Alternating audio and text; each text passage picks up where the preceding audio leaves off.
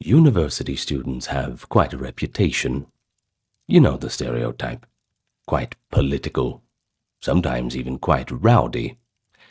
We tend to think of this all in modern terms.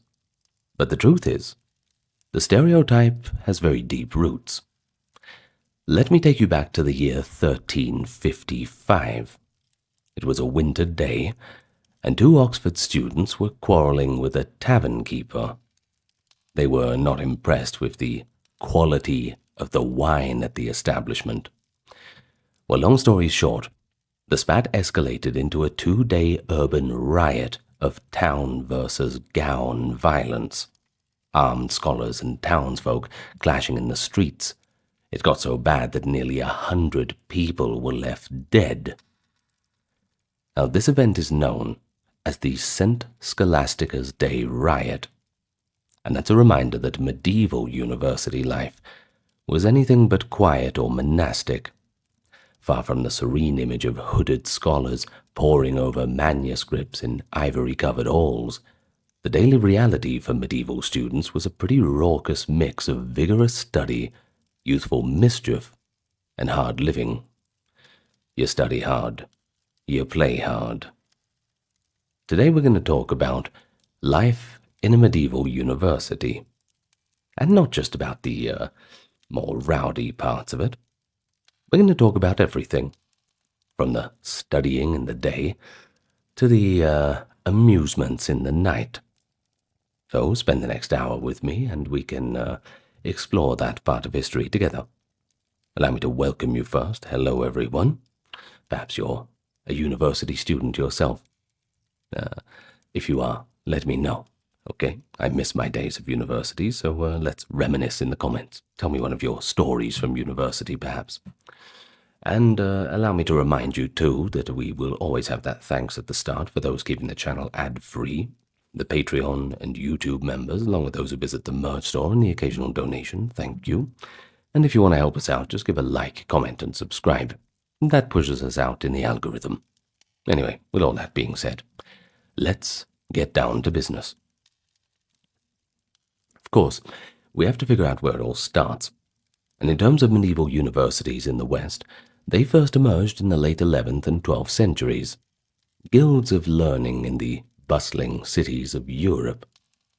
They evolved from earlier cathedral and monastic schools, spurred by society's growing demand for an educated clergy and professionals in different fields. By the 13th century, universitas, originally meaning a corporation or guild, referred to a self-governing community of masters or scholars. Iconic centers like Bologna, a law school in northern Italy, claiming a founding date of 1088, and Paris, famed for theology by the mid-1100s, they became the prototypes. But soon, Oxford in England and others followed. These academic enclaves were typically nestled within existing cities.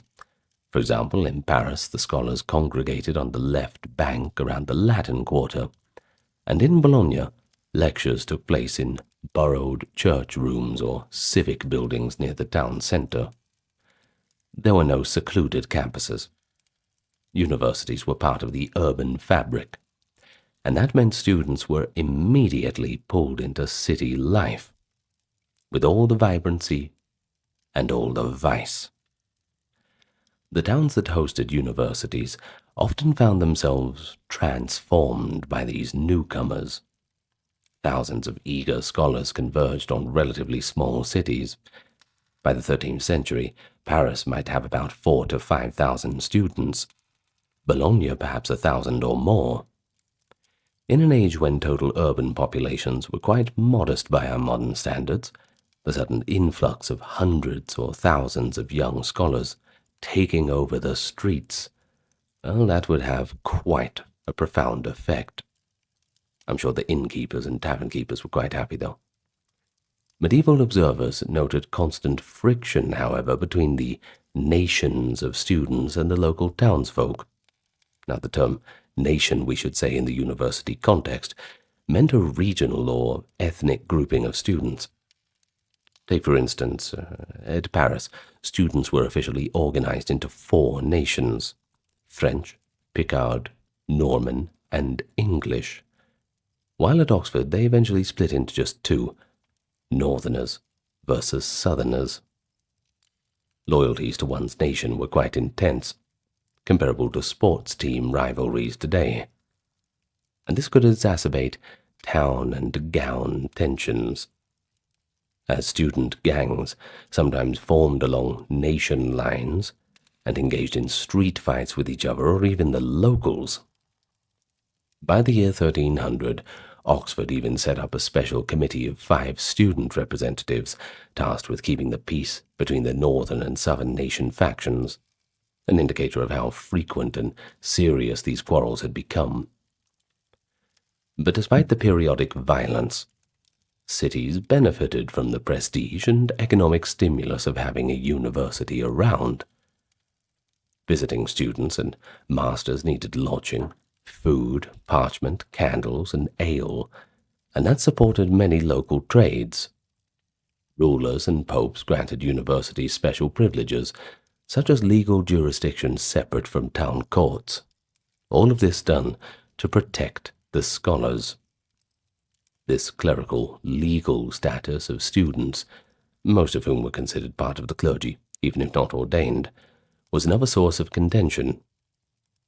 Townspeople resented that unruly scholars could often claim benefit of clergy and escape punishment by civil authorities. Overall, the medieval university was an open and permeable institution. Classes took place in rented halls or churches, students lodged in private homes or colleges scattered throughout the city, and the activities of academic life spilled into public spaces. So, if we really want to imagine daily life in a medieval university, you really have to picture the whole town alive with scholars at virtually every hour, from pre-dawn chapel bells to late-night tavern songs. So who exactly are we dealing with here? Who exactly were the students? In general, they were young males, from a range of social backgrounds. Most came from the middle strata of society: prosperous peasants, townsmen, minor nobles, rather than the high nobility or the poorest classes. A university education was valued as a path to careers in the church, law, or any other government administration. But that required basic literacy and, some financial means. Many students had prior schooling in Latin grammar at a cathedral or municipal school. Entrance ages varied. At Oxford and Paris, arts students often arrived in their mid-teens. Around 14 or 18 was common. Though university statutes sometimes officially set a minimum age, in fact Oxford's rules suggested at least 16 for the arts course. Now in contrast, Bologna, which specialized in law, the student body was much older. Many of them were mature men in their 20s or 30s, ones who had already served as clerks or had some worldly experience. This made for a fascinating demographic mix. A lecturer in the 13th century Bologna might find grey-bearded notaries sitting alongside beardless teenagers learning the nuances of Roman law. But regardless of age or origin, a medieval scholar's life began with a journey. Universities had an international draw. Ambitious students sometimes traveled far from home to study under a famed master. They arrived speaking diverse tongues: English, French, German, Italian. Yet the instruction was in Latin, the pan-European academic language. One chronicler noted that although Latin was the official language for all lectures, university officials at Oxford complained that they often had to address students in multiple vernacular languages to be understood. Well, this implies that not every newcomer was yet fluent in spoken Latin, especially in the early years of study, despite Latin being the common ground of educated Europe. Well, upon reaching the university town, a prospective student needed to matriculate or register and find a place to live. Early on, there were no formal dormitories or residential colleges in most universities. Students were on their own to lodge where they could, typically renting rooms in private houses or inns near the academic quarter. In 13th century Oxford, for example, scholars clustered in cheap rental houses, often 4 or 5 to a room, which made supervision difficult. In Paris, many students boarded with local families, or in communal pension houses run by entrepreneurs known as hospites. These arrangements varied widely. A well-off student might rent a private chamber, or lodge with a respectable burgher's household, while poorer scholars crowded together in attic garrets. By the late 13th and 14th centuries, colleges began to appear, first in Paris for theology students, and then famously at Oxford and Cambridge, as endowed residences that provided select students with lodging, meals, and spiritual oversight. Originally intended for poorer scholars, colleges like Sorbonne in Paris or Merton College at Oxford imposed structured daily routines and moral codes on their members. Still, through most of their medieval period, the majority of students lived independently in town. They cooked, or more often bought, their own meals, came and went as they pleased, and thus enjoyed or suffered a great deal of freedom. Not surprisingly, misbehavior was commonplace under these loose living conditions, especially for teenagers suddenly free of parental oversight in a faraway place. Too much freedom, yeah, that can cause a bit of trouble.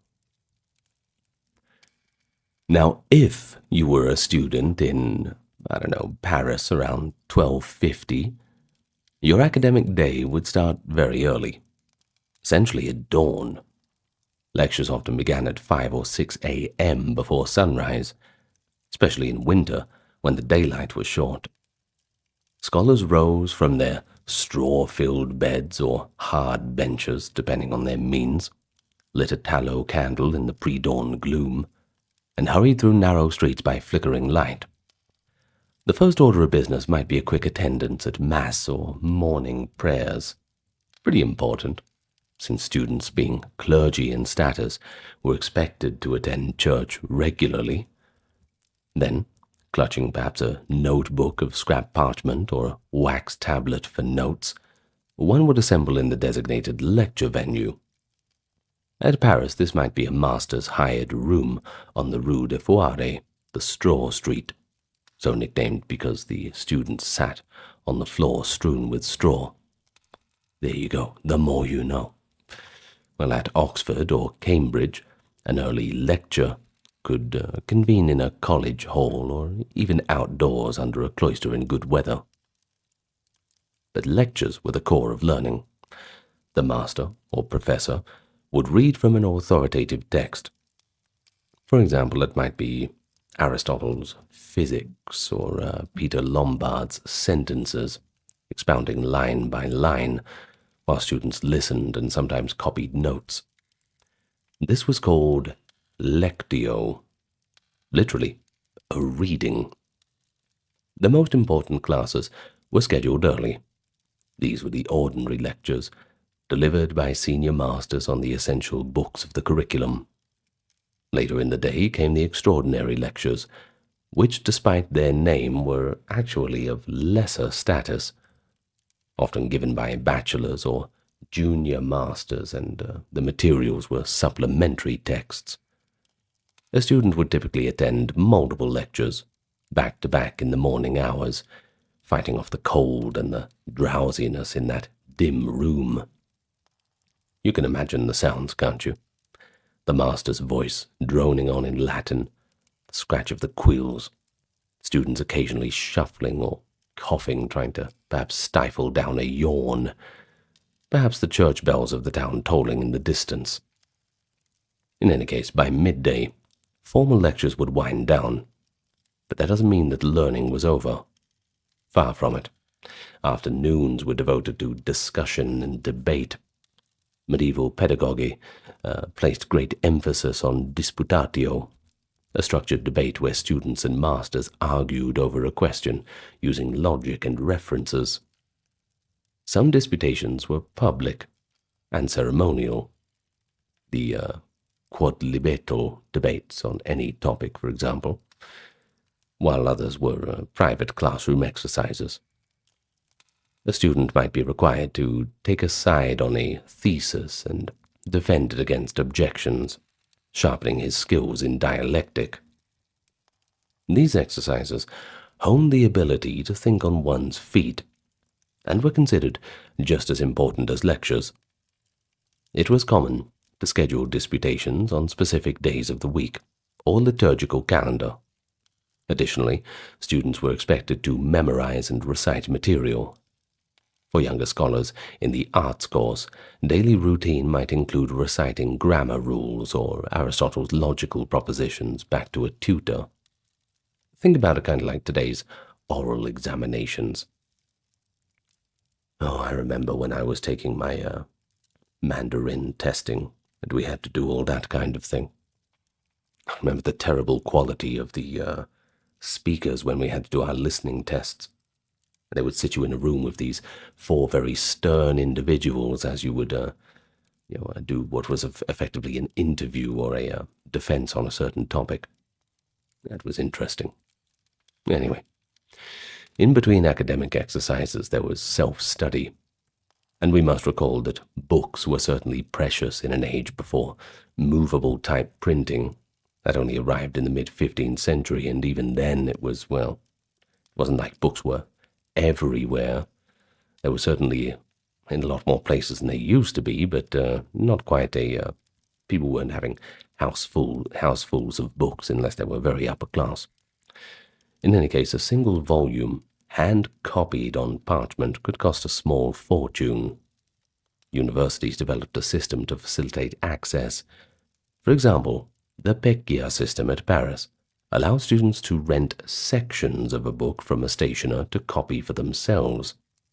Nevertheless, many poor students could not afford books at all and relied entirely on taking notes from lectures.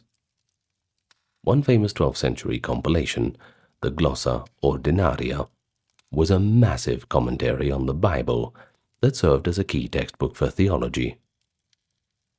A student of theology in Paris around 1300 would labor to consult a copy of the Glossa in the library or borrow a few pages at a time. Very few could ever own such a work in its full form. Thus much of a student's day was spent in writing. They would copy the texts, they'd review the notes, and they would compose essays, in Latin, of course, on prescribed questions. Wheel pens scratched late into the evening by that feeble lamplight in many a lodging. The more industrious even formed informal study circles, gathering after dinner to discuss lessons or read together. Well, interestingly, learning was not confined to cloistered study halls. Students often carried their intellectual debates into informal settings. Contemporary accounts cheerfully note that the medieval scholars would continue arguing theology or logic over a drink. Learning moves from the formal setting to the more informal, and one could find students learning in pubs, bars, and taverns as well. Indeed, the tavern was the social centre for students. A bit more on that later. And it doubled as an extension of the classroom when spirited academic discussions accompanied the ale. I'm sure more ale, the more spirit, right? In this communal oral learning centre, every waking hour could be an opportunity to dissect ideas, whether in a master's hall or under the arches of a portico, during a quiet walk in the cloister, or amid the chaos of a tavern or wine shop. Well, by the late afternoon or early evening, the scholarly day formally concluded. University statutes usually forbade lectures after dark. Understandable. given the poor lighting and increased risk of trouble at night. Students might attend vespers, an evening church service, if they were devout. Sometimes this was even required by their college. Afterwards came supper and the long medieval night, which, as we shall see, opened the door to an entirely different side of university living. Of course, daily life is not all study. What about the ordinary necessities like eating and sleeping? The medieval student's material circumstance ranged from Spartan to downright squalid for many. Housing conditions were often cramped and rough. A scholar renting a cheap room in Paris or Oxford might share a small chamber with several roommates, each with a straw mattress on the floor, if they had one of them, and they might have a simple bench as well. Furniture was minimal, perhaps a stool or two, a board laid across trestles as a desk, and a chest to lock up books and clothing. There are accounts of 5 or 6 young men packed into one room. Privacy, of course, was scarce, and study had to be done amid constant company, or by seeking a quiet corner of a church, which you're probably better off to do that. Heating in winter was a luxury that many didn't have. Students often shivered in their cloaks as they read, fingers numb with cold. A letter from 2 students in Orléans around 1200, however, proudly assures their parents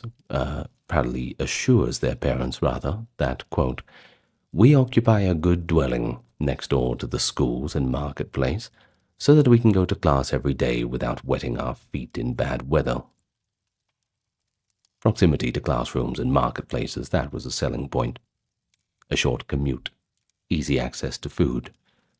What else could you want? Well, speaking of food, meals for students were generally simple and frugal.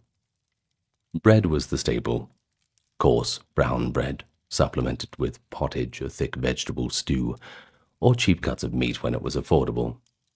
Many scholars took their meals in inexpensive cook shops or taverns, since few had the facilities or time to cook properly.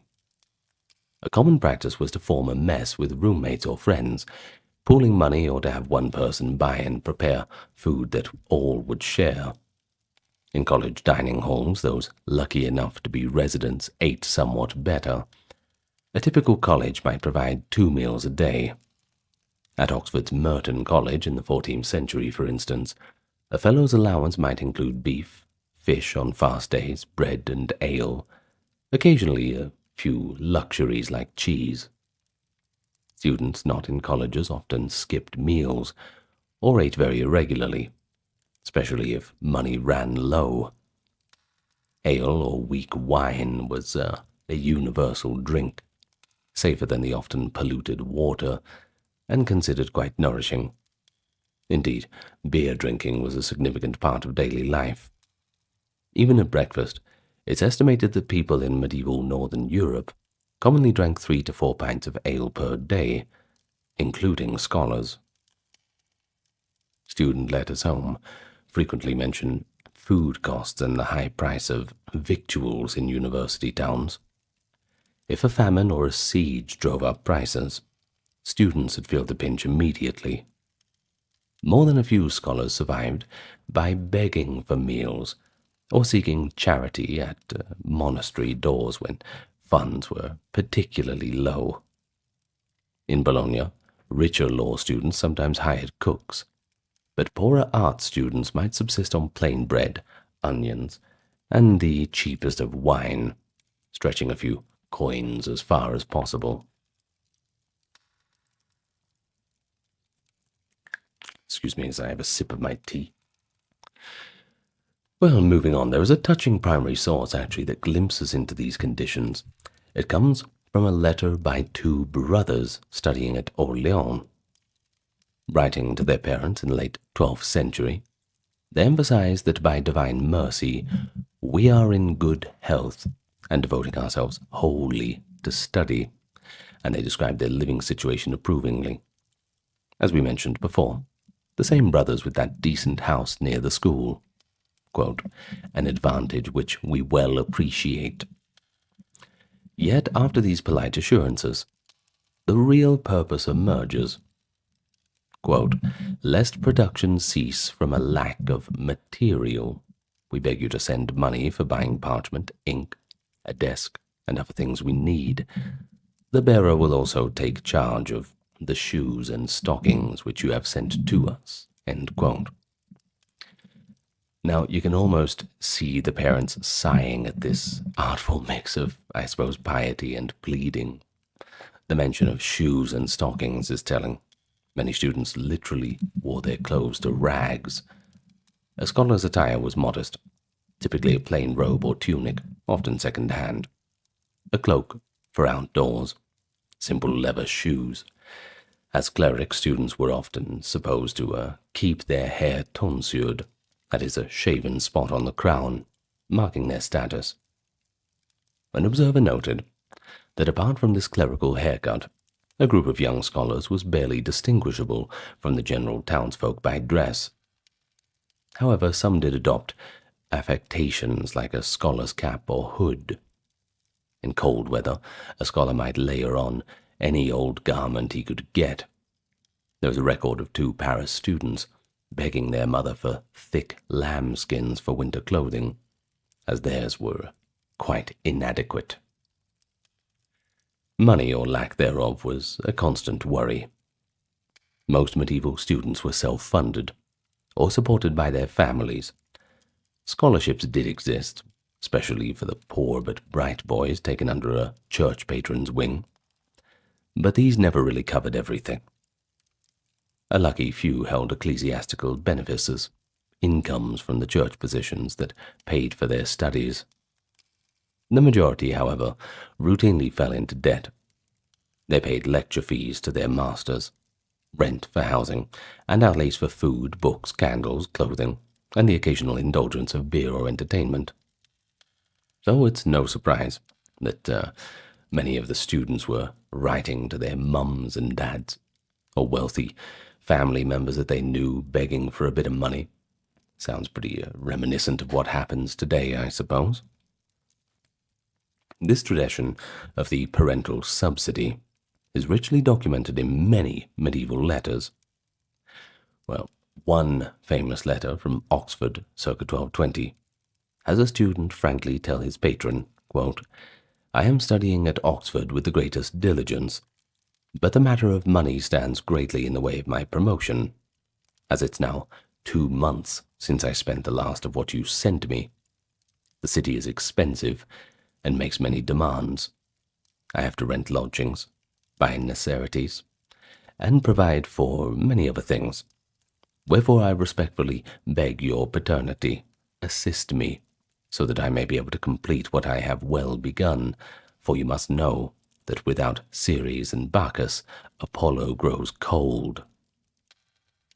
Now, that last little bit, you might be a bit confused, that classical metaphor. Well, essentially saying that without food, Ceres, the goddess of grain, and wine, Bacchus, the goddess of wine, Apollo, the god of learning, will freeze up. So, there's a bit of a scholarly flourish to his plea, I suppose. Quite interesting. We do hear genuine anxiety in such letters, mixed with rhetorical training that taught students how to couch their appeals in more elegant terms. But parents did not always respond sympathetically. Some sent money along with stern advice. Others scolded their sons for their extravagance. A model letter in formulary imagines a father chiding, you might have gotten on longer with what you had you remembered the needs of your sisters. In one case, a frustrated father wrote back, quoting the Roman poet Horace, about the folly of excess, explaining that a poor wine harvest meant he could not send more funds. But often, families sacrificed to keep their scholar son afloat, seeing it as an investment in future. A touching example survives from a 15th century Vienna school. A student wrote to his father that he had spent all the money on books and other things that pertained to learning, and the father replied by sending a 10 Rhenish by sending 10 Rhenish gulden, 7 ells of good cloth for cloak, and a pair of stockings to help him along. Such care packages, money, clothing, and sometimes a bit of food from home, they were the lifeline of a medieval scholar. But when these funds ran out, the student had limited options. Some took odd jobs as tutors or scribes. A few with musical talent might sing in church choirs for pay. The truly desperate begged. At Bologna, the sight of threadbare scholars seeking alms was common enough to enter the literature. The Italian rhetorician Buonacampagno da Signa, writing in the 13th century, paints a dramatic picture of a destitute student's life. By day, he must go from door to door crying, "O good masters," imploring charity and often bringing home nothing unless the Lord go with him. By night, this poor scholar wanders the streets with a staff in one hand and a sack in the other, knocking on kitchen doors for scraps. Buoncompagno describes the meager and revolting diet offered to beggars: coarse black bread that even dogs would refuse, rejected vegetable peels, sinews and gristles from the butcher's waste, soured wine.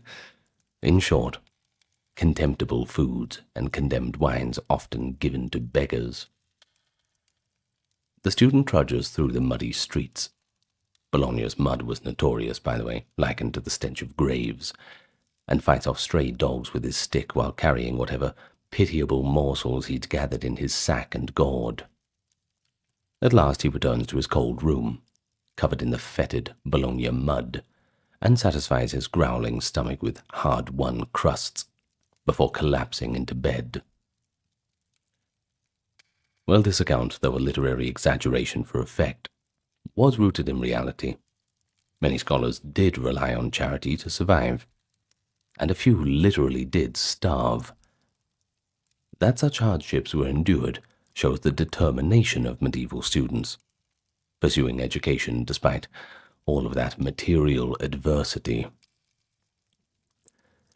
But amid their challenges, medieval students formed a distinct subculture of their own. They had their own pastimes, their own fashions, and even their own slang. Now, that's not to say that Latin was not the official language of the classroom. Students were expected to speak Latin, not only in lectures and debates, but even informally among themselves in halls and colleges. By practice, this rule was imperfect. Still, one benefit to university life was that a diligent student became truly fluent in Latin, able to joke, argue, and even just converse casually in the language. A pan-European student jargon even emerged, mixing Latin with vernacular bits. For instance, many slang terms and drinking songs preserved in manuscript show a playful mix of learned references and more earthly humor. The Goliards, a term for wandering scholar poets, composed Latin verses that both celebrated and satirized student life. The 13th century Carmina Burana collection includes ribald poems about gambling, love, and above all, drinking in the tavern. There's a saying in Latin too, in taberna quando sumus, which is, when we are in the tavern, we don't care about anything. Presumably reflective of real student revelry.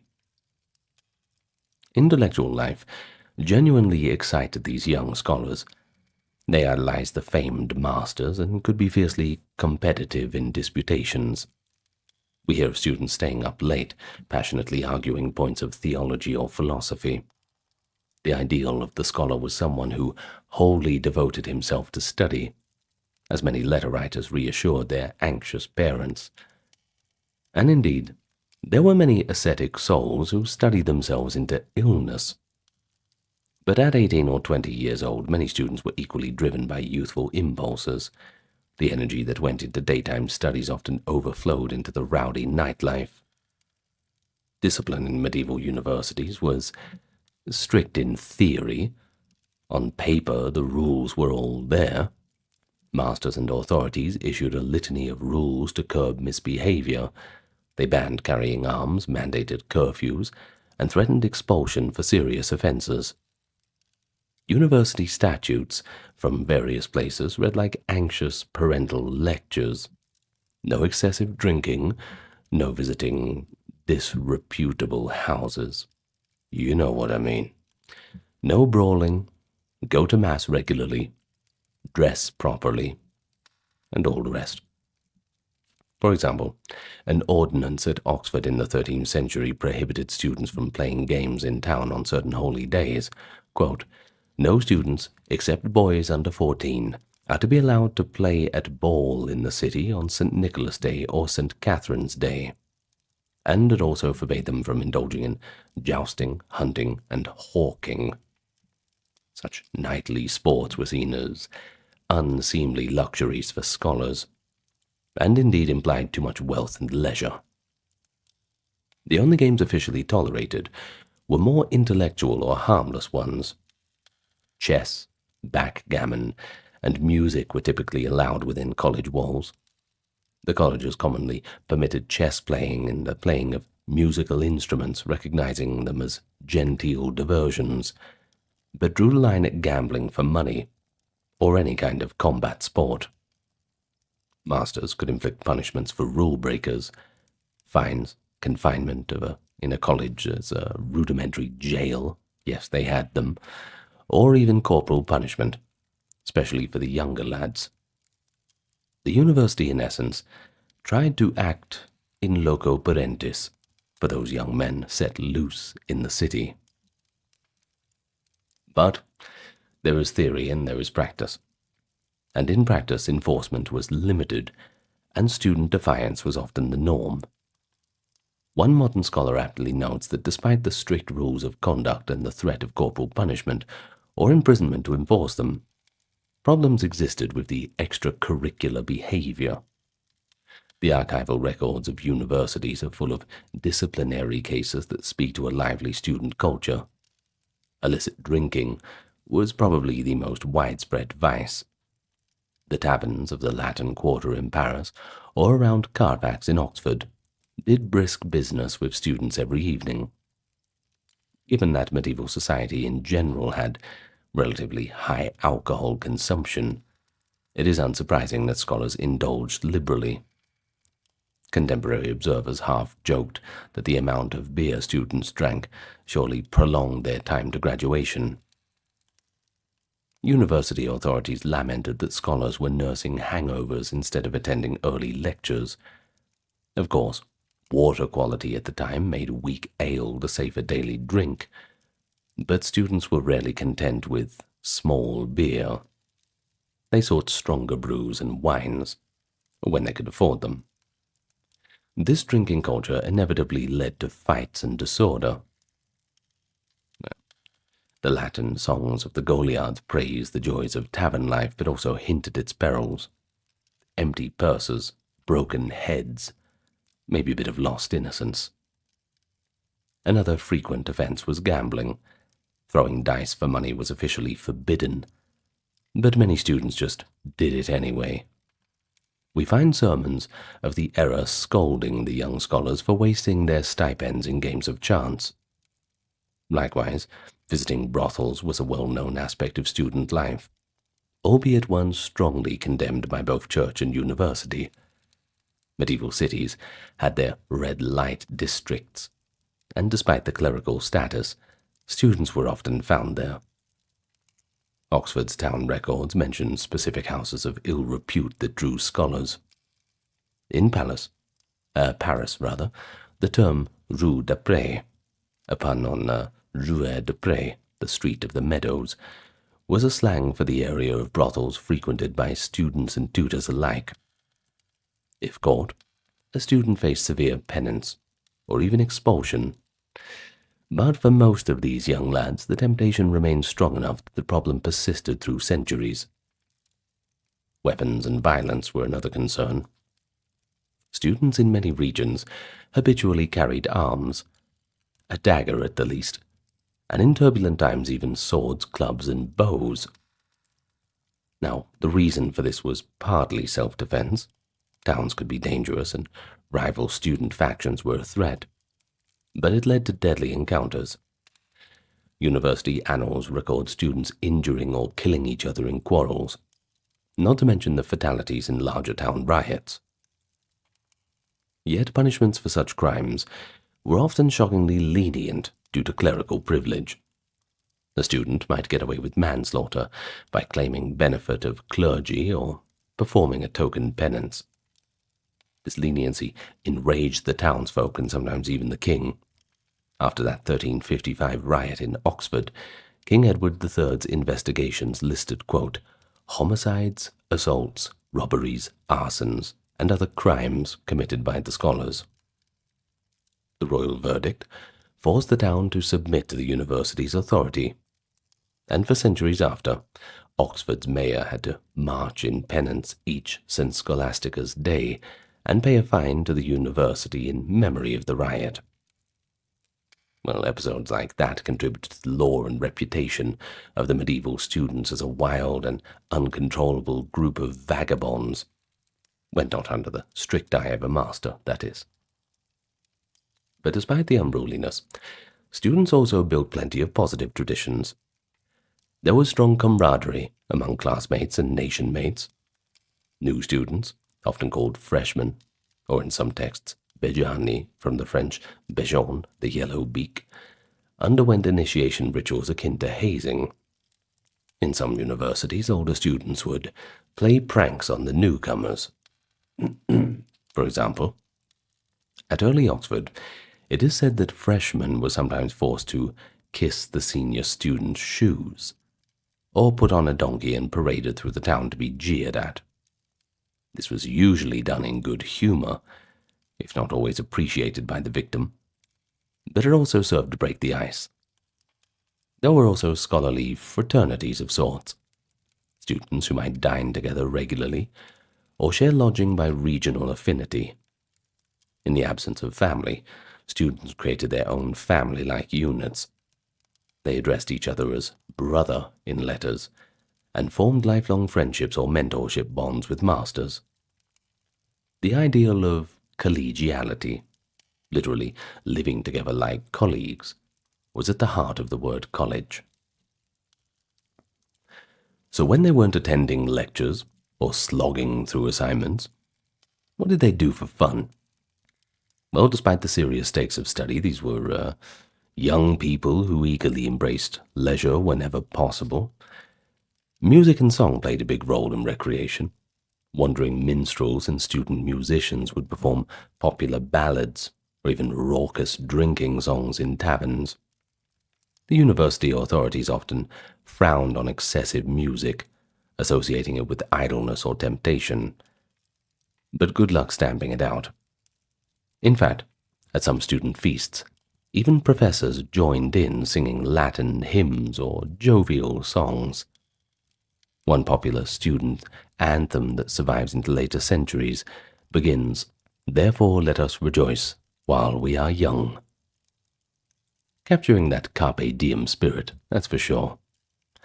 Physical games were often enjoyed too. Although football, as we know it, was not a formal university sport, students played various ball games in the streets or college yards. So much so that specific prohibitions had to be issued to keep them from causing damage or playing at inappropriate times. Archery, wrestling, and fencing could be both sport and practical training, and some students engaged in them off the record, because do remember we said these combat sports were generally frowned upon. Now, within college walls, chess was the favored pastime for the intellectually minded, combining a bit of recreation with strategic thinking. And a 15th century Oxford report notes that many a student spent his evenings over the chessboard by the fire in winter. Oh, I don't know how good at chess you are. I'm okay at it. I know a few opening moves, but, yeah, I don't play too often. Not anymore. Now, dice games. They were a little bit more of a vice-ridden amusement. Essentially, they were just gambling. And while they were outlawed, they undoubtedly occurred behind closed doors because, well, good luck stopping that. Playing cards entered Europe in the 14th and 15th centuries, and there's evidence that students were among the early adopters of card games, to their masters' disapproval, of course. The student calendar was punctuated by many feasts and holidays, which they celebrated with quite a bit of excitement. In medieval Europe, there were frequent religious festivals nearly every month that brought a saint's day or holy tide. Christmas, Easter, Pentecost, etc. There's plenty of them. Now, when lectures would be suspended, they'd usually go and take up these sorts of festivals. You wouldn't have classes on when it was a public holiday. Students typically got a winter break around Christmas and the New Year, too. If they could afford the journey, they would return home, and they would get a long break in summer after the term, though many stayed in the town year-round. On major feast days during the term, the pattern was often attend a solemn high mass in the morning, then devote the rest of the day to merriment. Well, a contemporary account from Oxford speaks of scholars on St. Nicholas's Day, that is December 6, by the way, donning robes and role-playing as the boy bishop and his clerks, a customary medieval festivity, before proceeding to games and feasting. The medieval universities tried to regulate these celebrations to maintain decorum. For instance, students were forbidden to run riot through town during Carnival, the week before Lent in costume, a rule more often broken than kept. We know that in 1229, a student carnival prank in Paris, some scholars got drunk and trashed a tavern, triggered a violent confrontation with the city guards, leading to a famous student strike. Thus, the exuberance of a holiday revelry sometimes boiled over. Private parties and banquets were also a highlight of student social life. As alluded, there were informal symposia, where a group of students would gather in someone's lodgings or a rented room with wine and food, often under the pretext of scholarly fellowship. These were jokingly called Aristotle banquets, after the Greek philosopher, implying high-minded talk mixed with heavy drinking. One surviving poem describes a parody of scholarly debate taking place at such booze-soaked gatherings, with students raising toasts to their favorite authors between arguments. Life milestones and academic milestones also occasioned celebrations. Graduation ceremonies in particular were accompanied by extravagant feasting in the late Middle Ages. When a student completed the long road to a Master of Arts or a doctorate, he and his family were expected to host an inception feast. Inception meaning the formal commencement of one's role as a master. By the 14th century, these had become quite sumptuous affairs, up there with royal weddings, well, at least for those who could afford it. Nobles and princes studying at universities spared no expense to throw lavish graduation banquets. Accounts of a grand inception feast at Oxford in the 15th century detail an almost carnival-like atmosphere.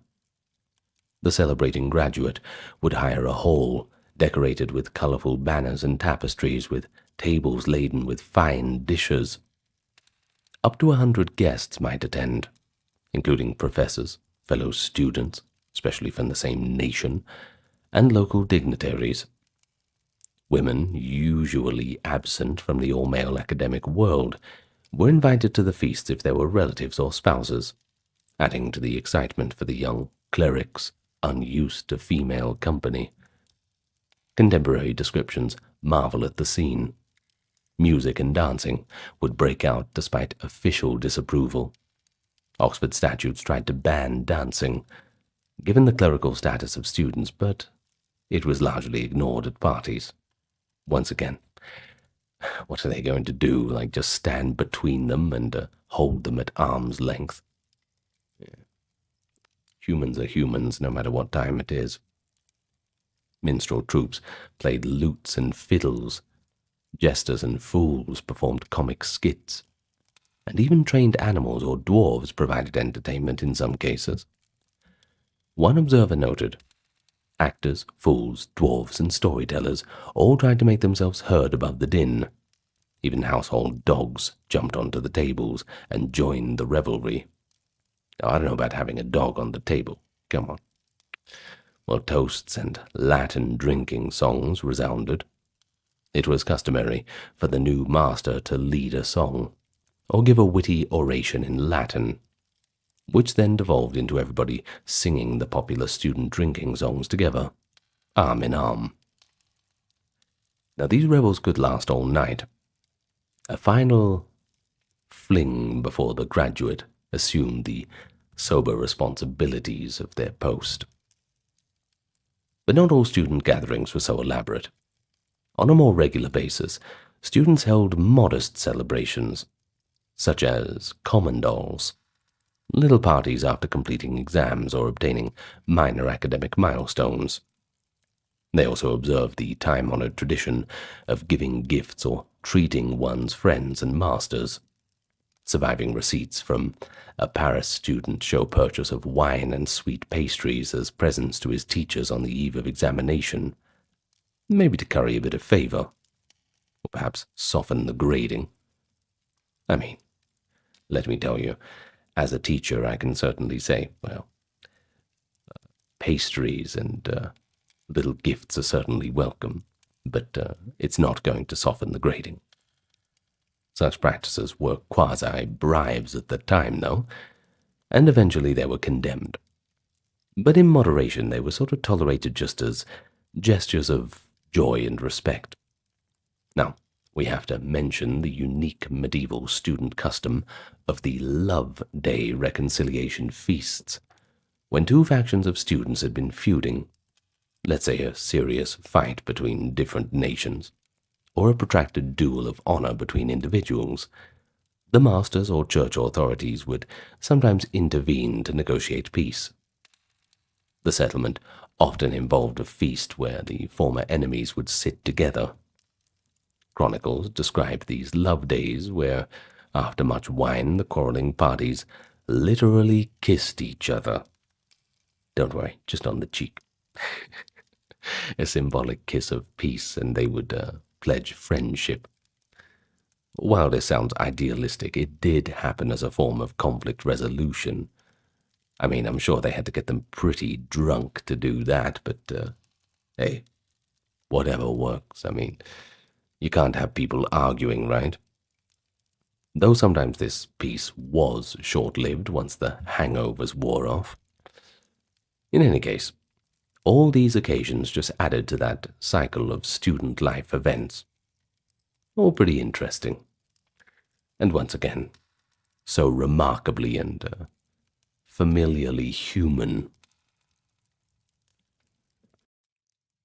The Black Death is over, and England is a realm transformed by loss and upheaval. Chroniclers of the time paint a vivid picture. Entire villages falling silent, homes empty and crumbling, livestock wandering untended in deserted fields. William Dean, a monk at Rochester, lamented that nobody could be found who would bear the corpses to the grave. Men and women forced to carry their own children to common pits for burial. The horror was compounded by the stench of mass graves and the collapse of ordinary life. By the year 1350, nothing was the same. In our time together today, we'll explore what happened to England after the Black Death, focusing on the immediate aftermath and the first few generations following the pandemic. In those decades, England witnessed profound economic, political, social and cultural changes. Feudal bonds loosened, wages arose amid a scarcity of labor, and old certainties of medieval life were all of a sudden not so certain anymore.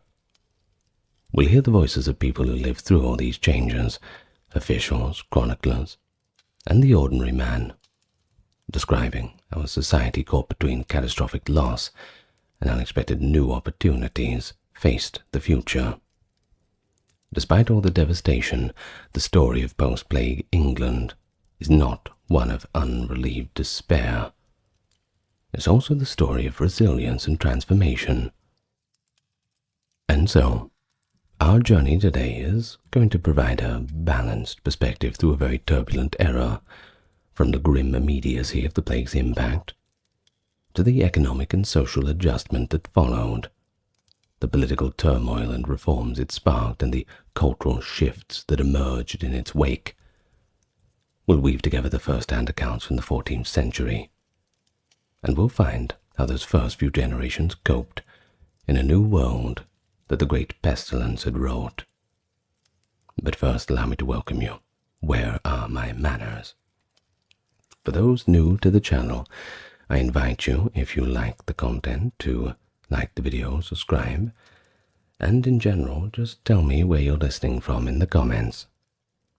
And thank you to those supporting on the Patreon and those who visited the merch store. We have some pretty nice looking stuff on there. And now, without further ado, let us go back and see exactly what kind of England we're dealing with. A kingdom in shock. When the Black Death, also called the bubonic plague, struck in England in 1348 to 1349, it killed with terrifying scale and speed. The chronicler Henry Knighton recorded how the plague entered through the southern ports and swept inland, as if it were by sudden death, sparing no corner of the realm. In towns like Bristol and Leicester, he tallied parish death tolls in the hundreds, observing that almost no one remained alive in some communities. Panic and sorrow gripped the land. People at the time, they called it the Great Pestilence, and it shattered the fabric of society within a matter of months. The most immediate effect was the sheer collapse of England's population. Medieval observers estimated that anywhere from 1/3 to 1/2 of the populace perished in the first wave of the plague. Modern historians, using data like monastery death rolls and records from manors, broadly confirm that around 40 to 50% of the population died in 1348 to 1350. Of course, this sudden and frightening depopulation meant that death touched every community and every social class. High and low were stricken. As one Scottish chronicler noted, such a plague has never been heard of. Fully 1/3 of humanity was killed, especially among the common folk. But even so, nobles and clergy, the plague was not going to exempt them.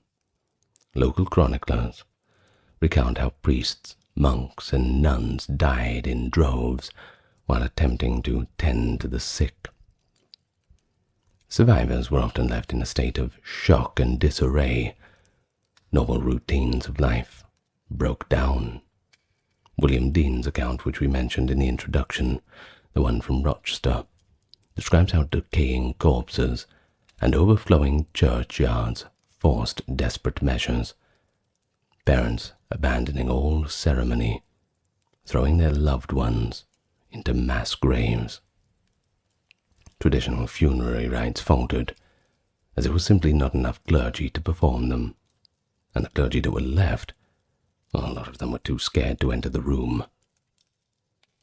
At the height of the pestilence, Bishop Ralph of Shrewsbury in Bath and Wells wrote in January 1349 that so many priests had died or fled that parishes were left without any spiritual caretaker. In an astonishing break with church protocol, he instructed that plague victims could confess their sins to anyone present, even a layman, if no priest could be found. Such instructions show the desperate conditions. Age-old religious rules were cast aside in an effort to provide any spiritual comfort amid the chaos. Daily life, thus, in 1349, was marked by fear, improvisation, and grief. Everyone coped the best they could. Where officials survived, they organized whatever relief was possible, digging new burial pits and attempting rudimentary quarantines. But often there was simply no one left to perform these basic duties. Knighton vividly noted that sheep and cattle wandered through the empty villages, and there was no one to go and drive or gather them. Crops rotted. The harvesters were either dead or too weak to work. In one memorable anecdote, Knighton states that by the autumn no reapers or mowers would work except for exorbitant wages, and many crops simply perished in the fields for want of someone to gather them. All the most basic elements of agrarian life, herding animals, bringing in the harvest, thrown into complete disarray. England's social infrastructure teetered on the brink in this immediate aftermath. Courts, markets, and churches in many areas simply ceased functioning for a time. Chroniclers speak of villages where not a house was left inhabited, and of buildings great and small falling into ruin for lack of people to maintain them. In the diocese of Rochester, Dean reports that in every manor under the bishop's care, structures were decaying, revenues had plummeted. Hardly any manor could pay its usual rents to the bishop's estate. It paints a picture of a kingdom temporarily stunned by the great calamity. Government tax collectors could not find enough taxpayers alive to tax. Bishops saw incomes and staffs dwindle, and normal commerce was simply suspended in many places. But amid the paralysis, observers were already recording the first signs of permanent change that the Black Death would bring them. In the year 1349, as soon as the worst had passed, the authorities noted an unfamiliar bravery among the lower classes, a boldness, a brashness. The laborers were so uplifted and obstinate that they refused to work for pre-plague wages, despite official commands, according to Knighton. William Dean similarly observed that all laborers, skilled or unskilled, were so carried away by the spirit of revolt that neither king nor law nor justice could restrain them. Now this spirit of revolt in 1349 was not an organized rebellion. And don't worry, that will come later in 1381. You look forward to that. But rather the collective realization among peasants and workers that the old rules had been completely changed. Survivors found that their labor was suddenly in high demand, and they intended to claim its value. Lords and officials, for their part, were understandably alarmed at this newfound assertiveness. Thus, even as the plague still smouldered in parts of England in 1350, the stage was well and truly set for the upheaval in the generations to follow. Demographic and economic shifts. The Black Death's toll on England's population had immediate consequences economically, and they would reverberate for decades. With perhaps half of the workforce completely gone, a severe labor shortage gripped the country. Fields went untilled and workshops idle, unless survivors could be enticed to work longer hours, or new hands could be found. Land that had been marginal or difficult to farm, that was simply abandoned. William Dean claims that more than a third of the land in the whole realm was left idle. While the exact fraction might be debated, it is clear that vast swaths of arable land reverted to pasture or wilderness due to lack of tenants. In subsequent years, some formerly bustling villages were altogether deserted.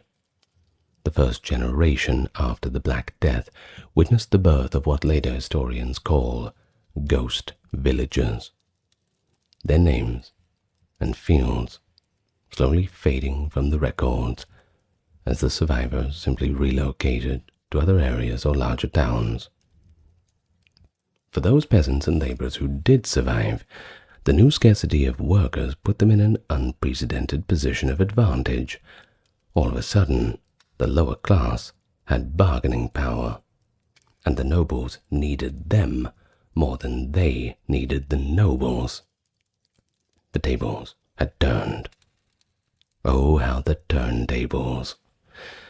Wages and the price of labor surged upward as landlords and town employers competed to hire from the depleted pool of workers. One frustrated observer around 1350 had wrote, "The shepherd and the cowherd demand more wages now than the master bailiff. Laborers are now such a price that when we must use them, where we were wont to spend 2 shillings, we must now spend 5 or 6. This comment, attributed to the writer John Gower of Kent, captures the astonishment of the propertied classes at the post-plague labour market. Not only were labourers insisting on higher pay, but they also reported to be working less and spending more on finer food and clothing. Gower goes on to complain bitterly. They work little, dress, and feed like their betters, and ruin stares us in the face. Oh, boo-hoo, Mr. Gower.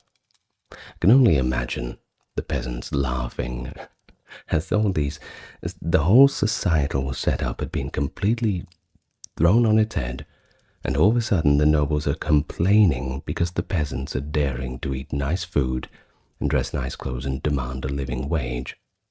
I think it's absolutely brilliant. Perhaps some parallels with our modern time too. We'll get to the peasants' revolt later. Well, the laws of supply and demand were operating. In many areas, the price of labor doubled or tripled within a year of the plague. At the same time, the prices of basic commodities fluctuated too. During the height of the Black Plague, when fear kept people away from the markets, some goods became very cheap because simply no one dared to buy them. Knighton had noted that there were small prices for everything on account of the fear of death. However, once the worst passed and people resumed some normalcy, shortages of certain items drove prices up again. Knighton concludes that after the pestilence, all necessities became so much more expensive, suggesting inflation took hold for food and goods when demand revived, but supply, and the labor to produce this supply, had remained low. Thus, the immediate economic aftermath saw both deflation and inflation in quick succession, a collapse of demand during the plague, and then a spike in the cost when trade resumed and the production lagged behind. The English government's response to this economic turmoil was swift and stern. Even as bodies were still being buried, the royal administration under King Edward III issued the Ordinance of Labourers, mid-1349, aiming to freeze wages at pre-plague levels, and forbid labourers from leaving their home locales in search of better pay. One can imagine that this was not received very well by the labourers. This was followed, in 1351, by a more formal Statute of Labourers decreed by Parliament, which bluntly stated that every able-bodied man or woman under 60 must be bound to take only the wages that were paid in the 20th year of our reign, i.e., 1346. In other words, the law tried to turn back the clock to the time before the plague, making it illegal for employers to pay or workers to demand higher work wages than those customary in the late 1340s. That's an absolute outrage. Such measures also threatened fines or imprisonment for any healthy person who refused to work or left his employer's service. The landlords and authorities, well, these laws were seen as essential to prevent ruinous wage inflation and to force the idle peasants back to work. But guess what? Enforcing the laws proved to be extremely difficult. The reality of the situation was that the balance of power had shifted toward the workers, and the workers knew it. Many of them simply just ignored the wage ceilings. When someone would say, "You can't deny it, you can't demand a higher wage like that," they would simply shrug their shoulders and say, "Okay, fine, I'll go next door and ask for a job there." To which the noble would respond, wait. Let's make a deal. I really need the fields tilled." A contemporary London chronicler noted that an attempt in 1350 to set maximum wages for skilled trades in every city was generally ignored, and the craftsmen just continued to make the most of the good situation they found themselves in. Across the country, both peasants and their would-be employers found ways around the rules. One report from the period observes that landowners themselves quietly flouted the law, desperate to get their harvests in. They would pay above the legal rate and ask no questions about where a labourer had come from, even if he was a runaway serf from another lord's estate. Labourers suddenly knew their value, and they were also willing to risk punishment to hold out for better terms. The statute's penalties, fines, being thrown in the stocks, or even branding of the recalcitrant workers with the letter F, F being for fugitive, on their forehead, that couldn't stem the fundal economic tide. The trend was just too strong. As one observer at the time noted, executing or imprisoning labourers only made the labour shortage worse. I mean, if the problem is a labour shortage, right, and you respond to the labourers trying to get a better deal by removing more labourers, well, the labour shortage only gets worse. The government certainly found themselves in a very tricky position. The authorities were thus largely completely hopeless to enforce a law that ran counter to the realities of the new market. In practice, wages did rise significantly in the late 14th century England, and the standard of living for many common people improved. It's about damn time. With far fewer mouths to feed, there was more land and more resources per capita as well. Many survivors found themselves heirs to deceased relatives' property, or able to negotiate lower rents. Studies of manor records show that in the generation after the Black Death, landlords often had to reduce rents and offer other concessions to attract or keep tenants. Some enterprising peasant took over the advantage of the situation by accumulating holdings or moving to better land. Over time, a portion of the peasantry was able to climb the economic ladder, giving rise to a more prosperous class of yeoman farmers who were no longer at the brink of subsistence. Life was suddenly pretty damn good. An English poem from later in the century noted that the common labourer nowadays is angry unless he gets his high wages, and curses the king and his council for making statutes to plague the workman. This line, attributed to William Langland, author of the allegorical poem Piers Plowman, encapsulates the resentful confidence of the post-plague working class. They knew their worth and were becoming increasingly vocal about it. But not all groups benefited from these changes. For the nobility and great landowners, the decline in population meant a sharp decline in income for their estates. Many aristocrats struggled with rising labour costs, small harvests, and falling land values. Some resorted to desperate measures, converting arable fields into pasture for sheep, which required fewer workers, or leasing out portions of their lands to tenant farmers for fixed rents. These adaptations gradually changed the landscape of England's economy, encouraging more diversified agriculture and wool production in the long run. England's lucrative wool trade in fact benefited from increased pasturing. By the late 1300s, some lords focused on sheep raising, supplying wool to the textile markets of Flanders.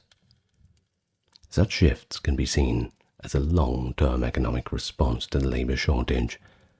Land was used in ways that economized on manpower. So really, what began as a crisis of depopulation evolved into new opportunities, if you were left alive. More wages, more land, greater social mobility. It was time for the peasants to make a decent life for themselves. The clash between these interests would play out tumultuously in the ensuing decades, and it would reshape England's hierarchy forever.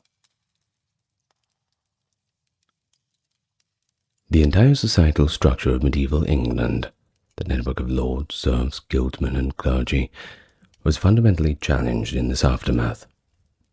The traditional feudal order, the peasants, especially the unfree serfs, were bound to the land and owed labor or rent to their lords, while the lords provided protection and justice. But this system had already been under strain before 1348, it's just that the plague accelerated it dramatically. The labor shortage and shifting economic power that we've already described translated directly into the social change that the serfs needed. And thus, serfdom began to crumble in England in the generations after the calamity. One immediate effect was that many serfs simply packed their things and left. Taking advantage of the chaos, unfree laborers just went in search of better livelihoods, knowing that their lords were in pretty much no position to track down every missing peasant. Chroniclers noted this nobility with dismay.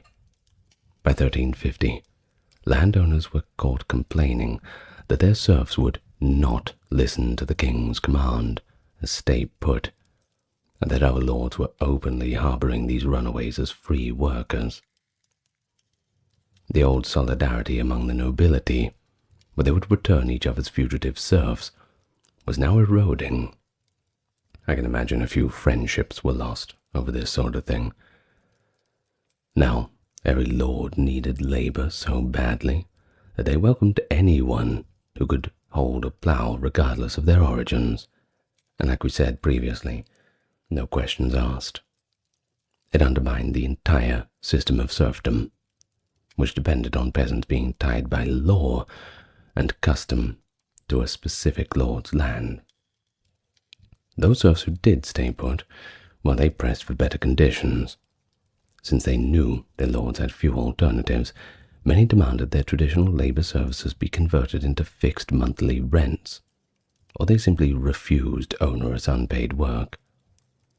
Manorial court rolls from the later 14th century show increasing instances of peasants bargaining with their lords, using the threat of leaving or their memory of the plague as leverage. Landlords sometimes agreed to free individuals or entire communities from serfdom in exchange for one-time payments called manumission fees, because cash in hand was preferable to trying to coerce unwilling labor. In other cases, lords tried to reassert old feudal rights. It didn't go too well, only to meet quiet resistance or blatant non-compliance from an emboldened peasantry. The aforementioned statute of laborers was partly an attempt to keep the peasants from breaking their bonds. It required everyone to serve their old master at old wages, but as noted, it was, widely thwarted in practice. Tensions between the classes simmered throughout the mid to late 14th century. A sense of injustice grew among the lower orders, especially as memories of the worst plague years receded, and a new generation grew up. By the 1370s, England's rulers faced not only a continued shortage of labor, but also the grumbling discontent who felt the ruling classes were denying them the life they deserved. The discontent exploded in 1381 with the Peasants' Revolt, an uprising whose demands included an end to serfdom and a reduction in burdensome taxes. Such a call for freedom would have been unthinkable before the Black Death, but by 1381 it had become a rallying cry. The rebels, drawn from a wide spectrum of rural society, from humble serfs to artisans and village officials, marched on London under leaders like the great Wat Tyler and the radical priest John Ball. They targeted symbols of oppression, burning manorial records, attacking tax officials, and even executing the Lord Chancellor. Bad day to be the Lord Chancellor. Although the Peasants' Revolt was eventually suppressed, its leader, Wat Tyler, was killed in a confrontation with the king, and royal forces hunted down other rebel leaders. It still marked a turning point. In the aftermath, the government backed down from the hated poll tax and other unpopular measures. The rebels' key demand, abolition of serfdom, was not granted immediately, but it effectively occurred over time due to the economic forces that were already in motion. In fact, by the early 15th century, serfdom was dying a slow death across England. Landlords increasingly found it more profitable and less dangerous to grant serfs their freedom in exchange for rent or cash, rather than maintain the old system of labor services. Many of the young people coming of age after 1381 simply just never became serfs at all, instead working as paid laborers or tenant farmers. It's a much better deal. By the mid-1400s, while vestiges of serfdom still existed on paper, the reality was bondage had largely vanished in England. It is important to note that all these social changes didn't create an egalitarian society. Don't think like that, because it's far from that. The gap for the rich and poor still remained, and new elites emerged, for example, a wealthier stratum of peasant landholders and a class of gentry farmers who bought up cheap land. But the rigid framework of feudal relations was loosening. The threat of "work for me or starve to death" no longer carried the weight that it used to, when land and alternative employment were available. It was simply laughed at now. No one could threaten the peasants. A lord's legal claim over a peasant's person had become hard to enforce when that peasant could run off to a town or to another lord offering better terms. As a result, more peasants became essentially free subjects rather than servile dependents, a fundamental shift from the world of their forefathers. If only they could see them. So we can see subtler evidence of this in the social fluidity of the details of everyday life.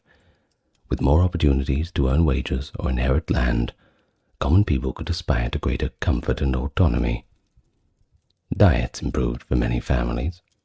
Cheese, meat, and even ale were more accessible when livestock were plentiful and grain prices relatively low. Clothing and personal goods of peasants also improved in quality. Survivors of the plague sometimes indulged in better garments and household wares, as archaeological finds and wills from the late 1300s suggest. And even surnames began to reflect new realities. For instance, a serf who became a free carpenter might adopt the surname Carpenter instead of a name tied to his birth. In towns, too, workers found new opportunities. With many guild masters dead, entry into trades became easier, and migrants from villages filled the ranks of craftsmen. Although urban populations remained smaller than before, they became more open to people of peasant origin, a notable increase in social mobility by the century's end. In summary, the first few generations after the Black Death witnessed the twilight of serfdom and a reconfiguration of social relations. A medieval English society had once been stratified and static. By 1400, it was far more fluid. The shock of the plague broke the old bonds. New forms of inequality rose too. The notion of lifelong servitude to a lord was fading. It laid the important groundwork for more mobile, wage-based societies that would characterize England in the later Middle Ages and beyond. But of course, the story's not over yet. Politically, the Black Death tested England's governance in ways never before seen. In the short term, royal and local authorities had to maintain order and provide leadership amidst a collapse of personnel and resources. But in the long term, the social upheavals influenced laws and even rebellions. During the plague years of 1348 to 50, royal authority was preoccupied with crisis management. Of course, all the nobles were screaming at them, "Do something." No pressure, right?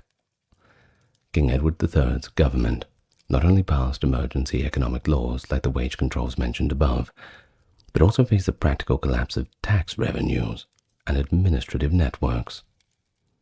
Many tax collectors, judges, and parish officials had died. Parliament itself, when it met in 1349, was sparsely attended, and granted the king only a fraction of the usual taxes, recognizing that the country could not bear heavy burdens at the moment. Notably, the 100 Years' War against France was temporarily put on hold, as campaigning and tax collection became impossible. England, like the rest of Europe, turned inward to deal with the catastrophe at home. All the wars and conquests would have to wait till later. As the immediate crisis ebbed, the monarchy and nobility tried to reassert control and return to normalcy.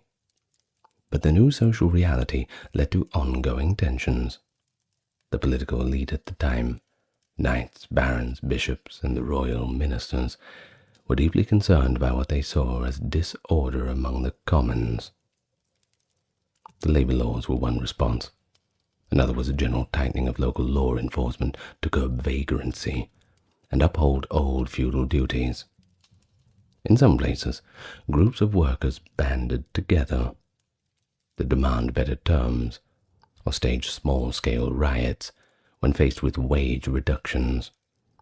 Local courts in the 1350s and 60s frequently dealt with cases of laborers leaving masters or breaching employment contracts, straining the legal systems with conflicts that had previously been rare. I'm sure the judges, the magistrates had better things to do. Over the next generation, the pressure between the commons and the ruling class continued to mount. The Peasants' Revolt of 1381 was, of course, the most dramatic expression of the tension. Chroniclers like Thomas Walsingham and Henry Knighton, writing in the 1380s, were shocked by the boldness of the rebels' demands, and even more shocked by the violence they unleashed. The very fact that a crowd of commoners could march on London and compel the king to listen to them, albeit briefly, was a profound shock to the political order. While the rebellion was crushed, it still rattled the upper classes. It made them acutely aware that they needed to address these underlying issues. After all, no one wanted to end up like the Lord Chancellor. So in the aftermath of 1381, governance became more cautious and conciliatory towards the lower orders. There were no further attempts to impose extraordinary poll taxes on the populace, and the strict enforcement of labor laws slackened somewhat. Officials recognized that too harsh a policy could provoke another explosion. Indeed, in the years following the revolt, courts often turned a blind eye to runaway serfs or allowed commutations of labor services, pretty much acknowledging the status quo. Any overt retribution against the peasants was pretty limited. Relatively few lords took violent revenge on their tenants after the revolt, preferring legal and financial penalties, if any. It suggests a political calculation. that mercy and pragmatism were going to be wiser than attempts to reimpose the old order by force. The old order was just a bridge too far.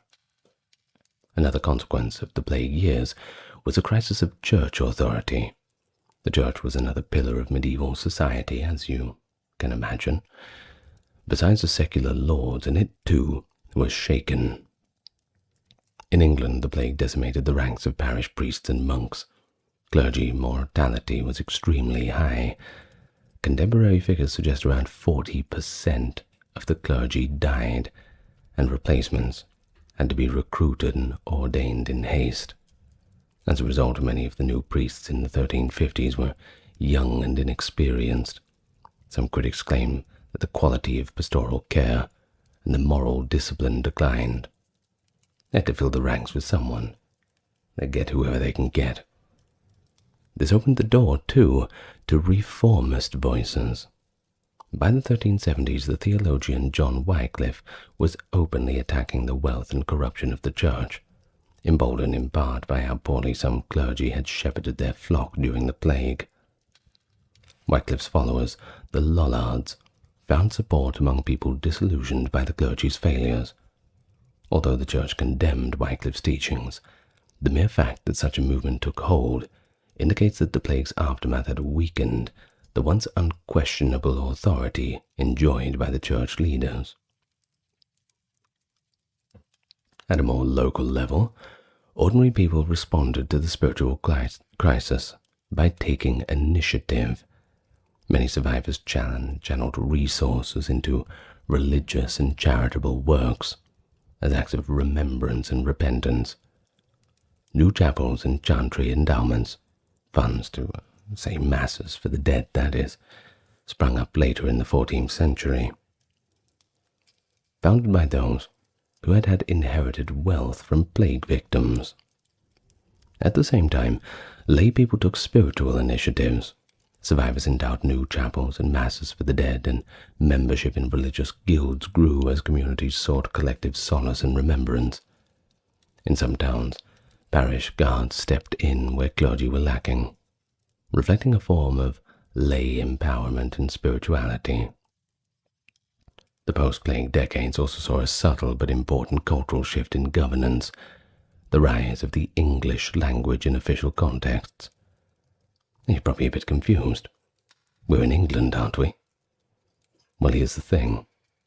Before the Black Death, the English elite often spoke French, and Latin or French were the languages of record. But by the 1360s, even the language of law began to change. In 1362, a law decreed that court proceedings be conducted in English, not in French. A practical reform reflecting that many new officials, drawn from a younger generation less tied to French tradition, were simply more comfortable in English. By the 1380s, English was commonly used in Parliament and in schools. This was a marked change. Cannot be solely attributed to the plague, by the way, but the social upheaval it caused, including the turnover in personnel and the mixing of social classes, likely accelerated the shift towards the vernacular. King Richard II famously addressed the rebels in English in 1381, a very tense moment, a sign that political communication was adapting to a changed populace. And one could only imagine if the English working class had to face King Richard through a translator. Well, Richard was in a very difficult position when he had to meet with them. I've done a full video on the Peasants' Revolt and King Richard II as well, if you're interested. You'll find them in the British History playlist. So really, the Black Death's after effect in the political sphere were complex and far-reaching. In the short run, it forced crisis management and retreat from foreign ambitions, putting that 100 Years' War on pause. And it provoked heavy-handed laws aiming at holding society together. But in the long run, those laws gave way to a new political balance. The commons emerged from the 14th century more assertive and less controllable than before. while the king and nobility became more conscious of the need to respond to popular grievances. The church faced calls for reform and lost a bit of prestige along the way. In these ways, the Black Death set in motion political dynamics that would continue to evolve in the centuries to come. But I know you want more. Well, let's have a look at some of the cultural and psychological impact. Beyond the economy, beyond politics, the Black Death left its mark on the minds and culture of England. It was trauma, one can imagine, surely, and the immediate trauma gave rise to both intense piety and, paradoxically, a streak of indulgence.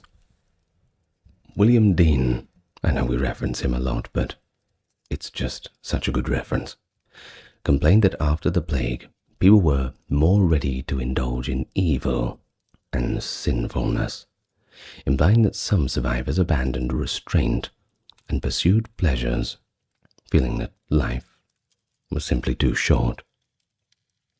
But then there were others who took the exact opposite approach, seeing the plague as God's punishment and becoming more pious. Thus, post-plague England saw both sides, heightened religious fervor, and a kind of fatalistic indulgence, now living side by side. Art and iconography also became fixated on death's universality. Paintings and poems embraced danse macabre, depicting death escorting kings and peasants alike, illustrate that no one escapes the grave, no matter who you are. In churchyards, tomb carvings began to feature grinning skulls and decaying figures, visual reminders that mortality was not picky. The macabre imagery, emerging in the late 14th century and early 15th, clearly drew inspirations from the collective trauma of what they had all faced. And then there was literature too, that grappled with the plague's aftermath. In the allegorical poem Piers Plowman of the late 14th century, William Langland critiques corrupt clergy, greedy landlords, and the sufferings of the poor, clearly reflecting the post-plague disillusionment. He even alludes to that statute of labourers in the text. Of course, he wasn't the only one not pleased about that. His contemporary John Gower likewise described the world's disarray after the plague, though he took a more conservative tone, lamenting that social upheaval is a loss of the old moral order. Devotional life also changed. Many survivors redoubled their piety, leaving donations for masses, joining religious confraternities, and generally seeking spiritual security. In the years, the first Ars Moriendi, Art of Dying guides appeared, advising people how to die well in a state of grace, a clear sign that the populace, having seen how suddenly death could strike, was now a little bit preoccupied with preparing for the end. If it's going to come, you better be ready. Now the plague itself, though over in a certain sense, it did not disappear. It returned in 1361, dubbed the pestilence for children for its toll on the young, and periodically thereafter. These later waves were less severe, but they ensured that population recovery was slow. By the later 14th century, people had learned to live with the plague as a recurring reality. Towns even instituted early health measures like isolating the sick. A kind of stoic acceptance of periodic pestilence took hold. Another cultural development linked to this era was the expansion of the English language and identity. With the old social order shaken up, English, the language of the common people, became prominent in everyday life. In 1387, Geoffrey Chaucer began writing the Canterbury Tales, and he wrote them in English. It portrayed a post-plague society through a diverse cast of pilgrims, and it's bloody brilliant. Maybe I'll do a full reading of that soon, That'd be nice. His use of the vernacular and the very concept of people from different walks of life traveling together reflect the more fluid social world that emerged after the Black Death.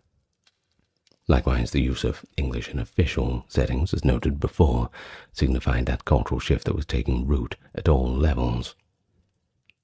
But of course, on a psychological level, the generation that lived through the Black Death and its aftermath carried deep scars. Many people became obsessed with the idea of mortality, and fate. The Wheel of Fortune, symbolizing the sudden reversals of life, appears frequently in the writings of the 14th century. Having seen great lords and humble peasants alike swept away in days, survivors understood that fortune could be capricious. This fostered a certain humility and even introspection within medieval culture. Sermons reminded the faithful that death could come like a thief in the night. One should always be prepared. At the same time, there was a newfound appreciation for life's earthly comforts. The mentality of seize the day can be detected in some songs and stories of the period.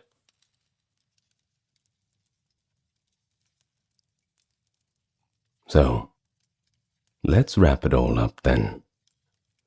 In these first few generations after the bubonic plague, England was forced to remake itself.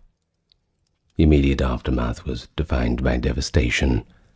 Half the population dead, communities completely shattered. But those who survived navigated into a new era rather than returning to the old. Economically, the sudden scarcity of labor empowered peasants and workers as never before.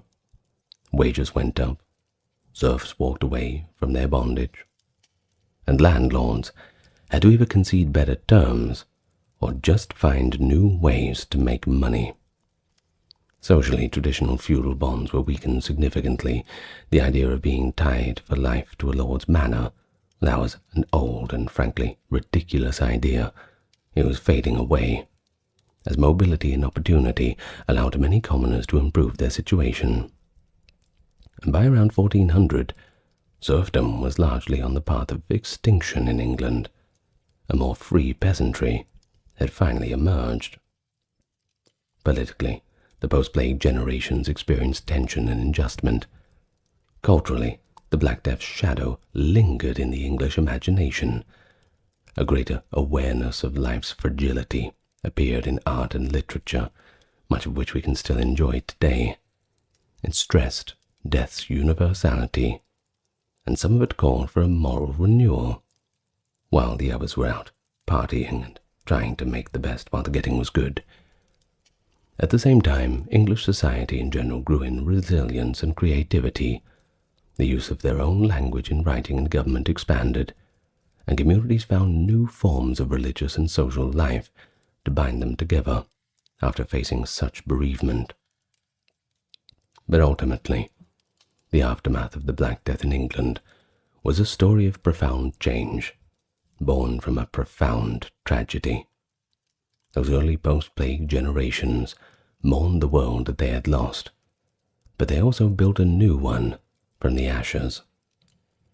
In rising wages and freer status, a more tempered rule by lords and kings, and in a culture that had stared death in the face and learned to live on, we see that England, after the plague, was irrevocably transformed.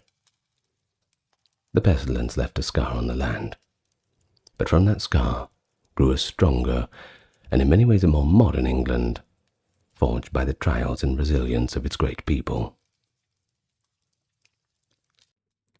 It is the 17th century, in a coastal village of southern Europe. Dawn is breaking as dark ships glide silently ashore. Moments later, the peace is broken by shouts in unfamiliar languages and the screams of villagers dragged out from their homes.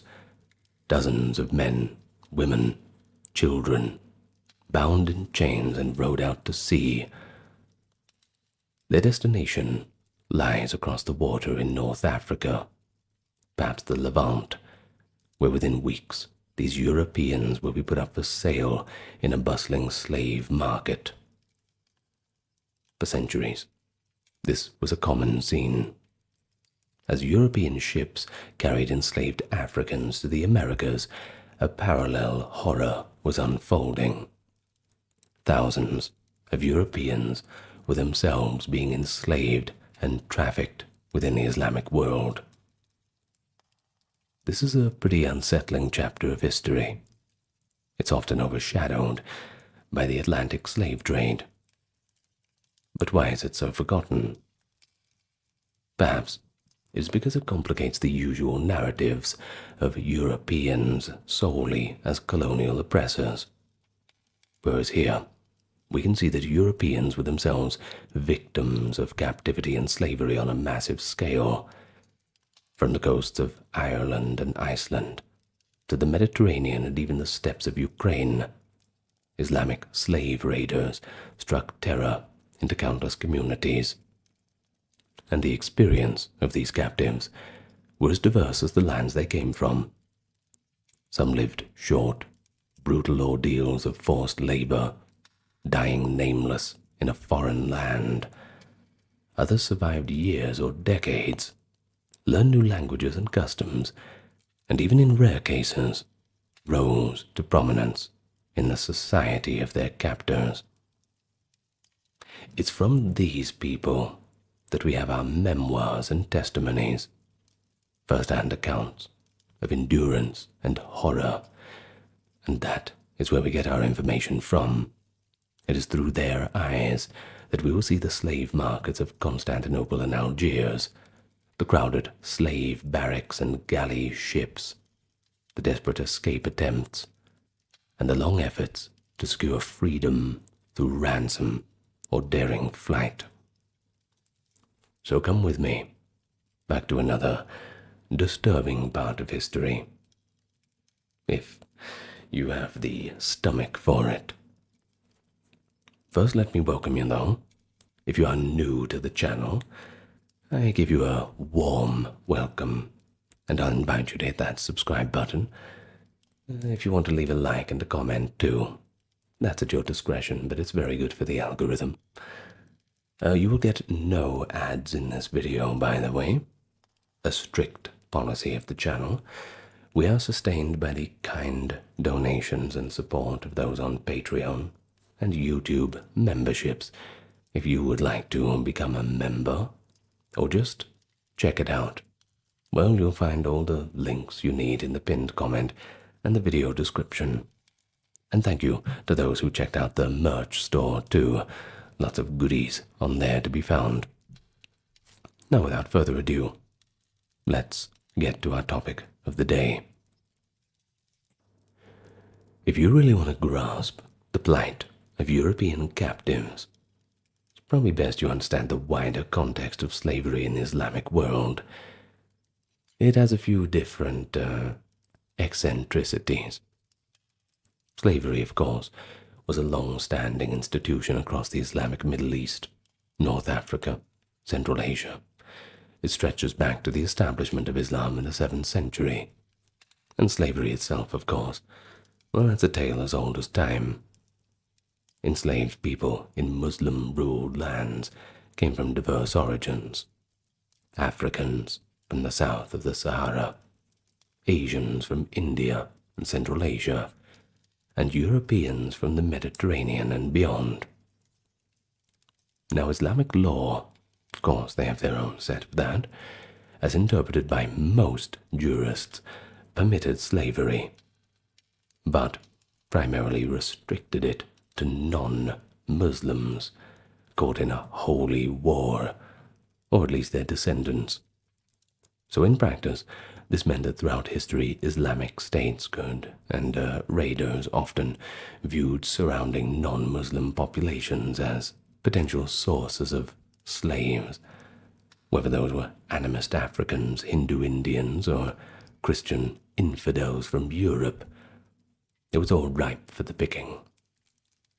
But crucially, the Islamic slave trade was multi-directional, and long-lived.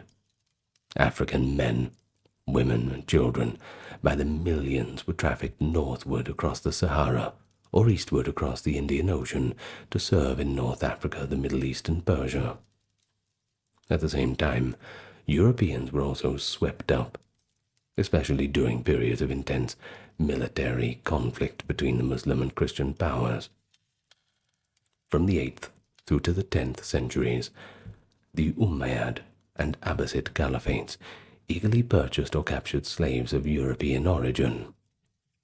Eastern European slaves, particularly Slavic peoples from the regions of around the Black Sea, were so common in medieval Arab markets that the Arabic word for slave, sakaliba, was often used to specifically mean Slav or European. And of course, we all know where the word Slav comes from. Viking raiders and merchants exploited this demand by conducting their own slave raids in Europe's north and east, and selling captives to Muslim buyers in places like Al-Andalus, that is Islamic Spain, or even the Emirate of North Africa. Now, it's a pretty startling fact that some of the wealth of the Viking Age Scandinavia was built on the backs of enslaved Slavs and other Europeans delivered to Islamic lands. This early medieval trade laid that groundwork for an awareness in the Muslim world that white slaves from the north could be a very valuable commodity. Moving on to medieval warfare between Christendom and Islam, well, that also generated its share of captives. During the Crusades, thousands of European crusaders and settlers in the Levant were captured by Muslim forces. Some high-ranking captives, knights or nobles, might hope to be ransomed back to their families, but common soldiers and camp followers often met a more grim fate. Slaves in cities like Cairo or Aleppo. Likewise, when Muslim Spain warred with its Christian neighbors, each side routinely enslaved prisoners of war. In the 12th century, for instance, the Almohad caliphs of North Africa and Spain took so many Christian captives that slave markets in Cordova and Marrakesh were periodically glutted with European slaves, so much of a supply that, well, they had to make them cheaper just to sell them off. Contemporary chronicles note these events without much surprise. In an era where slavery was a normal outcome of conflict, a defeated European could indeed find himself sold in a bazaar over in the Maghreb, just as a defeated Muslim might be sold in Lisbon or Marseille. Once again, people giving as good as they get. Yet, beyond the battlefields and the military frontiers, things get a little bit interesting. Those shadowy incursions that brought European slaves into the Islamic world. Piracy and raiding, they were rampant in the Mediterranean. Arab and Berber pirates operating from bases in the Mediterranean islands and North Africa preyed on Christian shipping all the way back in the 9th century. In some cases, they even established semi-permanent outposts on European soil. There is one notorious example, Fraxinetum, a Muslim pirate stronghold in Provence, southern France in the 10th century. From that base, bands of raiders ranged deep into France, Switzerland, Italy, abducting villagers and pilgrims traveling to Rome. Monastic records from the Alps in the 920s lament how bands of Saracens, as the sources call them, would ambush travelers, carry them off, and demand ransoms. Well, if they didn't get the ransoms, they would simply sell them into distant slavery themselves. Such attacks spread fear and led to some communities fortifying their churches, or even paying tribute to the pirates just so they would leave them alone. By the late Middle Ages, European captives could be found in many corners of the Islamic world. Italian merchants of cities like Venice and Genoa were deeply involved in the Black Sea trade in slaves, many of whom were Slavic or Caucasian peoples. These captives were often funneled to the slave markets of the Ottoman Empire. In Ottoman Constantinople, that is, Istanbul, the imperial capital that straddled Europe and Asia, a cosmopolitan array of slaves was always on hand. European women, especially those of Circassian, Georgian, or Slavic origin, were highly prized as concubines in wealthy households and the Sultan's very own harem. European boys might be taken in war, or by their infamous devshirme system, excuse my Turkish there, if that is Turkish, I believe it is, the child levy in our tongue in the Balkans. Then they would be, of course, raised as elite soldiers, the janissaries, or at least as household eunuchs and servants. And of course, the qualification to become a eunuch it's quite a painful process. These boys technically became slaves of the Sultan, though in time they could wield great power as soldiers and officials. One could argue that the Ottoman Empire was partly built on an engine of slavery that drew in human capital from across its frontiers, including Europe. In Ottoman service were countless converts and former captives. For example, Grand Vizier Sokulu Mehmed Pasha, who ruled the empire in the 1560s, had been a Christian boy taken from the Balkans. Likewise, the fearsome Mamluk guards of earlier Egyptian sultans had included many Frankish European slaves alongside the more common Turkic and Circassian ones. Thus, long before that era of Columbus, or the Enlightenment, Europeans in captivity under Muslim masters was nothing new. What changed after 1500, however, was the sheer scale and reach of slave raiding, as both European and Islamic civilizations expanded their conflicts and contacts. As Spain, Portugal, and other powers pushed Islamic kingdoms out of Iberia and seized footholds in North Africa, the Mediterranean borderlands ignited into cycles of both raids and counter-raids. And it's here that we see the famous rise of the Barbary corsairs, whose slave-taking expeditions would terrorize European coasts for centuries. At the same time, on Europe's eastern frontier, the Crimean Khanate, a vassal of the Ottomans, was unleashing mounted raiders to capture tens of thousands of people from Poland, Ukraine, and Russia. The early modern period would become a bleak heyday of European enslavement in the Islamic world, and that's our next focus. But before we do get into those regions in detail, keep in mind the bigger picture. In the Islamic slave trade, European captives were a minority compared to the vast numbers of African and Asian slaves, simply because Africa and Asia were closer. However, for certain periods and places, particularly North Africa and the Black Sea, the enslavement of Europeans became a significant enterprise, leaving deep scars both in European and Islamic societies. And for the captives themselves, of course, it was a life-altering, and often life-ending, ordeal of suffering, adaptation, and, surprisingly, occasional hope. By the 1500s, the Barbary coast of North Africa, that is, by the way, the stretch roughly between Morocco and western Libya, going through Tunisia, Algeria, that sort of thing. Well, this area had become notorious for its corsairs, state-sponsored pirates, who prowled the Mediterranean and the Atlantic in search of plunder. Chief among their prizes were people, of course, any unlucky crew of any captured ship or inhabitants of some coastal village. Things like this. They could be adopted en masse and carried off into slavery, kicking and screaming. The port of Algiers, Tunis, Tripoli, and Salé swelled with captives of all nationalities. Spanish peasants from Valencia, Italian fishermen from Sicily, Greek islanders too, even Dutch, English, Irish, Icelanders from far northern shores, a mix of everything.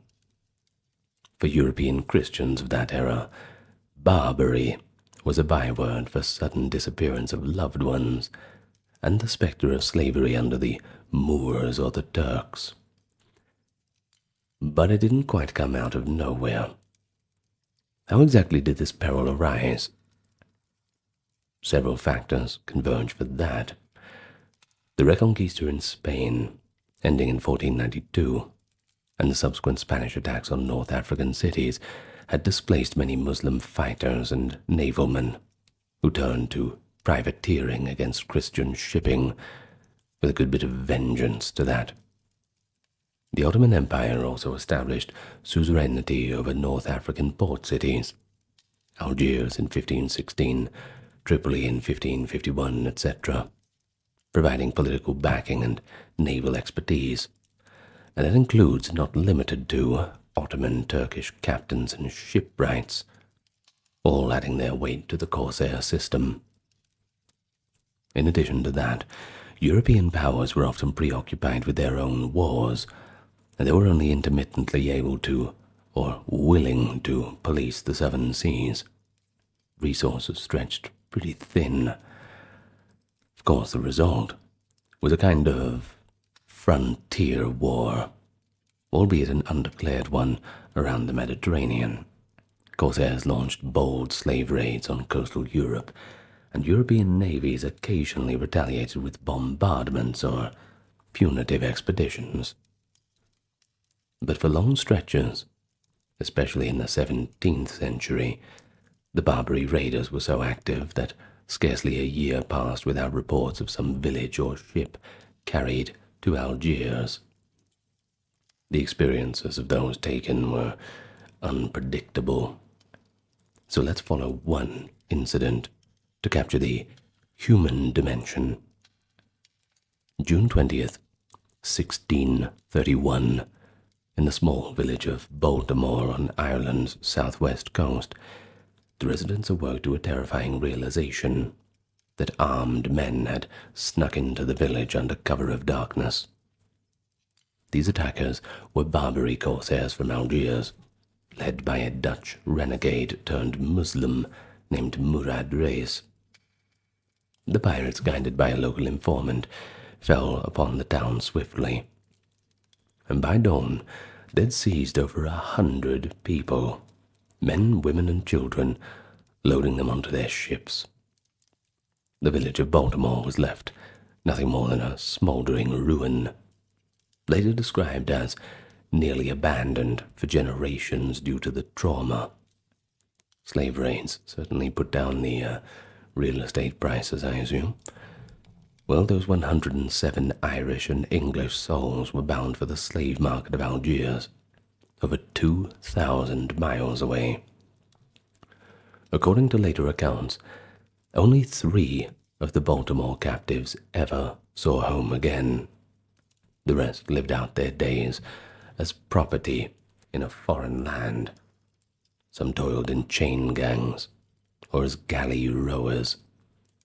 Some, particularly young women, likely ended up in harems of the wealthy Ottomans. Others might have been worked to death in the blistering heat of a North African labor camp.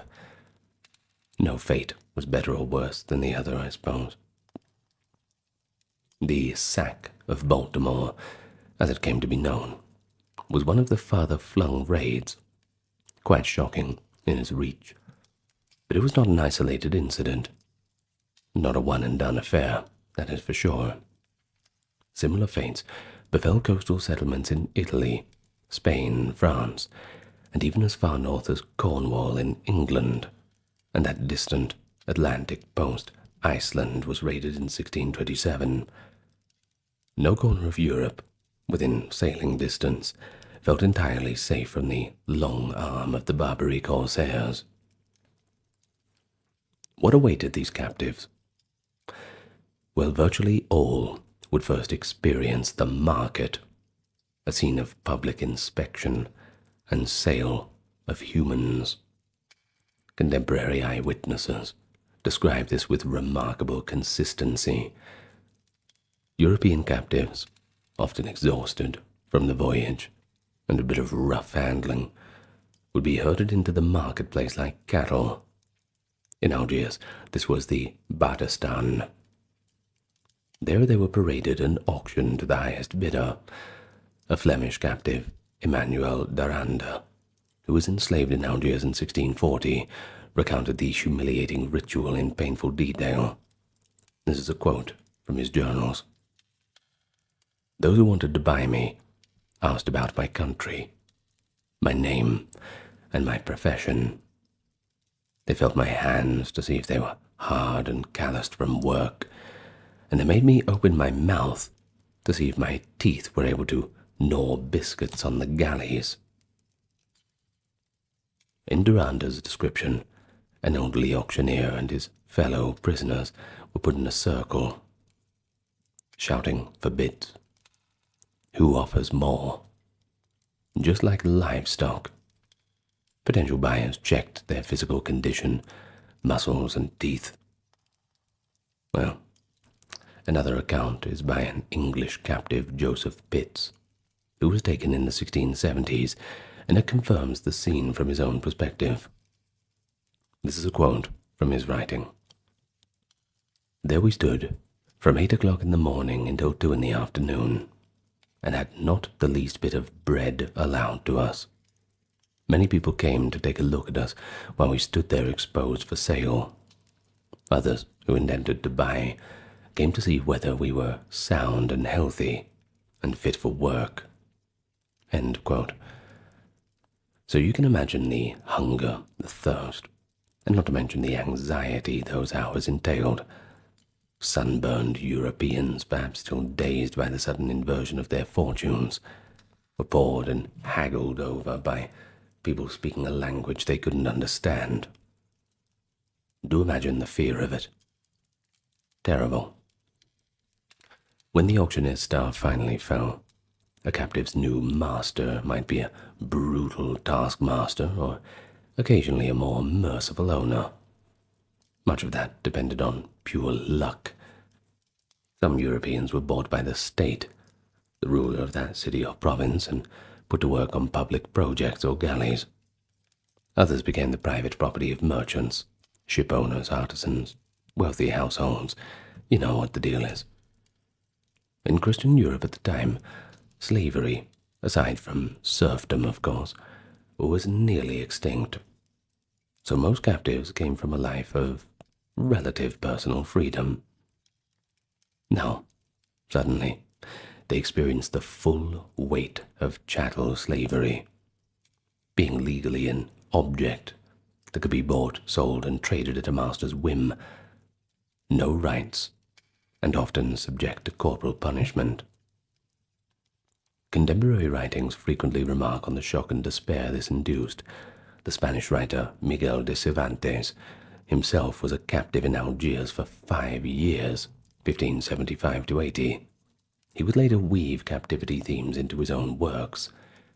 In one play he penned about Christian slaves, a character cries out that there is nothing more bitter than to live in chains, robbed of one's liberty under the sun of Algiers. Cervantes' own letters from captivity begged his family and friends to gather ransom quickly, and he attempted to escape 4 times. He also failed 4 times and suffered brutal beatings. Now this experience was far from unique. Hope of ransom or escape was often the only thing that kept captives going. However, survival would require more than hope. It required adaptation. European slaves in Barbary quickly learned that to endure, they had to adjust to a radically different climate and culture. Many were put to hard labor. North African rulers had an insatiable need for manpower to build fortifications, harbors, and palaces, as well as to row the oar-powered galleys that served as warships. Christian slaves filled those roles. They were held at night in bagnios, that is, prison barracks, under guard, and by day they were sent out in work gangs. The American sailor, John Foss, captured by Algerians in 1793, wrote a detailed journal of his years in bondage. Upon arrival, Foss and his shipmates were given a scanty issue of coarse clothing and a single blanket, and then locked up in the bagnio. His first night was a rude awakening.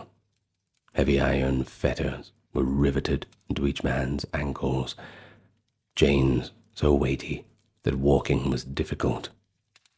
They slept on the bare stone floor. Foss recalled, "The dreadful clanking of the chains was the most terrible noise I ever heard, and never during my whole captivity did I feel such horrors of mind as on that first dreadful morning." Before dawn, an overseer's whip and shouts drove them to labor. Foss describes being led to a construction site where slaves, half-starved and exposed to the elements, blasted and hauled large rocks for building projects. On Fridays, the Muslim holy day, even more Christian slaves were driven out to join the toil, and that includes those normally kept inside workshops and households, dragging enormous stone blocks to the waterfront to repair the quays of Algiers. The labor was back-breaking, often literally so. Injuries were common, and any slave who collapsed was likely to be whipped without mercy, or just killed on the spot. As one French observer noted, galley slaves and quarry workers lived only a few years under such conditions unless ransomed. The combination of overwork, malnutrition, and abuse, it wears people down pretty quickly. Even the toughest of men, they can't stand it for long. But of course, not everyone was consigned to brute labor. The more skilled, or perhaps luckier, might be assigned to indoor or skilled tasks. Some became servants in their master's household, tending gardens or cooking. European women and children in particular were seldom put to heavy labor. Not much of a point. Instead, they were absorbed into homes as domestic servants or forced concubines. There are records of French and Italian women who, after many years in captivity, could speak Arabic or Turkish and had raised children in the local culture. Sometimes, of course, children born of violent circumstance, other times of reluctant concubinage that grew into a kind of accepted norm. A few attractive or talented captives even ended up in the elite households. The Englishman, Joseph Pitts, for instance, was eventually taken to the imperial city of Constantinople by his Algerian master, and later sold or given to an Ottoman official. Pitts converted to Islam under pressure, and accompanied his new master on pilgrimage to Mecca, becoming likely the first Englishman to chronicle the Hajj. The Hajj being, of course, the pilgrimage to Mecca. That's what they call it in their tongue. His memoir, Once He Regained Freedom, provides a rare glimpse of a European living outwardly as a Muslim slave. He describes the strange experience of being a Christian at heart, performing Islamic rituals in the holiest Islamic city. Then there were those captives who, through extraordinary circumstances, rose to positions of influence. A famous Barbary example is Thomas Pellow, a Cornish lad captured as a teenager, 1715. Rough start to life, that's for sure. Pellow was taken to Morocco and presented as a slave to Sultan Moulay Ismail, the powerful and notoriously cruel ruler of Morocco. At first, Bello was treated harshly, beaten and tortured when he initially refused to convert to Islam. The Sultan's son kept him in chains and subjected him to bastinado, that is, beating the soles of the feet, until Bello, half dead, relented and embraced Islam just to end the torment. He later wrote that his conversion was superficial, a coercive act, just to save his life. But because Bello converted, he was not eligible for ransom by European envoys. Effectively, he'd sealed his own fate in Morocco. This grim twist, however, also opened a few new doors. Sultan Moulay Ismail, always in need of loyal servitors, educated Bello in Arabic and eventually made use of him in the palace guard. Bello's intelligence and youthful bravery impressed the Sultan. Over years he was entrusted with commanding other slave soldiers and even married off. The Sultan arranged a marriage for him to a local woman. Thanks, I guess. Well, Bello learned of the customs of his new court, and also how to navigate the Sultan's volatile temper. Now, there is one startling incident recorded in his memoirs. Bello was guarding the royal harem when the Sultan himself came unexpectedly. Adhering to protocol, Bello initially refused entry. He fired a warning shot and declared that the Sultan must be an impostor, because the true Sultan would respect his own rules. Well, the Sultan, infamous for executing slaves at whims, was enraged, but also strangely impressed by Bello's audacity and strict loyalty to orders. So instead of punishment, Bello earned a measure of respect for this act. Now, if that's not a stroke of luck, I don't know what is. Certainly got away with that one, didn't he? Stories like Bello's, however, certainly show that under highly unusual conditions, a European slave could assimilate enough to survive and even prosper in an alien society. However, cases like this were quite exceptional. For each Thomas Bello who managed to navigate those treacherous currents of a sultan's court, there were thousands of others, nameless and lost, who perished under the lash.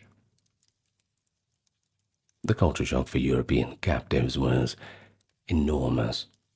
Not only were they torn from their homes and families, but they found themselves in an Islamic society with unfamiliar language, religion, dress, and general social norms. Masters often encouraged or forced conversions to Islam. From the captor's perspective, a Christian who converted was less likely to run away or be ransomed, as Christian ransom brokers genuinely only tried to save those who kept the faith. Conversion could also sometimes improve a slave's standing. He might be given lighter work, or allowed at least a few freedoms. As a result, a significant number of captives did convert, whether out of genuine conviction or more commonly to ease their burdens. These converts were known as renegades in Europe, a term uttered with a good bit of scorn. Many renegades went a step further and joined the corsairs themselves, turning on their former co-religionists. And indeed, several of the most notorious Barbary pirate captains were renegades. The Englishman John Ward, who became Yusuf Reis, and the Dutchman Jan Janzoom Murad Reis, two prime examples of ex-European slaves who rose to command corsair fleets. It's a hell of a career change, that's for sure. Such figures, of course, were trumpeted by Muslim chroniclers as proof of Islam's appeal, and also condemned by Christians as traitors and apostates of the worst kind. One captive's memoir bitterly observed that these European renegades often became even harsher toward the new Christian slaves. Perhaps that was to prove their loyalty to their new masters, we can only assume. For those who resisted conversion and managed to endure, the only hope of deliverance was either ransom or escape. But escape, that was incredibly difficult. In a foreign land, a European slave stood out and faced daunting geography. The vast Sahara Desert or the sea, both barriers to freedom. Still, daring breakouts did occur. One legendary story from the 16th century tells of the English slave John Fox and a group of fellow captives in Alexandria who seized a galley and fought their way out to the open sea, sailing the stolen vessel all the way back to Europe. Cervantes and his comrades in Algiers plotted multiple escape plans, tunnels, bribing the keepers, etc. All foiled. Yet they testified to an indomitable will. In 1621, a band of 18 French slaves in Algiers overpowered their guards and fled to the Barbary countryside. Although most were recaptured, a few did make it to safety. Each successful escape, of course, was celebrated in Europe as a heroic tale of deliverance, fueling the hopes among those who were still under the yoke. But far more common than escape was ransom. Throughout these centuries, an entire system and economy of ransom sprung up to handle the redemption of captives. In European Catholic countries, religious orders such as the Trinitarians or the Mercedarians specialized in collecting alms and traveling to North Africa to negotiate the release of Christians under slavery. These friars in their humble robes became familiar sights in the slave markets of Algiers and Tunis, where they haggled with slave owners for the price of freedom. The negotiations, I'm sure you can imagine, were quite grueling. North African governors knew well that Christian nations valued their countrymen, and sometimes they would hold out, negotiating for exorbitant sums. One French Trinitarian, Father Pierre Dan, visited Algiers in the 1630s and managed to ransom 42 French captives in one mission, an act he proudly recounted in his book, The History of Barbary. He described the heart-rending scenes of liberation, how long-suffering prisoners broke down in tears and kissed the robes of the friars who freed them, and how some hardly remembered how to speak their native tongue after years in captivity. But it wasn't all good news. Father Dan also lamented how many slaves remained. He reported seeing thousands of Christian slaves in Algiers alone, identifiable by the heavy iron rings riveted around their ankles. Families of captives would sometimes bankrupt themselves to raise the ransom money. In Protestant England and America, too, societies formed to collect donations for redeeming countrymen from Mohammedan bondage. It was a slow process, and very uncertain. Many died before their ransom could be arranged, and some were ransomed only to find themselves strangers in their homeland after decades of being away. While the Barbary corsairs ravaged the coastal west, another vast slave-capturing apparatus operated in Eastern Europe under the protection of the Ottoman Empire and its Tatar allies. Here, the epicenter was the Crimean Khanate, a Turkic Muslim state based in Crimea on the Black Sea. For over 3 centuries, systematically raided the broad plains of Ukraine, Poland, Lithuania, and southern Russia. The goal was human slaves. Crimean Tatars supplied the Ottoman slave markets with a steady stream of captives, in numbers that dwarfed even the Barbary output. We can estimate that between 1500 and 1700, the Crimean Tatars may have enslaved well over 1 million East Europeans, Ukrainians, Russians, Poles, Lithuanians, and others, Now, this dreadful commerce was sometimes called the harvest of the steppe, as Tatar horsemen would swoop in during the agricultural season, taking away the villagers instead of crops. The raids were orchestrated with chilling efficiency. A Tatar raiding party, often several thousand cavalry strong, would ride out across the steppe, often under the guidance of experienced clan leaders. They bypassed fortified towns and targeted defenseless villages in rural districts. Surprise was the key. They struck in the pre-dawn hours, surrounding settlements so that few could flee. Homes were torched, resistors were killed, and entire populations were rounded up like animals. A 17th century Polish memoir describes how border villagers, hearing the thunder of hoofs, would ring bells and light signal fires to warn others. Often the warnings came too late. The Tatars would sweep up the plain, capturing anyone who they could lay hands on, from little children all the way to the elderly. Everything could be sold for a price. But those deemed too frail, or sometimes dangerous, were sometimes just killed on the spot. One observer, Baron Sigismund von Urbanstein, visiting Moscow in the 1500s, recounted a particularly horrific detail. A quote from his journals: "Old and infirm men, who will not fetch much at sale, are given up to Tatar youths as much as hares are given to whelps, essentially handed over to young warriors for killing practice." Can you believe that? Trying to break in, moving that psychological barrier around murder. Terrible. Well, all that cruelty was just a byproduct of a ruthless calculus. Only captives who could endure long enough and fetch a good price were worth taking.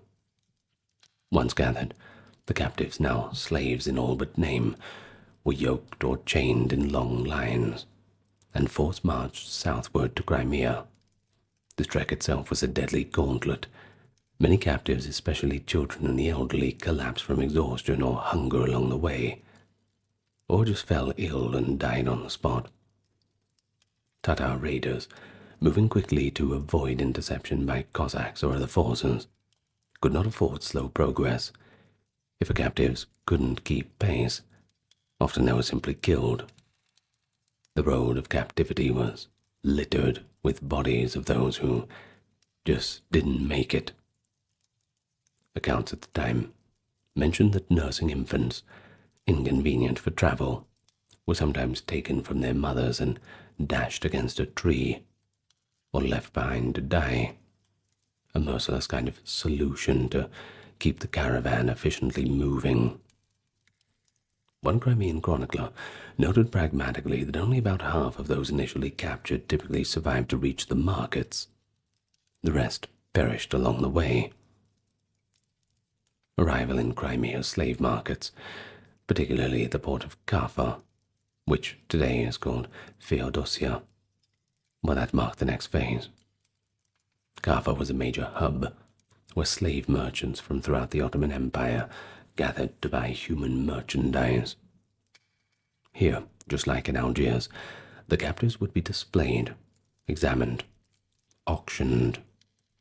Women and children were in especially high demand for domestic slavery or as concubines. In fact, the Eastern trade had a notable gender skew. Perhaps 2/3 of the slaves sold in Ottoman markets from Crimea were female, since Ottoman harems and households prized female servants. There was constant demand for young women. Prices reflected that too. A healthy teenage girl might fetch 2 or 3 times the price of an adult male laborer. Families were often split up at this point. A mother might be sold to a pasha in Istanbul, while a son bought for a farm in Anatolia. Of course, you can imagine the scene. Pretty heartrending. One missionary visitor recounted seeing children wailing for their mothers who had been sold to different buyers, cries ignored as they were dragged off by their new owners. A human tragedy on a massive scale, repeated again and again over centuries of Tatar predation. For Eastern European captives, life under Ottoman rule took various forms. Many able-bodied men captured by the Tatars ended up as galley slaves in the Black Sea fleet, or laborers on the great construction works of the empire. Others were funneled into the Ottoman war machine in a different way. Some young boys, if not already Muslim, might be force-converted and recruited into the ranks of the Janissaries, though officially the child levy was separate. Wartime captives could be similarly utilized. European women were absorbed into Ottoman society, often as household slaves or concubines, and indeed some of the Sultan's own wives and favorites were of European or Slavic origin.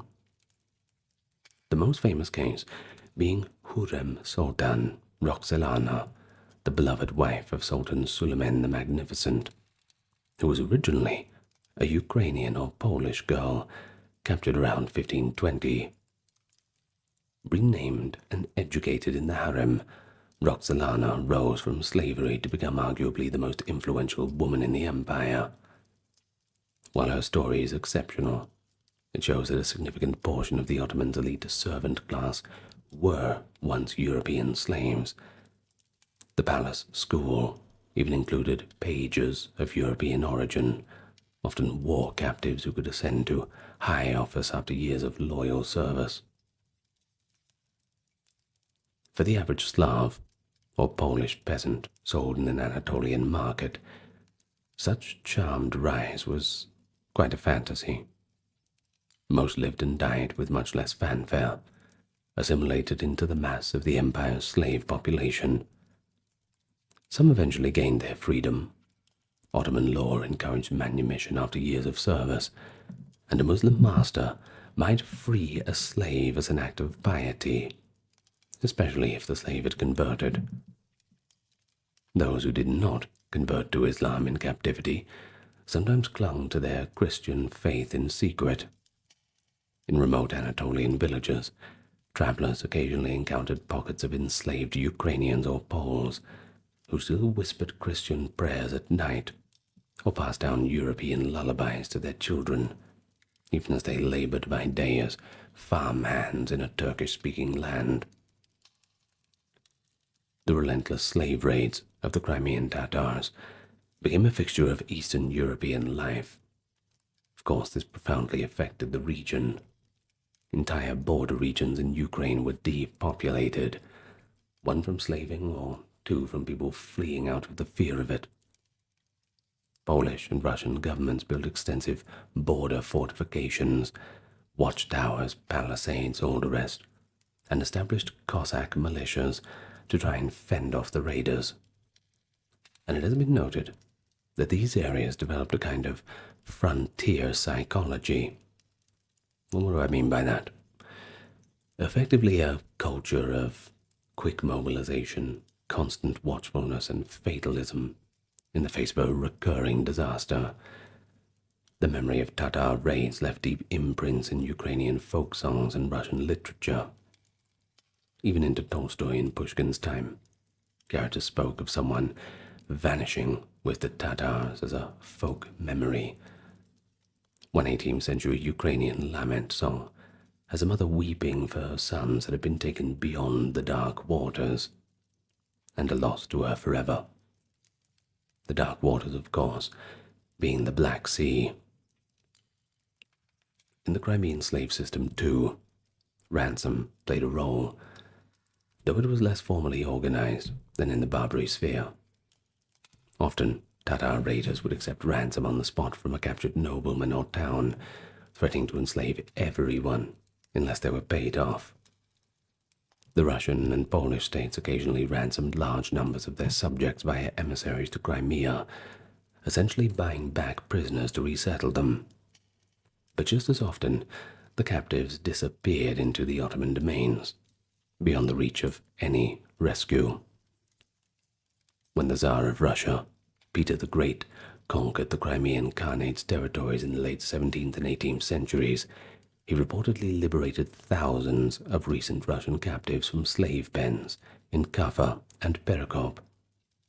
These freedmen's tales of suffering further fueled Russian resolve to end the Tatar power for good. And good riddance to that, I'm sure we can all agree. Well, it's important to think about how the enslavement of Europeans was justified and also perceived by the societies that practiced it. In the Islamic world, the enslavement of non-Muslims was framed as simply a part of jihad, a legitimate, holy war against the infidels. While many Corsair or Tatar raids were motivated by as much profit as piety, religious rationale was never far behind. A telling moment occurred in 1785 when American envoys in London, including Thomas Jefferson, by the way, confronted the Tripolitan ambassador and demanded to know what right the Barbary states seized and enslaved citizens of countries that had done them no harm. And the envoy answered, as later reported to Congress, in a chillingly blunt way. It was, quote, written in their Koran that all nations who didn't acknowledge the Prophet were sinners. It was their right and duty to make war upon them wherever they could be found, and to make slaves of all prisoners taken. Well, that's pretty much it, isn't it? You can't get more clear than that. In other words, from the Barbary Corsair's perspective, all Christian sailors were essentially fair game, unless their country had secured a peace treaty, usually by paying tribute. This ideological stance that enslavement of infidels was divinely sanctioned provided a convenient moral cover for what was, at base, a lucrative business. The notion of reciprocity, that Muslims could not be enslaved by Christians too, was ignored or seen as an additional reason for vengeance. While North African Muslims often pointed out how Spain and Portugal had, during the Reconquista, enslaved defeated Muslims or expelled them, and how the shoe was basically just on the other foot. And the Corsairs, well, they considered themselves as instruments of retribution and defense. In Europe, the impact of these depredations went beyond personal tragedies. It left a mark on literature, politics, and art. The theme of white slaves in Africa became a popular subject in adventure stories and theatrical plays. In Spain, the Golden Age playwrights, including Cervantes and Lope de Vega, wrote so-called captivity plays, reflecting the cultural preoccupation with Barbary. And back in England, reports of Barbary enslavement stirred up public sentiment and even influenced foreign policy. The English term Barbary Coast became synonymous with lawless cruelty in the public imagination. 17th century sermons rallied against the Turkish menace, as they called it, and implored congregations to donate arms to free the captives. In the American colonies and the early United States, the capture of sailors by Barbary pirates and the subsequent ransom demands became a political issue that helped forge an early sense of American identity in opposition to the old world tyranny. In fact, one of the first major military actions of the United States was the Barbary Wars, 1801 to 1805, and later on again in 1815, where the young U.S. Navy was sent to the shores of Tripoli to stop the piracy and free American captives. This sense of outrage was encapsulated by the motto, "Millions for defense, but not 1 cent for tribute. A defiant cry that reflected a broader Western resolve growing in the early 19th century to put an end to the enslavement of their citizens. Culturally, the presence of European slaves in Muslim lands also led to curious exchanges. Europeans who lived years or decades as slaves inevitably absorbed aspects of their captors' culture. Some returned home wearing Turkish or Moorish dress, speaking Arabic or Turkish fluently, amazing their countrymen with tales of Ramadan feasts, camel caravans, and even pilgrimages to Mecca. These returnees were living bridges between worlds, albeit bridges forged in suffering.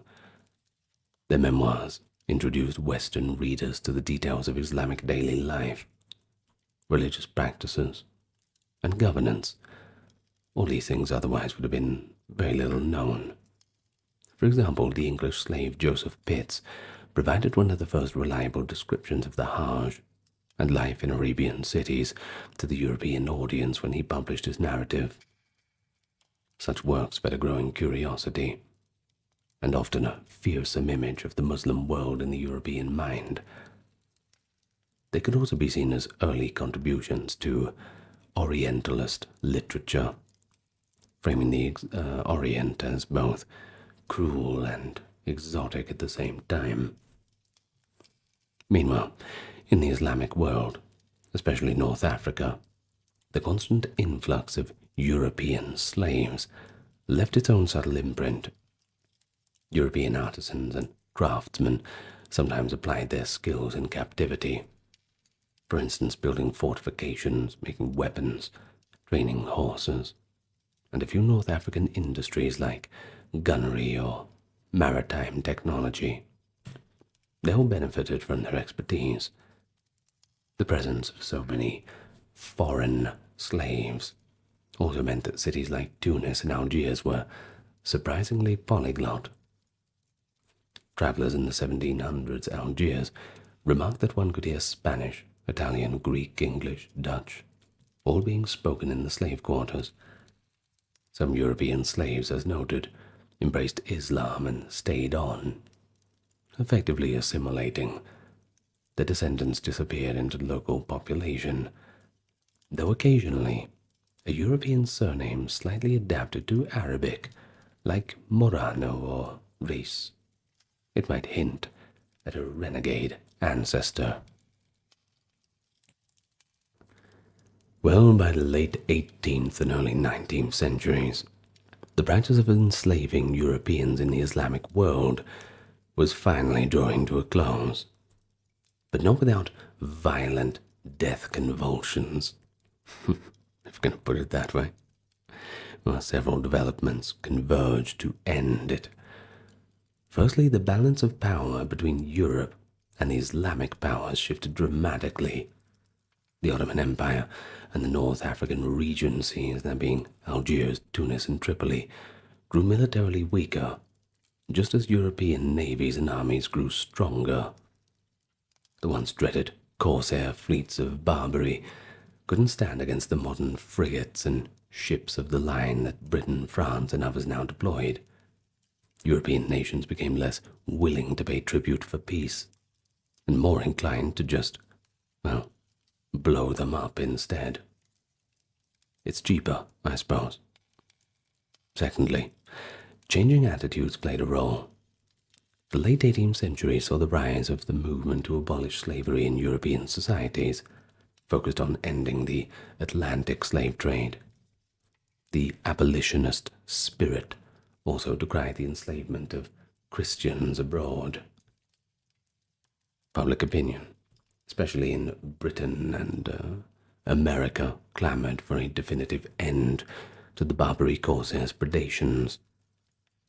The outrage that once had remained impotent had now the backing of battleships and marines. Concrete action soon followed. In 1816, the British Royal Navy, joined by Dutch vessels, launched a major assault on Algiers under Admiral Lord Exmouth. This expedition bombarded the city for hours with overwhelming firepower. The Dey of Algiers, shocked by the destruction, quickly capitulated. One of Exmouth's terms was the immediate freeing of all European captives in Algiers. Over 3,000 slaves were liberated as a result, and the Dey formally promised to cease enslaving Christians. And they say there are no just wars. I can think of a few. Though Algiers would later lapse and need further interventions, the spell of Barbary invincibility was broken, and over the next decade, similar pressures were applied to Tunis and Tripoli to abandon the practice. Meanwhile, the United States, as I've mentioned, had already fought the Tripolitan War, 1801-05, and a second campaign in 1815 to compel the Barbary states to leave the American shipping canals alone, essentially asserting that the age of paying bribes was over. These conflicts, though pretty small on the scale of later wars, marked the first U.S. military engagements overseas and entered the American law. To the shores of Tripoli, from the Marine hymn refers to this, by the way. They also inspired Europeans to see that resolute action could end what some had just deemed to be a perpetual menace. Back in Eastern Europe, the change actually came earlier. The Crimean Khanate was defeated and annexed by the Russian Empire in 1783. With the fall of Crimea, the Tatar slave raids stopped once and for all. Catherine the Great and her successors integrated Crimea and imposed order. The vast slave trade from the steppe dried up virtually overnight. The Black Sea slave markets, which had once thrived on Slavic flesh, now had only to rely on other sources. Caucasian slaves, for instance, until those too were banned in the mid-19th century. Russia even extracted from the Ottoman Sultan a promise in the 1774 Treaty of Küçük-Kaynarca to stop the practice of enslaving Russian subjects, not suspects. Well, in reality now, some captives did remain in Turkey, and now the Russian government could negotiate their return through diplomacy. The final formal blow to the Barbary slavery trade came in 1830, when France invaded and took over Algiers. The French justification, in part, was to end piracy and slavery, though certainly imperial ambition and politics were other motivators. With Algiers under European control, and Tunis and Tripoli effectively cowed and soon colonized, the centuries-old Barbary corsair system was effectively finished. Likewise, the Ottoman Empire, bowing to international pressure and its own reforms, officially banned the capture or trading of white slaves by the mid-19th century, by then also working to curtail the African slave trade. The Islamic world was entering a new phase, where the old normative acceptance of slavery was increasingly untenable, especially in the face of Western influence and internal change.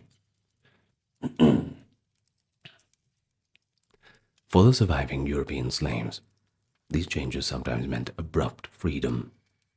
One can only imagine the adjustment required for, well, let's just say an English man who's suddenly been enslaved in Tunis for 25 years. All of a sudden, he gets told he can just go home. Some, having lost their language and family ties, might have felt adrift. In a few recorded cases, liberated slaves even chose to stay in North Africa, especially those who had converted and started families there. But the majority of them were joyously repatriated. Western travelers and naval officers in the 1820s recounted emotional scenes of former slaves being reunited with their homelands. There were also tragic anecdotes. A few freed captives returned only to find that their spouses had remarried, or their parents had died, never knowing their fate. But as the 19th century progressed, the memory of European enslavement in Islamic lands began to fade into history.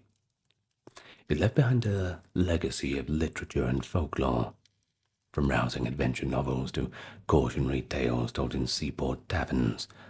The corsair raids that once emptied villages became the stuff of legend, even while the same era's transatlantic slavery, with Europe now in the role of slaveholders, drew the world's attention and moral outrage.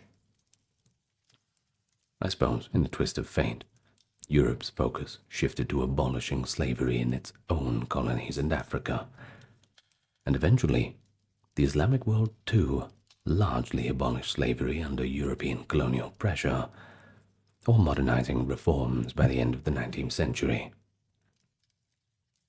Yet, the stories of the European captives, they should not be lost. Their experiences remind us that history is not as simply a tale of one civilization aggressing upon another. It's a web of mutual interactions, sometimes with each side at different times playing the oppressor or the victim. Everyone has their turn to play their part.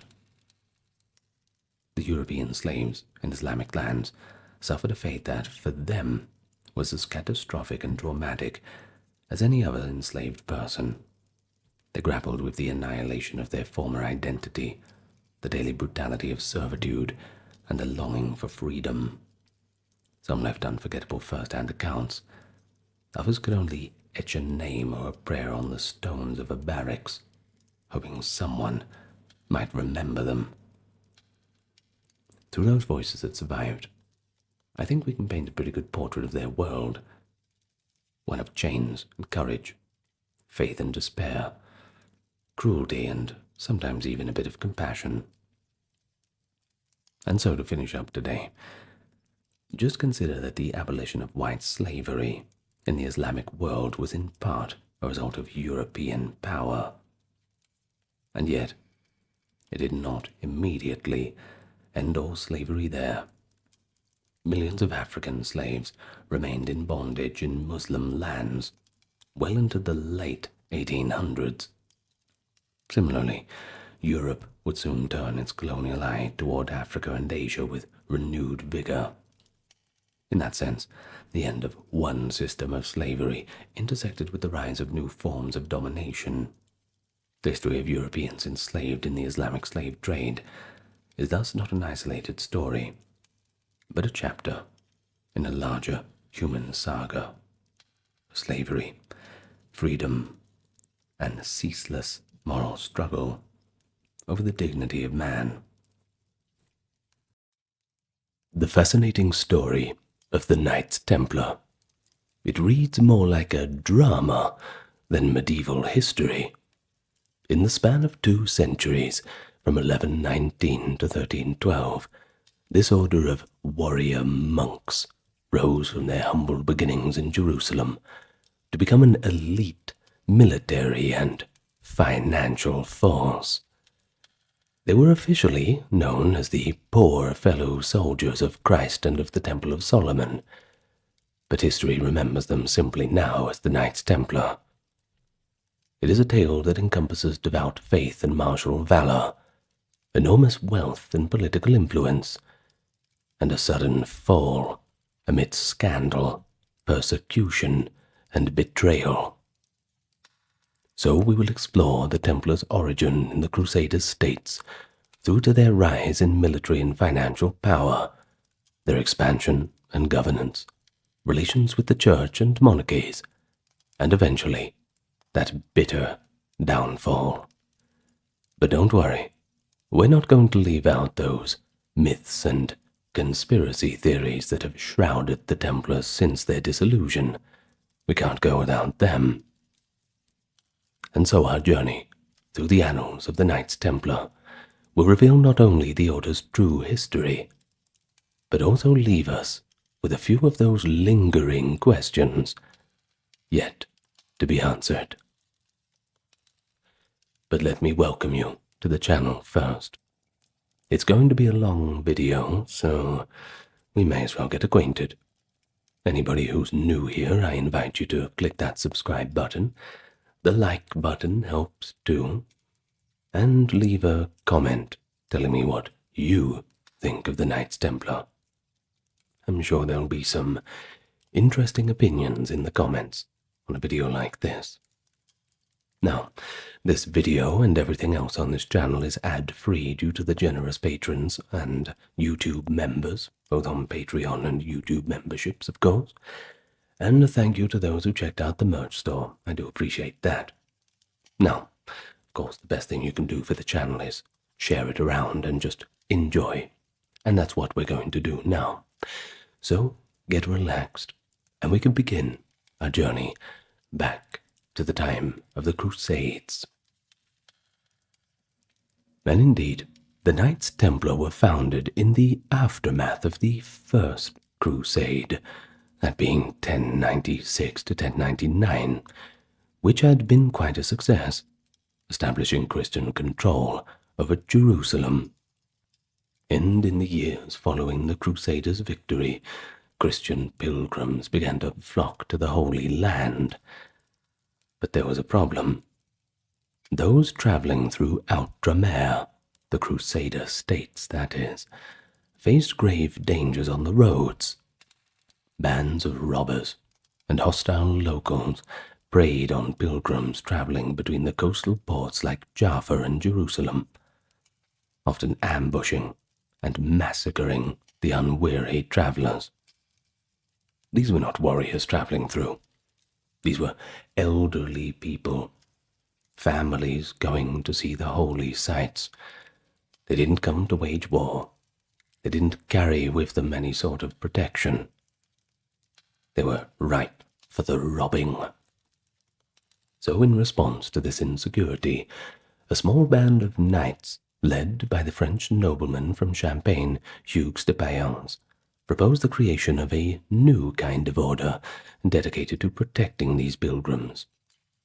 And so, in 1119, de Payens approached the King of Jerusalem, Baldwin II, and Warmond, the Patriarch of Jerusalem, with this new idea. Baldwin was quite pleased. He welcomed the proposal, likely formalized at the Council of Nablus in January of 1120, and thus he granted the knights quarters in his own palace on the Temple Mount in Jerusalem. Prime real estate, that's for sure. The royal palace was located in the former Al-Aqsa Mosque, which the Crusaders now called the Temple of Solomon, and it is from this new location that the order took its name, the Order of the Knights of the Temple, or simply, just the Templars. Thus was born the Knights Templar. The legend begins. Originally a group of perhaps only 9 knights bound by vows of poverty, chastity, and obedience. In these early years they truly lived up to their moniker as poor knights. Of course that would change later, but we'll get to that. They had no great wealth or land of their own, and relied solely on donations from the kind public to survive.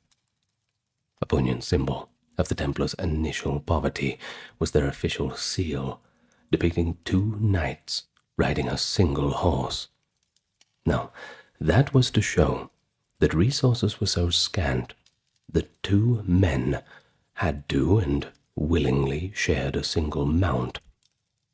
Despite their small numbers and meager means, the founding knights, among men who were like Godfrey de Saint-Omer, André de Montbard, which was Hugues de Payens' comrades, committed themselves to protecting Christian pilgrims along the perilous roads.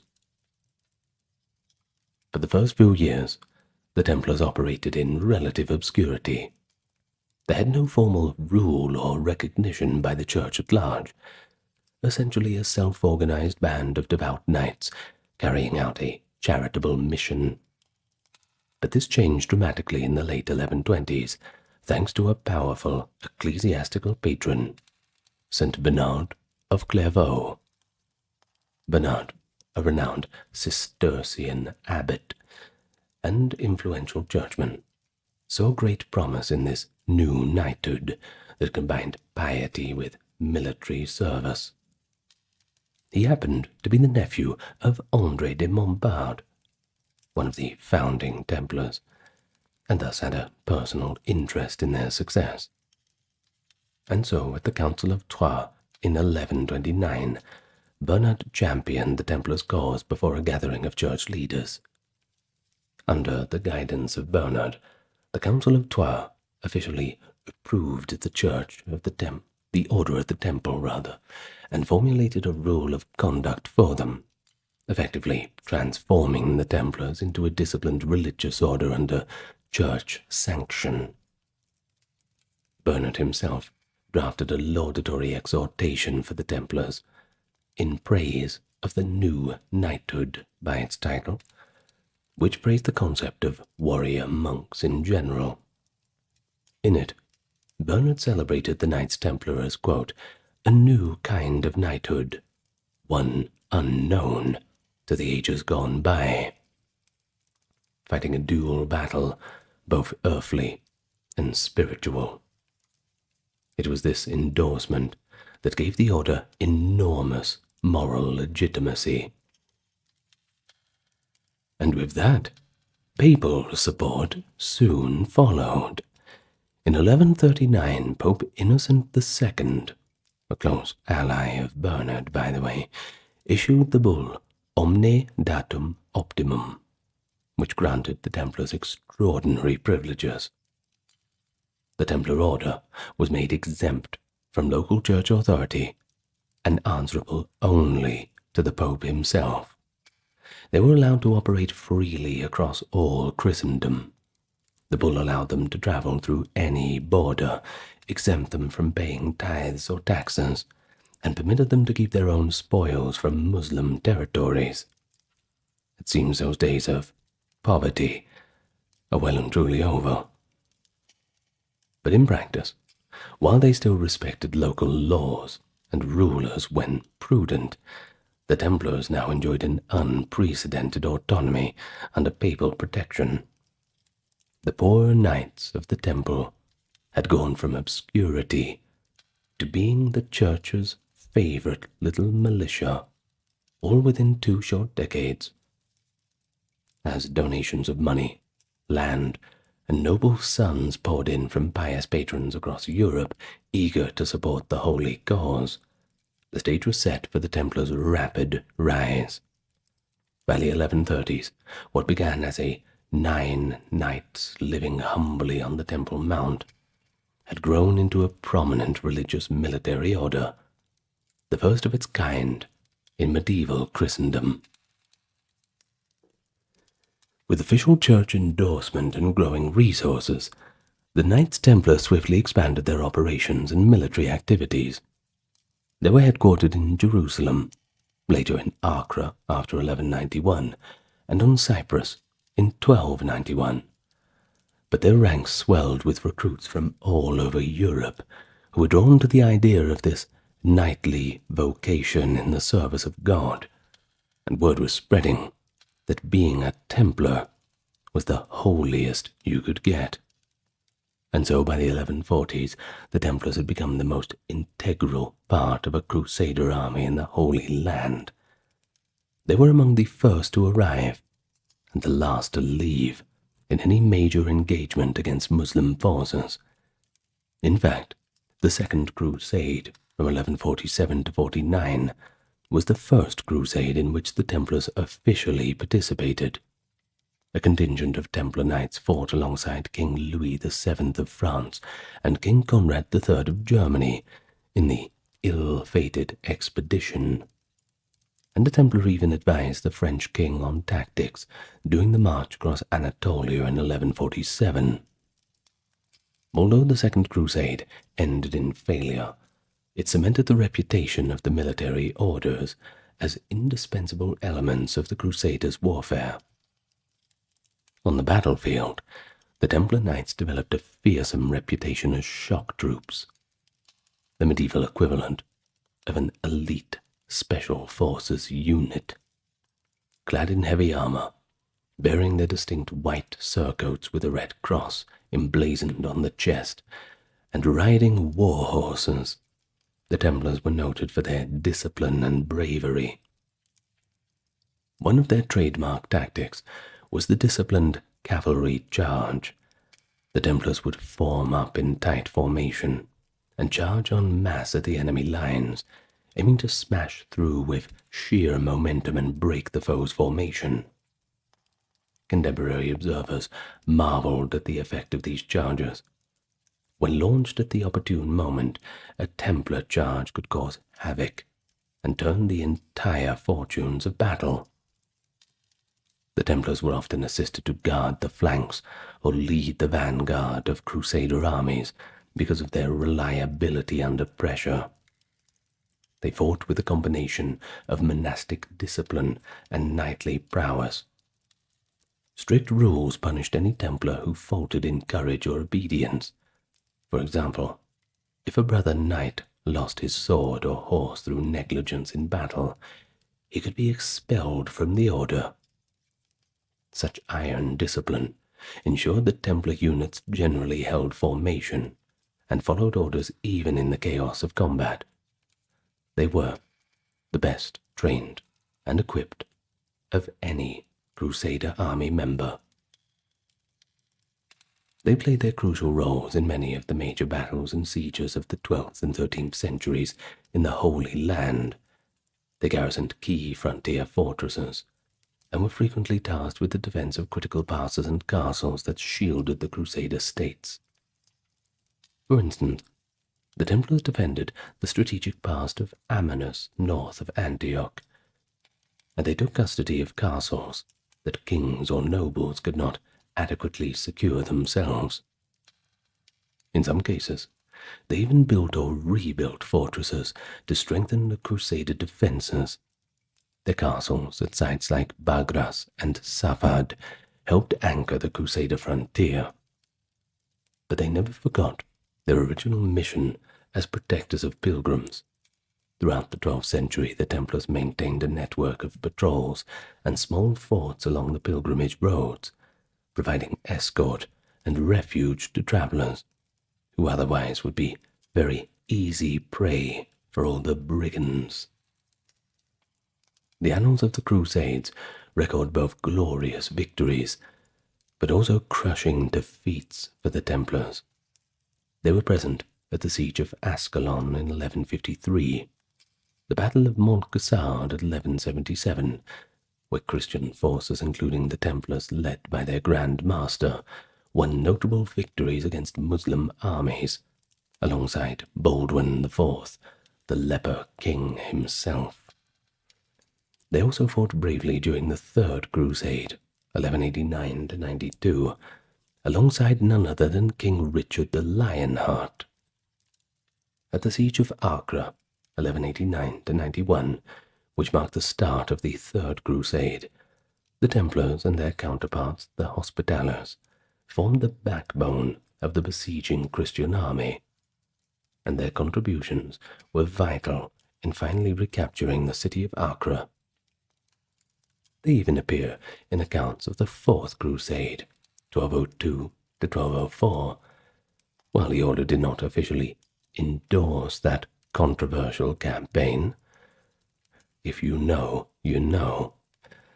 Some Templar Knights joined the Crusader force that unexpectedly captured Constantinople in 1204.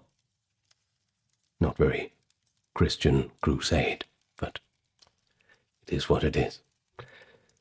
Later on, during the Fifth Crusade in Egypt, the Templars took part in the siege of Damietta, and were among the first to scale the walls when Damietta fell to the Crusaders.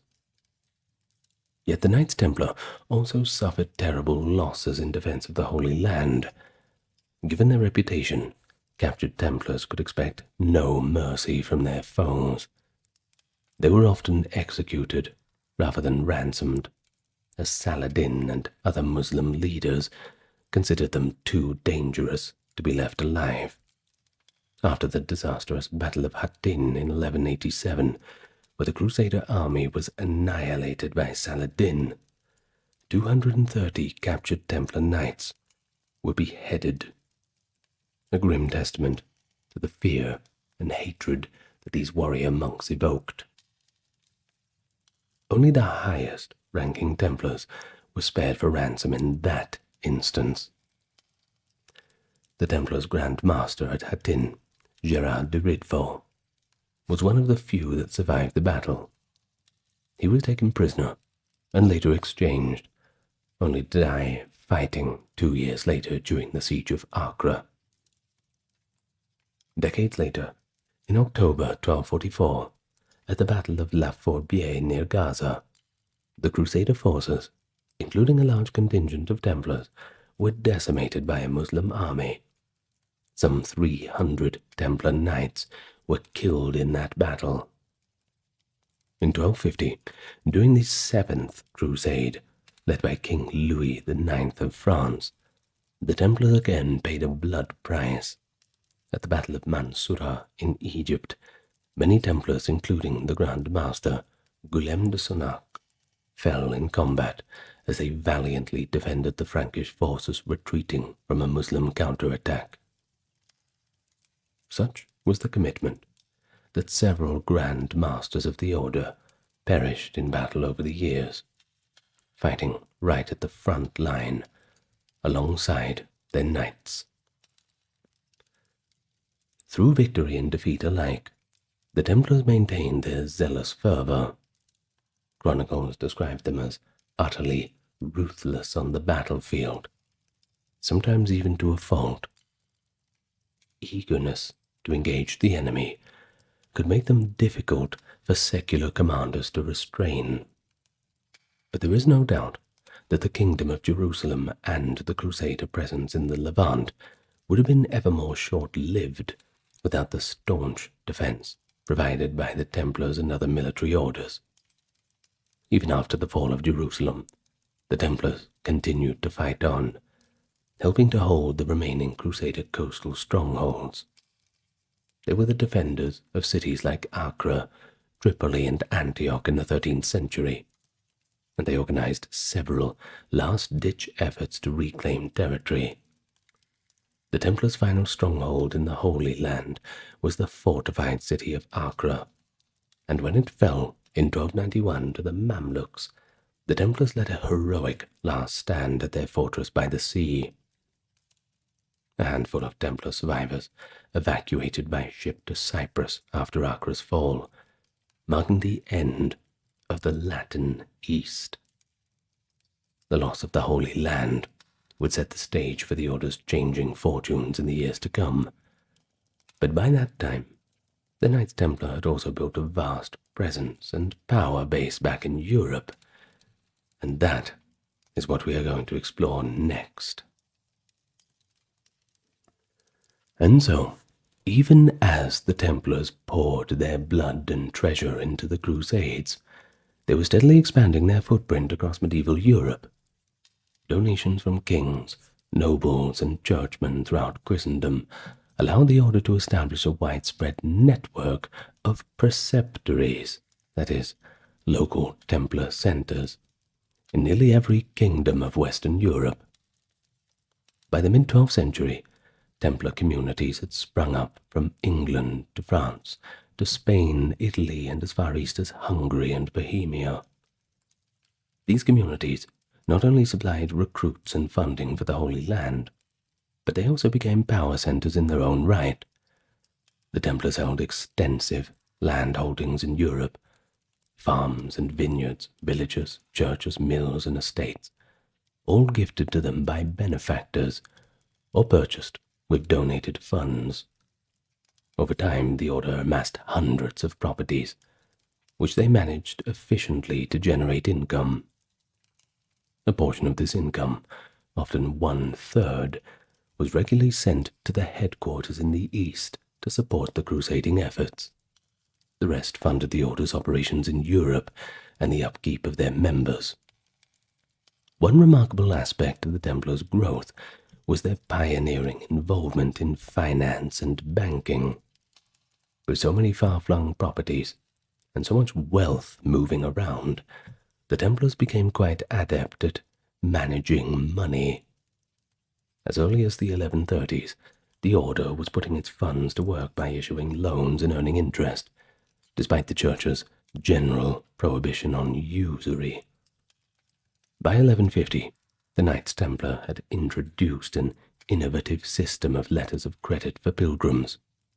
A traveller could deposit money or valuables at a temple preceptory in Europe and receive a document or cipher indicating the deposit's value.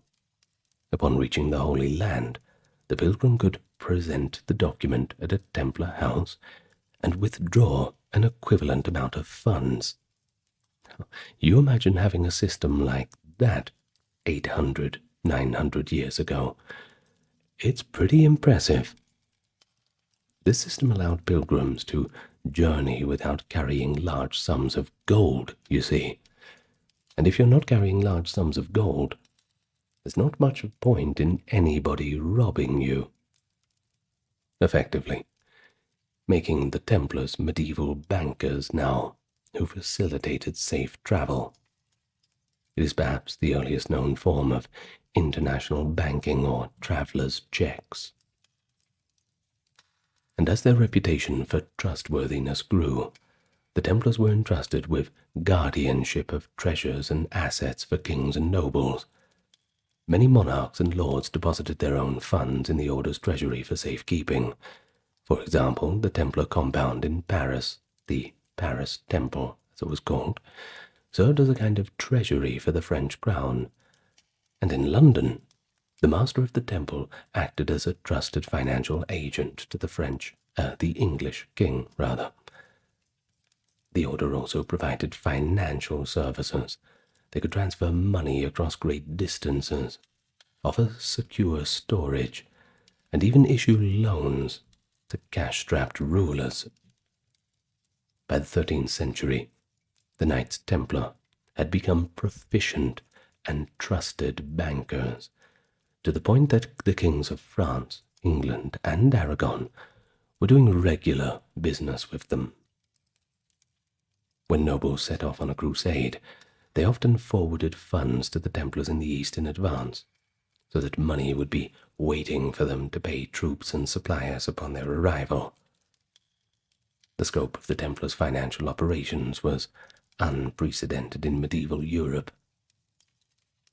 It's been noted that, given their vast economic network and trans-regional activities, the Order of the Temple, well, it arguably qualifies as the world's first multinational corporation.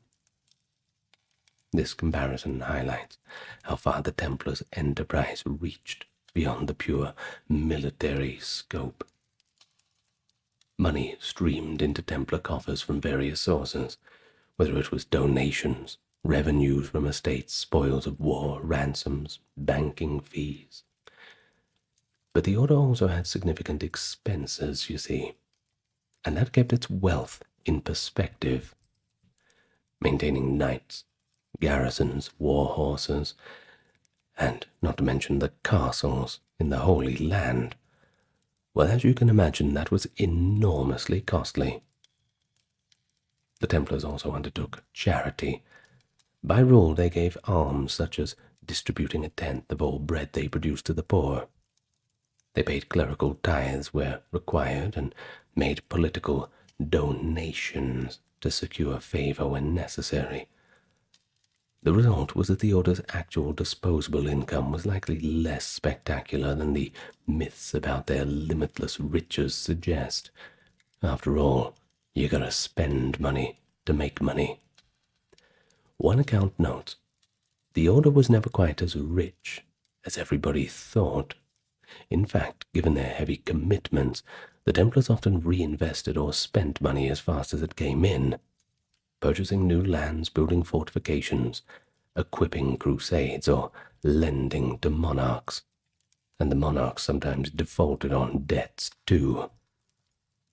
Nonetheless, by around 1300, the scale of the Templars' operations was truly quite impressive. By the time of the Grand Master, the final one that is, Jacques de Molay, the Knights Templar had established a presence in nearly every corner of Latin Christendom. It is estimated that at least 970 Templar houses, that is, commanderies and castles, existed across Europe and the Mediterranean by the early 14th century. The order's core membership likely numbered around 7,000 brothers, knights and sergeants, which, if one includes their servants, serfs, affiliates, means they directly supported tens of thousands of people. Their fleet of ships, used for transporting goods, pilgrims, and knights, made them a naval power as well. They owned entire fleets docking at Atlantic and Mediterranean ports, and even owned the island of Cyprus outright at one point. They got that in 1191, when Richard the Lionheart sold it to them. They governed it briefly, before reselling it. The Templars' political influence grew alongside their economic might. In the Crusader Kingdom of Jerusalem, they were granted important castles, and often consulted on truce negotiations with Muslim powers. In Europe, they frequently acted as royal treasurers and advisors, and so it's little wonder that the sight of the Templars' Red Cross banner flying over a castle or compound became common from the British Isles to the Iberian Peninsula, and all the way to the eastern Mediterranean. But despite the extensive resources, the Templars remained a religious order bound by their vows, and not by commercial enterprise. Every penny was meant to support their mission of holy war and pious service. In theory, individual Templars kept no personal riches. The wealth belonged to the order and its holy cause. This collective wealth and the Templars' considerable independence would eventually stir envy and suspicion, as we'll see. But first let's consider how the order functioned internally during its 200-year history. From its inception, the Templars combined the lifestyle of monks with the profession of knights, requiring a unique organizational structure, and of course a strict code of behavior. On top of the hierarchy was the Grand Master, the supreme leader who oversaw the entire order worldwide. The Grand Master was elected by the senior brothers of the order and held the position for life. In practice, many Grand Masters died in battle, or if they were lucky, old age in office. Though most of them would prefer to die in battle, I dare say. Under the Grand Master, the Order's territories were divided into provinces or priories, each overseen by a regional commander, often called a master or preceptor. Local Templar communities were called commanderies or convents, typically based around a fortified house or castle, and led by a commander or preceptor who managed the daily affairs and reported up to the provincial leadership. This pyramidal structure allowed the order to maintain unity of purpose across vast distances. Correspondence and reports flowed between the far-flung commanderies and the headquarters, bearing the order's seal, the two knights on the horse to authenticate official communications. Periodically, high officers of the order would gather in general meetings or chapters to discuss the important business or enact policy. Though these were relatively infrequent, for the most part local Templar commanders had considerable autonomy in managing day-to-day matters, but this was so long as they observed the rule and loyalty sent required revenues to the recruits to the east, and follow the moral codes. Only serious misconduct, however, would draw intervention from higher-ups. Membership in the Knights Templar was broadly divided into several categories. The core of the order were the Knight Brothers, noble-born men who had been knighted or would be knighted, and took up the Templar vow. These knights wore the famous white mantle with the red cross, and were the ones who fought as the heavy cavalry on the battlefield. However, the knights were actually a minority in the order. Templars also consisted of sergeants, sometimes called brother sergeants or turcopoliers, who were of lower social status, often commoners or lesser nobility. Sergeants served as light cavalry or infantry, and filled many supporting roles. They typically wore a brown or black mantle instead of white. There were also brother chaplains, ordained priests who joined the order to provide spiritual services, administering the sacraments and conducting daily worship for the brethren. In addition to these, the order employed or affiliated many lay servants, squires to assist the knights, craftsmen to maintain weapons and buildings, farmers on the estates, even local mercenary troops drawn from their feudal dependents.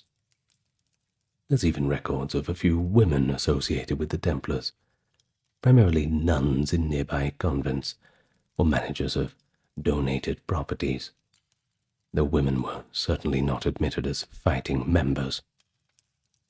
At its height, the Order's membership and workforce was a diverse community, united under temple rule.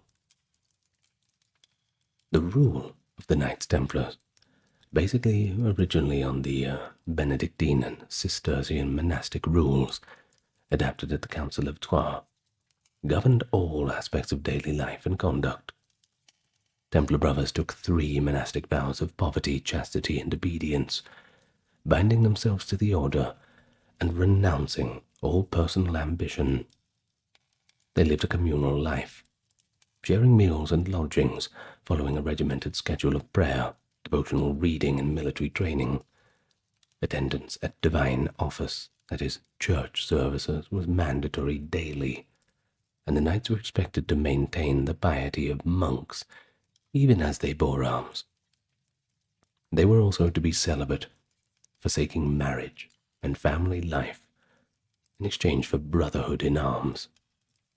Their diet was moderate. Meat was typically allowed only on every other day, a concession compared to stricter monastic orders. As knights, they did not observe cloistered seclusion. They could ride out and campaign, but frivolous activities were forbidden.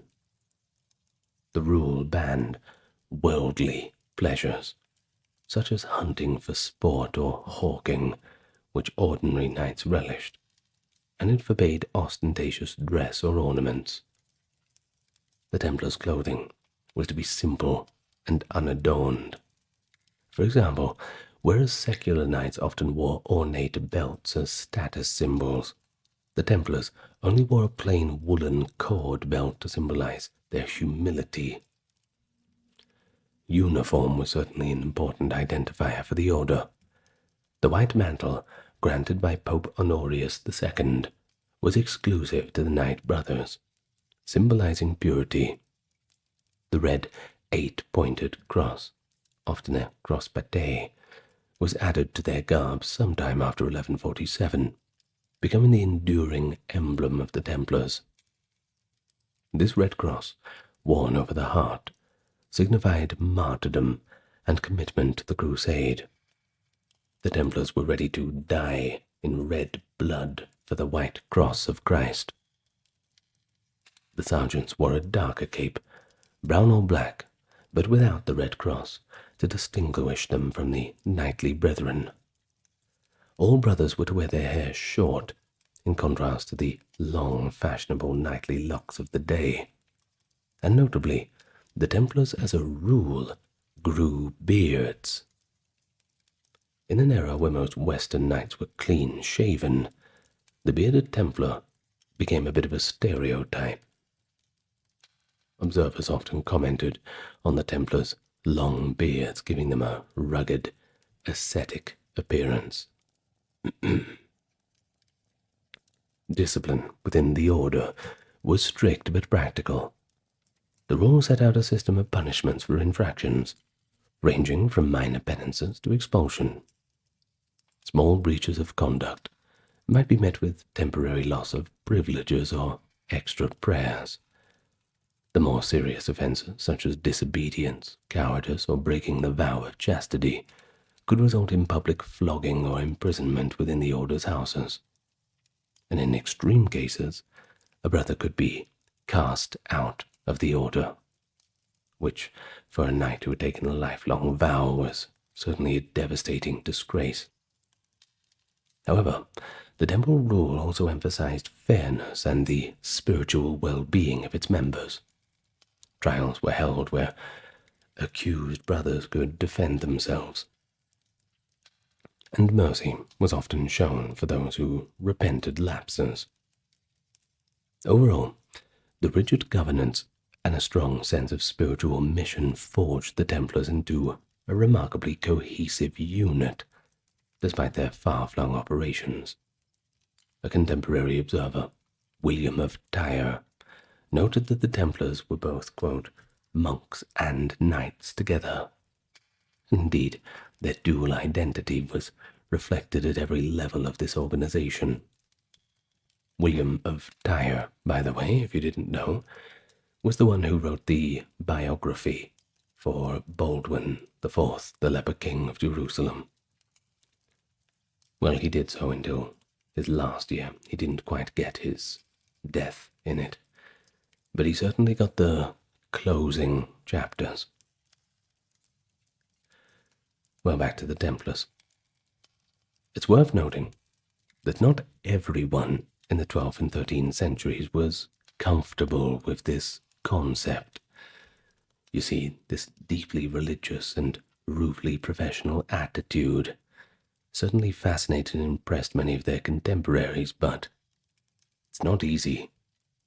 The idea of military monks, too, was unprecedented, and some churchmen initially questioned whether fighting could be reconciled with holy vows. Bernard of Clairvaux and others provided the theological justification. War against the infidel in defense of the innocent was not only permissible, but it was quite meritorious, a form of Christian love in action. The Templars were promised the same spiritual rewards as other crusaders, remission of sins, etc., and were held up as models of holy knighthood. Over time, the success of the Templar experiment silenced most critics, and other military orders like the Hospitallers and the Teutonic Knights adopted similar structures. In fact, I suppose you could say the Templars were trend setters in combining this monastic life with chivalry, and their organizational model began to be emulated all across Europe.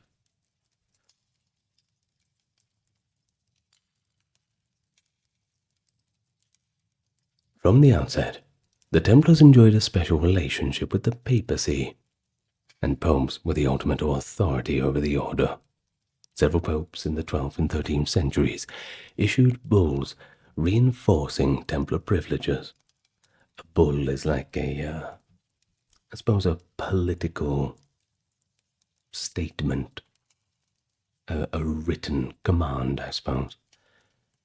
The Templars' independence from local ecclesiastical oversight, granted by that Omnidatum Optimum in 1139, meant that bishops and archbishops could not excommunicate them or even interfere in their operations.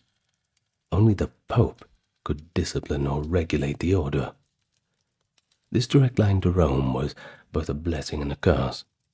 On one hand, it protected the Templars from being hindered by diocesan clergy or secular rulers.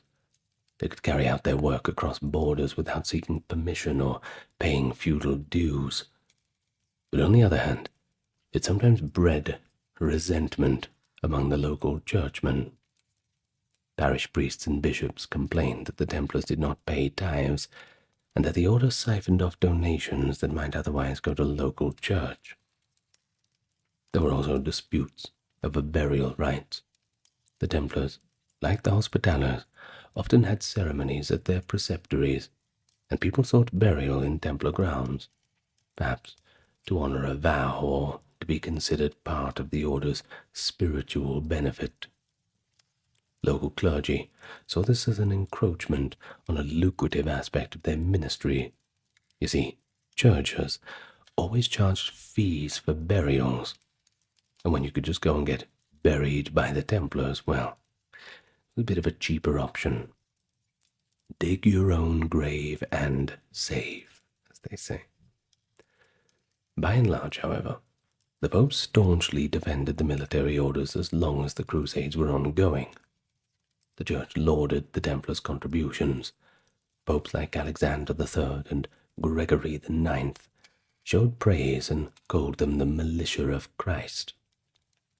The papacy often employed the Templars as trusted agents.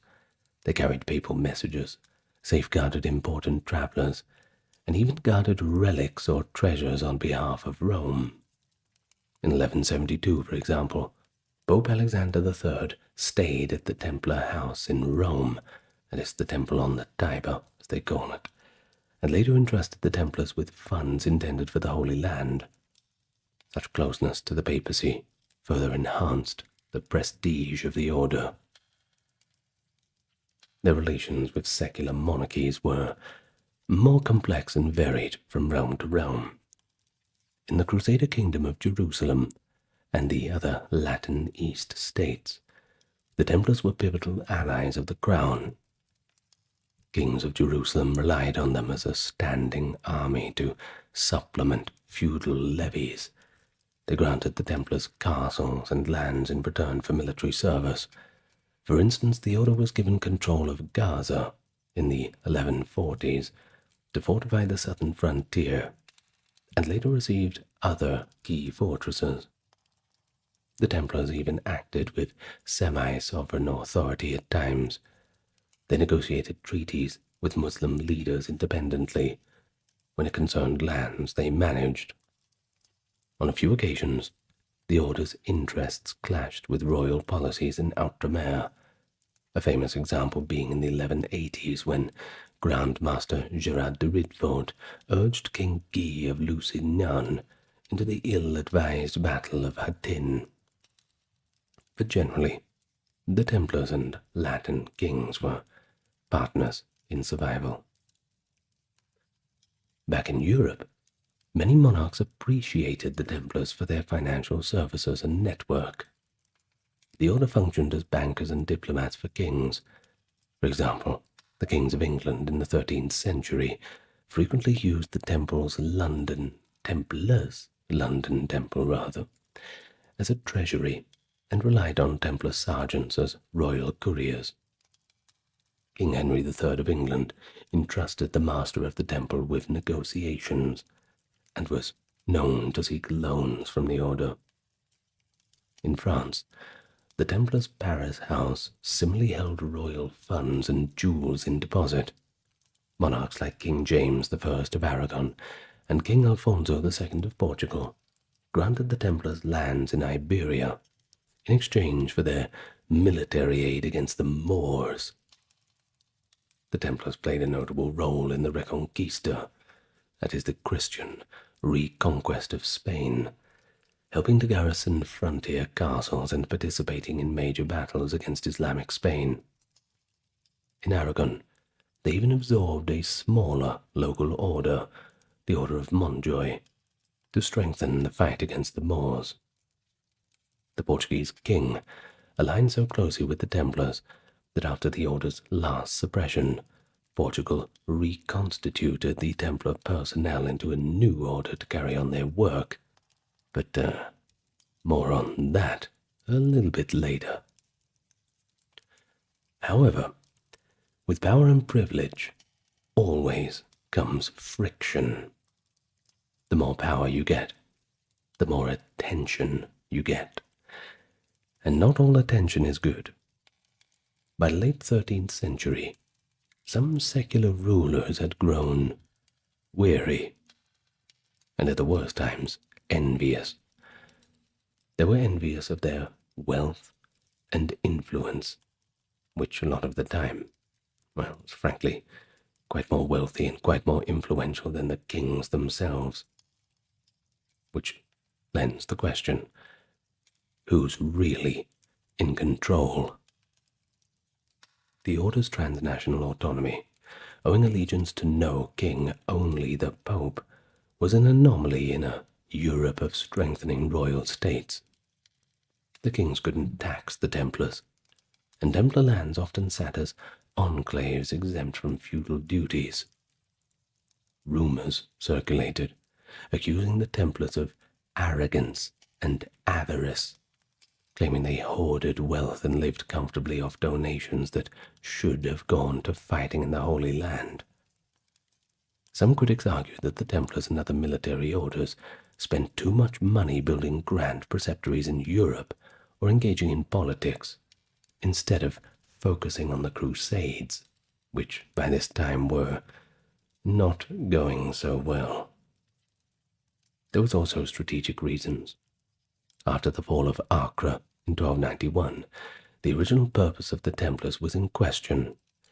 If the Holy Land could not be recovered soon, some European leaders pondered whether these well-funded orders should either be merged or redirected. Indeed, one major proposal floated, especially by King Philip IV of France and Pope Clement V in the early 1300s, was to merge the Knights Templar with the Knights Hospitaller into a single super-military order. The idea was that a unified order would be easier to control and could concentrate resources better for a new crusade. The Templars themselves, particularly the Grand Master Jacques de Molay, opposed such a merger, preferring the independence and traditions of their own order. The debate was still ongoing when external events intervened in 1307. But it was in France that the Knights Templar would meet their gravest crisis. Ironically, the French monarchy had long been a benefactor of the Templars. Paris was home to one of the richest Templar commanderies.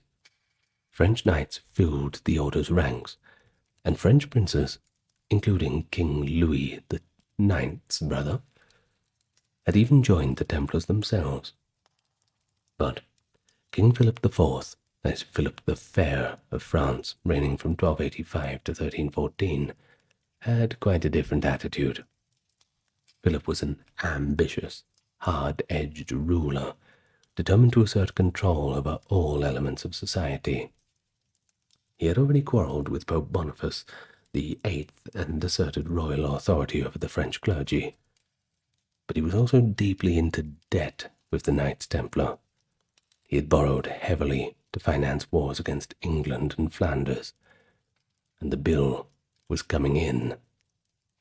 By the first years of 1300, Philip's court began to see the Templars as both a potential threat and an enticing target.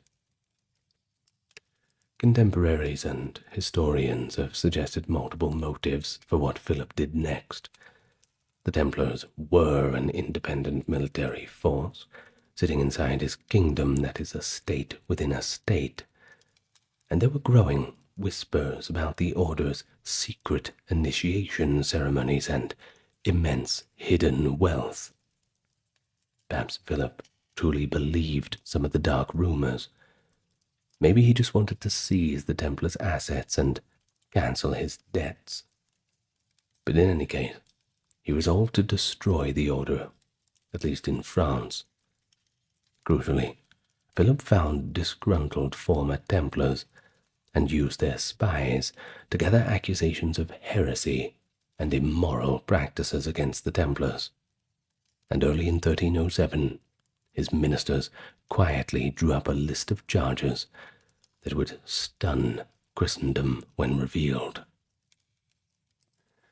On Friday, October the 13th, 1307, that's ominous, isn't it? The Kingdom of France moved against the Knights Templar with ruthless precision. In a coordinated dawn raid, King Philip's officials arrested every Templar in France they could find, from the Grand Master Jacques de Molay down to the brothers at the local preceptories, and seized the order's properties. Philip had sent sealed orders throughout his realm to be opened and executed on that day, catching the Templars completely by surprise. The shock of this sudden attack reverberated across Europe and gave rise to the superstition that Friday the 13th is an unlucky day, a modern legend often linked to the Templars' arrest, though the connection did not become a pop culture meme until much later. Philip's allegations against the order were pretty grave. The Templars were accused of heresy and blasphemy, denying Christ, spitting on the crucifix, and trampling on the cross in their secret initiation ritual. They were also charged with idolatry, allegedly worshipping a mysterious effigy, a demonic idol in the form of a human head, later popularized under the name Baphomet, and with engaging in obscene practices. The accusations actually included claims of ritualized indecent kissing on the base of the spine or navel, etc., as part of initiation, and even acts of homosexuality, forbidden by church law. In essence, Philip's dossier painted the Templars as a corrupt, devil-worshipping gay club that only pretended to be a pious order. These lurid charges were probably fabricated by Philip's advisors. I could say maybe fabricated, but I'm going to say probably or most likely. Well, possibly they drew on conclusions of ex-disgraced Templars and the troops used earlier against heretical groups like the Cathars in the Languedoc region of southern France. Whether any of it was true or not, it was right there on paper, and it was the king pushing it nonetheless. So, well, it provided all the pretext needed. But what about the Pope? They had to get the Pope on their side, right? Initially, Pope Clement V, who was based in France, the papacy had come effectively under French influence beginning with the Avignon papacy, was pretty skeptical and quite alarmed at Philip's unilateral action against one of the Church's most honored orders and oldest friends. Clement V wrote to Philip, protesting the arrests, but within weeks, Philip's agents had extracted confessions from many high-ranking French Templars. Of course, when I say extracted, I mean they tortured and intimidated them until they signed what they wanted them to sign. Even the Grand Master Jacques de Molay, after weeks in a dungeon, was coerced into confessing that, quote, yes, the order had certain secret misconduct. Though Molay never admitted to the worst charges of denying Christ, his confessions were ambiguous and later retracted. Confronted with all of these evidence and confessions, Pope Clement felt compelled to act.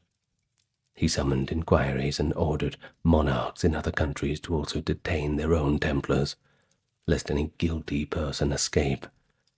Over the next few years, trials or inquisitions of the Templars took place in England, Aragon, Castile, Italy, Germany, and Cyprus, all under the Pope's authority. No longer just a French phenomenon. They were coming for all of the Templars all across Europe. But not all rulers were as compliant as Philip.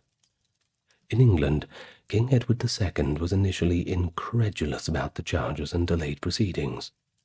In Iberia, the kings of Aragon, Castile, and Portugal were similarly skeptical, and even protective of the Templars, who had been their crusading comrades for so long. Nevertheless, pressure from the Pope himself eventually forced most rulers to investigate and temporarily imprison the Templars in their domains, as nobody wanted to get excommunicated. The trial process dragged on from 1307 to 1311. Under the scrutiny of papal commission, the Templars' order-wide guilt or innocence had to be determined. It became evident that the outcome varied by region. In France and Italy, where torture was applied rigorously, a significant number of the Templars, including many rank-and-file brothers, confessed to the prescribed charges, although often these confessions contradicted each other or were clearly absurd under scrutiny. In contrast, in England, Iberia, and Germany, most Templars either flatly denied the accusations, or at most admitted to some minor infractions. The most heinous heresy charges found no credible support in these regions. For example, in hearings in Aragon and Castile, not a single Templar admitted to denying Christ or spitting on the cross, and many local clergy testified to the order's orthodox behavior. This inconsistency strongly suggests that the confessions in France were products of torture and fear, not truth. Indeed, many Templars who initially confessed later recanted when they had the chance to speak freely, even though recanting meant they could be condemned as relapsed heretics and be thrown back into the dungeon for more execution. But they recanted because they wanted to assert the order's innocence and the falsehood of the accusations. No physical evidence of heretical practices was ever produced. Despite searches, authorities found no satanic idol, no preserved head, no secret rule endorsing blasphemy. The only evidence was the confessions wrung from prisoners getting their fingernails pulled out. Not very reliable. While in 1310 in Paris, a group of Templars attempted to mount a defense of the order. They claimed the right to be heard by the Pope and a church council. And indeed, a provincial church council in Paris saw the public defense by a Templar named Peter of Bologna and others. But the French king's officials were in no mood to allow a vindication of the Templars. In May of 1310, 54 Templar knights who had retraced their confessions were burned at the stake. Relapsed heretics, according to the French inquisitor, all with papal approval. This gruesome spectacle effectively silenced other Templars from coming forward to speak in their defense, because doing so was now clearly life-threatening. It was against this tense backdrop that Pope Clement V convened the Council of Vienna in 1311 to make the final decision on the fate of the Knights Templar. The Council of Vienna, in southern France, met in late 1311 with the Templar affair high on its agenda. Pope Clement V was caught between the assertions of Philip IV, and the troubling fact that outside of France the case against the Templars was quite weak. In early 1312, before the full council, the Pope decided to suppress the order by his own authority. On March 22nd, 1312, Clement V issued the bull, Vox in excelso. And with that, the Knights Templar were formally dissolved. Notably, the Pope did not condemn the Templars as heretics in doctrinal terms, but he spoke of the scandal and infamy surrounding the order, and the expedience of suppressing it for the good of the Church, rather than pronouncing a definitive judgment of guilt. In effect, Clement V admitted that the Templars' reputation was irreparably damaged, especially in the eyes of the French monarchy and, well, the public too. And thus the order could no longer fulfill its purpose. The order was dissolved, of course, but it was not damned. This crucial distinction has been borne out by historical evidence. Pope Clement actually absolved many of the Templar leaders of the charge of heresy in a secret church inquiry. The findings of the papal commission at Chinon in 1308, discovered in modern times, nonetheless, this is very new, show that the Pope's investigators completely absolved Grand Master Jacques de Molay and the others of heresy, although they were told to do penance for any minor improprieties. But none of that could save the order from political destruction. After suppression, what became of the Templars and their vast properties, you might ask?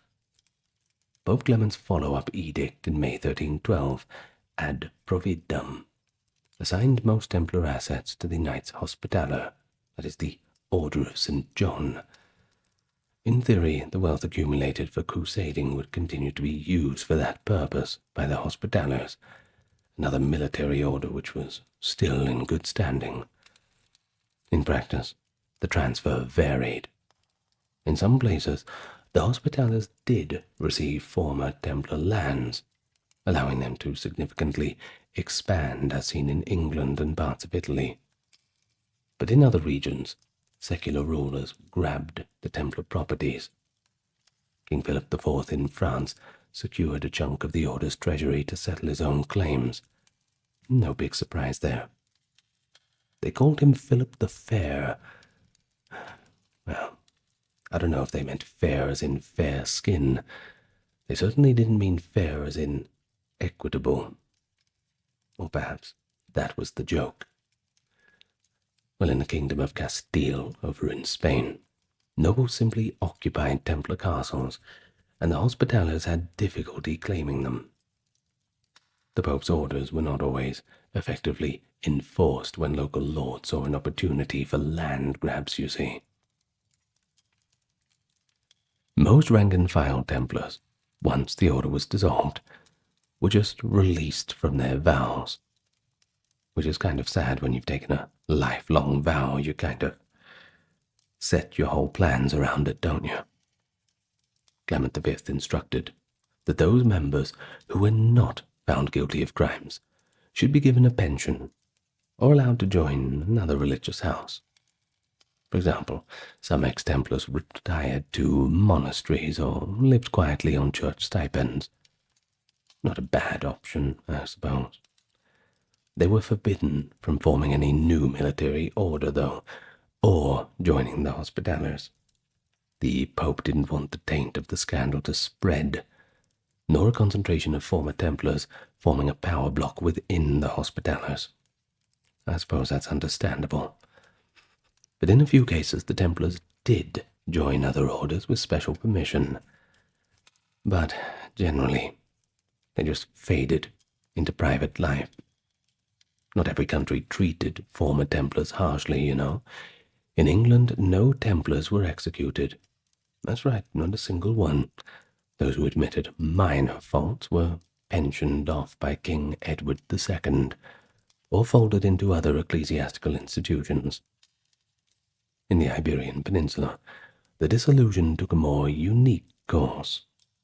The kings of Portugal and Aragon were unwilling to simply disband knights who had been crucial in the fighting against the Moors, and they certainly did not want valuable fortresses to fall into the hands of the rival claimants or the Hospitallers. So, they found creative solutions.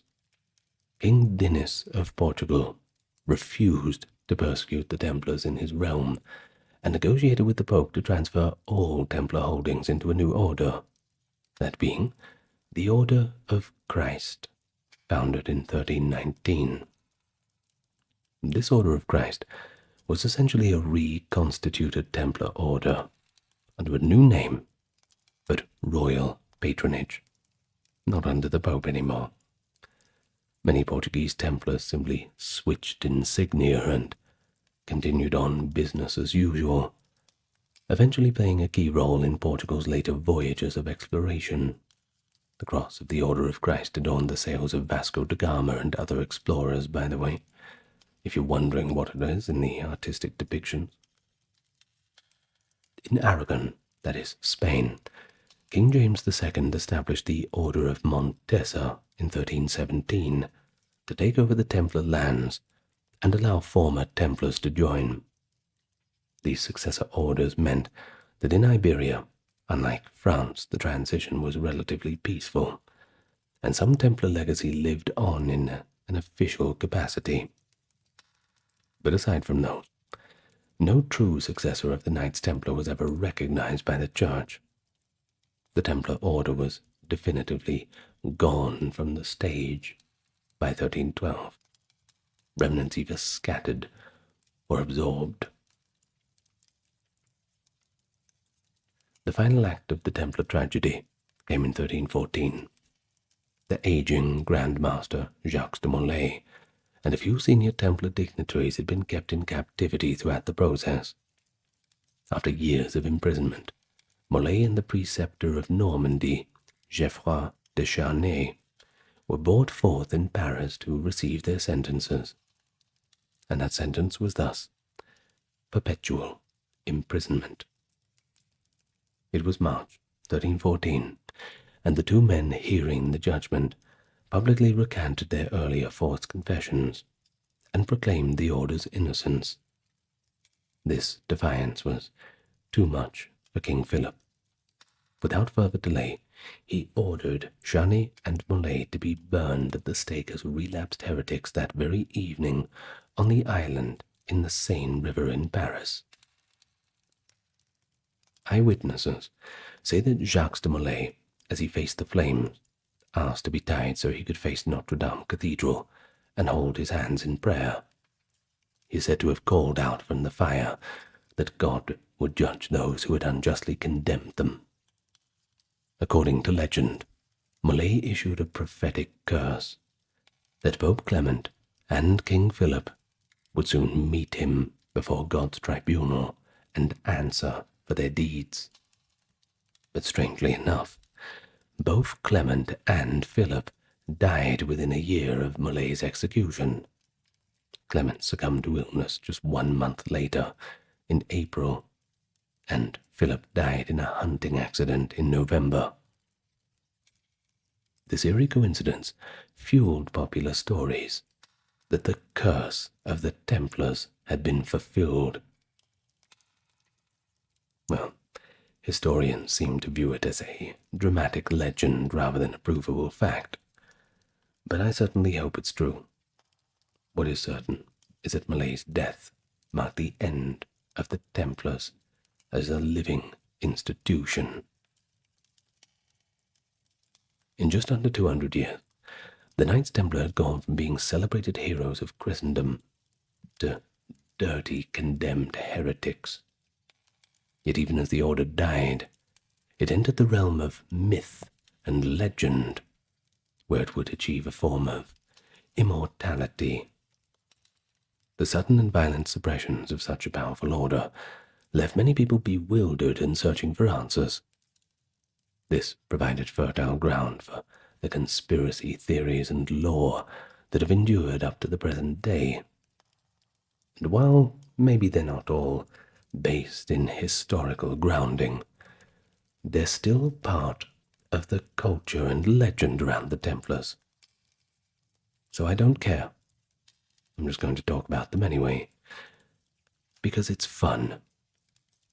Now, before concluding this section, it's important to examine that these myths about the Templars, the Holy Grail, hidden treasures, secret societies, we need to do a bit of due diligence with them.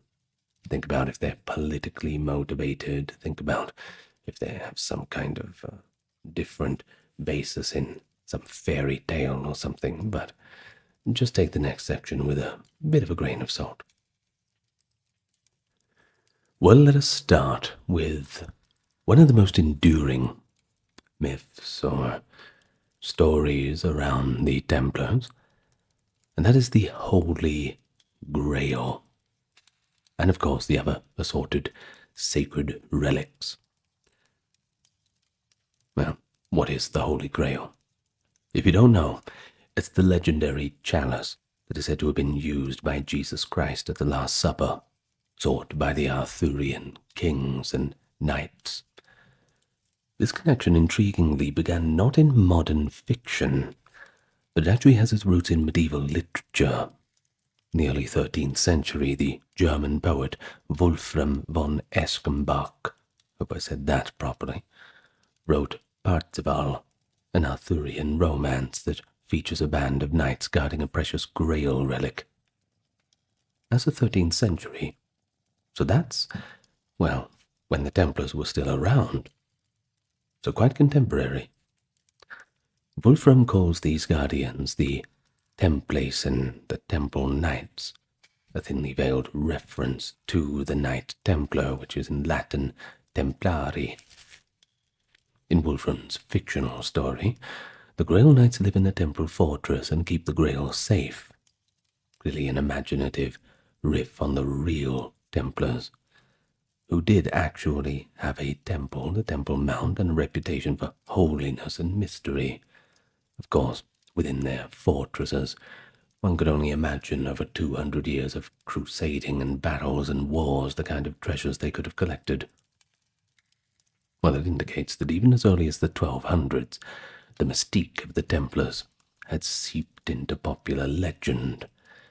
However, of course, there is no historical evidence that the real Knights Templar ever possessed the Holy Grail or were involved in any Grail quest. The Grail is merely a literary motif. Medieval chroniclers and temple documents are entirely silent on such an object. You think if they had it, they'd be pretty vocal about it. But the Templars did collect relics, as all religious institutions of the time did. They likely held the relics of saints, perhaps a fragment of the true cross or bones of martyrs in their chapels. But nothing suggests they found or guarded uniquely powerful Christian relics like the Grail or the Ark of the Covenant. The notion that the Templars, quote, discovered secret treasures under the Temple Mount, this common trope, is quite unsubstantiated. It originates from the fact that the Templars' first headquarters was the Temple Mount, and that invites quite a bit of imaginative speculation. But in reality, while the Templars did conduct renovations and perhaps excavations around the so-called Stables of Solomon, no contemporaneous source indicates they found anything. The association of the Holy Grails with the Templars is essentially a product of fiction, starting from Wolfram's tale and amplified by later writers. In modern times, novels like the Da Vinci Code and pseudo-historical books have spun plenty of elaborate tales about the Templars hiding the Grail, sometimes depicted not as a cup but as a secret knowledge of Jesus' bloodline. They're pretty fun, but yeah, no basis really. Not a single inventory from the trials mentions a Grail or anything of that nature, and surely if Philip believed that the Templars possessed such an actual relic, he would have trumpeted that to justify his raid, or would have eagerly seized it.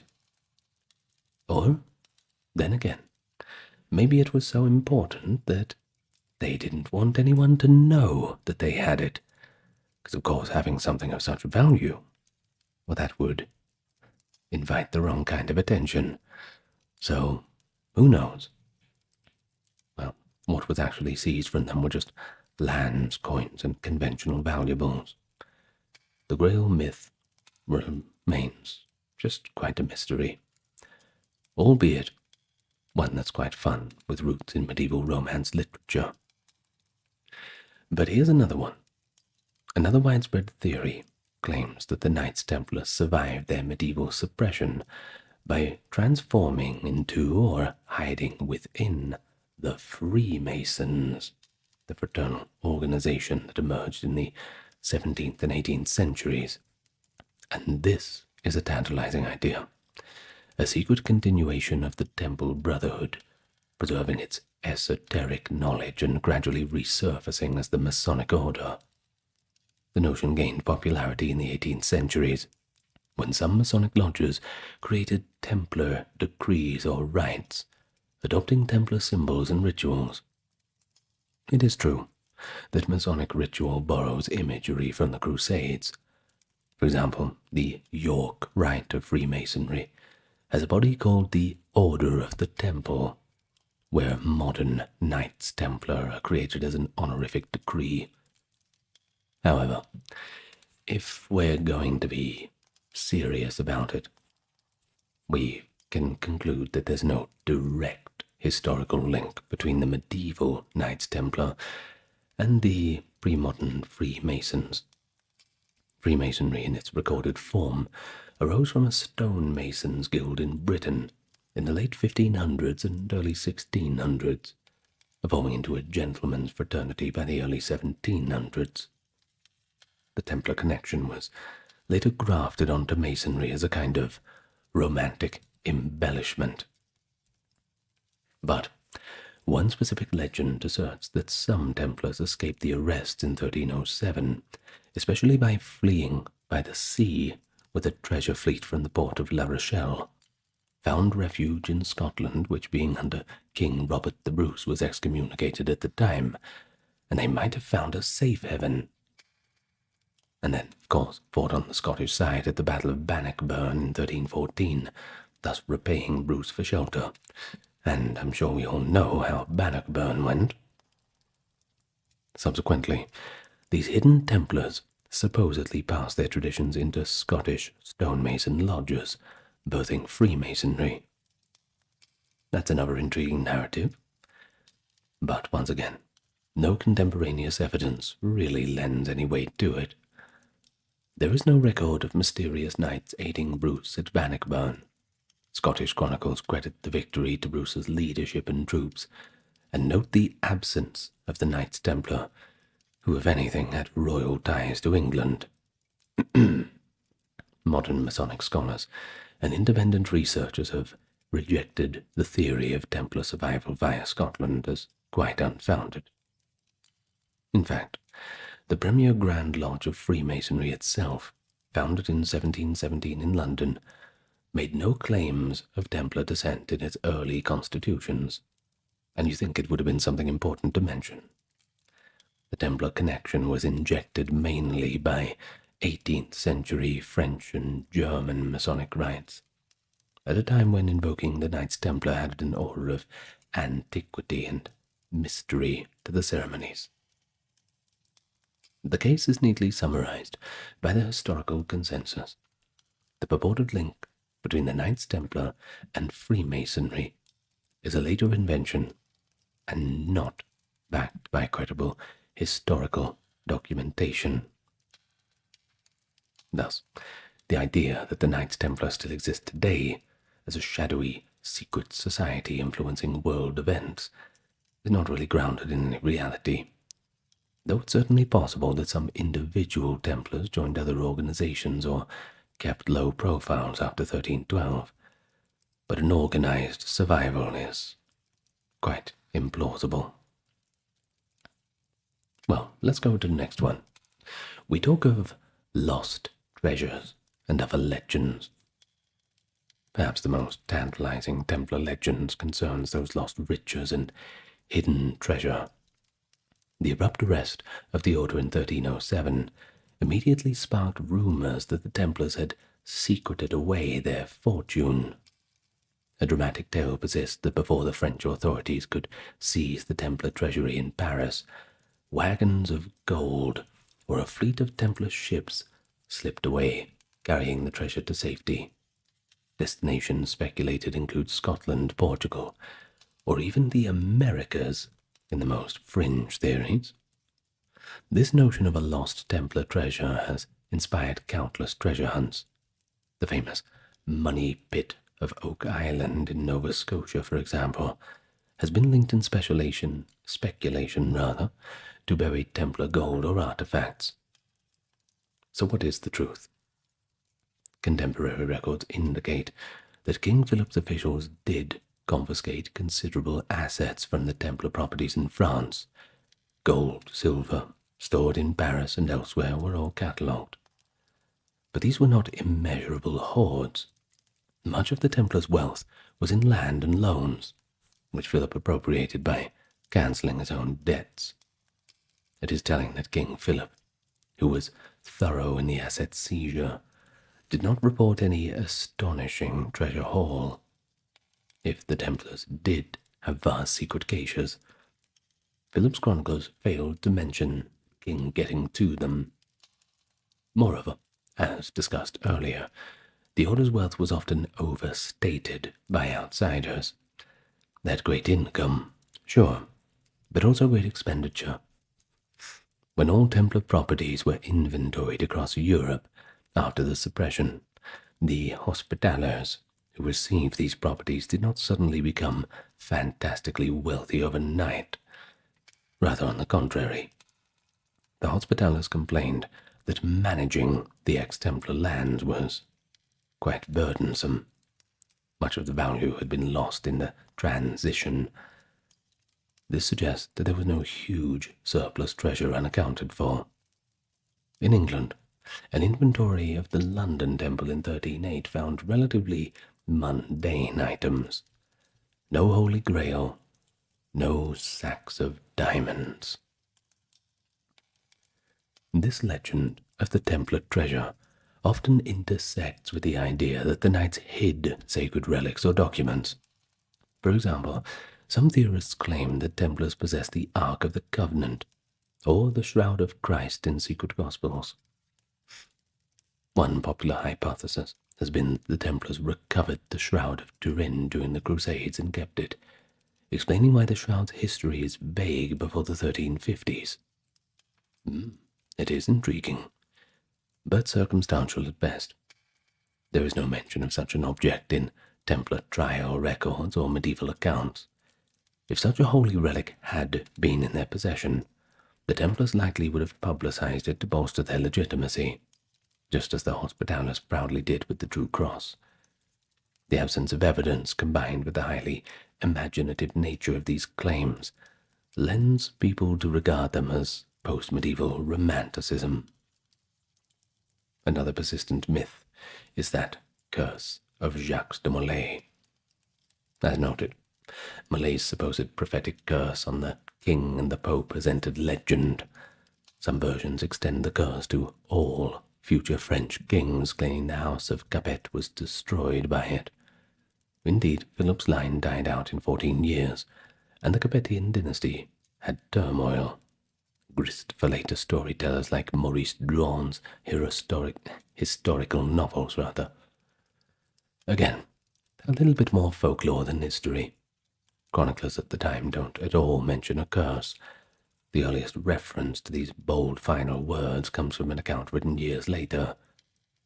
Very likely a retrospective embellishment to make Molay appear as a martyr who had divine retribution against his precursors. While it adds poetic justice, well, it's still a legend. Now, finally, the void of the Templars' disillusion allowed all manner of secret society theories to proliferate. In later centuries, people speculated that the Templars guarded esoteric knowledge. For example, some late 18th century writers suggested the Templars in the Holy Land learned mystical teachings from Eastern mystics or heretics, such as the Cathars or the Assassins, and that this secret knowledge was passed down clandestinely. No evidence of this appears in any way in Templar writings or trial testimonies, aside from the forced confession of idol worship, which in itself was inconsistent and likely false. The Templars were, if anything, outwardly quite orthodox in faith. The daily prayers and devotions were thoroughly Catholic. The charges of heresy were politically motivated and unproven, yet those very charges later fueled occult theories that maybe they really did have a hidden creed. The reality is a bit more mundane. The Templars did not have a different gospel or a hidden deity. The Baphomet accusation remains a bit mysterious, but most scholars think it was either a complete fabrication or a garbling of the Templars' veneration of certain relics.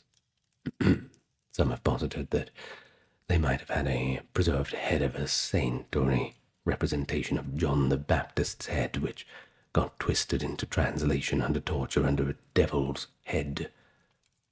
In any event, the trial records show that no physical idol was ever produced.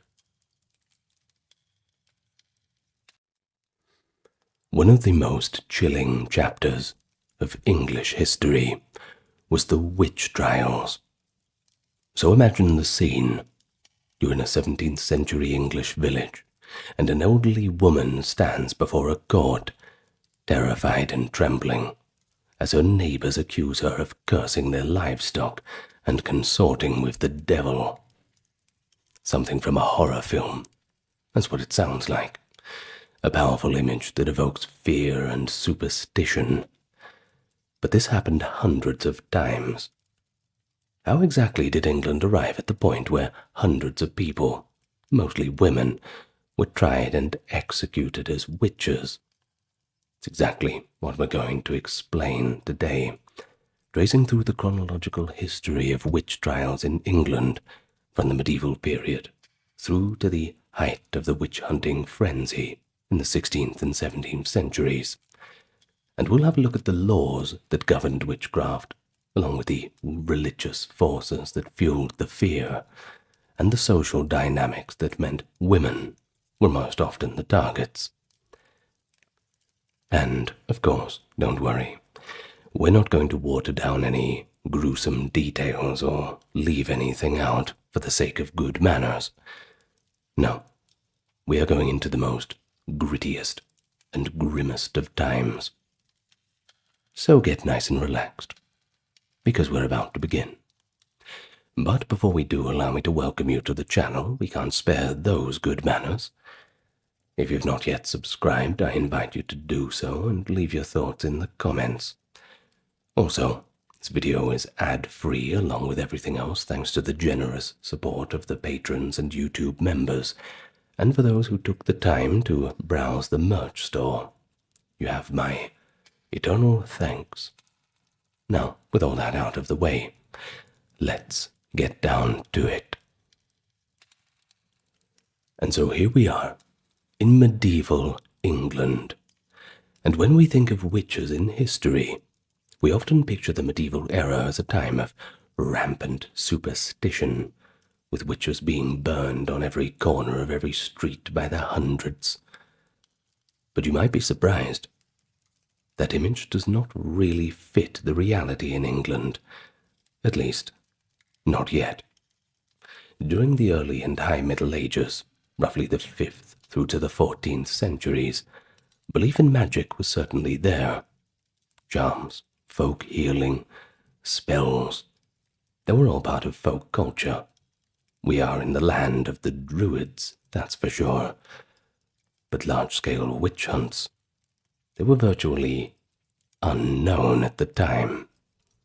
The concept of the diabolical witch, a person usually female, but sometimes male, in league with Satan to work harmful magic, it only began to take shape in late medieval England. Prior to the 15th century, attitudes towards magic and witchcraft were relatively lenient.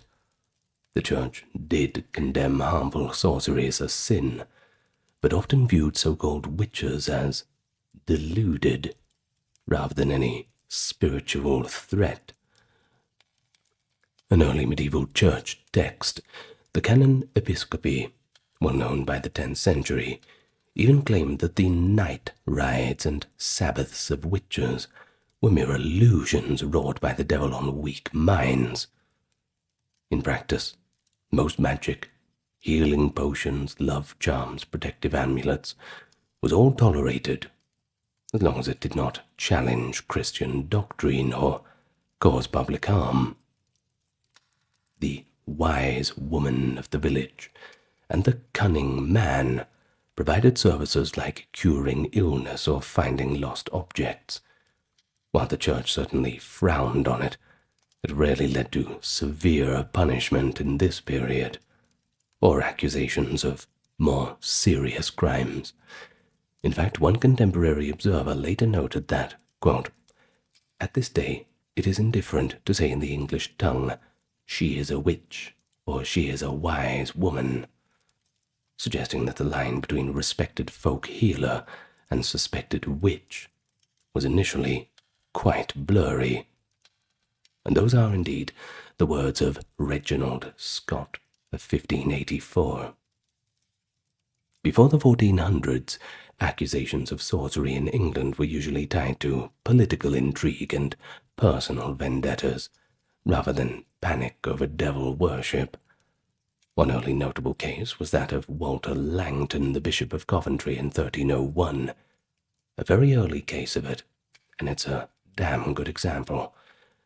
He was actually accused of using sorcery to gain Edward I's favor and accumulate wealth. This trial, which ultimately went nowhere conclusive, showed that witchcraft accusations at the time were often motivated by politics, just a way to tarnish an enemy's reputation, rather than genuine fear of a satanic conspiracy. For the most part, medieval English law did not have a specific crime of witchcraft. Church courts could prosecute harmful magic as a form of heresy or sin, usually resulting in penance, but not death. Secular authorities might charge someone who used poison or enchantment to kill as a murderer, but magic itself was not explicitly criminalized under common law. An Anglo-Saxon law code from King Aethelstan's reign in the 10th century did prescribe the death penalty, however, if somebody used witchcraft to kill another. But how are you meant to prove that? Such cases were rare, and the law was not systematically enforced. The average English villager in, say, the 13th century might blame a bad crop or a sick child on witchcraft, but there was no legal mechanism or widespread campaign to hunt down the culprit. In short, the medieval period in England saw relatively few witch trials and no centralized witch hunt apparatus. Isolated incidents. One, for example, in 1324, where a wealthy woman named Lady Alice Ketteler in Ireland, then under English rule by the way, was accused of witchcraft and heresy by a jealous stepchild. But she fled, and although her case is often cited, it was pretty extraordinary for the time. But it was not until the 15th century that we see English cases that start to resemble what we could call later witch trials, as the concept of satanic witchcraft took hold in parts of Europe, with the infamous witch-hunting manual Malleus Maleficarum, this hammer of the witches published in 1486 on the continent, finally coming to England. Well, they experienced a few high-profile witchcraft prosecutions, but still often entangled with political treason. A famous example, a little bit before the Malleus Maleficarum, was the 1441 trial of Eleanor Cobham, the Duchess of Gloucester.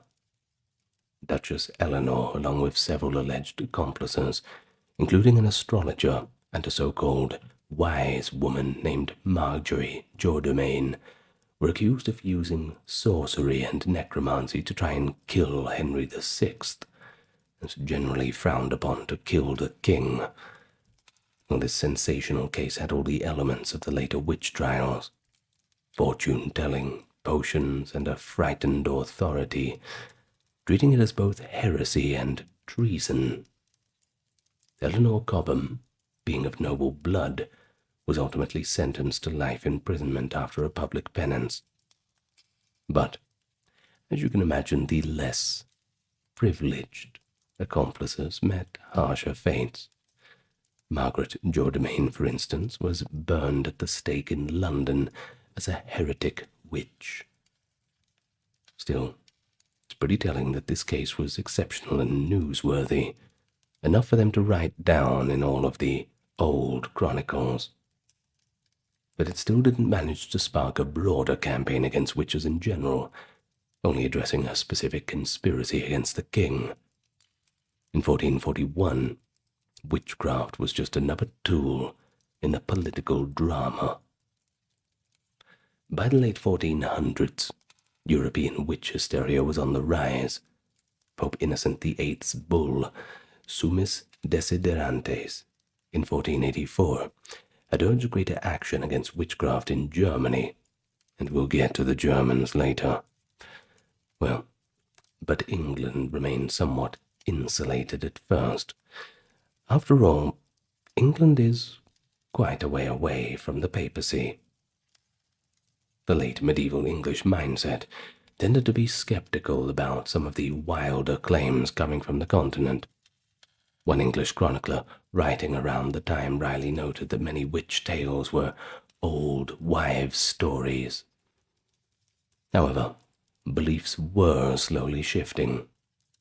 We see hints of a few theories creeping in, a little bit on the, I suppose you could say that they were misogynistic, I suppose, if we're going to use that word. It is a notion that women, especially weak old women, were more prone to meddling in magic or making pacts with the devil, a kind of spiritual malleability. Now, this would later become a cornerstone of witch hunting. In 1485, during the turmoil following the Wars of the Roses, even the new King Henry VII faced rumors that witches had caused a deadly storm at sea to thwart him, a sign that people were starting to attribute major misfortunes to witchcraft. Yet, notably, no systematic purge of witches occurred in medieval England because of it. There was no English equivalent of the Continental Inquisition hunting heretics and witches, which I'm sure the English were quite happy about. Medieval authorities were more preoccupied with heresy of a different sort, like the Lollards, for example, and with the many secular political conflicts.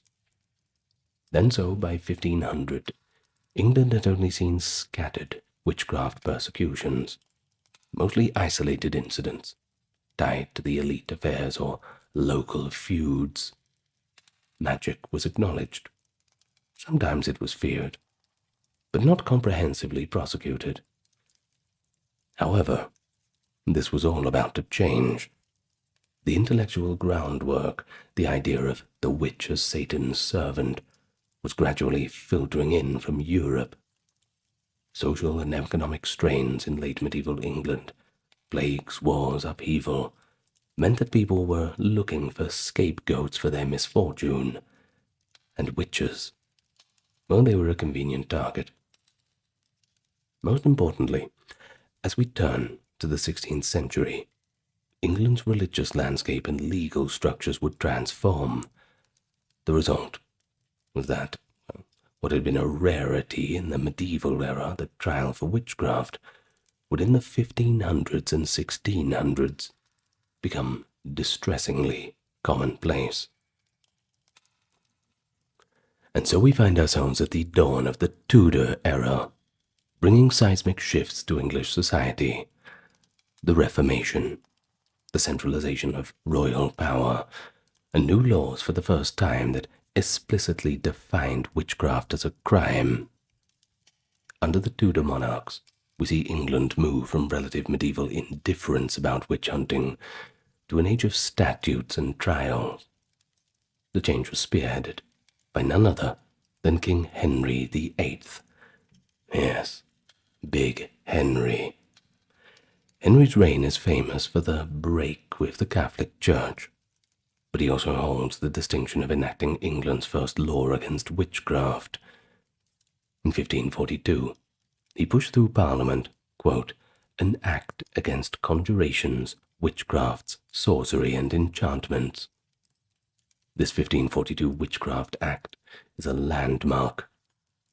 It made witchcraft and sorcery punishable as a felony, which meant convicted witches could be put to death, and of course all of their goods and property forfeited to the crown.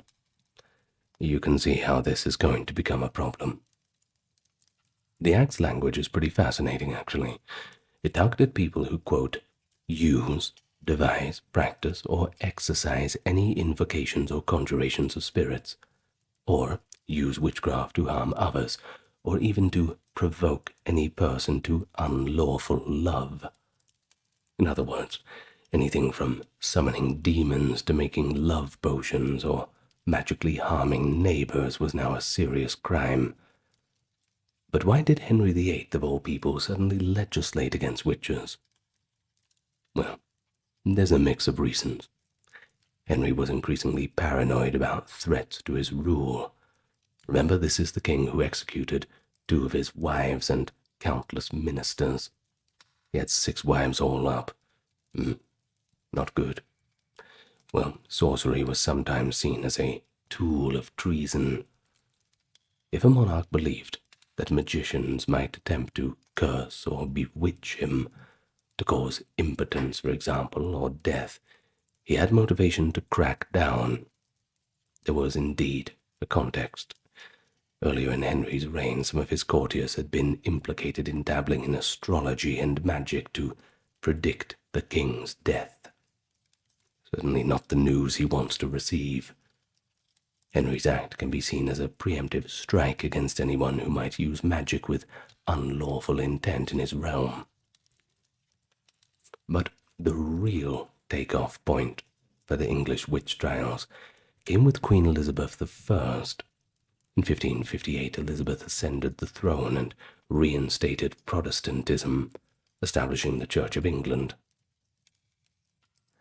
Well, of course, the Church of England was officially founded by Henry VIII, but there was a little bit of a lull in proceedings. It kind of went a little bit complicated for a while. So Elizabeth basically reinstated the Church of England, and from that day on, it was Protestantism all the way. Well, a few years into her reign, Parliament revisited the issue of sorcery. In 1563, they passed a new law, an act against conjurations, enchantments, and witchcrafts. This Elizabethan Witchcraft Act is crucial because it laid the legal foundations for witch hunting that would sweep England in the decades to follow. Now, Elizabeth's law was actually somewhat more moderate than Henry's old act. It distinguished between lesser witchcraft and deadly witchcraft rather than painting everything with a broad brush. But under this 1563 statute, if a person was convicted of using witchcraft that did not result in someone's death, for example, casting spells that made people ill, bewitching cattle, or playing around with fortune-telling, the punishment was a year's imprisonment and public exposure in the pillory. And it was also a felony, only on the second offense, so you'd get off with a slap on the wrist the first time usually. Well, probably a little bit of penance, too. However, if someone was convicted of using witchcraft to cause death, essentially murder by sorcery, that was a capital felony on the first offense, punishable by hanging, and no benefit of clergy. The act was also making it a felony to invoke evil spirits or commune with familiar spirits for any purpose, which would prove significant later. The Elizabethan law thus set up a 2-tier system. Minor malefica, that is, harmful deeds, got a relatively lighter punishment, though a year in jail was hardly a slap on the wrist, especially back then. Well, but of course, any witchcraft leading to death, well, you were getting the noose for that. But why introduce the law in 1563? Well, there are a few contexts to consider. For one, the government may have been responding to popular fears. Across Europe in the 1560s, witch panics were increasing.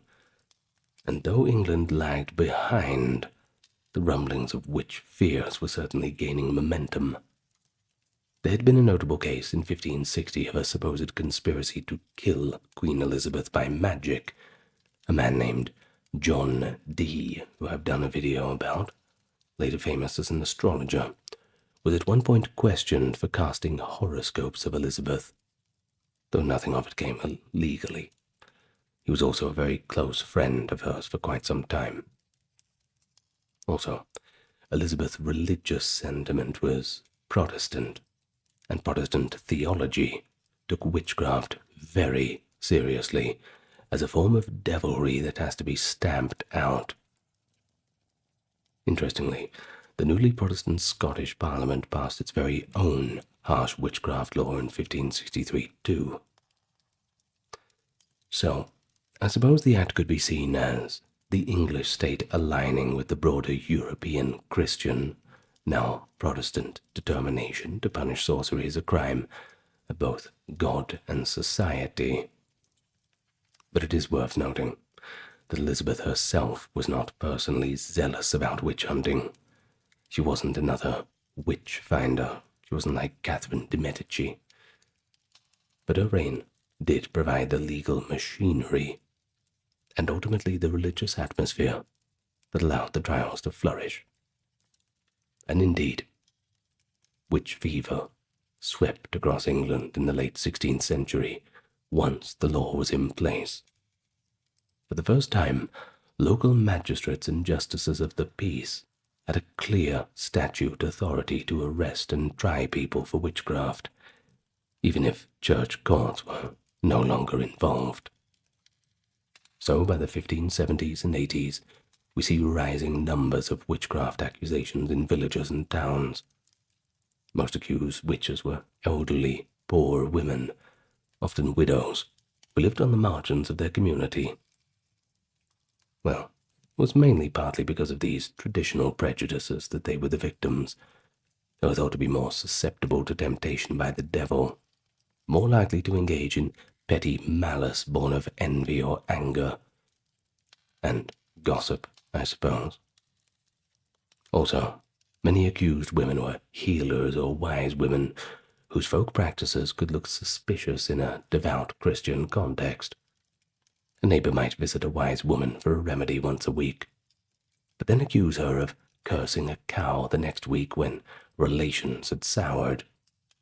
And yes, that's one important thing to notice. Yes, most of the accused were women, but most of the accusers were also women. There was a deep ambivalence in society.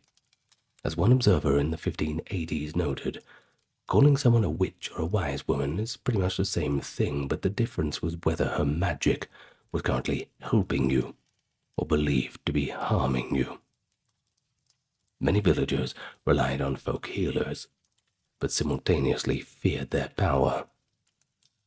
This dynamic meant that when misfortune struck, a crop failure, stillborn child, sudden illness, people were looking for someone to blame, and usually that came in the form of a solitary, sometimes unpopular old woman who perhaps had exchanged harsh words or dirty looks with victims in the past. There is actually a series of witchcraft pamphlets from Elizabeth's reign that gives us an insight into the early trials. One of the earliest came in 1566, describing the trial of Agnes Waterhouse in Kelmsford, Essex, the first recorded execution of a witch under the new law. Agnes Waterhouse was a widow in her 60s, accused of killing a neighbor and some livestock by sorcery. A lurid pamphlet details Agnes's alleged familiar spirit, a cat named Sathan, that she fed a drop of her blood in exchange for its evil deeds. Sathan, of course, being a bit of a twist on Satan.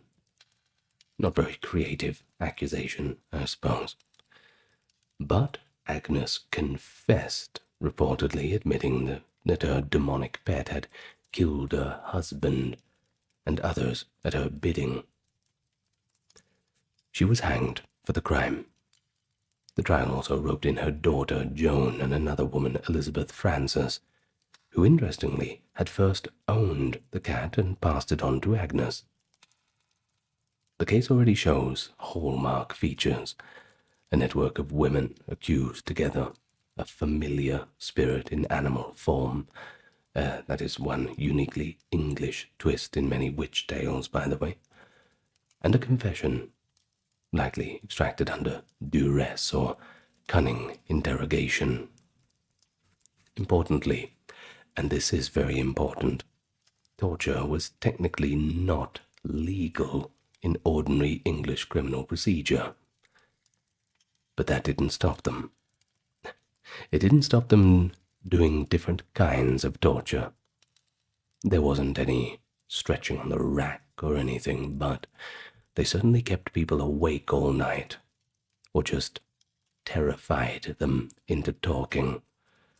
Most of the time they could threaten things out of people. And we see this example, how religious beliefs and folklore merged. Agnes's story of a demonic cat, it sounds like a folk tale, yet it was taken as evidence of a pact with the devil himself. So throughout the 1570s to 80s, such trials occurred sporadically across England, with Essex, Suffolk, and other parts of eastern England being hotspots. These were areas with many Puritans and zealous magistrates. A significant case hit in 1589 in the village of St. Osyth in Essex, where no fewer than 14 women were accused of witchcraft at the same time. Several were condemned and executed. This was an unusually rather large group for the time, a local witch hunt in effect, and it clearly alarmed some observers. One well-educated gentleman watching the growing numbers of hangings was Reginald Scott, a Kentish county squire. In 1584, Scott published a remarkable book, The Discovery of Witchcraft. It stands out as perhaps the first great skeptical critique of the witch hunts. Scott was outraged by the persecution of what he saw as innocent and vulnerable women. He urged that many accusations of witchcraft were baseless, arising from ignorance, fear, and local grudges. He wrote compassionately about poor old women being falsely blamed for every single misfortune a village could go through. But he also went as far to state flatly that much of what people believed about witches, that is, flying through the night, making pacts with the devil, transforming into animals, was all completely impossible, mere fantastical imagination. He pointed out that sometimes a sick person might convince themselves they were bewitched, when it was really just a natural illness. And what about all the bizarre confessions? Scott noted that some accused witches were coerced, or they were delusional or confused. He wryly commented that if you torture or threaten anybody long enough, especially a poor old woman, they might confess to anything, just to satisfy their questioners. And that is the prevailing theme, that during these trials the only acceptable answer to any question was that which confirms the biases of the one questioning you. Certainly no way out of that, isn't it? Well, Scott's skepticism was not widely embraced by the authorities at the time. In fact, one very important person took great offense to Scott's work, and that person was King James VI of Scotland, soon to be James I of England. We'll hear more about him in a moment, but suffice to say, he was a firm believer in witches, and he ordered Scott's books to be burned upon his accession to the English throne. So while Scott might have gave a voice to an important minority viewpoint, that the witches' trials were fundamentally unjust, the late Elizabethan period continued to see trials and executions, whether they liked it or not. And so by the end of Elizabeth's reign in 1603, several hundred people in England had already been accused of witchcraft, and dozens had been executed. It's hard to pin the exact numbers, but estimates suggest that perhaps a few hundred alleged witches may have already been put to death in the late 1500s. Compared to some parts of Europe, this was quite restrained. In fact, in some German territories, that many might be killed in a single year. But it was a stark change from the medieval period. Well, we see that by 1600, the solidifying of certain patterns, the vast majority of accused were women, often beyond childbearing age. But men were also accused occasionally. Don't let the general trend make us forget about all of the victims. Usually those who were relatives of witches were thrown into the mix, or perhaps cunning men whose fortunes had turned sour. They were perhaps 10 to 20% of the total at most. This changed in different parts of Europe too, depending on whether you were in Spain or Germany, France, this sort of thing. Of course, many educated writings at the time argued that women's inherent spiritual weakness and lust made them easy prey for the devil's temptation. A typical assertion was that women were more prone to malice and gossip, which, if empowered by the devil, well, it could spin out of control into witchcraft. The very stereotype of the witch, an old hag muttering curses, was rooted in contempt for the impoverished, outspoken old woman. But we should not, however, oversimplify. Often the initial accusers of witches were other women. For example, young mothers whose infants died, blaming a neighbor woman or a servant girl suffering fits.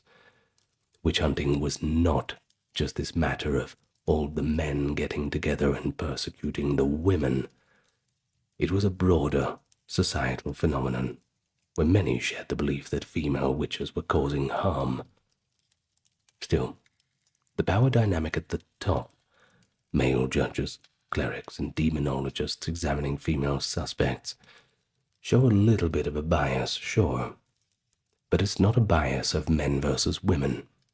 It's a bias of the powerful versus the powerless. And don't get that one confused. So, before moving on, let's touch on one famous late Elizabethan case that actually straddles into the next era: the witches of Warboys. In the village of Warboys of Huntingdonshire, in the early 1590s, a well-to-do family named Throckmorton began experiencing strange fits and illnesses among their children. 5 young girls convulsed and screamed that an old neighbor woman named Alice Samuel was bewitching them. The drama continued for months. Even a visiting noblewoman, Lady Cromwell, the grandmother of the future protector, Oliver Cromwell, by the way, supposedly confronted old Alice Samuel and later died after hallucinating about Alice at night. Certainly did not add weight to her innocence, I suppose. And so in 1593, Alice Samuel, her husband, and daughter were tried for witchcraft, accused of murdering Lady Cromwell and torturing the Throckmorton children by magic. All 3 of them, no exception for the daughter either, were convicted and hanged. The Warboys case is notable, not only for involving an entire family of alleged witches and high-status victims, but also for its aftermath. You see, the judge was so unnerved that he left money in his will to pay for an annual sermon on witchcraft at Huntingdon. So for years afterwards, a preacher would remind the community of the danger of witches, using Warboys as a cautionary tale. It shows how these trials could inflame fear far and wide. A 1593 pamphlet about Warboys became widely read, spreading the notion that even seemingly pious communities could harbor secret covens of witches. By 1600, England was primed, culturally, religiously, and legally, to believe in and seek out witches. And so in 1603, the crowns of England and Scotland were finally united under King James of Scotland, who became King James I of England. His succession would prove highly significant for the trajectory of witch hunting. James brought with him to England a personal obsession with it.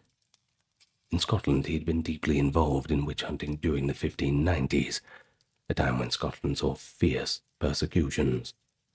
Most famously, in 1590, James believed a coven of witches in North Berwick had plotted to kill him by raising storms at sea.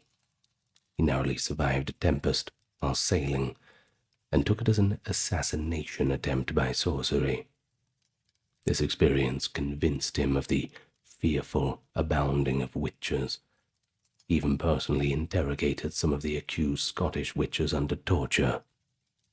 In 1597, he published his own treatise on the subject called Demonology, which outlined his beliefs in detail. In this book, written as dialogue, he insists that witches are real and very dangerous, quote, detestable slaves of the devil who must be punished. He describes how they renounce their baptism, make their pacts with Satan, and work various evils. Unlike Reginald Scott's skepticism, James's demonology was a full-on endorsement of witch hunting. It justified practices to identify witches and refuted those who doubted their existence. Notably, James even took Scott's 1584 work to task, attacking Scott's conclusion as a dangerous belief. When James came to England, he wasted no time in aligning English law with his views. In 1604, just a year after James I took the English throne, Parliament, likely at the King's urging, passed a new Witchcraft Act to replace the 1563 Act passed by Elizabeth. The Witchcraft Act of 1604, creatively named, was in effect a harsher update that closed some perceived loopholes of the previous acts. Under the new statute, any invocation or conjuration of evil spirits was now a capital offense on the first conviction. No more slaps on the wrist. The act still distinguished between causing harm versus minor and major magic, but it extended the death penalty to a broader range of offenses.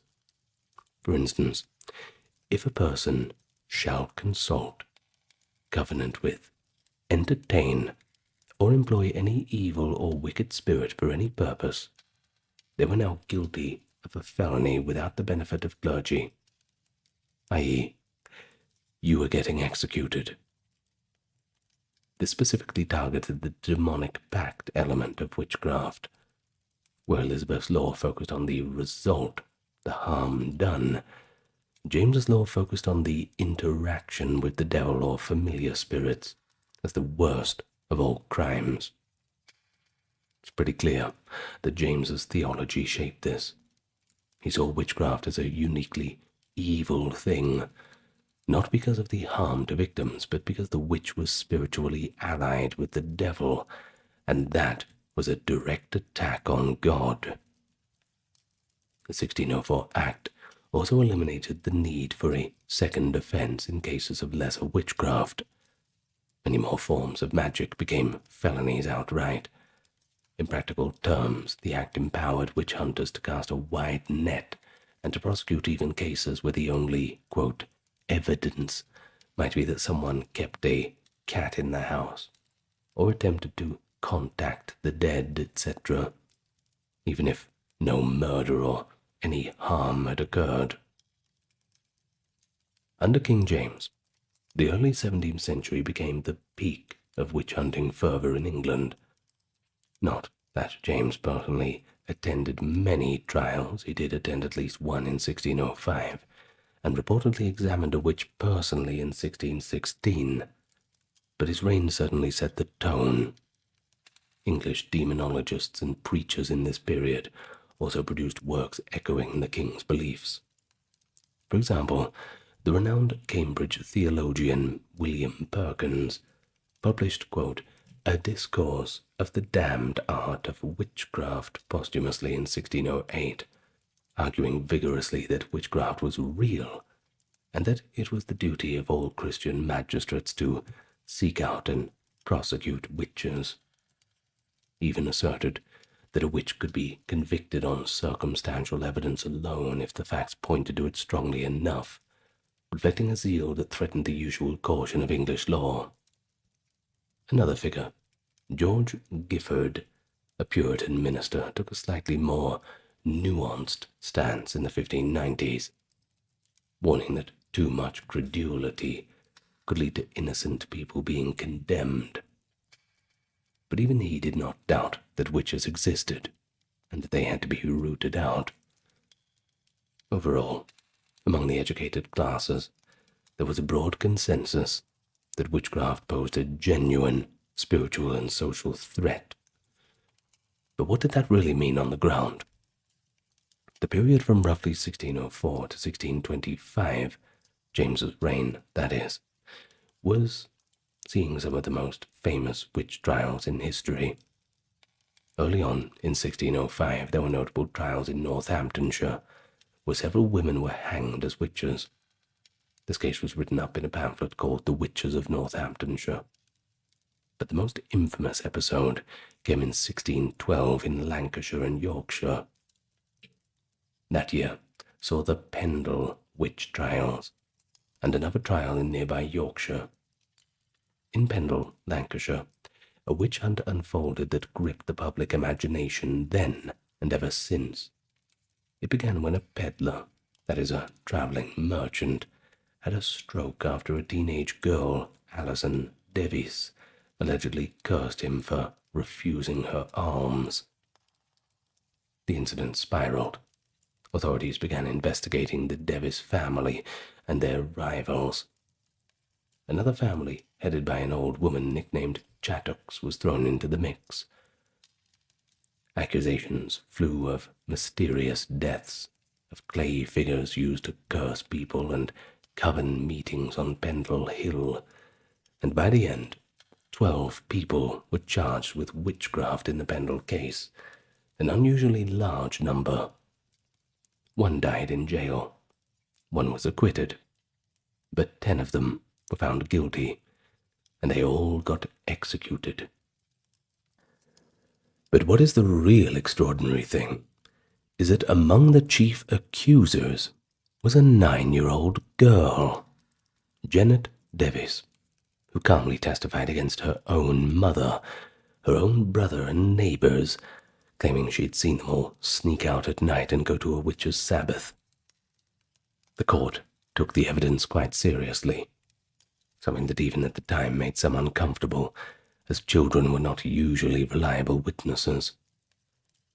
The Pendle trials, thanks to a detailed official account published by the court clerk Thomas Potts, became legend. They show how witch hunting could tear apart families and communities. Feuds between rival clans, the Devises and Chattoxes, played a role. Local folk magic, both families were said to practice healing charms, was suddenly reinterpreted as satanic.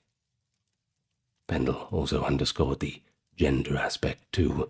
The key figures were mostly women, especially older matriarchs. The two supposed ringleaders were Old Demdike and Old Chattox, around 80 years old, who were portrayed as archetypal crones. These old, poor women had for years made a meager living through begging and folk healing. When a few deaths and illnesses occurred, pent-up suspicions exploded. A tragic result, that's for sure. Potts' report treated the convictions as entirely justified, praising God that such a nest of witches was finally dug up and destroyed. And to the authorities, it claimed that even rural areas of England hid cohorts of devil worshippers, and that Satan was lurking in every corner. Another case, 1612, occurred at York and involved a supposed coven led by a witch named Janet Preston, who was executed. King James himself showed interest in these cases. There's evidence that he personally reviewed some of the trial details when reports were sent to London. In 1616, James attended the trial of a supposed 11-year-old possessed boy in Leicester who was identifying witches. Initially, witches were condemned, but James suspected the boy was a fraud and exposed him, leading to the pardoning of those accused. What, were you expecting everyone to die again? It doesn't always go like that. This incident suggests that James, while a believer, was also keen to ensure that accusations were not based on lies. He wanted to find real witches, not just randomly hang and burn people. And it's an interesting pivot. By the later part of his reign, King James became somewhat more skeptical of sensational cases, especially after being tricked once or twice by false accusations. According to one account by the historian Reginald Scott, James eventually admitted that some witch hunts were getting out of hand with forged possessions, and he reportedly said that he had, quote, receded from what he had written in his demonology, growing more diffident about certain claims. This moderating influence, however, came only after many had already been executed, so, especially under the laws he championed, I suppose it's better late than never. Well, by the 1620s, one can detect a slight tempering of witch fervor among the upper echelons. There were still trials.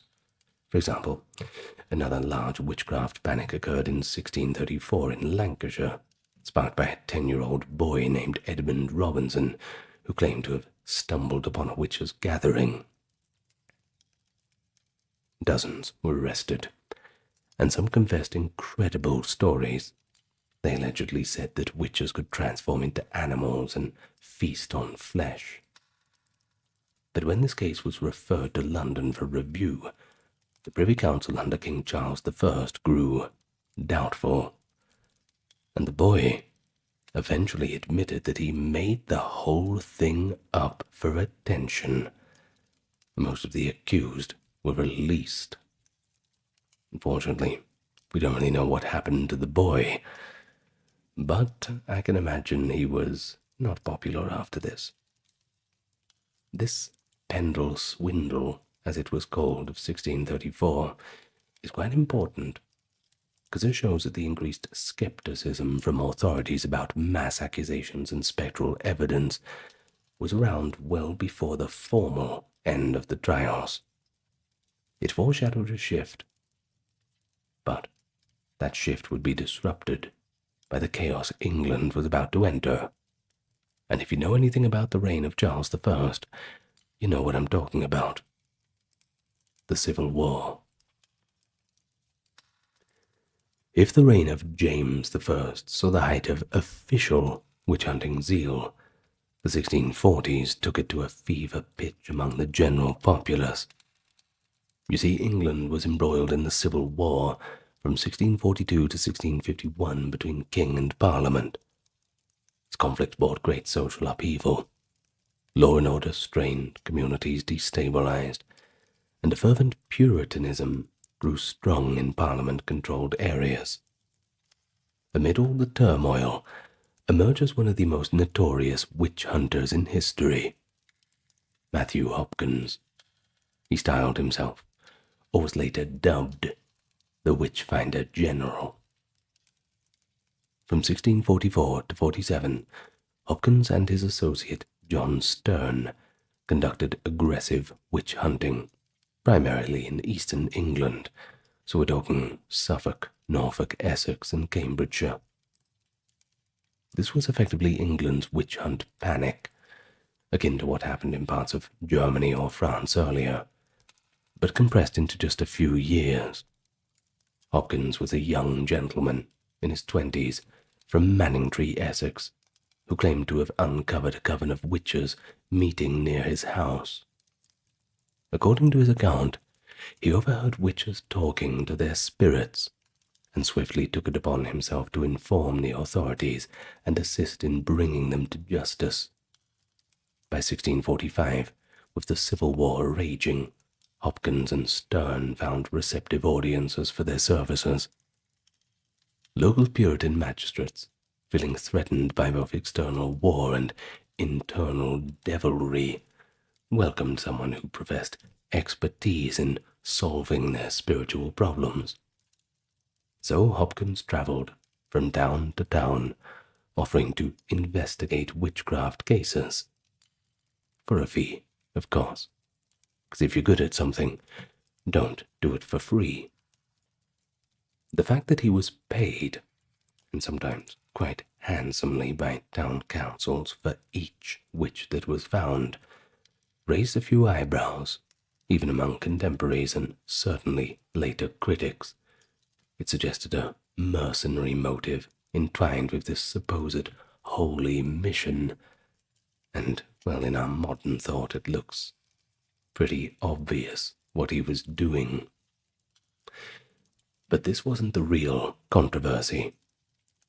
The real controversy were his methods. Now, as we mentioned, English law did not officially allow torture to extract confessions. But guess what? Hopkins used techniques that were essentially torture, in all but name. He would subject suspects to endless hours of interrogation and sleep deprivation, euphemistically called watching. Suspected witches would be kept awake for days, forced to walk or sit on a hard surface and constantly questioned.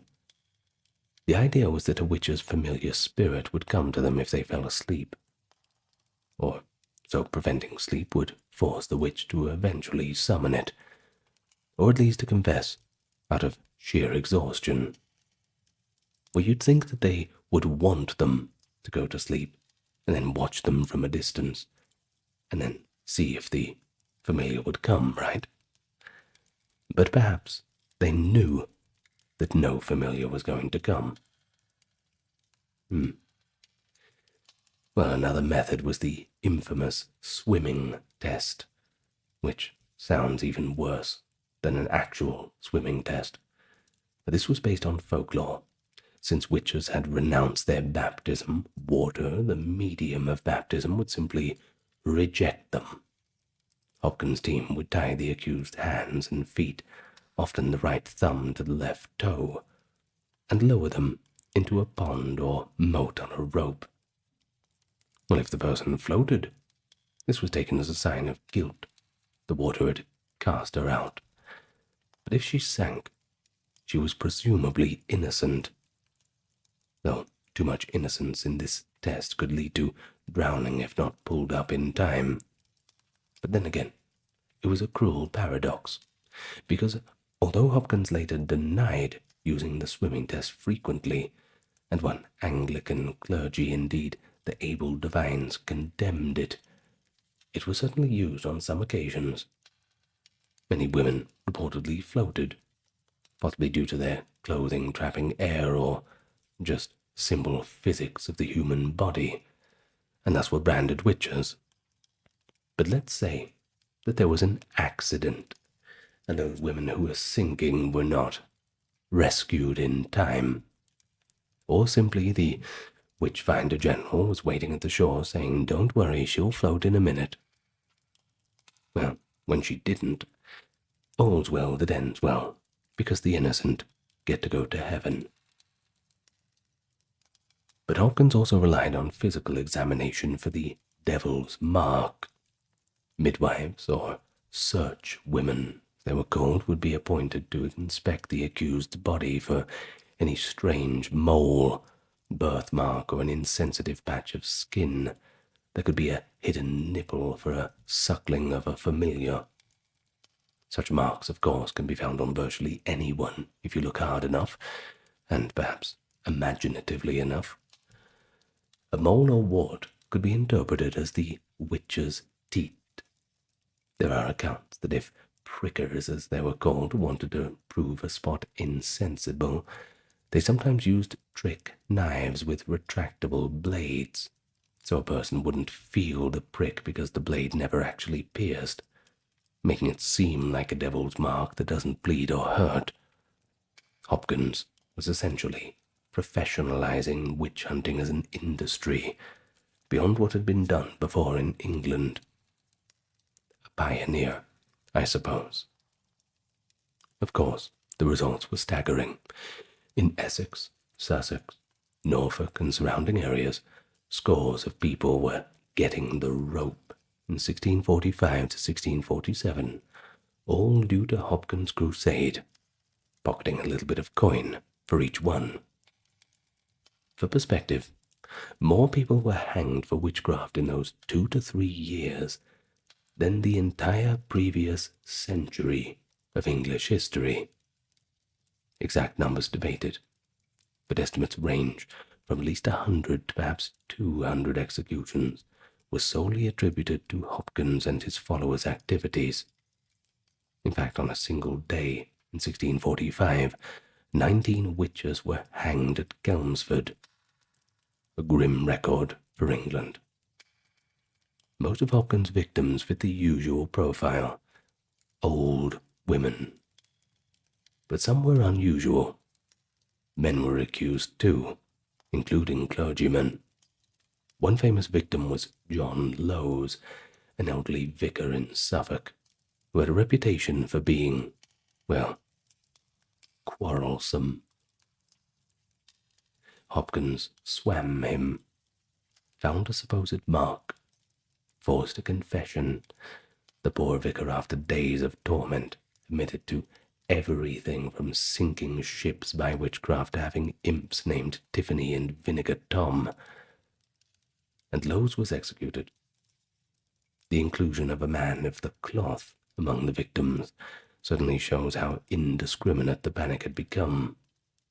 Anyone could fall under suspicion if there were grudges or odd behavior to point to. But what drove all the sudden ferocity? The Civil War context is the key. You see, with the king and the law distracted by all the chaos, local communities felt they had to take matters into their own hands. Puritan preachers linked the turmoil of the times to apocalyptic battles between God and Satan. What better evidence of devil's work than witches in their very midst? Also, the war displeased many people and caused economic hardship. This kind of stress often correlates with spikes in witch accusations, as people seek someone to blame for the suffering, whether that be disease, loss, or just general anxiety. Hopkins' campaigns often followed in the wake of parliamentary armies, or in areas that were strongly parliamentarian. One could speculate that witch hunting also served as a way to enforce Puritan moral codes in the communities, purging the, quote, undesirable elements under the guise of battling the devil. Hopkins, notably, cast himself as doing God's work to rid the lands of a horrible sect of witches. He even wrote and published a defense of his actions. In 1647, criticism was rising, and he knew it.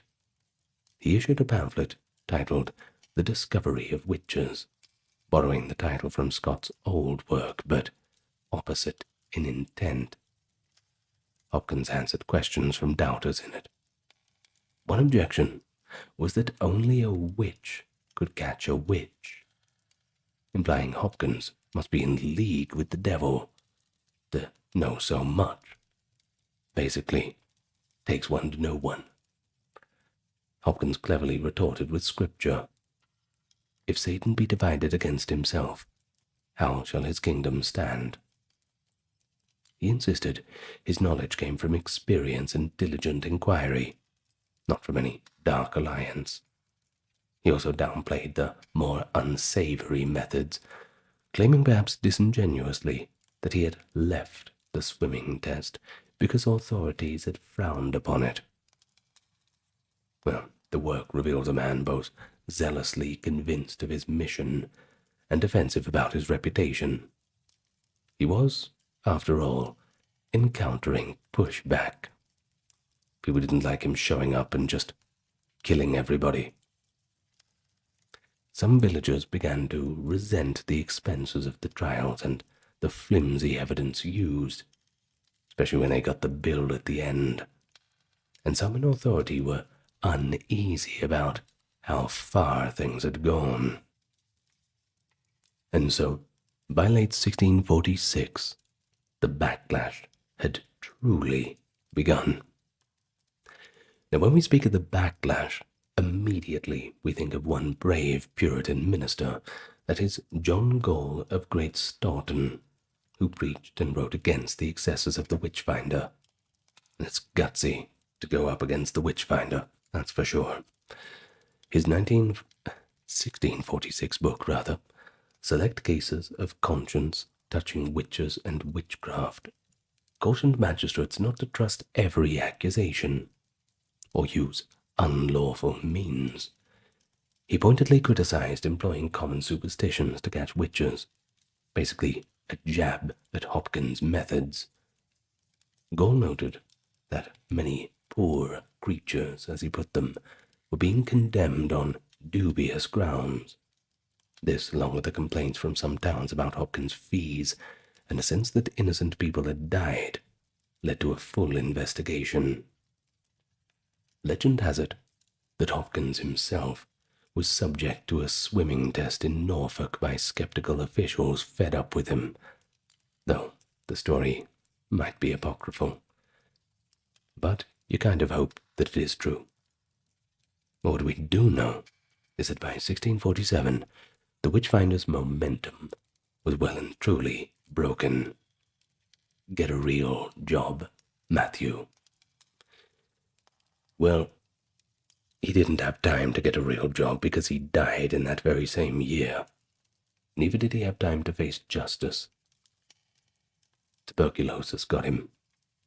Though there is one fanciful tale later that claims that the witches got their revenge and he died of being accused himself, but there's no real evidence to support that.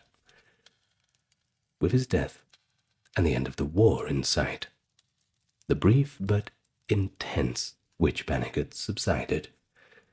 It had burned twice as bright, but only for half as long.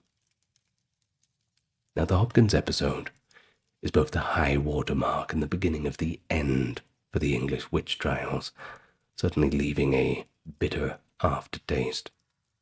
It showed how under extreme conditions, even England could fall prey to mass witch hunts with all the brutality and hysteria seen in Europe's worst years. Something of a bygone era, suddenly coming out again. But it also provoked an intellectual and public recoil. People saw how easily justice could be perverted. The idea of an itinerant witch-finder, well, that fell into disgrace. Notably, no one ever tried to replicate Hopkins' role in England after that. He was the first and the last professional witch-finder of that kind in the country. And, well, we're all better off without him. And here we reach the decline. With the restoration of the monarchy in 1660, that is, King Charles II, there was a significant shift in the attitudes towards witchcraft among the elites. The mid-17th century's trauma, with the Civil War, the fanaticism, witchfinder abuses, certainly left a sour taste regarding persecution. People yearned for peaceful times. They were sick of all the blood. The Restoration era brought a more scientific and skeptical temper to England's educated circles. It was more about science than it was religion now. The Royal Society was founded in 1660, and natural philosophy, that is, early science, encouraged looking for rational explanations for phenomena that might previously have been called magic. Enlightenment ideas were budding. But that doesn't mean belief in witches vanished overnight among the common folk. Far from it. Rural belief in harmful magic, maleficium, and the devil's mischief persisted strongly. But the local authorities, judges, magistrates, even clergy, they were all growing increasingly weary of witch trials.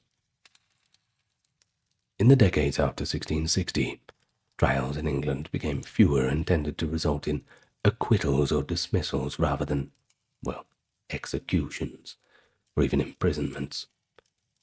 Nonetheless, a few notable cases show that old fear still flared at times. In 1662, two elderly women, Amy Dooney and Rose Cullender, were tried in Bury St. Edmunds in Suffolk for bewitching several children of a local family. You see, the children were having fits, vomiting pins, etc., classic symptoms of supposed bewitchment. This trial is famous, partly because of who oversaw it. Sir Matthew Hale was one of England's most respected jurists who happened to be a devout and conservative man.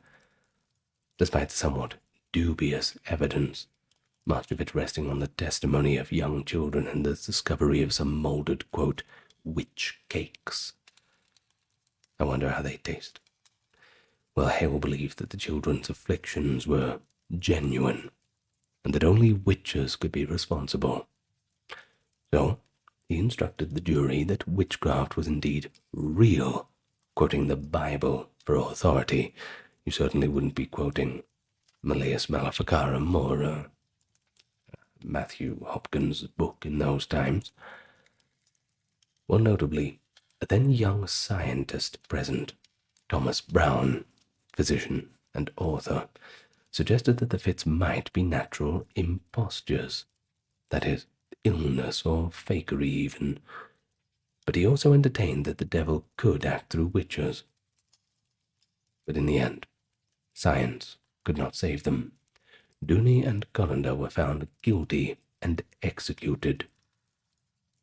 The case was later written about by clergyman Joseph Glanville, who used it in his 1681 book to argue against skeptics. The Bury St. Edmunds trial thus stands out as the last instance where multiple people were executed in a classic witch trial in England with the full support of eminent officials. After the 1660s, executions for witchcraft began to dwindle. One often cited last execution was that of Temperance Lloyd, who along with two other women, Mary Trembles and Susanna Edwards, was hanged at Exeter in 1682, convicted of causing illness and death by sorcery in their Devon community. Interestingly, their trial caused some controversy in London. By the 1680s, educated opinion in the capital was increasingly skeptical, and some pamphleteers openly doubted the evidence that had condemned the Devon women. Nonetheless, fear among local people had been enough to bring about the convictions. But we should acknowledge, too, that Scotland, though I won't go too deeply into it being outside of England, continued executing witches up to 1727, the fervour lasting quite a bit longer than England's. Well, this is likely due to differing legal procedures in a more intense Presbyterian religious context. But in England, no one was executed for witchcraft after 1682. But executions stopped. That is not to say that trials stopped right away. Isolated accusations popped up into the 18th century. A final notable trial in England occurred in 1712 in the village of Walken, Hertfordshire, where a woman named Jane Wenham was accused of bewitching her neighbours. But by this time, accusations had become quite scarce, so the case got quite a lot of attention. Locals claimed that she could fly. One man saw her gliding through the air, and that she had cursed people to sickness. Jane Wenham was actually known in the area. Interestingly, she had a reputation for piety, but also a quarrelsome nature. Once again, there is that word, quarrelsome, making too many enemies.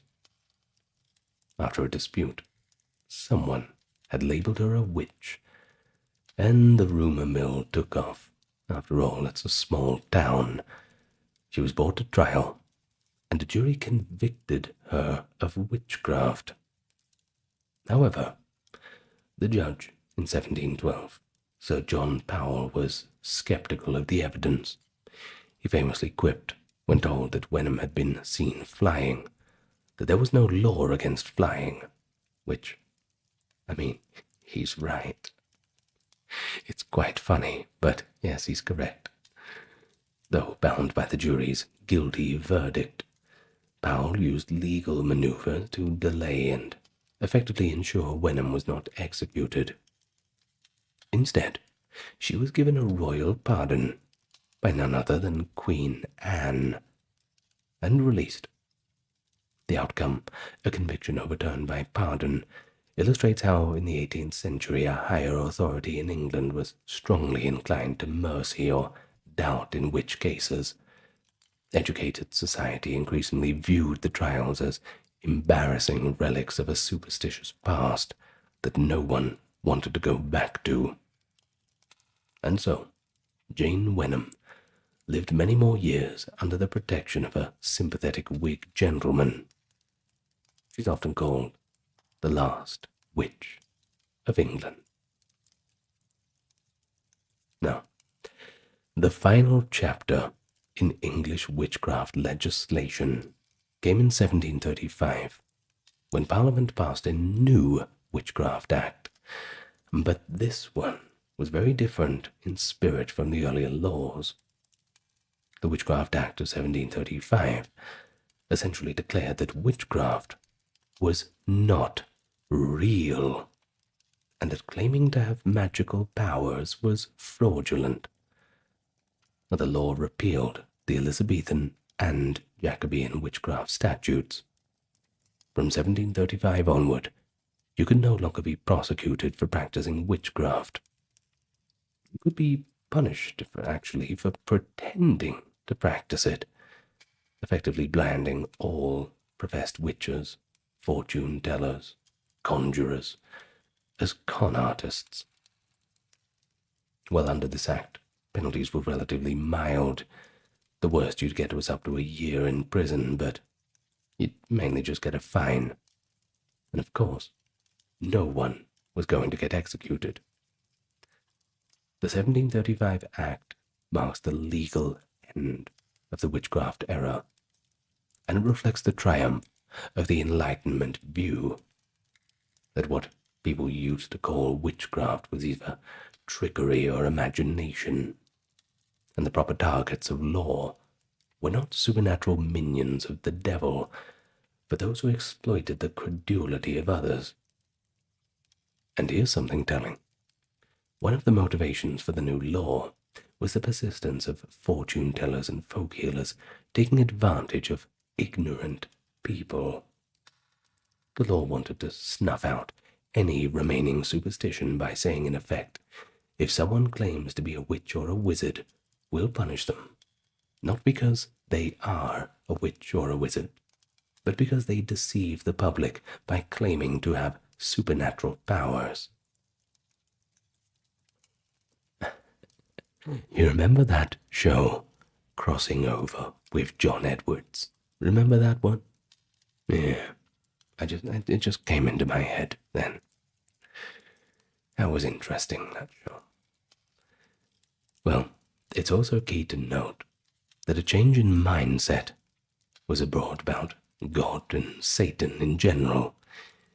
Enlightenment age clergymen tended to think that God's universe ran on natural laws, while the devil was theologically real, but he was not around every corner, making pacts with potato farmers and other peasants. He must have better things to do. The idea of a great witch conspiracy began to seem implausible, and even quite absurd to the educated elite, which has moved into the realm of folklore and fairy tales in educated discourse, and eventually into children's books. By the 1720s, one might read about witches in a chapbook as entertaining stories, but not as pressing legal threats. Of course, common attitudes lagged behind the elite attitudes, and that's quite hard to measure. English peasants in remote villages might still mutter about the wise woman who could cure or curse. stay away from the old woman's house or she's going to put a hex on you, things like this. But without the backing of local authorities, the suspicions didn't usually do much rather than sour friendships and make people seem weird. People who felt victimized by witchcraft might instead turn to cunning folk for counter magic, or simply avoid the suspected neighbor, rather than call the constable for help. And so, in a way, the end of the witch trials didn't mean the immediate end of witch beliefs. I mean, they're certainly still around, that's for sure. But the belief was gradually relegated to the margins of credibility. Well, how do we sum it all up? I suppose that the witch trials in England runs the gamut from medieval neglect to early modern frenzy, and finally, enlightened disavowal. In those medieval times, witchcraft occupied a low priority, acknowledged in theory but seldom prosecuted. Magic was part of the fabric of life, mostly handled by church confessions or local healers, never seen as an existential threat. But then under the Tudors, witchcraft came into a sharp focus. New laws, a new climate of religious and social change.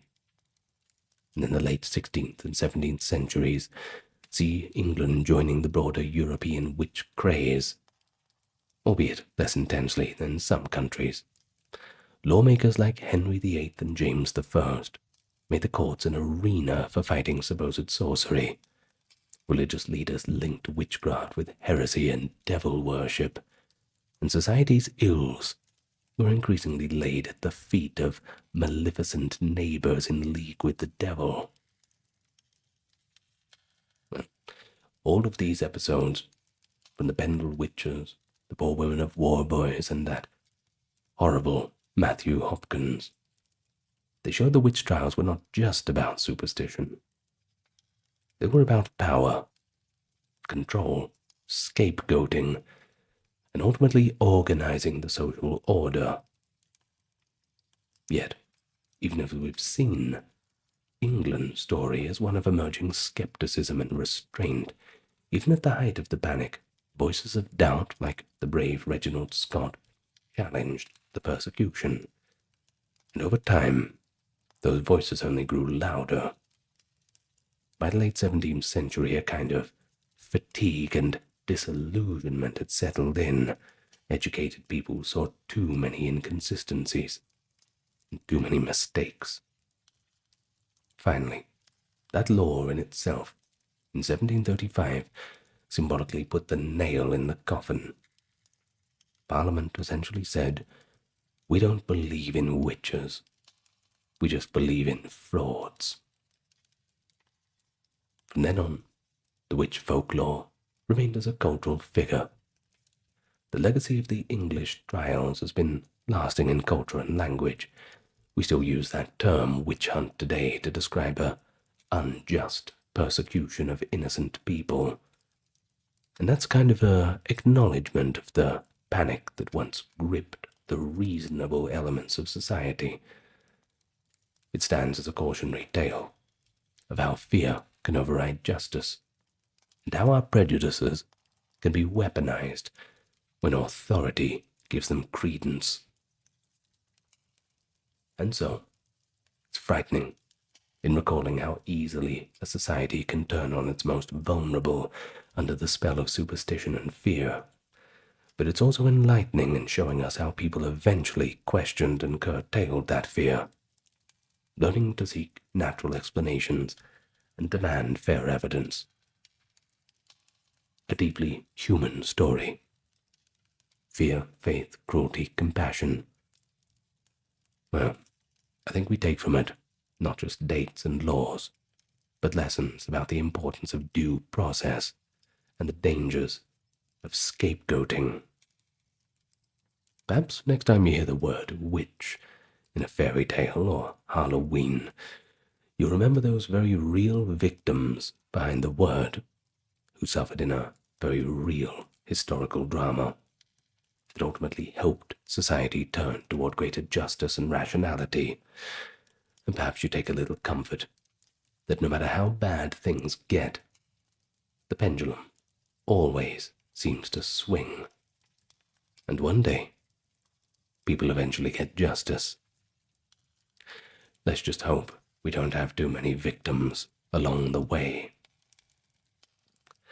Now, that is it for me for tonight. Unless you want to watch another video, you can do that if you want. My voice is tired. That's the problem with being a real human being, isn't it? You can only talk for so long until you begin to get tired. If I didn't get tired, maybe they'd accuse me of being a witch or something. I don't know. Dawn breaks down a narrowed, cobbled street in a 13th century European town. The wooden shutters begin to creak open. Merchants and artisans are about to begin their day. The scent of baking bread mingles with the sharp tang of tanned leather and the yeasty aroma of ale. You see one stall. A baker is carefully weighing loaves of bread, mindful of the strict laws that could land him in a pillory if his loaves are too light. And across the way, a weaver's apprentice throws open the workshop windows, arranging bolts of cloth on the ledge to entice the early morning customers. Down the street a little, a tavern keeper stirs a cauldron of pottage and taps a fresh barrel of ale, all prepared for the day's patrons. Welcome to the bustling world of medieval small business. Today we're going to talk all about it. How exactly do you run a business in medieval times, specifically in the high Middle Ages of Europe? We'll step into the daily lives of the tavern keepers, artisans, the small merchants, and we'll take a look at how they operated, the rules they had to follow, the daily routines, dealing with customers, and the strategies that kept their enterprises alive. Now, it's a journey that's based in primary sources: laws, letters, guild rules, contemporary accounts, as if you're right there on the streets themselves. From the moment of a town's morning bell, a watchman's horn signals daybreak, to the closing of the shop at dusk, you'll learn about the rhythms that guided these early entrepreneurs. So we'll try to maintain a balanced perspective today. We're not going to romanticize the past of some kind of golden age of honest craftsmen, but we'll also avoid the stereotype of the greedy medieval merchant. That being said, it does come from somewhere. Instead, we'll do a bit of a nuanced picture. It's a world of hard work, tight regulation, but also communal trust, along with some clever tactics of survival. Whether it's a Parisian guild ordinance, an English town charter, or just the personal recollection of a medieval alewife, it's these kinds of sources that are going to shed light on how people really made a living centuries ago. So let's step back into a time when business might mean selling ale by the pint, shoes by the pair, or cloth by the ell. Success depended on not just profit, but reputation, cooperation, and adhering to a just price. Allow me to welcome you to the channel first. For those newcomers, I hope you're excited, so excited that you click the like and subscribe button. And how about you tell me from whence ye hail, if we're sticking with the theme of the video. And thank you for those supporting on the Patreon and the merchandise store. You have my thanks. Now, with all that out of the way, let us now begin. Go back to the medieval grind. Small businesses in the Middle Ages flourished primarily in towns, which by the 11th to 13th centuries had become growing hubs of commerce. Towns gained special status through charters that granted residents rights favorable to trade. Just one example, the Charter of Loris of 1155 in France freed townspeople from many feudal dues and allowed use of communal mills and ovens. Such privileges attracted merchants and artisans to settle long-term and eventually open up shops of their own. The town marketplace was the center of daily business. Weekly market days brought in peasants selling produce and peddlers with imported wares, while permanent shops began to line the streets for everyday trade. Town authorities closely regulated market activity to keep it fair and orderly. Weights and measures were standardized, and practices like forestalling, that is, buying up the goods before they reached the market to drive up prices, were outlawed. In fact, a forestaller caught in England could be fined or put in the pillory, and you do not want to be put in the pillory. Prices of essential goods were sometimes fixed by law for fairness. The assize of bread and ale in the 13th century England is a famous example of that. It set the price at which a loaf of bread of a given weight must be sold, and ensured that ale was sold at a reasonable price per volume. Officials known as ale tasters and bread weighers would inspect taverns and bakeries to enforce the standards. Imagine getting a job as an ale taster. Now that could be interesting by the end of the day. But guilds, they also shaped the town economy. These were associations of tradespeople, kind of like how we have unions these days, but a little bit more specialized. We're talking carpenters, bakers, even cloth weavers, and they regulated their own members. Guilds set up rules for who could practice a trade. Often one had to complete a long apprenticeship and be accepted as a master.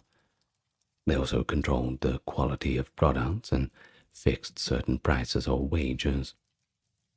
In Paris, for instance, the guild statutes compiled by Etienne Beaulieu in the 1260s detailed strict standards for each craft.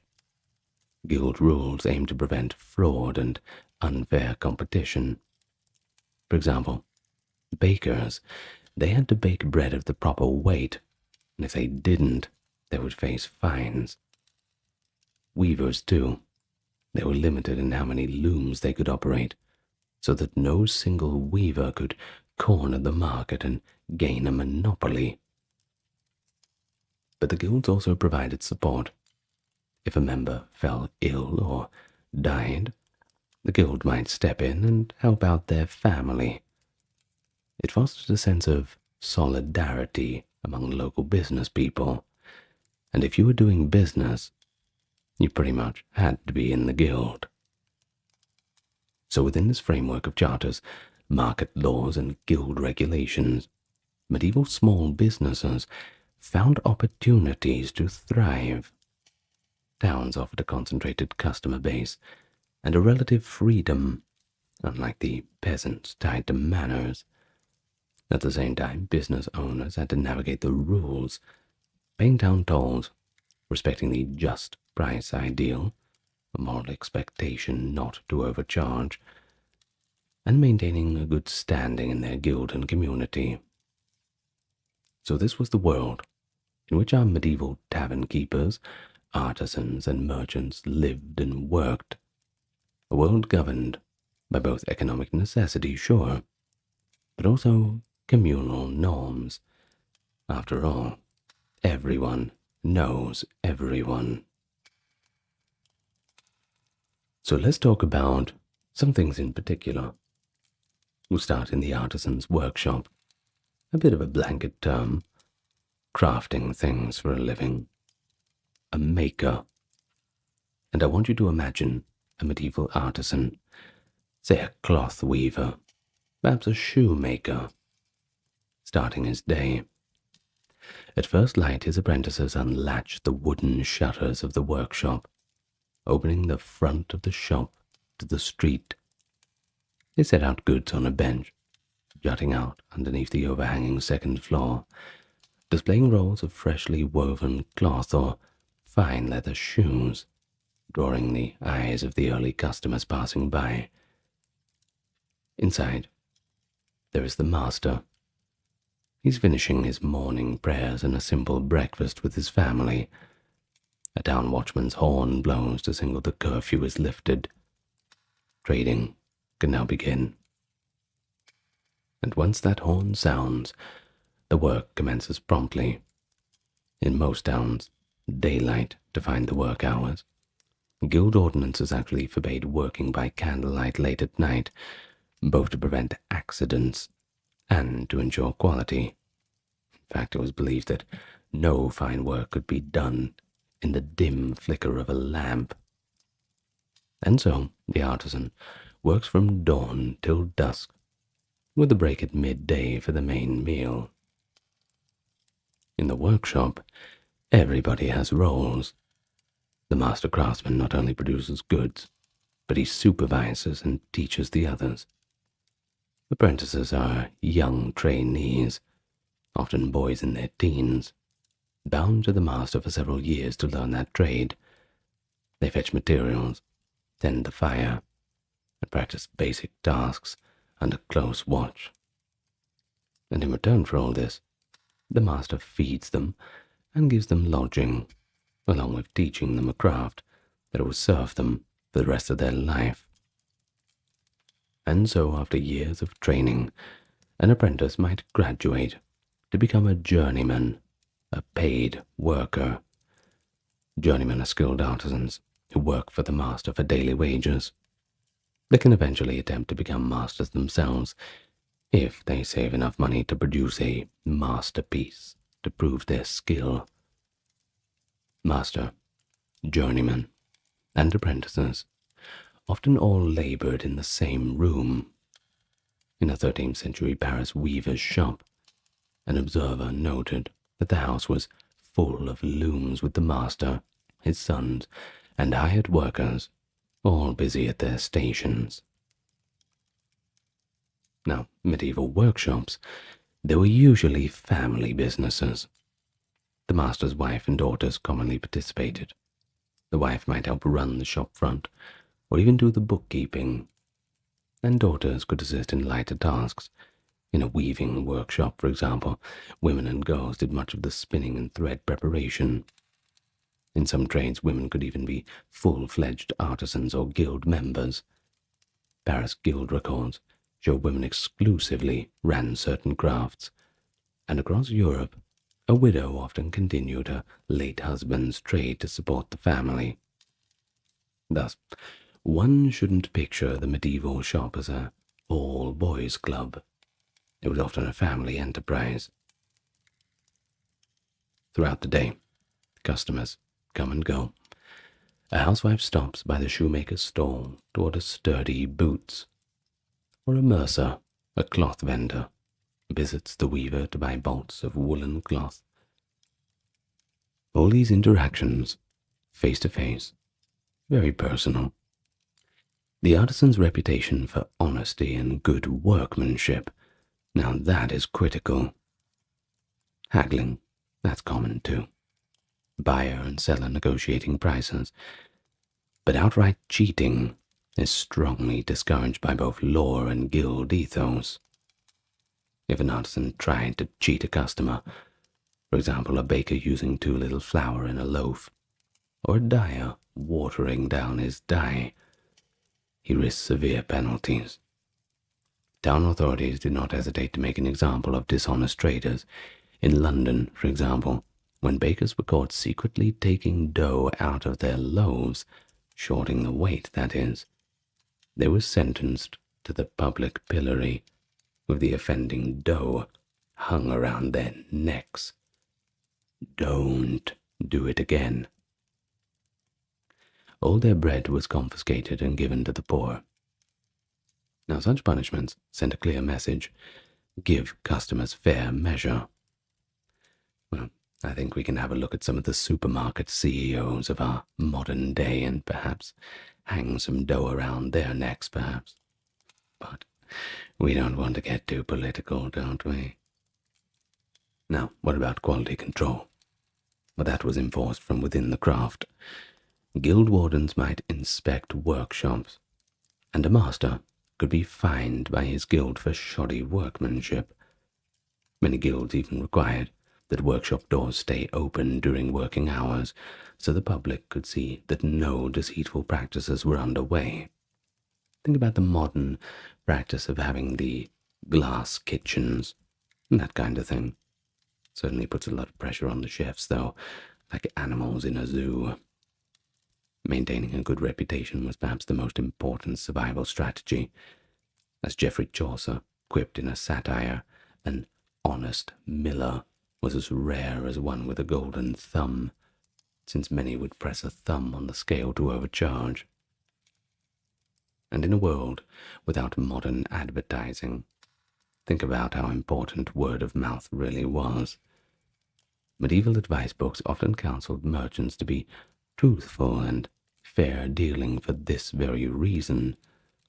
Cheating one customer just one time, that could be enough to ruin your entire business in a small town. Well, dealing fairly, that built loyalty. And so, by sunset, the artisans wrap up the day. The shop front is closed, shutters latched, and perhaps an iron bar across the door, just in case. Not everybody is honest. The master might tally the day's earnings in a notebook, if they were literate, or simply by mental reckoning. If it looks good, it is good. Setting aside coins to pay his journeyman, of course, and to buy materials for the next week. If he sold goods on credit to a trusted neighbor, allowing them to pay later, a common practice, he notes that as well. Finally, the household gathers for the evening meal. It has been a long day of manual work and dealing with customers, but a pretty successful one, if they have met the guild's high standards and satisfied their clients. And so in a world without mass production, these small workshops, each pair of shoes, each bolt of cloth, made by hand, and they were essential to the community. The artisan's livelihood depended on skill, reputation, and the community's need, all under the watchful eye of the government and the guild. Of course, when you finish work, perhaps you'd go to the tavern. And running a medieval tavern, or ale house, well, that was another small business that required hard work, along with shrewd management. Many taverns were essentially the keepers' homes open to the public. In England, it was very common for women known as alewives or brewsters to run the alehouses themselves. And brewing ale was originally an extension of the household work. Indeed, women brewed and sold most of the ale in the 13th to 14th century England.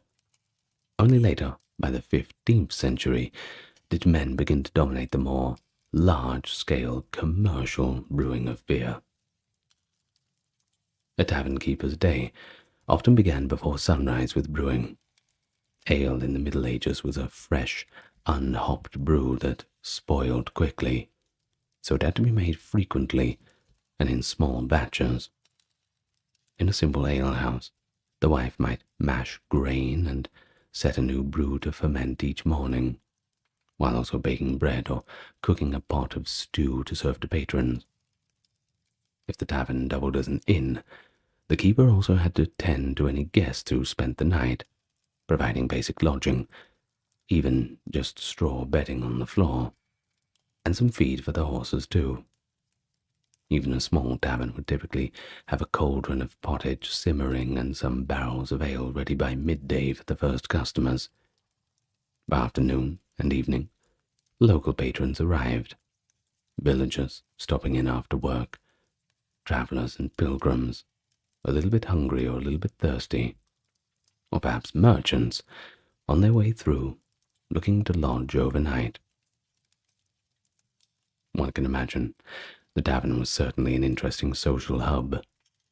People exchanged news and gossip over drinks. Sometimes games like dice were played. A good tavern keeper was a genial host, but also a firm manager. Too much revelry, that could lead to trouble. And no one wants trouble in the tavern. Town laws often imposed a curfew, requiring taverns to close by a certain hour.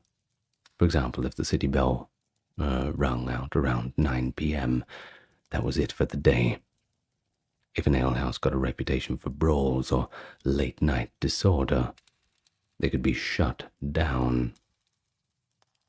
Now, taverns were also subject to the same assize of bread and ale mentioned earlier. They had to sell ale of a certain quality at a fair price. To monitor this, officials called ale conners, or ale tasters, were appointed in towns. They would visit alehouses to inspect and taste the brew, ensuring it was good and wholesome, and sold at a proper price according to the law. If a tavern's ale was too weak, sour, or overpriced, the ale conner would report it to the local court. A tavern keeper found guilty of cheating customers, for instance by diluting ale or using false measure, could be fined or even forbidden from selling ale. This oversight meant medieval pub-goers expected a reasonably standard pint. The legendary image of a ale conner testing beer by sitting in a puddle of it on a bench to see if his leather breeches stuck is likely a later myth, but it's pretty funny, I think. It shows how seriously ale quality was taken. Despite regulations and oversight, running a tavern carried its own risks. The business depended on certain factors, like the price of grain, which could spike in a bad harvest year, and the quality of each brew, which could vary. A vivid example comes from the early 15th century. Marjorie Kemp, a townswoman of Lynn, England, attempted to run a brewing business of her own. She wrote that although she had a good equipment and good brewers, batch after batch of the ale was spoiling. Quote, "When the ale had as fine a head as could be seen, suddenly the head would fall, and all the ale was lost. Her servants grew ashamed as every brew failed, and Marjorie ended up losing a great deal of money. She just couldn't get it right. Couldn't figure it out. It still happens in the modern day. People try and brew their own beer at home, and they just can't quite get it. Well, Marjorie, she gave up brewing entirely. It just wasn't for her. As far as how she interpreted her business failure, well, as far as she was concerned, it was simply a sign of God's displeasure." Marjorie Kemp's tale, though colored through a spiritual perspective, it shows the precariousness of small entrepreneurs' fortunes. And just like in our modern era, sometimes it works, sometimes it doesn't. You gotta know how to hold them and fold them, don't you? One infection in the yeast, or a string of bad batches, could ruin a tavern's stock and reputation. So to survive, tavern keepers cultivated a loyal customer base. They often ran their taverns as a family operation, a husband and wife team, or a widow with help from grown children, ensuring personal attentive service. Regular patrons might be allowed to run a tab, a credit with their drinks, on the slate, as they used to say, to be paid later, which encouraged them to return, at least if they were good patrons. They better come back. Good tavern keepers also kept their establishments reasonably clean and welcoming, at least by the era's standards, and maintained good relations with local officials to keep their license secure and perhaps to get an advanced warning of any surprise inspections. At closing time, the tavern keeper shutters the windows and makes sure the hearth fire is safely banked. The day's earnings in coin accounted, some of which must be used to buy more malt and supplies for tomorrow's brew. Any ale left in the barrel that might sour by the morning could be given away or used in cooking, since it won't keep long. Like the artisan, the tavern owner lives day to day. A few good days of trade could be followed by a bad week if a local festival draws customers elsewhere, or if a traveling preacher convinces people to shun alehouse gluttony for a time. Yet, a well-run tavern was an indispensable part of the medieval community, a place to eat, drink, rest, and socialize.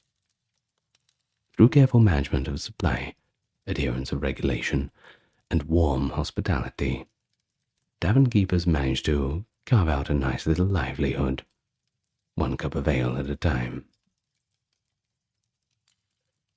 But not everyone shut up the shutters at the end of the day, fix the iron bar. Not all medieval businesses had a fixed location. Many merchants were itinerant traders, traveling from market to sell goods. A peddler, settling out at dawn, with a pack on his back, or driving a small cart. He might carry a selection of items in demand by villagers.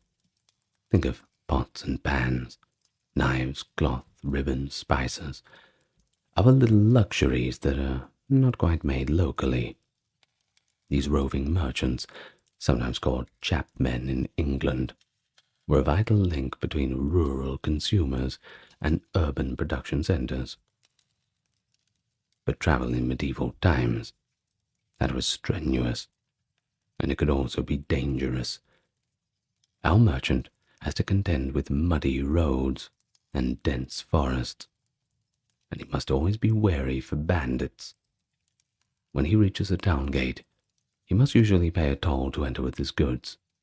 Upon arriving in the marketplace, he finds a spot to sell the wares, often after paying a stall fee to the town authorities. Market rules dictate where outsiders can sell. He might be assigned to a section of the square reserved for non-local traders. Once the market opens, the merchant becomes a showman and negotiator. He lays out bright strips of cloth and shiny trinkets to catch the eyes of those who pass by. He calls out in a loud voice to potential customers, praising the quality of his goods. Medieval shoppers, well, they expect a bargain too. So a back and forth over price, that's all part of the job. The merchant might accept barter deals too. For example, trading a length of cloth for a farmer's tub of butter, or a dozen eggs, if coin is scarce. In these dealings, quick wits and a reputation for fair dealing serve him well. He's learned it over years of experience. But if he's known to sell faulty goods or cheat on measurements, word will spread. People will avoid him. Local authorities and guilds, well, they keep a close watch on any visiting merchants. Sure, they're welcome, because they bring wares that locals want. But as long as they don't undercut the local shopkeepers or violate town regulations, play by the rules. A common restriction across Europe was against forestalling. We've mentioned it briefly.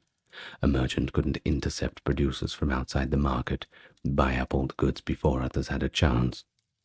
If he tried to buy all of the fisherman's catch on the road and sell it at a higher price, he'd definitely be punished for forestalling, since the practice makes the market dearer to the fair trader.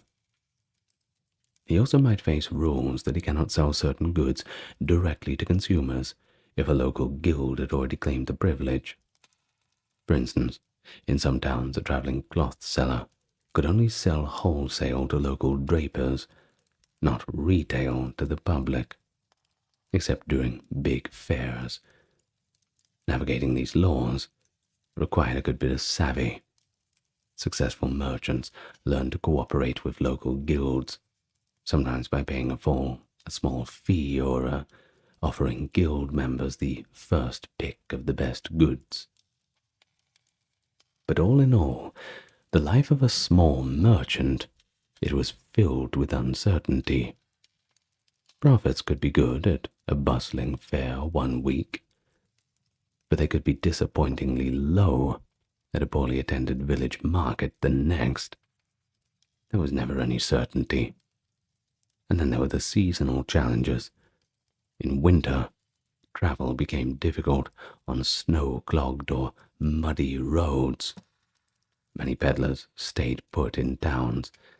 Perhaps they took on odd jobs or sold off any remaining stock. During planting or harvest seasons, country folk had little time or money for commerce, you see. So a merchant might focus on selling in towns or plan his circuit around the agricultural calendar. And to survive long term, these merchants built their own networks. They got to know friendly innkeepers along the routes, for safe lodging and for storage, and they often traded information and even goods with one another. For example, one peddler might agree to carry another's wares to villages he passes through, acting as each other's agent in different areas. They also relied on credit networks. A merchant might obtain goods from an urban supplier on credit, paying after he sells them, and that requires trust on both sides. If he proved reliable in making payments, the supplier would continue to extend merchandise on credit, allowing him to keep his inventory stocked. Some small merchants eventually saved enough to settle down and open permanent shops in towns, the dream for most of them. A traveling spice seller might, for instance, establish himself as a local grower in a market town, joining the Merchants' Guild there. This was one path of upward mobility, turning an itinerant trade into a rooted business. Many, however, just spent their lives on the road. Their livelihood depended on their mobility and knowledge, knowing which villages held market day on which days, what local people needed, and what they could afford. Also where to source their goods at a cheap price. At the end of a market day, a merchant would pack up any unsold wares. He counts the day's coins, perhaps even a mix of currency. Medieval money was not uniform. He might be paid in English silver pennies, French deniers, or local tokens, and he has to know their values. After paying his dues and expenses, he hides the remaining coins on his person for the journey home, or perhaps the journey onward. Then, onward he moves, ever in search of the next opportunity. It's a life of constant motion and hustle, but in an age with limited local manufacturing, these small merchants provided goods and connection. By the trade of their wits and wares, they made a respectable living, and knit together the economies of town and countryside. Of course, I don't think I need to say it. Running a small business in medieval times was not without serious challenges. Economic swings could make or break a business. Since most people's income depended on agriculture, a bad harvest or famine meant customers had very little money to spend. A baker or a tailor might see sales plummet in a lean year. Prices of raw materials could also spike. For example, if wheat became very expensive, brewers and bakers struggled to afford grain. In such times, craftspeople resorted to survival strategies, like mixing cheaper ingredients, though remember, they risked punishment of getting caught, or pivoting to repair work and services that cost less to provide. Many artisans kept small garden plots or livestock to help feed their families when cash was scarce. Diversification of income was a medieval necessity. A smith might also farm a bit of land. A weaver's wife might brew ale for extra income. An innkeeper might also raise chickens for eggs to sell. They're all pretty good ideas. Multiple small sidelines to supplement the main business. Another constant threat was fire or disease.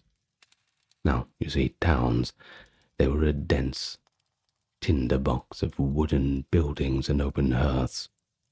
A workshop could burn down in minutes if a spark caught. Artisans took precautions, like keeping water nearby. But citywide fires, they weren't uncommon. And guess what? There was no insurance. Often only the help came from neighbors or the guild pitching in to get the craftsman back on his feet. Illness was equally devastating. If a master fell ill or died, his family would struggle to keep the business running.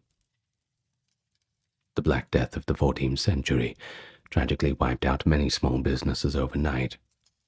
But on the other hand, those who survived a plague sometimes found less competition afterwards and could earn more. But, of course, there was cold comfort amid such loss. Financial liquidity was a perennial concern. Small businesses usually operated on thin margins, often relying on credit. They might buy raw materials on credit or allow trusted customers to buy on credit, which created chains of IOUs. If too many debtors defaulted or a big payment to the business was delayed, the owner could end up unable to pay his own obligations. Medieval court records are full of disputes over unpaid debts, in some cases debtors even being jailed. To manage this risk, business owners tried to build relationships of trust. An established merchant might have a standing arrangement with a supplier to pay after goods were sold, each trusting the other to settle accounts in time. Family ties were also used to secure credit. For instance, an in-law or wealthy cousin might lend money in a pinch. Some entrepreneurs formed partnerships to pool resources and spread risk, two merchants investing in a venture together, so that if it failed, the loss was shared. But perhaps the most important survival strategy was maintaining a good reputation. In a world without modern advertising, that was everything. Medieval advice books often counseled merchants to be truthful and fair dealing for this very reason. Cheating a customer even once would completely ruin you, while fair dealing, that could attract a lot of new customers. And so medieval entrepreneurs relied on community support. Being part of the guild meant that in hard times, say if you were sick rather, or had some accident in the workshop, fellow guild members might help the family out or extend credit. Some guilds had funds to aid members in need. Everybody chipped in a little bit just in case. And religious fraternities associated with trades also provided charity. Medieval thinking on economics, the doctrine of the just price taught by theologians like Aquinas, discouraged extreme profiteering and urged that commerce be used to serve the common good. And so, in short, medieval entrepreneurs had to be adaptable and resilient. They saved profits from good seasons to survive in bad ones, juggled multiple products or jobs, leaned on family and guild network in crises, and strove to maintain both the quality of the goods along with the goodwill of their community, at the same time trying to make a profit. Those who managed to do all this stood the best chance of weathering the inevitable storms, be they economic downturns, social upheavals, accidents, and perhaps, if they were lucky, they could hand down their trade to the next generation. And so the daily realities of running a business in these times were a mix of craftsmanship, regulation, risk, and community. We've seen how a baker or a smith would rise before dawn, how a tavern keeper dealt with drunkards and inspectors, and how a peddler haggled in the marketplace. These small enterprises were the backbone of medieval town life, providing the essential goods and services: bread, ale, cloth, shoes, all the things people needed, long before anything like factories or large-scale enterprises existed. These entrepreneurs had to balance the drive for profit with the expectations of their society.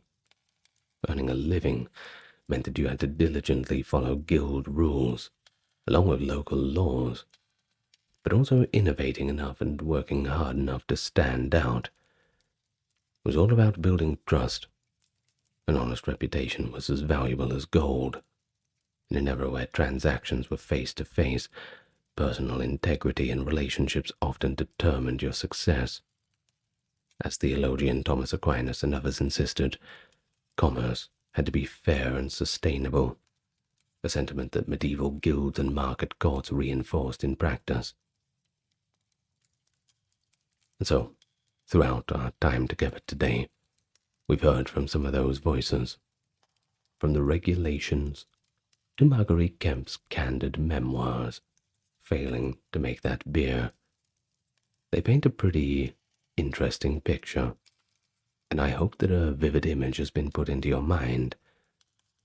These kinds of sources, they show a world where authorities might drag a cheating baker through the streets with dough around his neck, or where a determined woman could briefly prosper as a brewer, only to see the entire enterprise fall down with one bad batch. But they also show proud artisans celebrating their craft and markets bustling with energy and opportunity.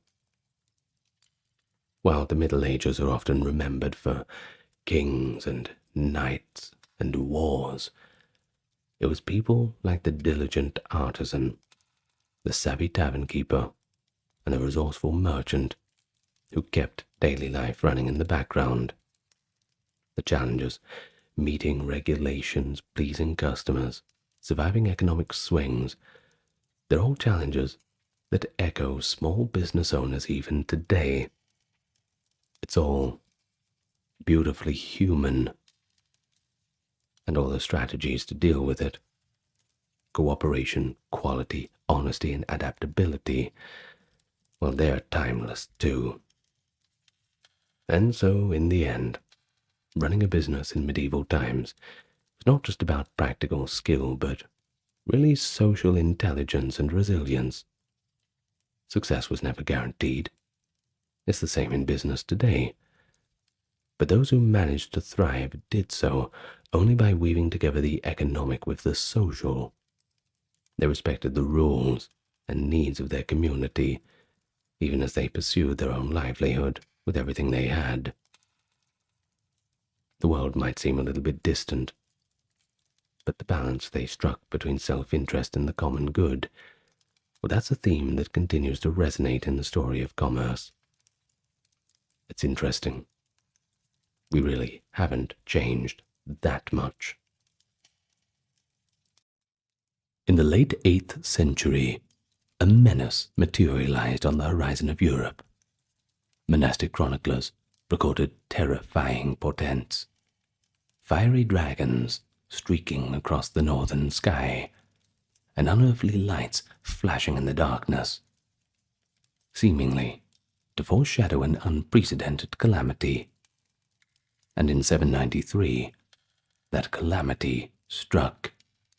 Heathen raiders from Scandinavia descended without warning on the holy island of Lindisfarne off the coast of Northumbria, miserably devastating God's church by looting and slaughter.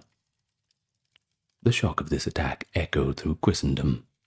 A Northumbrian scholar at the time, Alcuin of York, captured the horror in a letter to the king. Never before has such terror appeared in Britain. Behold, the church of St. Cuthbert spattered with blood of the priests of God, given as prey to pagan peoples. The Viking Age had well and truly begun, ushering in nearly 3 centuries of intermittent warfare in which sea-born Scandinavian warriors, later romantically dubbed the Vikings, raided, plundered, and sometimes even conquered far-flung lands. What followed Lindisfarne was not an isolated atrocity, but the beginning of a vast saga of raiding that would touch almost every corner of Europe, from the British Isles and Frankish Francia to Muslim Iberia and even the distant rivers of Eastern Europe. Viking raiders became a byword for terror and ferocity. Yet beyond the blood and fire recorded by terrified monks, there lies a complex military and cultural phenomenon. How exactly were these raids conducted across the Viking Age? How did small bands of Nordic adventurers evolve into great armies capable of toppling entire kingdoms? What motivated them? Was it greed for gold, hunger for land, a thirst for glory, perhaps even a religious zeal? And how did their onslaught reshape the politics of Europe? A lot of questions, but don't worry, we've got a lot of answers. I think by the end of it, you'll understand what happened and why it happened. So how about you come with me? Because today, we go back to the Viking Age together. But first, let me welcome you to the channel. If it is your first time here, or if you are among the few who have not clicked the subscribe button yet, I invite you to do so. Also leave a like, a comment. It's all good for the algorithm. You'll also have 0 ads on this video, which is a very nice touch. I'm sure you can agree. It is due to the generous contributions of those on Patreon, YouTube memberships, those who chose to donate, and those who checked out the merch store. Even out of curiosity, I do appreciate it. And you have my thanks, everyone supporting the channel. Now, without further ado, let's get down to the topic at hand. Nice and slow as usual. Get nice and relaxed. The first phase of Viking raiding, late 8th through the 9th century, was characterized by more hit-and-run assaults launched from the sea against vulnerable coastal targets. And there were plenty of vulnerable coastal targets. In these decades, Norse warbands were generally small and highly mobile, relying on surprise and speed as their greatest weapons. Their signature tool? The clinker-built longship, a sleek wooden vessel with a shallow draft, both sail and oar-powered, capable of remarkable speed and able to beach on any coast or glide far up a river estuary. These ships gave the Vikings strategic and tactical mobility unmatched by their contemporaries. They could peer out of the morning mist, land a force of warriors directly on the shore, and depart before local defenses could even have a chance to muster. Monasteries, isolated port towns, coastal villages, rich in provisions and treasure, but usually lacking garrisons. That was their favored prey. The weak, the defenseless. An early entry in the Anglo-Saxon Chronicle notes that when 3 strange ships arrived on the Dorset coast in 789, the local reeve, who rowed out to greet these presumed traders, was unceremoniously killed. Quite rude, and a grim harbinger of what was to come. In these initial raids, Viking tactics emphasized surprise, ferocity, and quick extraction. We mentioned that raid on Lindisfarne. Well, that exemplified this. The Norse longships landed without warning. The raiders fell upon the monastic community with sword and axe, and then vanished with slaves and holy treasures before any organized resistance could arrive. Contemporary accounts stress the utter shock of such attacks on places deemed inviolate, Alcuin, writing of Lindisfarne, marveled that, quote, ships could suddenly appear from over the horizon to wreak havoc in a land that had felt safe for centuries.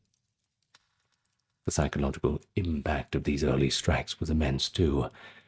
Christian writers interpreted them as divine punishment, or even worse, portents of apocalypse. Language of lamentation and wrath permeates all the reports. A chronicle entry for 793 speaks of, quote, immense flashes of lightning, fiery dragons, and a great famine, preceding the heathen onslaughts, and framing the Viking raids as a nearly supernatural catastrophe. Yet not all early raids went unopposed, and not all of them ended in a Viking victory. A lesser-known incident in 794, for example, saw a Viking band plundering the monastery of Jarrow, that is, Wearmouth in Northumbria, and they were met with disaster. The chronicle records that while the raiders sacked the site, local forces struck back.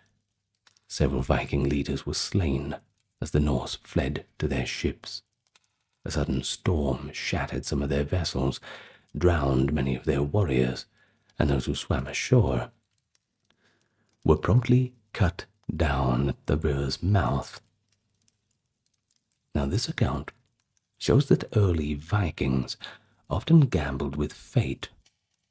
Sure, swift riches, they were possible, but reversal of weather or armed locals could turn a raid into a death trap.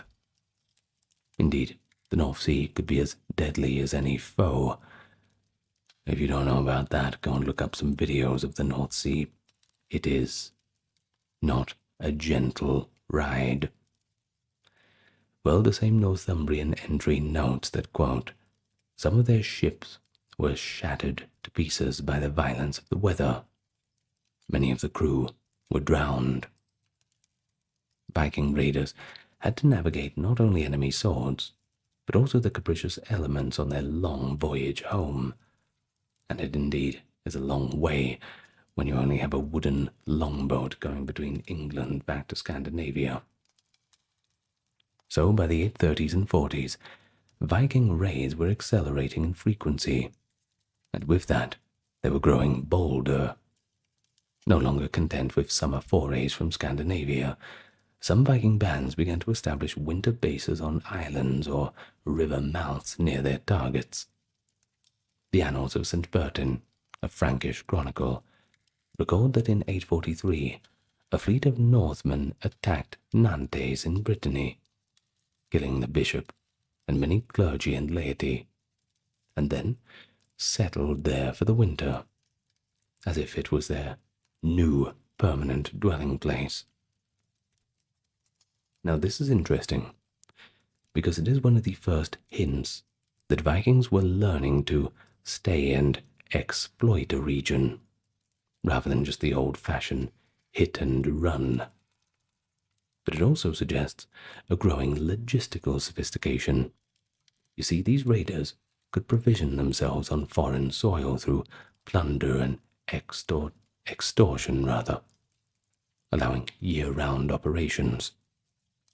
In 845, the Viking onslaught reached a new peak of audacity. A fleet estimated at 120 ships sailed up the Seine River and attacked Paris, the West Frankish royal capital. West Frankish King Charles the Bald mustered an army, but, finding victory doubtful, resorted to paying a hefty ransom of 7,000 livres of silver to buy off the invaders. This payoff, one of the earliest recorded Danegeld in Francia, shows a lesson that many would learn. Well-organized Viking forces could sometimes be satisfied with tribute in lieu of battle, and quite often it was a more pragmatic choice by kings who saw little hope of outright defeating the raiders in the field. It would become quite a trend. As the 9th century progressed, Viking warfare seems to have evolved quite dramatically. What had begun as seasonal raiding by small autonomous bands had transformed into full-scale invasions by large coalitions, often referred to by Anglo-Saxon and Frankish writers as great heathen armies. The most famous of these was, of course, the Great Heathen Army, not so much an umbrella term anymore, but rather a, term for a specific large group.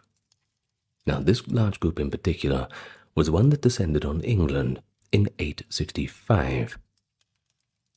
Thankfully, the Anglo-Saxon Chronicle gives us a quite good clue of what was going on.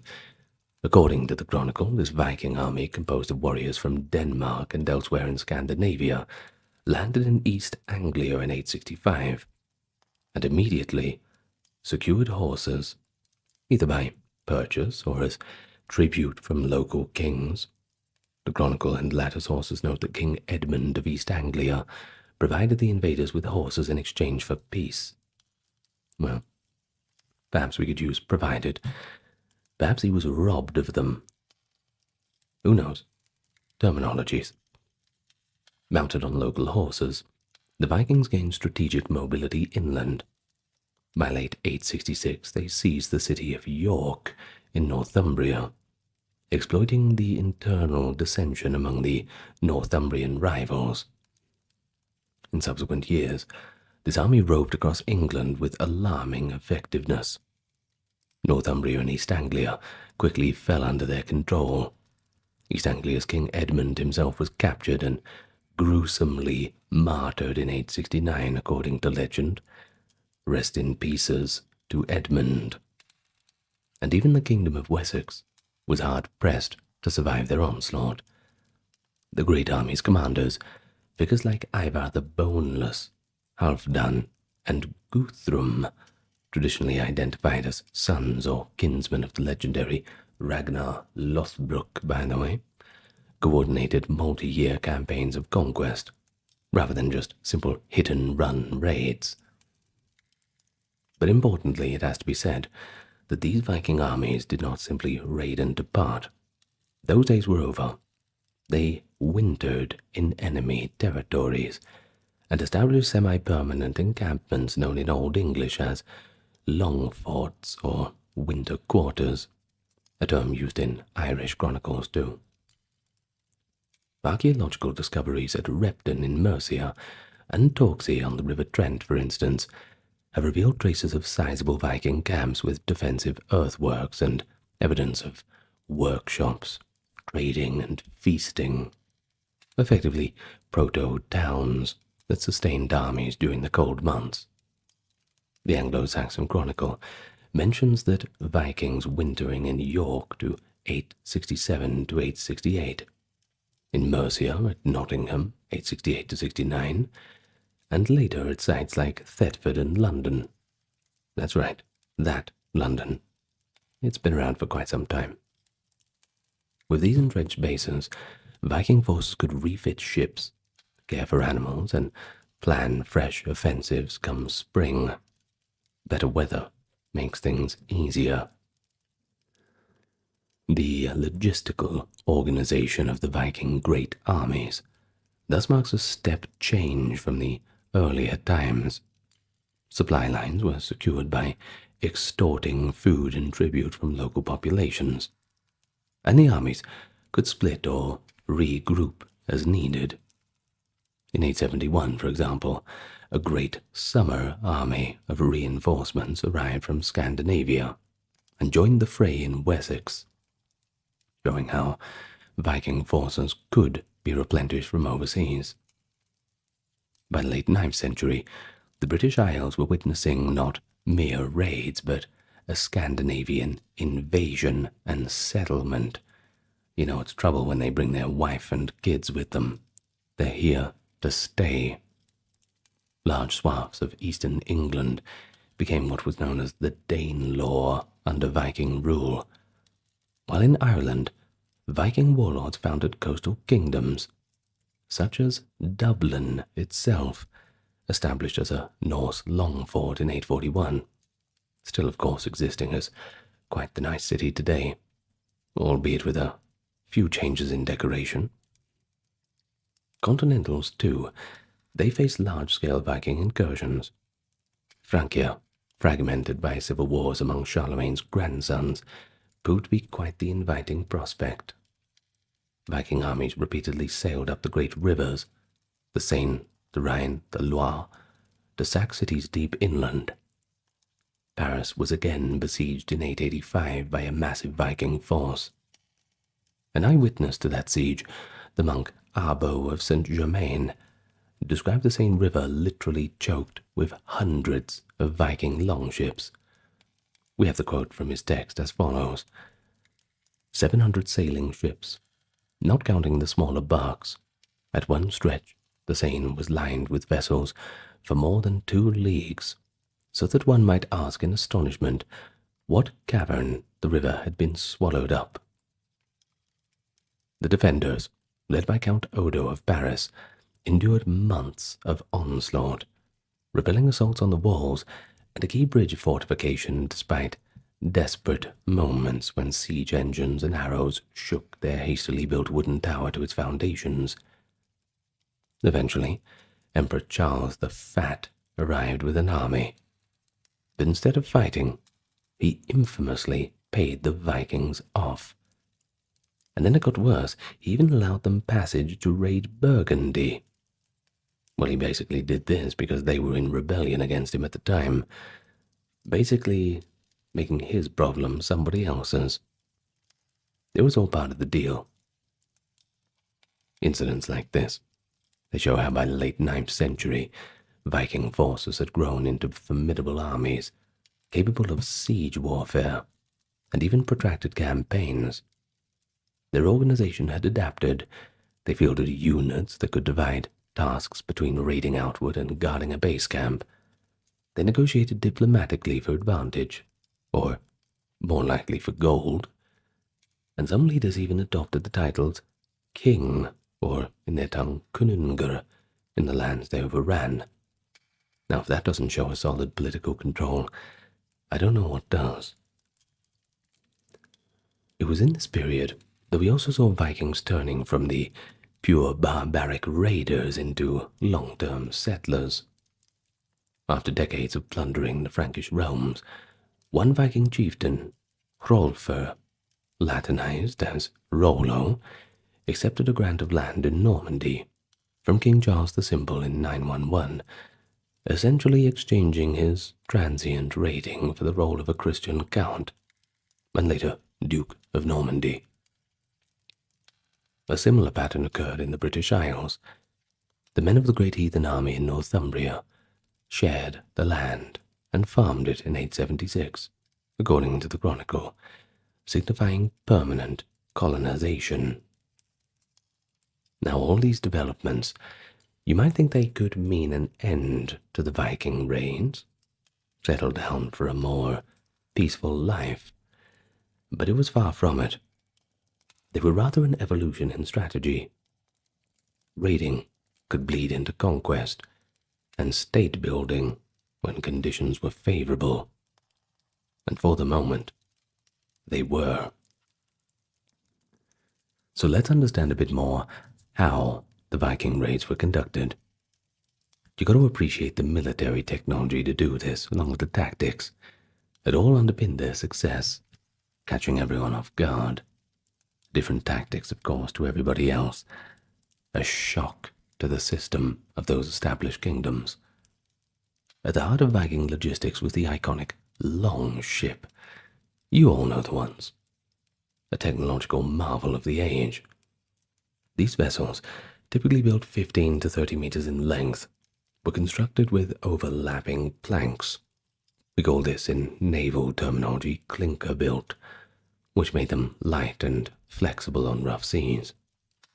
A shallow keel allowed navigation in as little as 1 meter of water, meaning Vikings could beach their ships on any sandy strand or sail far upriver, deep into the hinterland. In Francia, for example, They navigated the Loire to sack Tours and Garonne to reach Toulouse. In England, they ascended the Thames and the Ouse. In the east, Swedish Vikings rowed down the Dnieper and Volga. The longship's combination of sail power for open ocean travel and oar power for maneuvering and speedy bursts gave the Vikings a technical edge. They could appear and disappear rapidly at whatever point of their choosing. No less important, by the way, these ships were double-ended, facilitating quick reversals of direction, and could be portaged over short land crossings. According to some sagas and later accounts, Vikings even dragged ships overland to bypass river obstructions, feats that of course astonished their adversaries and allowed attacks from unexpected directions. Viking raiding tactics emphasized mobility and shock. They typically landed at dawn or under the cover of early morning light, when communities were least prepared. Warriors disembarked carrying round shields, spears, axes, swords, often advancing in intimidating shield wall formations if they met with resistance. In open battle, Viking troops favored aggressive charges to break enemy lines, but they were also capable of feigned retreats and ambushes, stratagems learned from both experience and perhaps encounters with steppe nomads and others. However, pitched battles were not their first choice. Surprise and terror were preferred to risking heavy casualties. A small coastal settlement might be stormed outright, but a fortified town, that could be bypassed in favor of softer targets, unless of course the prize was worth a protracted fight. Think about the siege of Paris or London, not just for the treasure of it, but for the general prestige. The psychological aspects of Viking attacks cannot be overstated either. The raiders deliberately cultivated a reputation for ruthlessness and brutality to encourage defenders to flee or surrender. Frankish nobles describe how in 843 at Nantes, the Vikings slaughtered clergy and congregants alike doing mass. That's right in the middle of a church service, barbarically go in there and just cutting throats. In Britain, monasteries like Jarrow, Iona, and Kells were hit repeatedly. The attackers often killed or enslaved the monastic community and made off with reliquaries, jeweled crosses, and liturgical plates, thus spreading tales of horror that in turn often led to panicked flight at the first sight of a sail. But what about organizationally? Well, in those terms, Viking forces in the early period had been loose bands led by a chieftain or a jarl, bound by personal loyalty and the prospect of shared loot. But over time, those structures somewhat professionalized. By the era of the Great Army, Viking hosts showed evidence of divided commands and coordinated strategies. They could, for instance, split into 2 or 3 contingents to cover more territory or trap opposing forces in a pincer maneuver. In 865 and 66, while one Viking division secured Northumbria, another negotiated in East Anglia, and yet another probed into Mercia. A multi-pronged approach. All comes down to logistics. But they also demonstrated the ability to build or utilize fortifications. The old Norse word borg, which means fort, appears in some contexts, and Saxon accounts speak of Vikings fortifying camps with ditches and ramparts. When King Alfred of Wessex countered the Vikings by building a chain of fortified burhs or towns in the 880s and 90s, the Vikings responded by avoiding these or attempting sieges, indicating a constant tactical interplay. And here's a remarkable account from the Chronicon of Abo, describing the 885 siege of Paris. It recounts how the Viking leader Sigfrid first parleyed, offering to spare the city for a price. A diplomatic tactic. Well, it didn't work. He was rebuffed, so he proceeded to deploy siege machines and battering rams in a protracted assault. Now that shows that Vikings were not just rabid berserkers. They were capable warriors, prepared to adapt and use any means. Negotiation, intimidation, even engineering. The most important thing was achieving that goal. Now, logistics we've discussed a little bit, but in a little bit more detail. Of course, they were equally as crucial. A large fleet required immense supplies: food, water, fodder for the horses after the 9th century, etc. So early on, Vikings solved this by living off the land. Plundering was both their mission and their supply chain.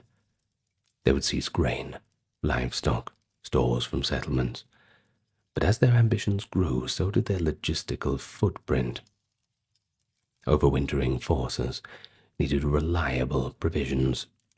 Hence, the Vikings often chose winter camps near fertile regions, or traded with locals when not openly in war. Silver and loot could purchase goods as well as loyalty. And moreover, they established semi-permanent markets at their bases. Archaeology tests that theory too. We find a lot of things from Viking camps in England, including weights, scales, imported hack silver, even some craft works. That indicates an active trade, even during active military campaigns. But then we have communication and intelligence. There were also factors at play. And while we admittedly have few records of Viking scouts or spies, it is evident that they possessed information about their targets, likely gleaned from earlier traders or even from local dissidents. The very fact that the first recorded raiders in England in 789 and 93 struck rich, poorly defended monasteries, it suggests that Vikings knew where wealth was concentrated and where defenses were weak. In some cases, maybe disgruntled locals could have tipped them off. Frankish chronicles even hint that Viking leaders were sometimes invited as mercenaries in Frankish civil wars, and that was when they learned the lay of the land in the process. Either way, the Vikings' extensive trade networks also doubled as intelligence networks, keeping them informed of political turmoil or lucrative opportunities abroad. Of course, loose lips sink ships, as we say. If you want to know more about medieval spies in general, I made a video about it, I think a couple weeks back. You might want to go check it out. Medieval playlist. Well, we can move now to one of the most astonishing aspects of the Viking Age, and that's the sheer geographic breadth of the Norse raiding activity. It really is something to behold. You see, over 3 centuries, Scandinavian adventurers carried their raven-bannered ships to the very distant shores, not only striking the well-known targets in the British Isles and Frankish Gaul, but Iberia, Italy, even North Africa, and of course, into Eastern Europe too. This wide range was facilitated by the Vikings' extraordinary seafaring skills, but also their opportunistic adaptability. So let's start with the British Isles. They endured some of the earliest and most persistent raids. After Lindisfarne, attacks multiplied along the coast of England, Ireland, and Scotland. The Hebrides, Orkneys, and Shetlands were frequented by Norse seafarers by the early 800s, often used as bases to launch raids on mainland Scotland and Ireland. The Annals of Ulster record that in 795, quote, the burning of Retru by the heathens took place, likely referring to Rathlin Island off the coast of Ireland, marking Ireland's first Viking raid. And soon, Viking longships became a yearly menace to the Irish shores, Irish annals called the Vikings Gael. In their tongue just means foreigners, or just simply heathens. And by the 830s, they note fleets plundering deeper inland via river systems. In 837, perhaps 60 Viking ships sailed up the River Boyne, and another 60 up the Liffey, wreaking havoc in the Irish interior. The Irish learned, to their despair, that no monastery was safe.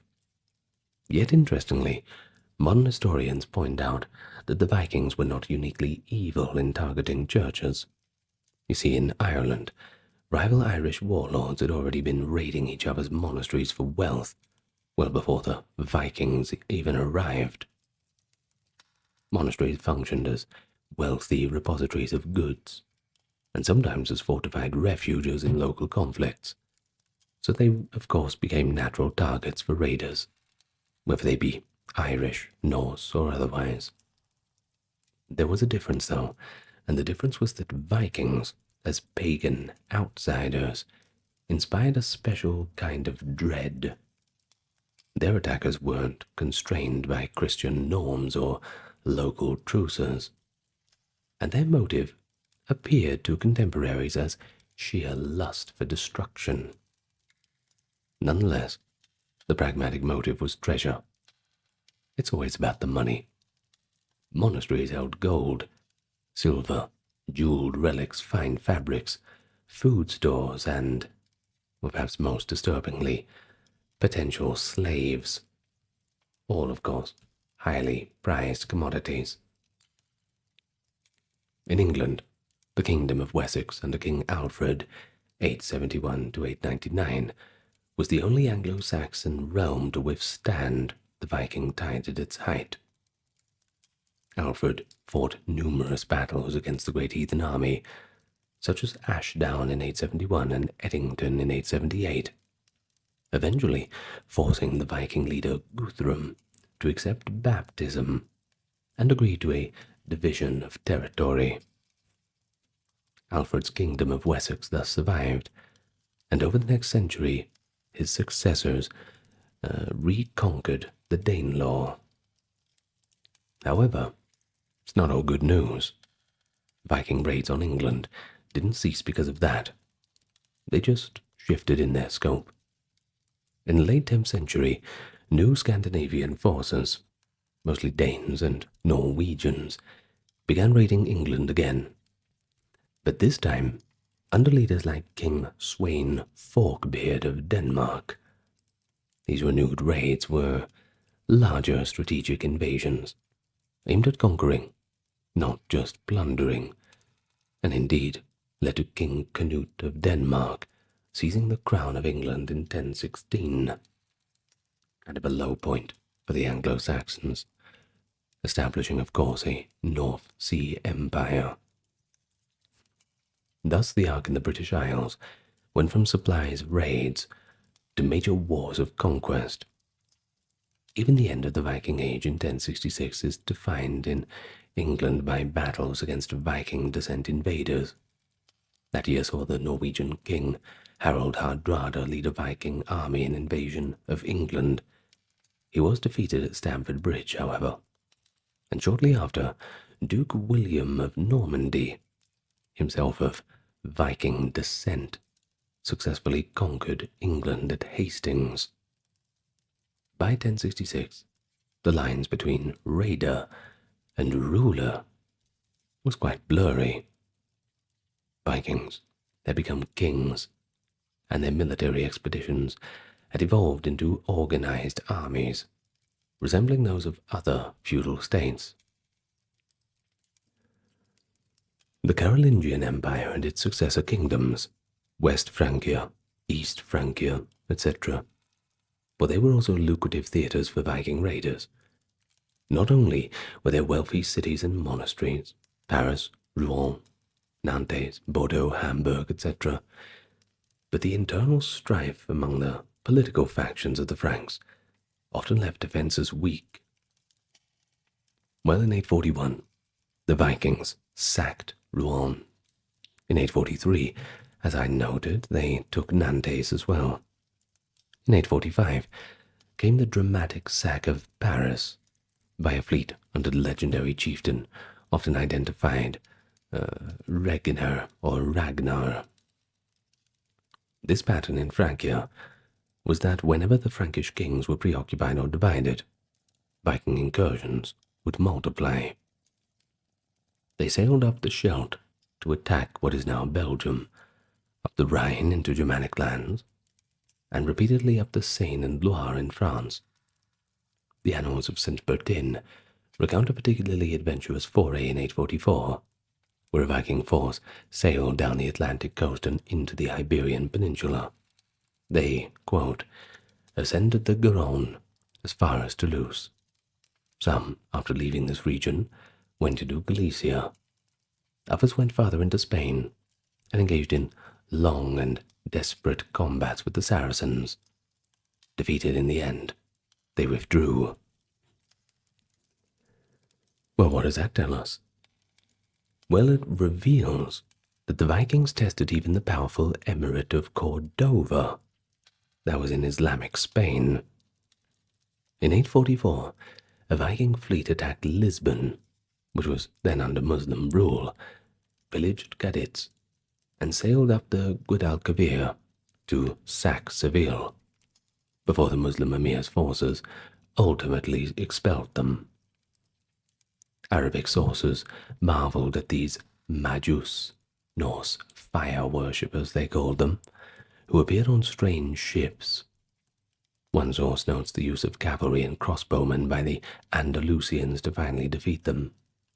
And indeed, the Frankish annals confirm that in Galicia some Vikings fell to the arbalests, that is, crossbows, of the defending troops. One of the earliest references to crossbows being used in Spain, incidentally. But although these Iberian raids were not consistently repeated, the Vikings did not establish enclaves in Spain as they did in France or Britain. They do demonstrate the far reach of the Viking enterprise. Beyond the 844 attack, Vikings made other incursions into the Mediterranean world.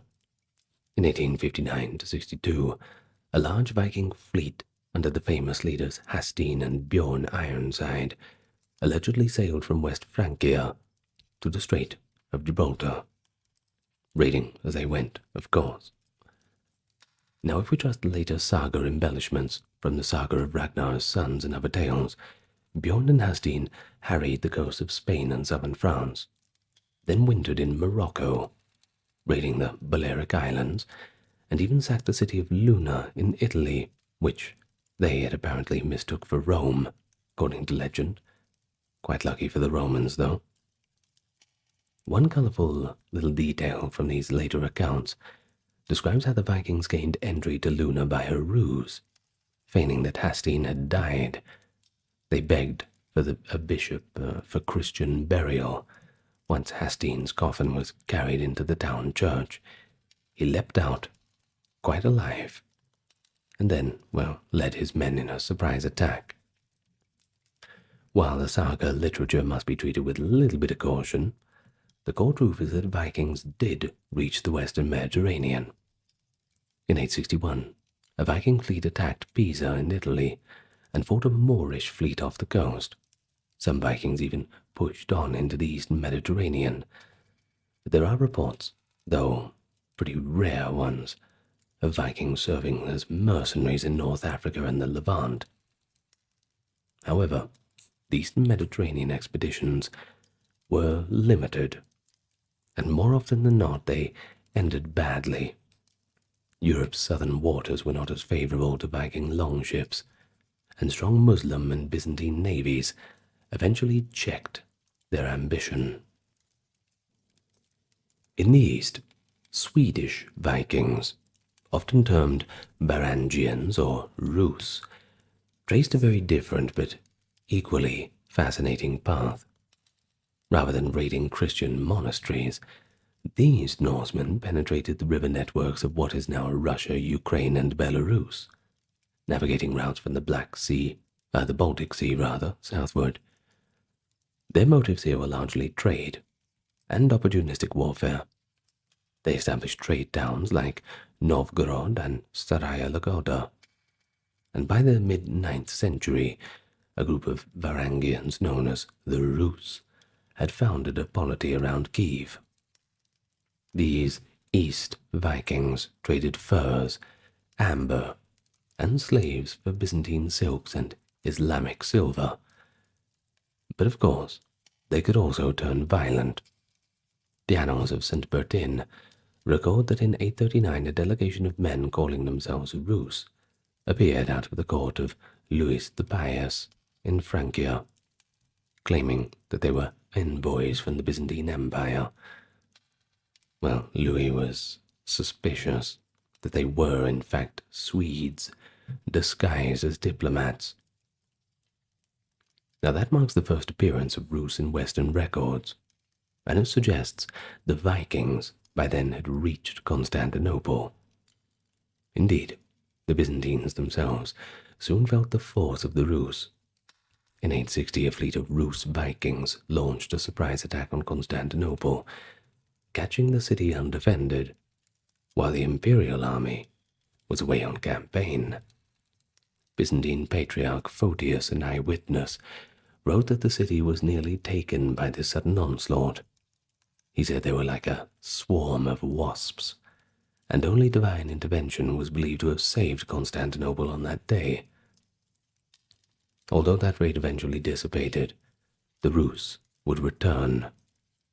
Later, Princess Oleg and Igor of Kiev led expeditions against Constantinople in 907 and 941, extracting trade concessions via treaties. By the late 10th century, relations had returned to the point that the Varangians, or the Viking mercenaries, became the elite Varangian guard of the Byzantine emperors, feared for their axe-wielding prowess and unwavering loyalty. The Eastern Vikings did not stop at the Black Sea, however. Some traveled further south via the Caspian. In the 10th century, there were at least 2 major Viking expeditions into the Muslim world of Persia. Arab chroniclers like Ibn Miskawayh tell of a Rus fleet that sailed down the Volga, entered the Caspian, and raided the territories of modern Azerbaijan and Iran around 912 to 913, before being largely annihilated by a coalition of Muslim forces. Another enormous expedition around 1041, led by a Swede named Ingvar the Far-Travelled, sought wealth in the lands of the Circland, the Norse word for the Caliphate, roughly. This journey became legendary for its ambition, but also its tragic end. About 30 runestones in Sweden, the so-called Ingvar runestones, commemorate those who travelled to the east with Ingvar and never returned. The inscriptions on these stones paint a sobering picture. Many a family lost sons and fathers on that adventure, who met their fate in Circland, fighting battles far from home. It was the last great Viking roaming expedition of the Viking Age, and it shows that even as late as the 11th century, Scandinavians were still seeking plunder and glory across the known world. But when we really look at it, what drove the Viking expansion and all these ferocious raiding enterprises? Well, I must caution you against any single cause explanation. It's rather a mix: social, cultural, economic, and even environmental factors. First and foremost, economic gain. We can't pass that one up, can't we? It's clearly a major incentive. The Viking Age coincided with a growing market for silver and slaves in Europe and the Middle East. Vikings targeted monasteries and towns because, well, that was where all the portable wealth could be found. Gold and silver chalices, coin hoards, jewels, fine cloth, livestock, and of course human captives who could be sold in the slave markets from Dublin to Constantinople. Enslaved captives were a very lucrative commodity. The Vikings established slave markets in places like Dublin and Hedeby, and many unfortunate victims were sold onward to the Islamic world. which at the time had an extremely high demand for slaves. Indeed, Arab dirham coins found in hoards in Scandinavia point to a massive influx of silver from trading slaves and furs eastward.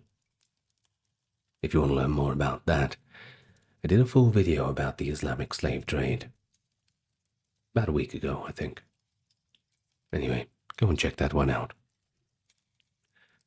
Yet, profit alone, that doesn't explain the timing and ferocity of the raids. Political and demographic pressures at home have to also be considered. You see, Scandinavia in the late 8th century was undergoing internal changes. The consolidation of kingdoms, well, Denmark, for instance, was coalescing under Godfred and later Harald Finehair in Norway. Ambitious chieftains who lost power struggles, or younger sons deprived of inheritance under the strict Scandinavian rules of succession, might have taken to raiding overseas as a way to carve out their own fortunes. It's an old-fashioned get-rich-quick scheme. Some scholars have suggested that a shortage of farmable land or a population boom in Scandinavia could have pushed surplus warriors abroad. However, evidence for a population boom, well, that's a little bit debatable. There was another theory, though.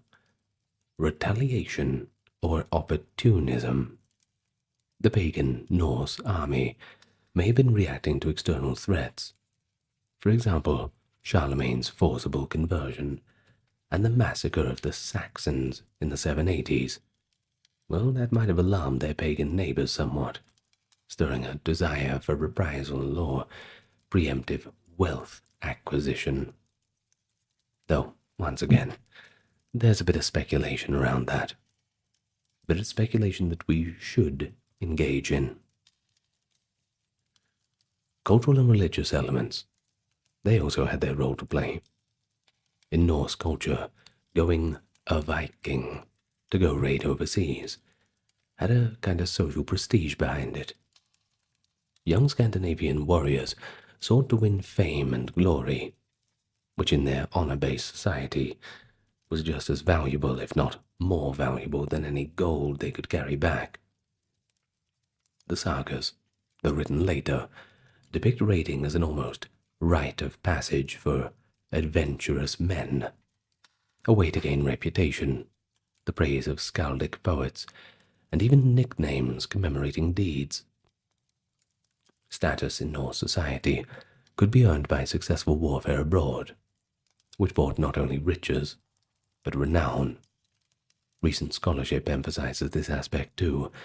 Exotic loot was prized not merely for its monetary value, but as a kind of status symbol.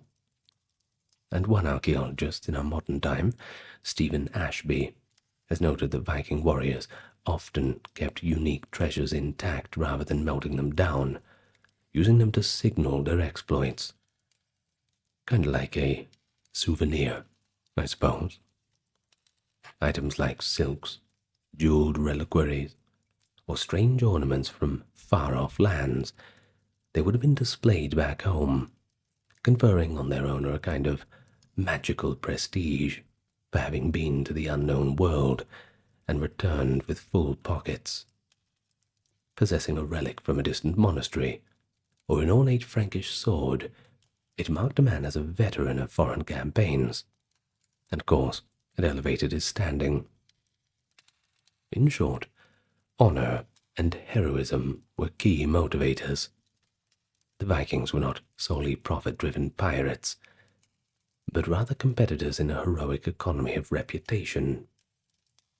As Ashby observes, the very act of participating in a successful raid could win a man accolades for courage and cunning, might even earn him a bit of a nickname, and everyone's proud of that. And just imagine you being the Viking, having a few buddies around, and saying, "Oh, that thing, that jeweled cross? Yes, I looted that from an English monastery about 10 years ago." It's not bad, isn't it? Well, we also have religion and ideology. Though often overstated in popular imaginations, they did factor in subtly. You see, the Vikings, they were pagan at the outset. We all know they worshipped gods like Odin and Thor, that kind of thing. Dying sword in hand was, according to their belief, a pathway to Odin's great hall. This warrior ethos may have made them more fearless or even reckless in combat, unafraid of death, keen to display their berserk ferocity. But on the flip side, their paganism and the targets they chose led Christian monks to frame the Vikings as instruments of God's wrath. Alcuin admonished the sack of Lindisfarne, saying it was not accidental, but rather, indeed, a sign from God for the sins of the people. Many clergy in Europe thought the impious Northmen were a scourge, sent to chastise a Christendom that had gone off the rails. The Vikings themselves probably didn't see it in such terms. It just wasn't that deep. To them, churches were just fair targets, a big pile of money to be taken. They didn't think of them as a spiritual thing. Still, later on, when some Vikings converted to Christianity, we can think of Guthrum or the early 10th century Norse in Normandy, religious motivations could shift. Christian Danes in the 11th century, like King Olaf Haraldsson of Norway or King Canute of Denmark, still led raids or wars abroad, but they justified them in these new ways, as legitimate wars, or even as crusading endeavors, rather than just mere plunder. But by and large, I don't think many people are arguing that the Viking raiders were driven by pragmatic considerations of gain and personal advancement, framed within this cultural ethos, a rather thin frame, I suppose, but it did celebrate adventure and martial achievement quite a lot. So it does have to be discussed. So how do we sum it all up? It's a bit difficult, isn't it? Well, I tell you what, I think we can all agree that the Viking raids were not just wanton bursts of random violence, but they were a lot more complex than that. Militarily, they introduced new tactics in naval mobility and siegecraft, and politically, they forced kingdoms to reform or perish, and even spawned together new polities led by Norse elites.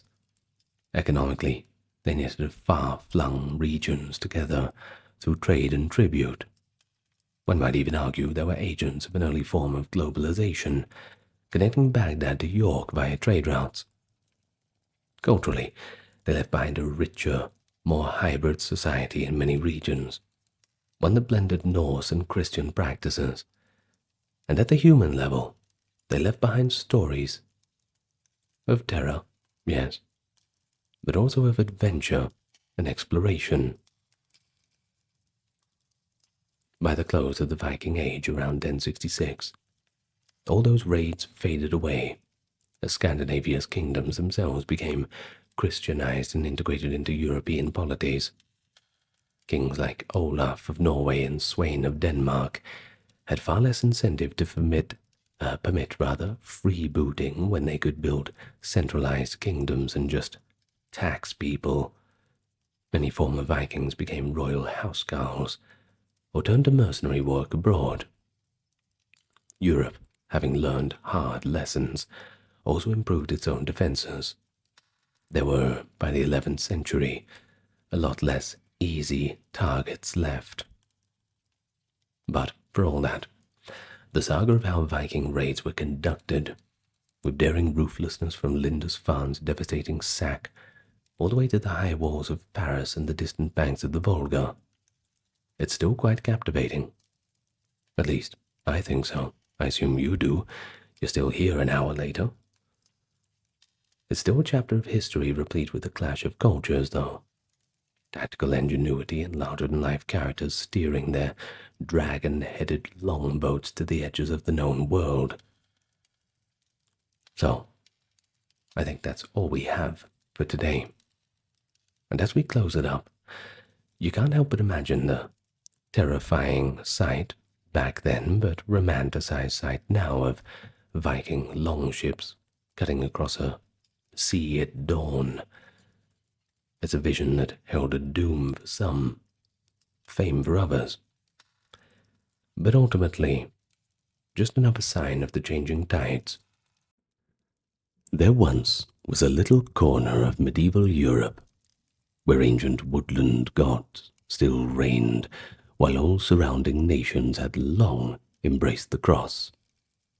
In the late 14th century, as Gothic cathedrals rose across Europe and Latin prayers echoed from Ireland to Russia, the people of Lithuania still kindled sacred fires in oak groves and honored ancient pagan deities.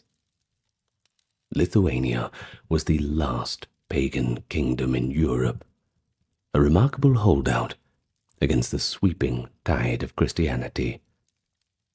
This is a story of how that last pagan realm finally converted, a tale of war, diplomacy, kings and missionaries, and a very complex, centuries-long struggle between old gods and the new. The very term Lithuania appears in recorded history at a very telling time. In the year 1009, the annals of Gutenburg note that a Christian missionary, St. Bruno of Kierfur, was beheaded by pagans on the border of Lithuania. From its earliest mention, it was known as a pagan land, fiercely resisting Christian incursion. Over the next 4 centuries, while Europe's other tribes and kingdoms gradually came into the fold, the Franks by the 6th century, the Poles by 966, Kievan Rus by 988, the Scandinavians by the 11th and 12th centuries, the Lithuanians held fast to their ancestral religion. By the 14th century, they stood virtually alone, an island of paganism in a Christian sea. But why did Lithuania remain pagan for so long? And what finally brought about the change? The answer lies in a pretty unique mix of political pressures and internal pragmatism. For generations, Lithuanian Grand Dukes deftly balanced between the Christian East and West, using the very fact of their paganism as a political tool. Meanwhile, crusading knights from Western Europe mounted relentless campaigns to Christianize or conquer the Baltic holdouts by force. The eventual conversion of Lithuania in 1387 and the related baptism of its last pagan region, Samogitia, by 1413, ended the last chapter of Europe's pagan era. A conversion that was not a simple spiritual awakening, but a calculated state decision that reshaped Eastern Europe. A story today that we tell from start to finish, from the earliest encounters to the final days, when those last heads were dipped under the water. But let me welcome you to the channel first. I've been looking forward to doing this video for a while, I will admit. I do have some videos that I look forward to doing more than others. After all, we all have our own personal interests, right? If you've not subscribed yet, I would like to politely invite you to do so. Of course, only if you feel inclined to. Perhaps you'd like to leave your thoughts in the comments too. I always appreciate a spirited discussion. Now, what I'm sure you appreciate is the lack of ads not only on this video, but on every single video I make. In a time where ads are absolutely everywhere, it's quite a point of personal pride that we keep this channel 100% ad-free. We can only do so due to the generous contributions of those on the Patreon, YouTube memberships, those who checked out the merch store. It's got lots of goodies on there, and the occasional donation.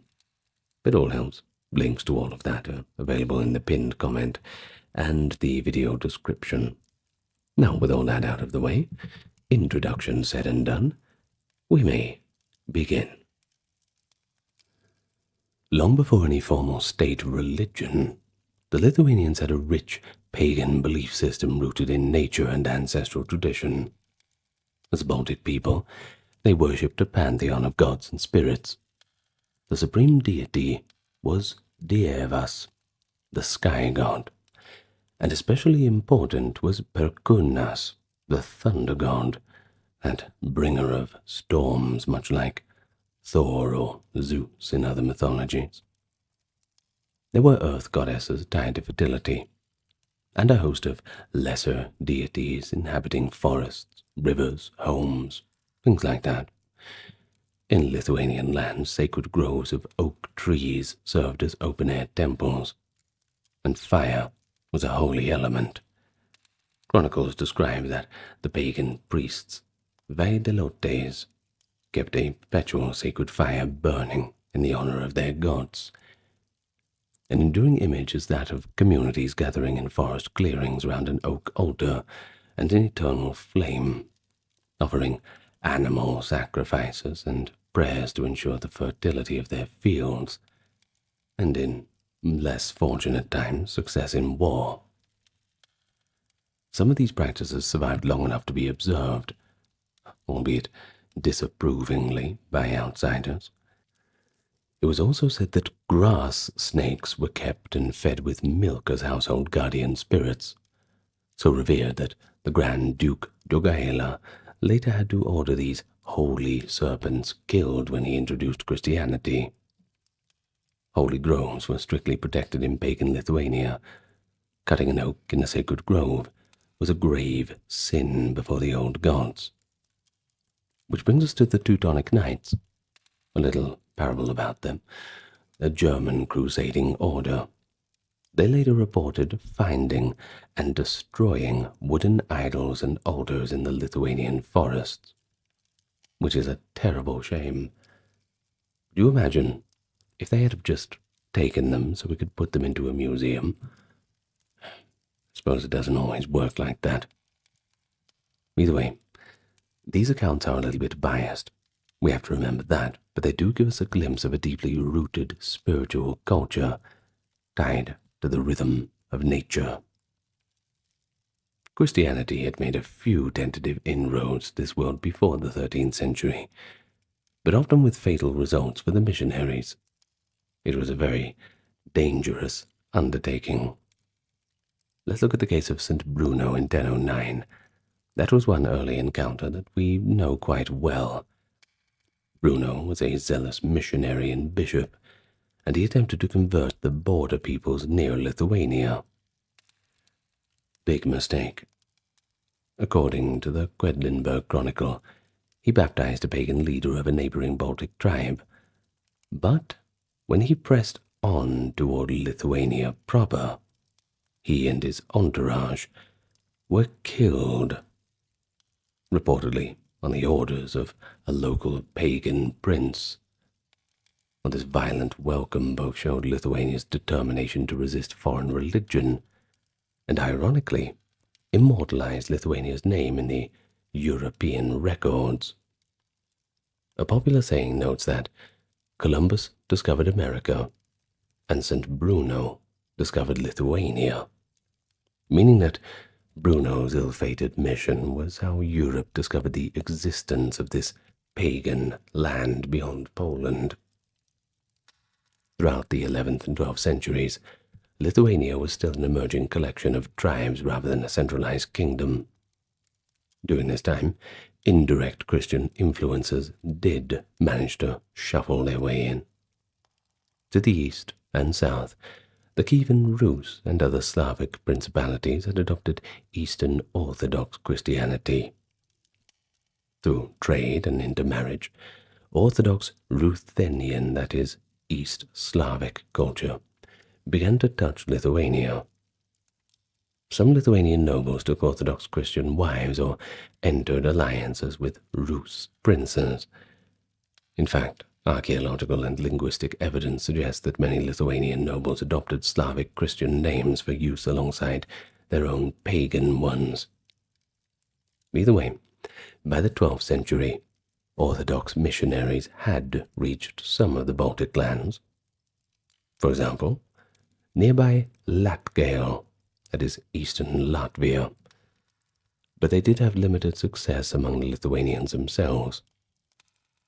But still, the influence was enough that many Old Church Slavonic loanwords for religious concepts, likely the word for church, basnikia for baptism, krikstas, that is, entered Lithuanian language at this time, showing that Lithuanians were aware of Christianity. Even if they were not converting en masse, they certainly knew what it was. Now, from the west came Latin Christian influence, and that's a bit different to the Orthodox tradition. And, of course, this time it came at the pointy end of a sword. The Northern Crusades. They began in the early 13th century, as the Catholic Church sanctioned crusading knights to subdue and convert the last pagan peoples around the Baltic.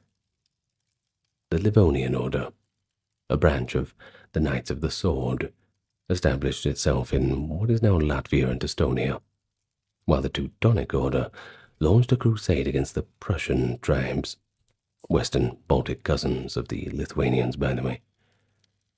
These military monastic orders founded fortress cities like Riga and Königsberg. That's right, they go all the way back. And they justified their conquest as a holy war against the barbaric pagans. By the mid-1200s, the pagan Prussians were largely conquered and forcibly converted, and the crusading orders set their gaze upon Lithuania next. Faced with aggressive Christian neighbors on multiple fronts, the Lithuanians were under growing pressure in the 13th century. This was the crucible in which the Lithuanian state coalesced, and religion, that was the central question. Would Lithuania go the way of its neighbors and accept baptism, whether by choice or force, or could it maintain its old ways and independence?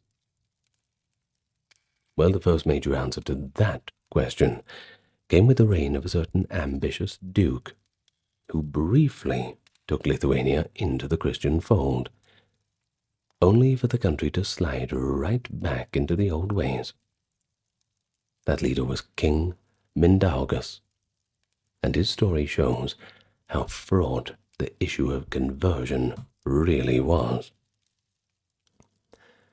So let's talk about Mindaugas. By the 1240s, he had risen as the most popular Lithuanian duke, effectively a first ruler of a united Lithuanian state. Mindaugas was a shrewd and ruthless leader who expanded his influence not only over ethnic Lithuanian lands, but parts of neighboring Baltic tribes. However, his rise was challenged by rivals and the encroaching military orders.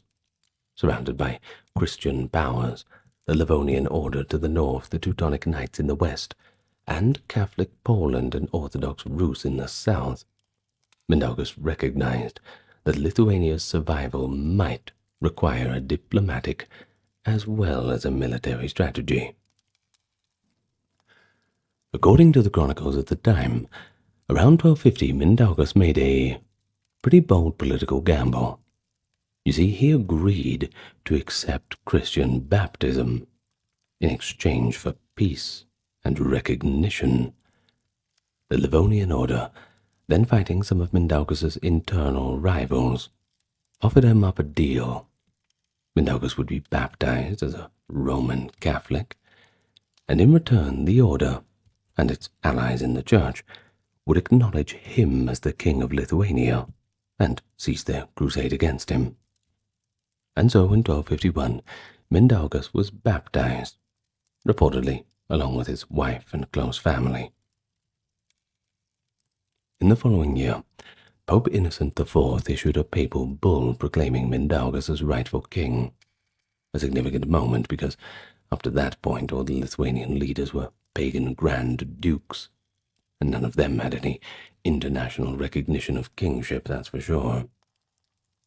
On July the 6th, 1253, Mindaugas was crowned the King of Lithuania, with a crown sent from the Pope, signifying that Lithuania had, at least at the top, joined the family of Christian kingdoms. For a time this seemed like the breakthrough that might Christianize the entire nation. Mindaugas allowed Catholic clergy into his domains. The first church was built in the capital region, and Latin prayers were translated for use in Lithuania. By aligning with the Catholic Church, Mindaugas gained a powerful ally. He could call himself a king, quote, by the grace of God, and the Teutonic and Livonian knights were, in theory, obligated to stop attacking a baptized ruler. Indeed, a short-lived peace did take hold. One of Mindaugas's own letters, whose text survives in later documents, proudly recalls that, quote, our predecessor, King Mindaugas, with his whole kingdom, was converted to the faith of Christ. However, the reality is a little bit more limited. It is likely that only a small circle around the king actually converted at this time, while the vast majority of the Lithuanian people and lesser nobles continued their pagan practices, just as before. Mindaugas' conversion was thus a top-down, politically driven affair, and it faced an uphill battle. Many Lithuanian nobles resented the new alliance with the very crusaders who had been their enemies. And what's more, is that Mindaugas' own power was very far from secure. In the year 1260, a rebellion, a major one at that, flared among the Samogitians, that is the northwestern Lithuanians, who inflicted a crushing defeat on the Teutonic Knights at the Battle of Durbe. This victory emboldened anti-Christian sentiment. Mindaugas' nephew, Treniota, a staunch pagan at that, emerged as a leader of the Samogitians and convinced Mindaugas to abandon his new faith, joining the uprising against the Crusaders.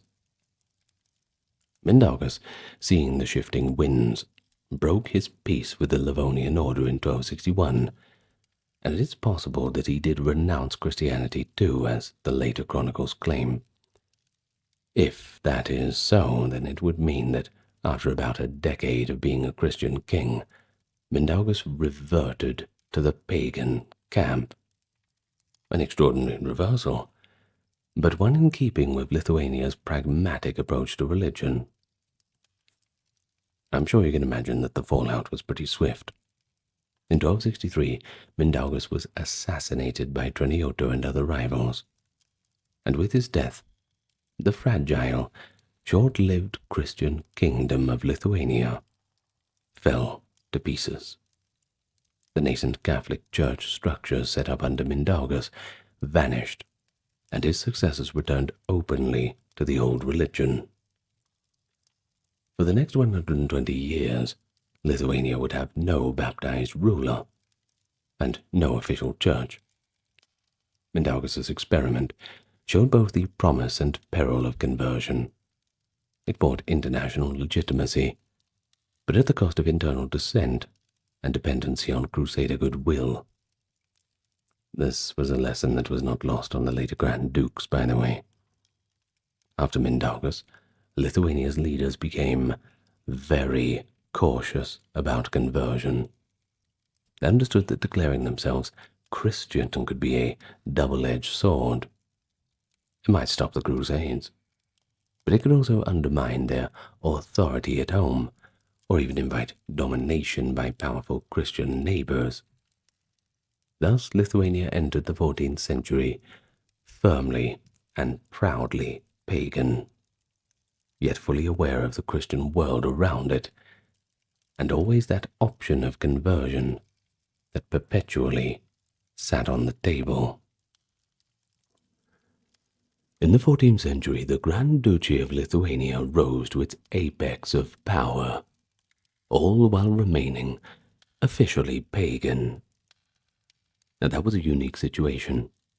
A large and expanding European state ruled by pagan Grand Dukes that controlled vast Christian populations. By 1350, Lithuania had absorbed much of the former Kievan Rus territories in today's Belarus and Ukraine. The irony was striking. This pagan Lithuanian empire now governed millions of Orthodox Christians in its eastern lands, even as it battled Catholic crusaders on its western frontiers. Religion in Lithuania became not only a matter of personal faith, but a diplomatic chess piece in a high-stakes game for survival. And the leaders skillfully vacillated between Eastern Orthodox and Western Catholic Christian influences, without really committing to either one of them. You see, they realized that by retaining their pagan status, it gave them a form of leverage.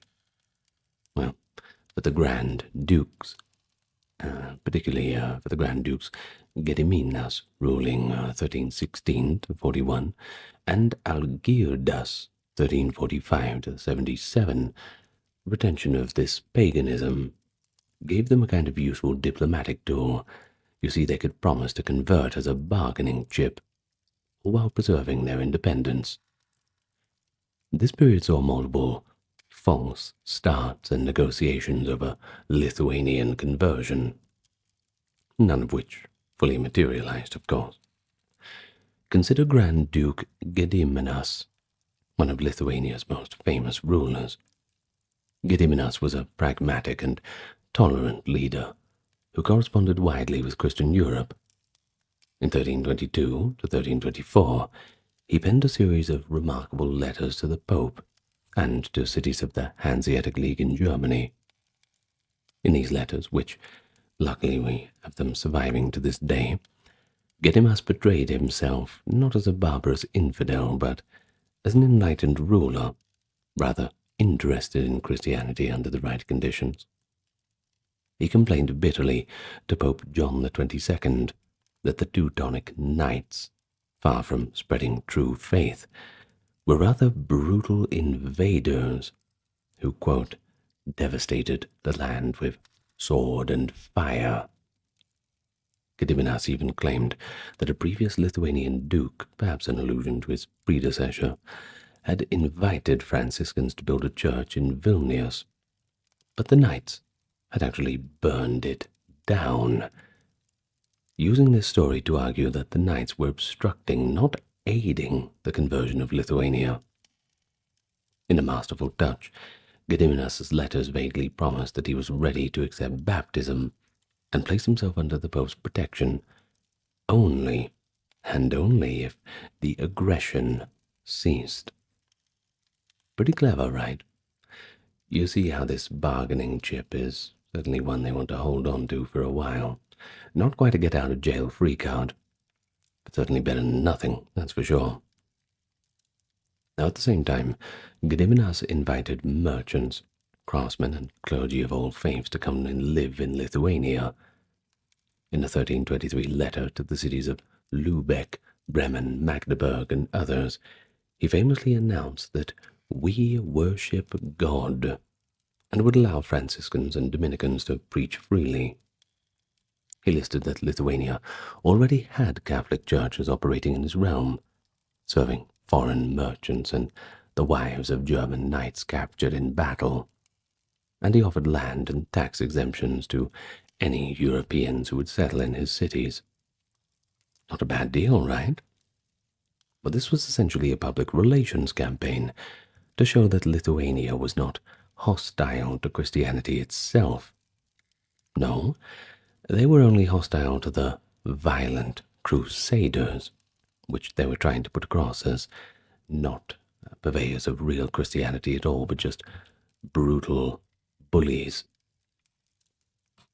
Gediminas's savvy correspondence won him a short-lived truce.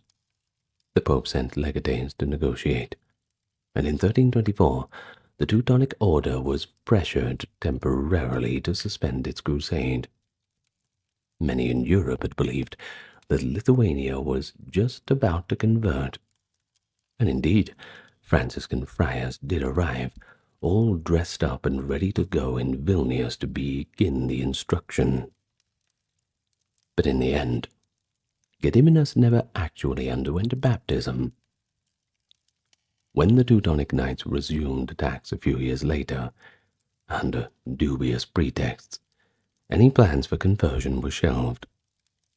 It seems Gediminas had achieved what he wanted, a breathing spell of peace and some positive diplomacy, without giving up his pagan independence. He died, still an unbaptized worshipper of Perkunas, but having shown Europe that Lithuania could not be easily cowed. Now, as for Gediminas' successors, they continued this rather delicate balancing act. His son, Algirdas, and Algirdas's brother, Kęstutis, ruled jointly over different parts of Lithuania, and relentlessly fought off the Teutonic Knights throughout the mid-14th century. Both men kind of flirted around with the idea of conversion when it suited them. Algirdas, whose wives were Orthodox princesses, was rumored at times to consider converting to Orthodoxy, especially as a counterweight to the Latin Crusaders. One Russian chronicle even claims he was baptized Orthodox in his youth, though he later performed pagan rites openly, so, well, didn't really work that well, didn't it? Meanwhile, Algirdas's co-ruler, Kęstutis, handled relations with the West. In 1349, Kęstutis entered into talks with Pope Clement VI about a possible conversion to Catholicism. The idea of this was that Kęstutis and his sons would be baptized, and even receive royal crowns, much like Mindaugas had, thereby nullifying the Crusader threat. The negotiation got pretty far, too. One chronicle notes that Kęstutis agreed to be baptized if certain lands were recognized as his. But the plan was derailed when the King of Poland, a supposed mediator, suddenly grabbed some disputed territories for himself, making the Lithuanians suspect a trap. The deal fell apart. Kęstutis remained pagan. A couple of years later, in 1351, Kęstutis was captured during a clash with Hungarian forces allied to the Crusaders. The Hungarians tried the conversion gambit again. King Louis of Hungary offered to release Kęstutis and grant him the crown if he would accept Christianity. Of course, he outwardly agreed to be baptized, and even swore an oath in the Christian camp. But guess what? I'm sure you can see what's going to happen. He insisted on swearing by his own pagan gods and not the Christian god. And, well, that's not really how it works. Well, the Christians weren't very happy about that. According to one account, he performed a pagan ritual of sacrifice, reportedly killing a bull with a thrown knife to seal the pact. Well, the gesture might have offered some reassurance to the Christians at the time, but it was likely a ruse. Kęstutis knew an oath to pagan gods meant nothing to his captors. Sure enough, as soon as he was set free, Kęstutis simply slipped away and returned home, well and truly unbaptized. And when he got there, he resumed the fight. It's a bit cheeky, don't you think? It's an example of how Lithuania's leaders were willing to play along, feign their conversion, just humoring the Christians for a while, only to maintain their freedom of action later on, sort of skulking away, giggling to themselves. Meanwhile, on the home front, Lithuania's ruling family was slowly absorbing aspects of both Christian cultures. Many princes of the Gediminid dynasty took Orthodox baptisms when it was politically convenient, often if they married into Slavic royalty or ruled over Orthodox lands. For example, Vaishelga, also known as Voselka, Mindaugas' son, he became an Orthodox monk and even founded a monastery. Svitrigela, a son of Algirdas, was baptized Orthodox as a child too. But these individual conversions did not change the official state stance. They did mean, however, that the Lithuanian court was not ignorant of Christian customs. By the late 14th century, one could find Orthodox and Catholic Christians at the pagan Grand Duke's court, whether as in-laws, advisors, or perhaps even just foreign guests. Notably, there was no policy of persecuting Christians in Lithuania, unlike some earlier pagan societies, even Rome at one point. The Lithuanians generally tolerated Christian presence among foreigners or subject peoples, and this tolerance was another reason why the Grand Dukes did not feel an urgent need to convert. You see, they could allow faiths to coexist, while they themselves continued to honor the old gods. However, the common Lithuanian people, especially the peasants in the heartland and Samogitia, remained staunchly attached to their traditional religions of the 14th century. Pagan priests continued to conduct ceremonies, and the populace saw the Christian god as the god of the foreigners, not their own god. I mean, that doesn't mean that they were looking down on it. They were just saying that this is just not our thing. You can understand that, I suppose. There are recorded instances of extreme resistance when knights or missionaries were captured by Lithuanians in war. Sometimes they met a gruesome fate as human sacrifices to the pagan gods, but these are quite rare. The general picture was one of pretty broad tolerance, but we need to mention these ones.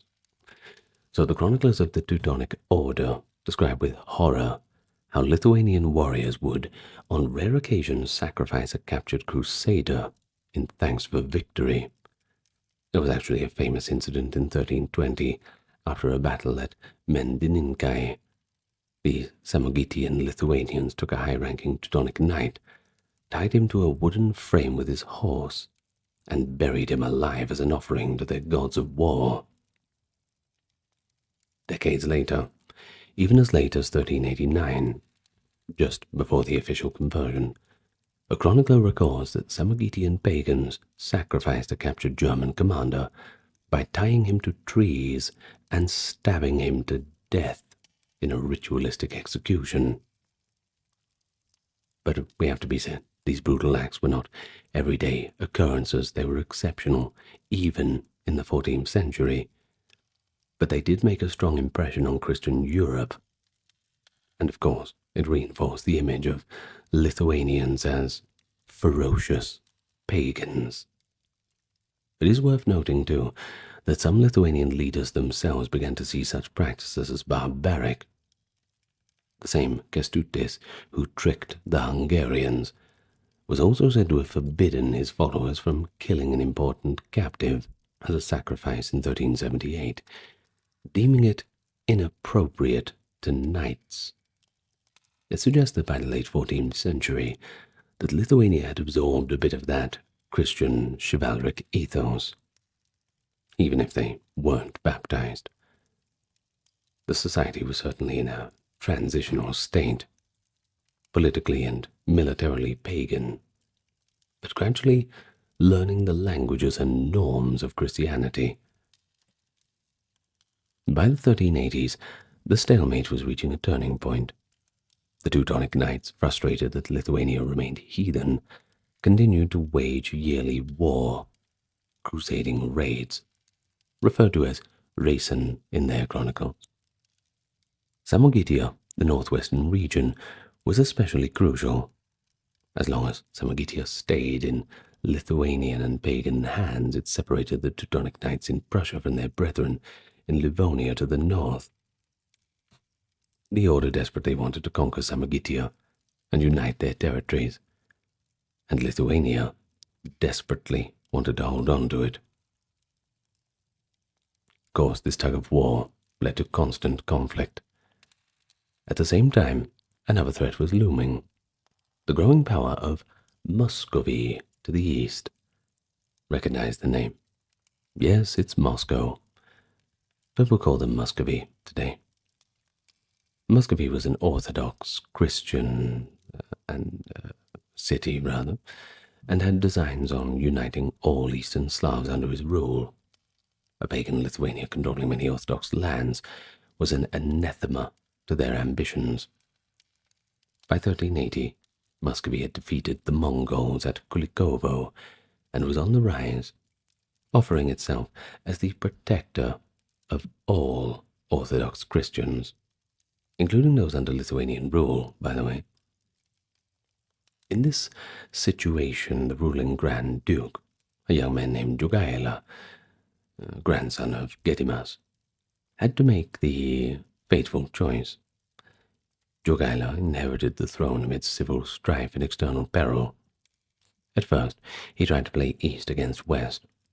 His mother was a Russian Orthodox princess, and one proposal in the early 1380s was for Jogaila to marry a daughter of the Grand Duke of Moscow and convert Lithuania to Orthodoxy, making Lithuania a sort of junior partner to Moscow. On the other side, the Polish nobility offered Jogaila a different deal: marry the young Queen Jadwiga of Poland, convert to Catholicism, and become the King of Poland, thereby allying Catholic Poland with Lithuania against the Crusaders. Of course, each option had pretty big implications. Converting to Orthodoxy might have eased relations in the East, but done nothing to stop the Teutonic Knights, who wouldn't recognize an Orthodox conversion as ending their crusade, but it also risked making Lithuania subordinate to Muscovy.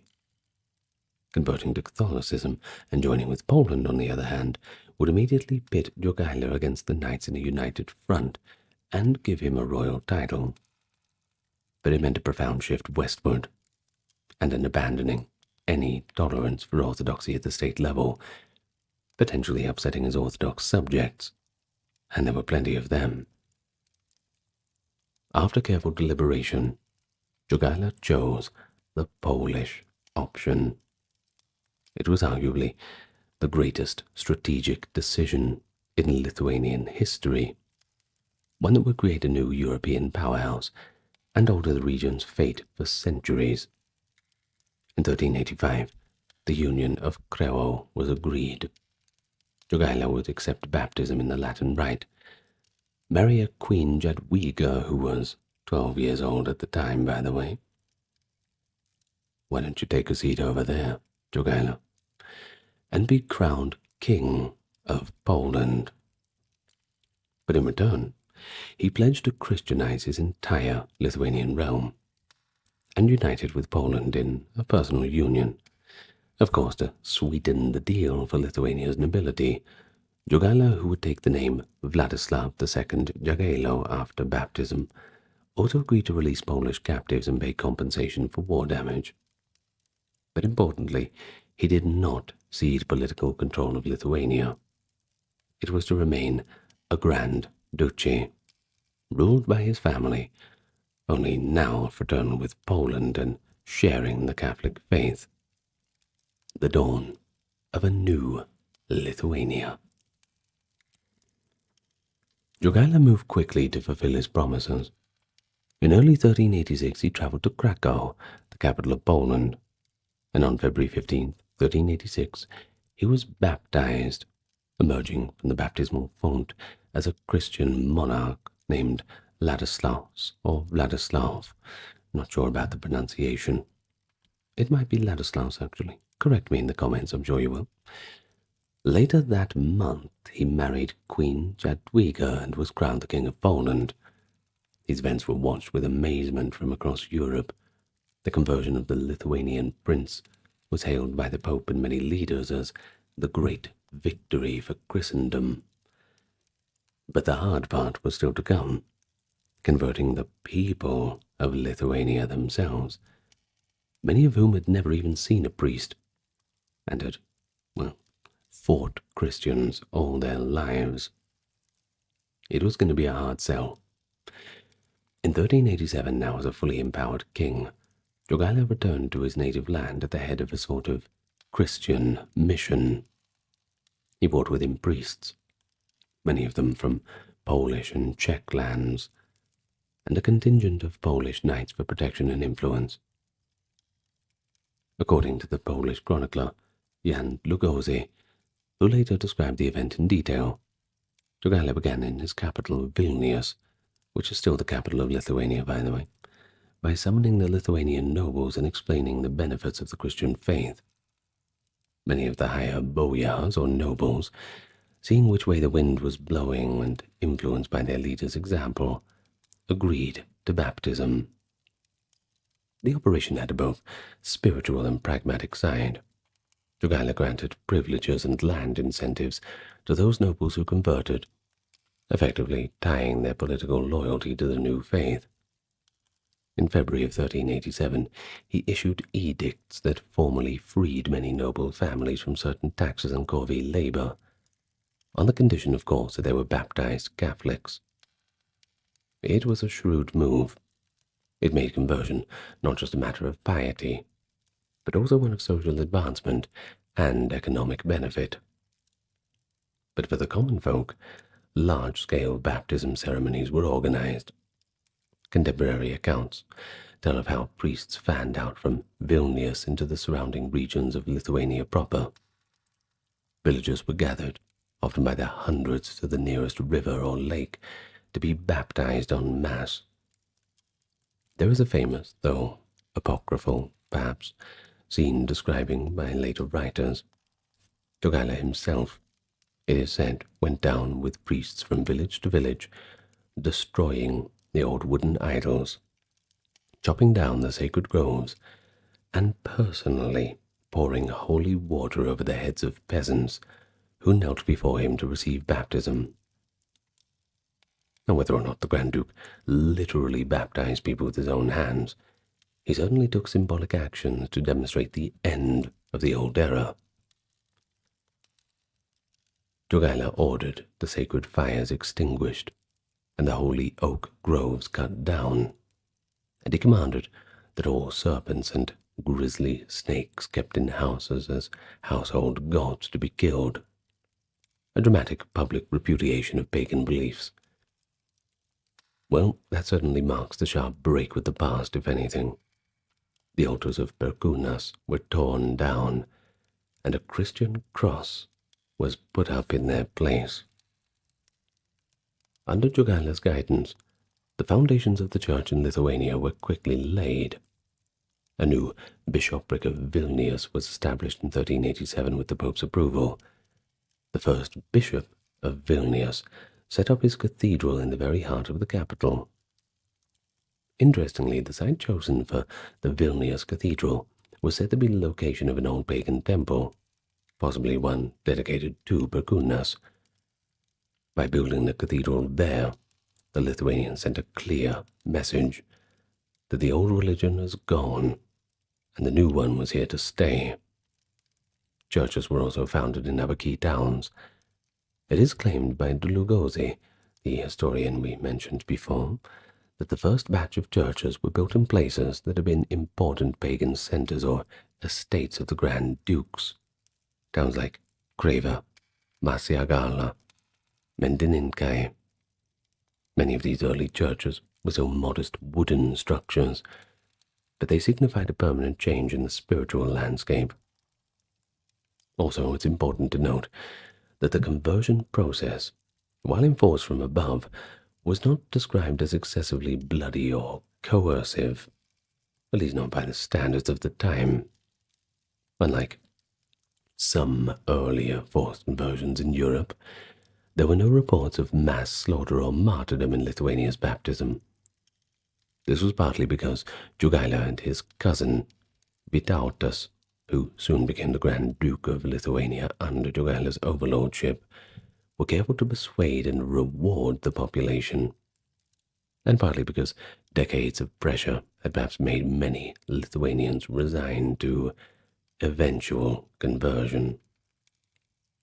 As for the pagan priests, they seem to have lost their influence quite quickly once the political leadership tossed them aside. We hear of no large-scale rebellions in 1387 against Christianization either. It certainly helped that people were not required to learn a new language for worship immediately. Many priests likely preached in the local language, or in Ruthenian, which was understood by some, and Christian concepts were slowly introduced, and when they were introduced they were on more familiar terms. Of course, conversion didn't magically transform everyone overnight. Many peasants went through the motions of baptism, accepting the sign of the cross and new Christian names, but quietly continued some pagan customs in their daily lives. Seems to be a Lithuanian tradition that we've learned in this video.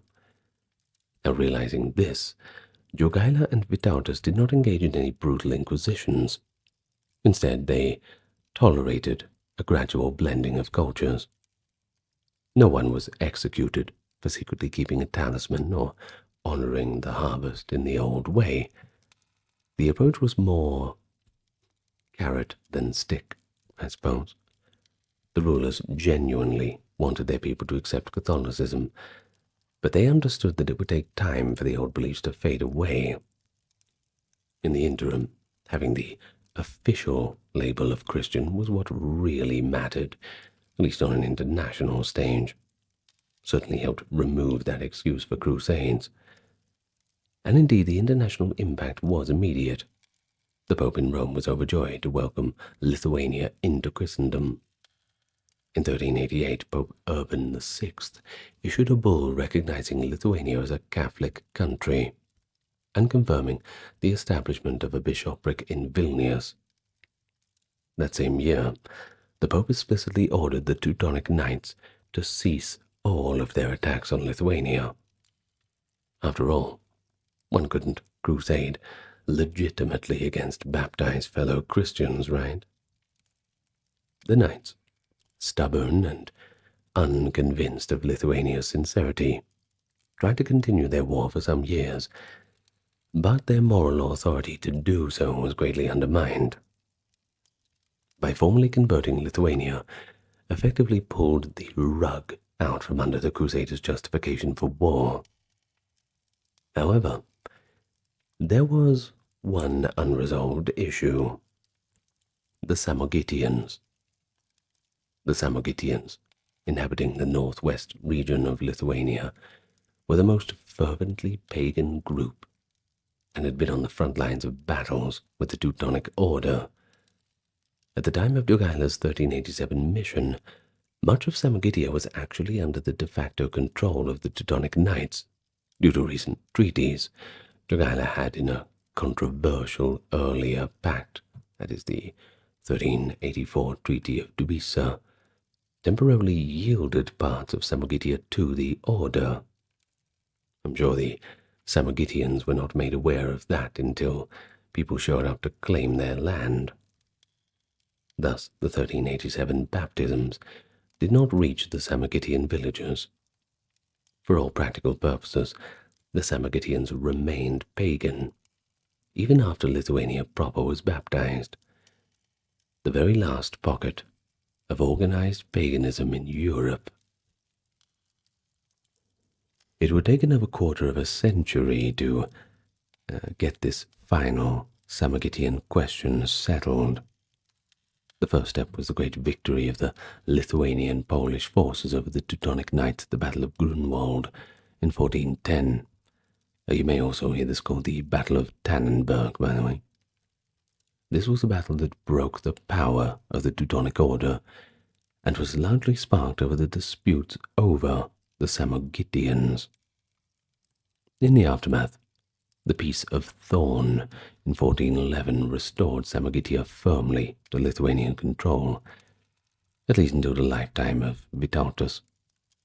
With the Crusader threat effectively neutralized, Grand Duke Vytautas the Great, Jogaila's cousin, and now the ruler of Lithuania's day-to-day affairs, moved to finish what Jogaila had begun.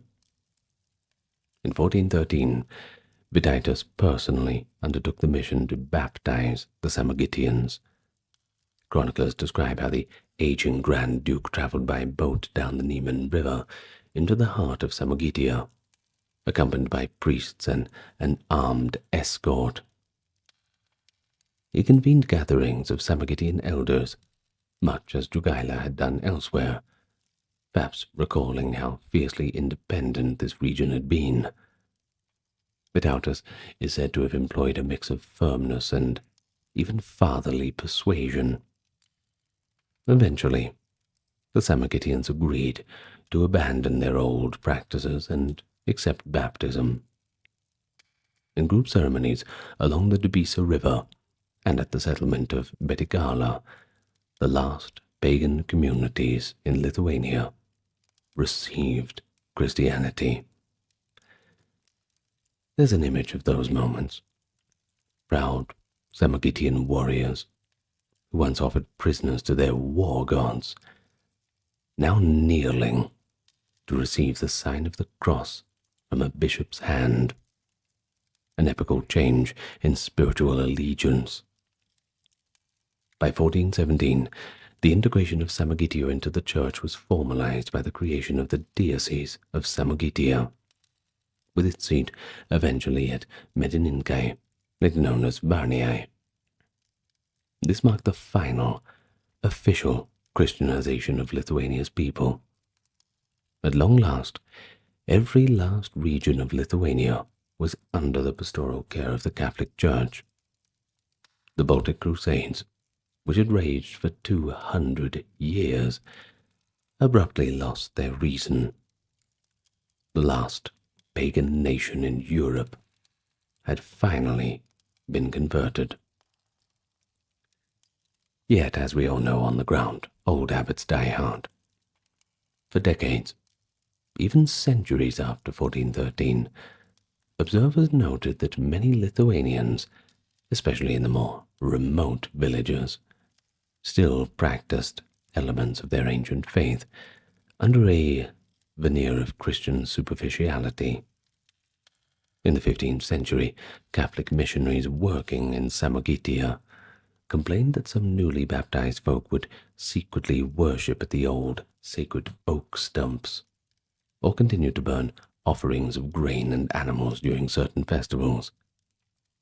As late as the 16th century, church authorities in Lithuania wrote about peasants who kept serpents in honor and practiced pagan rites at home, prompting renewed campaigns to eradicate these, quote, superstitions. The famous Polish-Lithuanian cardinal Stanislav Hozdu in the 16th century noted with frustration that in parts of Lithuania, quote, the people come to church, but still whisper prayers to trees and snakes. Over time, however, especially through the efforts of the Counter-Reformation and better education of the clergy, these vestiges faded.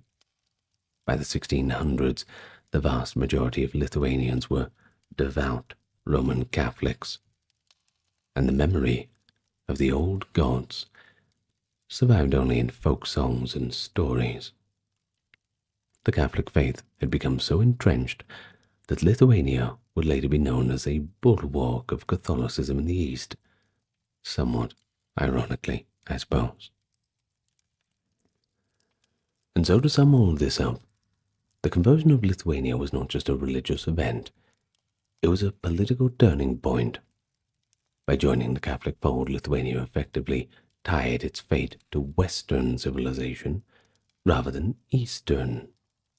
The personal union of Jogaila and Jadwiga blossomed into a long-term Polish-Lithuanian alliance, culminating in the Union of Lublin in 1569, which created the Polish-Lithuanian Commonwealth, and that was one of the largest and most powerful states in 16th century Europe.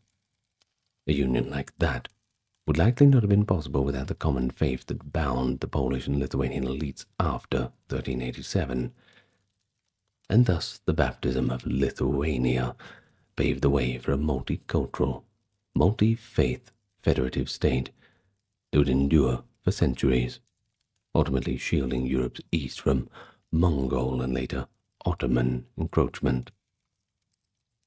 But from a modern perspective, the story of Lithuania as Europe's last pagan kingdom certainly has its romantic allure. It represents the persistence of indigenous European religion long past the time it faded elsewhere. Because Lithuania converted so late, historians and folklorists have been able to glean relatively detailed information about the Baltic pagan practices from songs, early ethnographic accounts, and the writings of Christian chroniclers who witnessed those practices firsthand. This has allowed for partial reconstruction of the old mythology and rituals, something harder to do for, say, the paganism of the Gauls or Germanic tribes that vanished in late antiquity, without much of a trace to show for it, too. So in a way, Lithuania's delay of conversion preserved a fragment of the ancient pre-Christian heritage of Europe into the early modern period. And today, Lithuania remembers both its pagan past and Christian heritage, and with pride. The nation still celebrates Statehood Day on July 6th, commemorating the coronation of King Mindaugas in 1253, interestingly honoring the first baptismal king, even though his Christian kingdom was short-lived. Meanwhile, in 1987, the country marked its 600th anniversary of official Christianization with great fanfare, even under Soviet rule, by the way, which was a delicate balancing act of historical pride. There has even been a neo-pagan revival movement in recent decades called Remover, after a legendary old Baltic temple that seeks to reconstruct and practice the ancient Baltic faith. Such groups remain small, but they're certainly growing. Excuse me. And they testify to an enduring fascination with the old gods of Lithuania. I think that's a fascination that is not going to go away for quite some time. 14th century France. An itinerant horse dealer stops at a tavern near the coast. But he is no simple merchant. He is Eniquin de Bos, an English spy sent to infiltrate the French noble household during the 100 Years' War. Far to the east, in 13th century Cairo, a Mamluk agent walks through the market fully veiled, hiding his identity as he carries a secret message for Sultan Baybars. And in a Japanese fortress town, a shinobi ninja silently scales the wall at midnight to map out the enemy defense. We speak briefly of a few examples among many, and these examples spanning different cultures are not something out of fanciful fiction. They rather reflect a very real, though often hidden world of medieval espionage. Spies and informants roamed the courts, camps, temples, and trade routes of the medieval world, quietly shaping history from the shadows. Medieval chroniclers and manuals hint at whispered intrigues, a captured letter revealing a plot, a double agent turning the tide of a siege, or an assassin lurking in the royal court right under everyone's noses. Chivalric knights and roaring battles dominate the popular imagination of the Middle Ages, but behind the scenes, a more subtle war was being waged. And it is what we uncover today, in our time together, peeling back the layers on those hidden agents of medieval times. So come with me, and we'll slip behind the curtain. But first, let me welcome you to the channel. If you're new here, it's good to meet you. For those returning, good to see you again. You may not have clicked the subscribe button yet. If you have not, I invite you to do so, and leave your thoughts in the comments below on what you think about medieval spies. Also, this video is 100% ad-free. Thank you very much to the generous contributions of those on YouTube memberships, Patreon, and those who occasionally donate. Once again, you have my thanks, eternal gratitude. Now, with all that being said, let's get nice and relaxed, and we can look into the world of medieval spies. From the earliest medieval campaigns, commanders understood that knowledge was power, and therefore knowledge could decide a victory or defeat. The use of scouts by those commanders, that's an old warfare tactic, as old as war itself, and medieval leaders, they were no exception. As a matter of fact, medieval war manuals explicitly urged the use of spies. Around 1409, the French writer Christine de Pizan advised every general to dispatch them, for to inquire and understand the purpose of the enemy. But true espionage, that went beyond simple scouting. It meant to penetrate the enemy's secrets, not just observing their movements. This could be a perilous endeavor, yet many took the risk. Medieval chronicles abound with references to covert agents in wartime, from humble camp spies to high-ranking traitors. Let's go back to the 100 Years' War. We mentioned that in the introduction. Perhaps the most quintessential of medieval conflicts, the war between England and France. English forces, fighting on foreign soil, needed the best intelligence they could get. One major hurdle was language. A spy who couldn't blend in would be quickly unmasked. But fortunately, for King Edward III, his court included many French-speaking allies, such as Flemish and Gascon knights, whom he sent to snoop around on the French plans. According to the chronicler Jean Froissart, the English even planted multilingual agents, fluent in English, French, and German, within the French army itself. These spies mingled among the enemy ranks, gathering gossip and sensitive information undetected. Froissart dramatically illustrates the payoff. In 1345, the Earl of Derby learned of a French siege plan by means of a spy he had in the French army, enabling a surprise counterattack. The raid succeeded brilliantly, largely because one secret informer kept the English one step ahead. The war intensified, and English espionage grew more daring.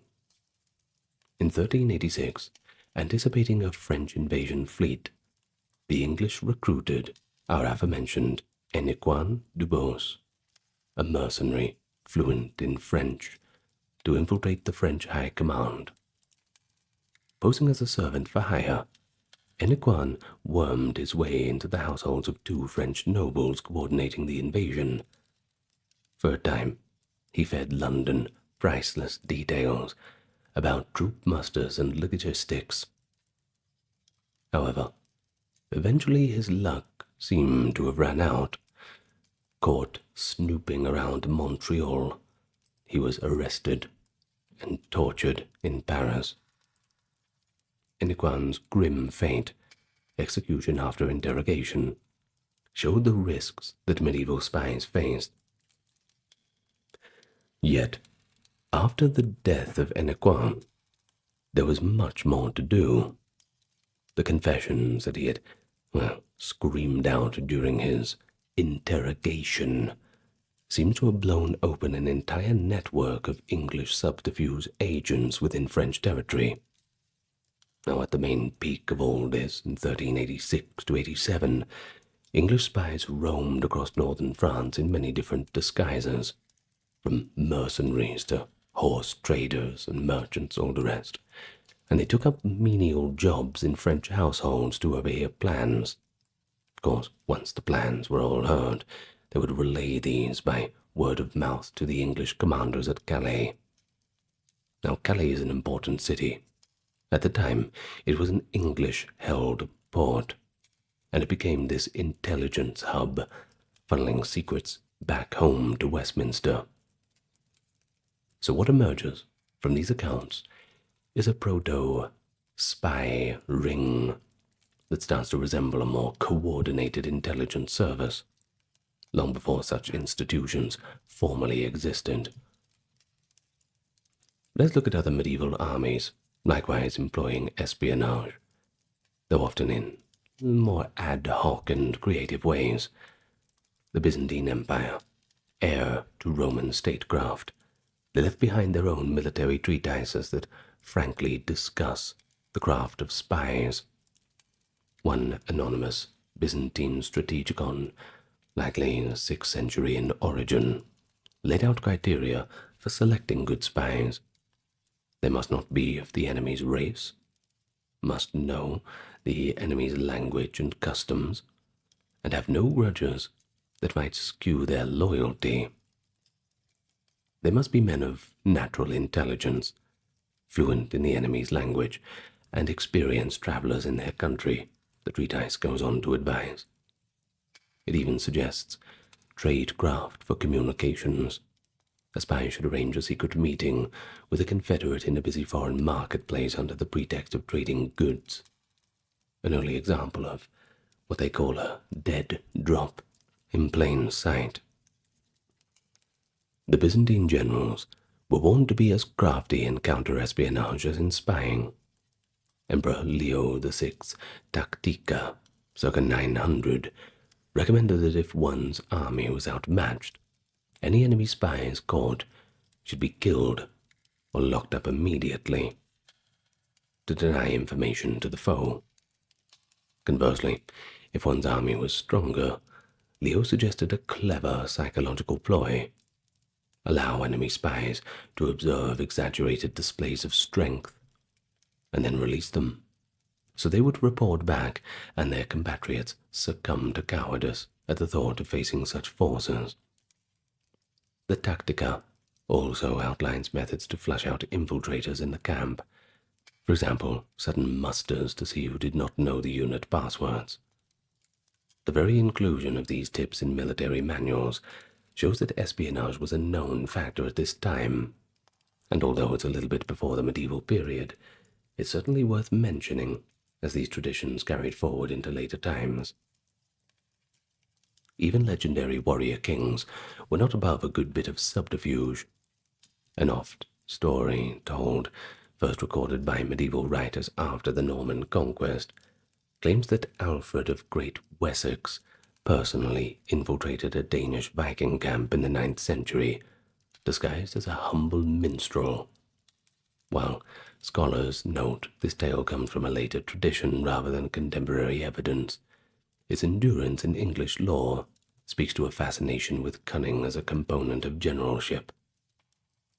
The image of King Alfred strumming a harp by the enemy's fire, all the while noting their numbers and plans, it's the epitome of the ideal of the warrior spy. Brave enough to fight in the shield wall, yet cunning enough to sneak behind the enemy lines in a peasant's garb. Now, whether or not Alfred truly did this, we know many medieval commanders employed agents to scout and infiltrate. During the Crusades, for example, both Christian and Muslim leaders relied on espionage amid holy war. Let's take one example. Before the First Crusade's assault on Antioch in 1098, Crusader Bohemond of Taranto recruited a spy inside the city, a renegade, former Muslim guard, who helped facilitate the city's fall by stealth. Decades later, Nur ad-Din Zangi and Saladin routinely sent spies to Frankish strongholds. In fact, A remarkable anecdote claims Saladin managed to recruit the Frankish queen of the city of Antioch as an informant in the 1180s.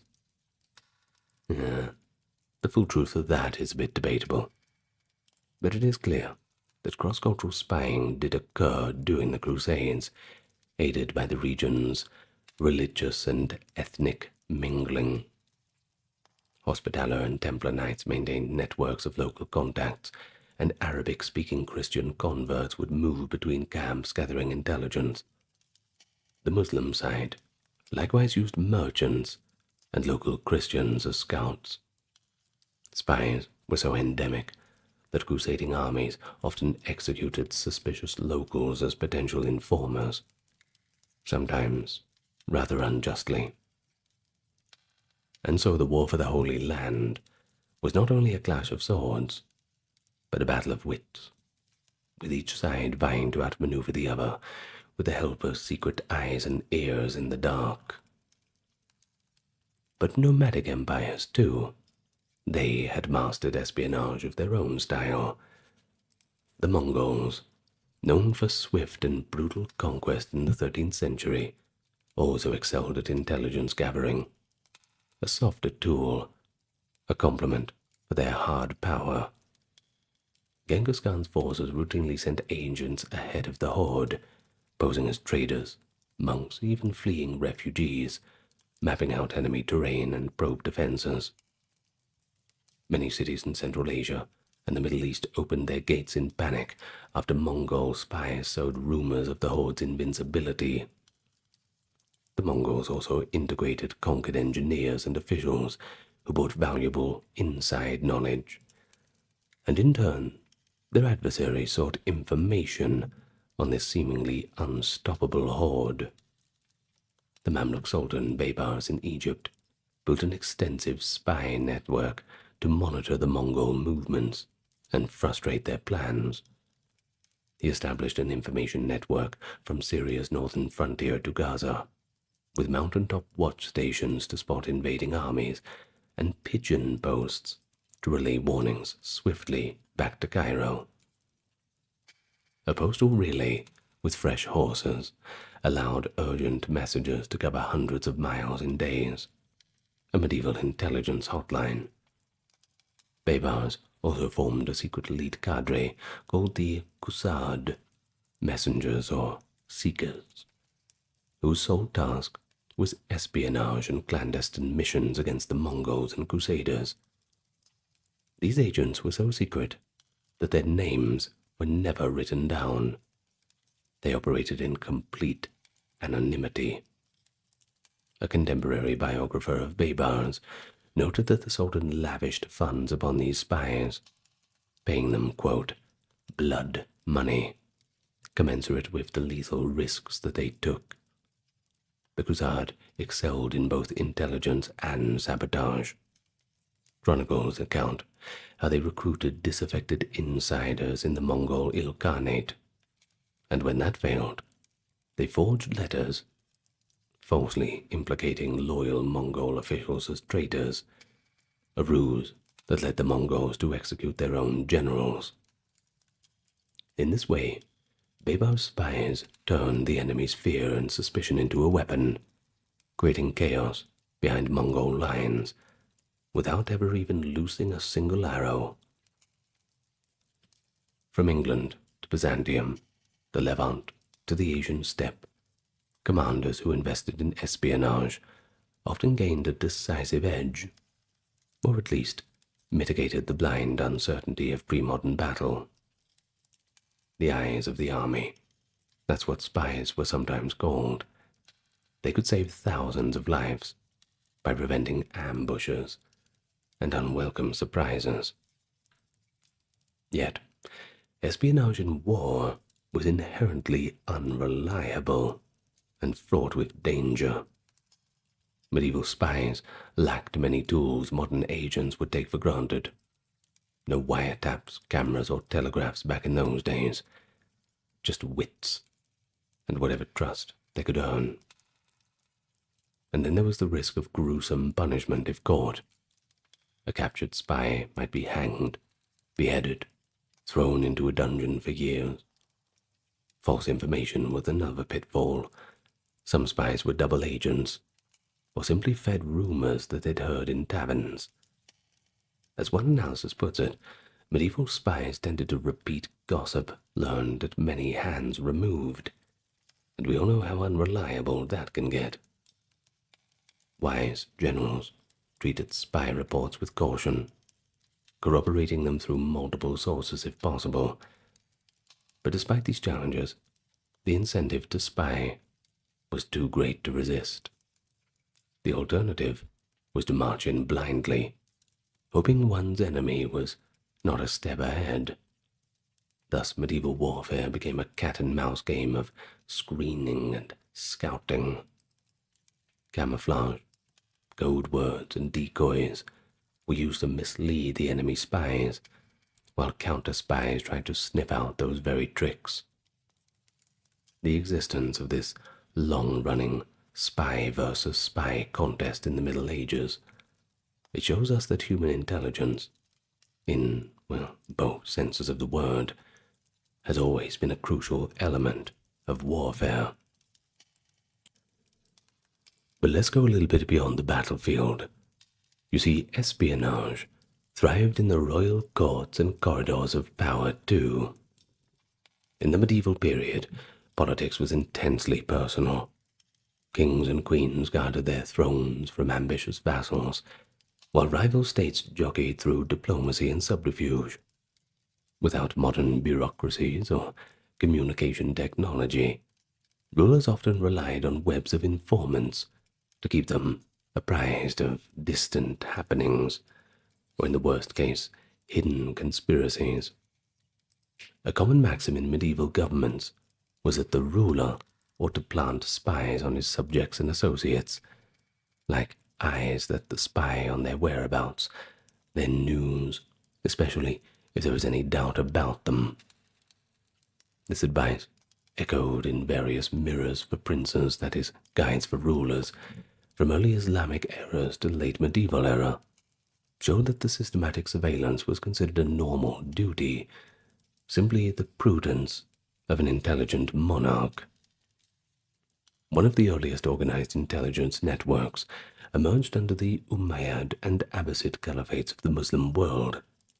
As early as the 7th century, the Umayyads set up the Barid, a state postal service, that had also doubled as an espionage apparatus. The couriers who carried letters were also expected to report on local conditions and officials, earning the nickname Sahib al-Kabar, or bearer of news. In essence, the mailman was just another spy. Early caliphs planted agents in provincial courts to ensure governors remained loyal and that the tax revenues kept flowing in.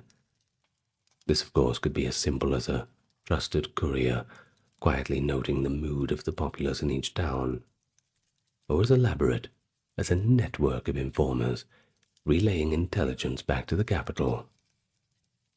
By the 10th and 11th centuries, this ethos of surveillance reached a point where in some cities like Basra, people assumed any stranger might be a spy for the caliph and greeted unknown faces with outright suspicion. The Seljuk Turks, they came to power in the 11th century and found their own agents so overzealous that they had to set rules. For example, forbidding spies from invading the privacy of women's quarters or breaking down doors without cause. Clearly, intelligence gathering was so pervasive even in peacetime governance, to the extent that social paranoia sometimes ran high due to it. Back in Christian Europe, royal spy networks were genuinely a bit more ad hoc. But by the later Middle Ages, some rulers developed reputations as spy masters. King Edward II of England, just for one example, early 14th century, well, he employed agents to monitor his treacherous barons. However, his enemies also spied on him. and famously used his favorite private correspondence as evidence to rally opposition. The Avignon papacy in the 14th century had cardinals who acted as quasi-spies, funneling political information from across Christendom to the Pope. Meanwhile, King Charles VII of France organized a bureau called the Cabinet Noir. What a cool name! They intercepted and decoded letters, an early form of postal espionage that presaged those modern intelligence agencies. But it was Charles' contemporary, King Louis XI of France, who truly earned a nickname as the Spider at the center of the web of spies. Louis XI, reigning 1461 to 83, was dubbed the Universal Spider by his foes for his endless intrigues.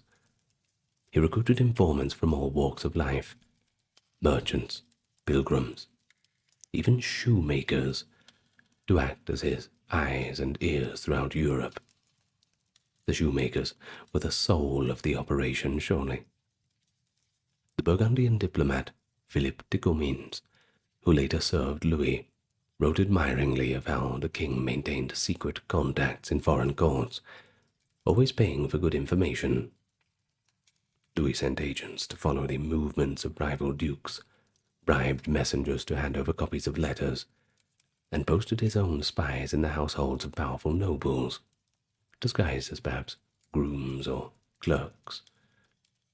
In one instance, when Louis was plotting against the Duke of Burgundy, he had a surgeon in the Duke's service on his payroll, feeding him details of the Duke's health and itinerary.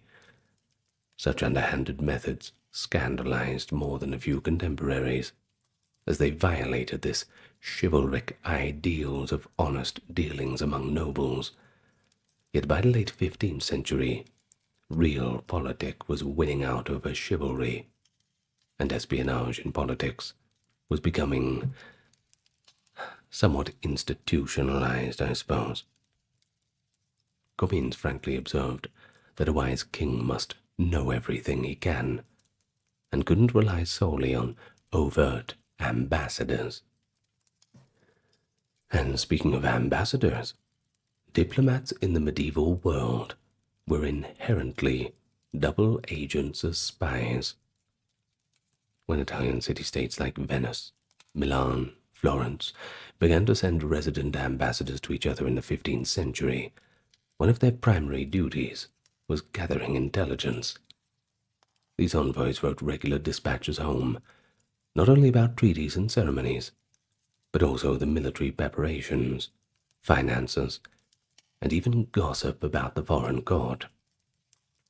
Earlier in the medieval era, diplomatic missions were more episodic, but rulers still expected envoys to take note of anything useful. The Byzantine Empire's legendary Bureau of Barbarians in Constantinople managed foreign envoys and very likely collected intelligence they let slip. Byzantine officials were masters of polite interrogation, plying visiting dignitaries and merchants with lavish hospitality, while subtly probing them for information on their realms. In turn, Byzantium sent out its own spies, under the guise of diplomats or traders. Emperor Justinian, in the 6th century, dispatched envoys to the Persian court, who were explicitly tasked with gathering military intelligence. And, time permitting, sow a bit of discord, a mission that sometimes blurred into bribery and subterfuge. By the High Middle Ages, Italian merchant banks and trading houses formed another pan-European information network. The agents of the Medici Bank, for example, reported from far-flung markets about not just commodity prices, but local politics. Venetian merchants abroad routinely wrote letters that doubled as intelligence briefings, knowing the Senate valued such reports. In a medieval world without newspapers, those who controlled the flow of news, well, they had the power. Rulers often maintained friendly relations with merchant communities, precisely to tap into their knowledge of other regions.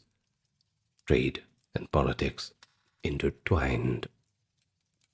But nowhere did political espionage and religion intermingle more than in the medieval Islamic states, like the Fatimid Caliphate of Egypt. The Fatimid court in Cairo, around the year 1000, was a hotbed of palace intrigue, where spies and counter-spies operated under the patronage of royals. The eccentric caliph al-Hakim bi Amir Allah, 996 to 1021, is credited with an unusual innovation: the extensive use of female spies. You see, chroniclers say that al-Hakim recognized that women, often overlooked in a male-dominated society, made excellent clandestine agents. He employed elderly women to visit the homes of leading families under friendly pretenses and subtly pry information from the ladies of the household. These grandmothers turned spies would return with reports on who might be fomenting dissent or which nobles were meeting in secret. Well, not to be outdone by her brother, al-Hakim's half-sister Sit al-Mulk organized her own spy network, of course, to advance her own political goals. The reach of women in domestic spaces gave them access to whispers that male officials could never hear. Another Fatimid vizier, al-Afdal Shahanshah, notoriously enlisted his mother in an espionage caper during a struggle against political rivals. She masqueraded as a soldier's mother and wandered Cairo, loudly lamenting how badly the current regime treated its servants, a ruse designated to draw out sympathizers of the opposition.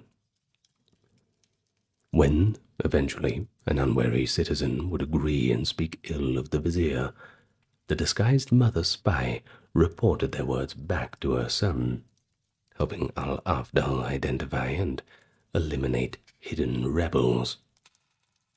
Pretty clever. Well, all of this shows that medieval espionage was an equal opportunity employer. Transcends gender and class when circumstances require. A clever mind and loyalty to one's patron, that was the only real qualification. Religious institutions themselves played their own roles in espionage and information networks.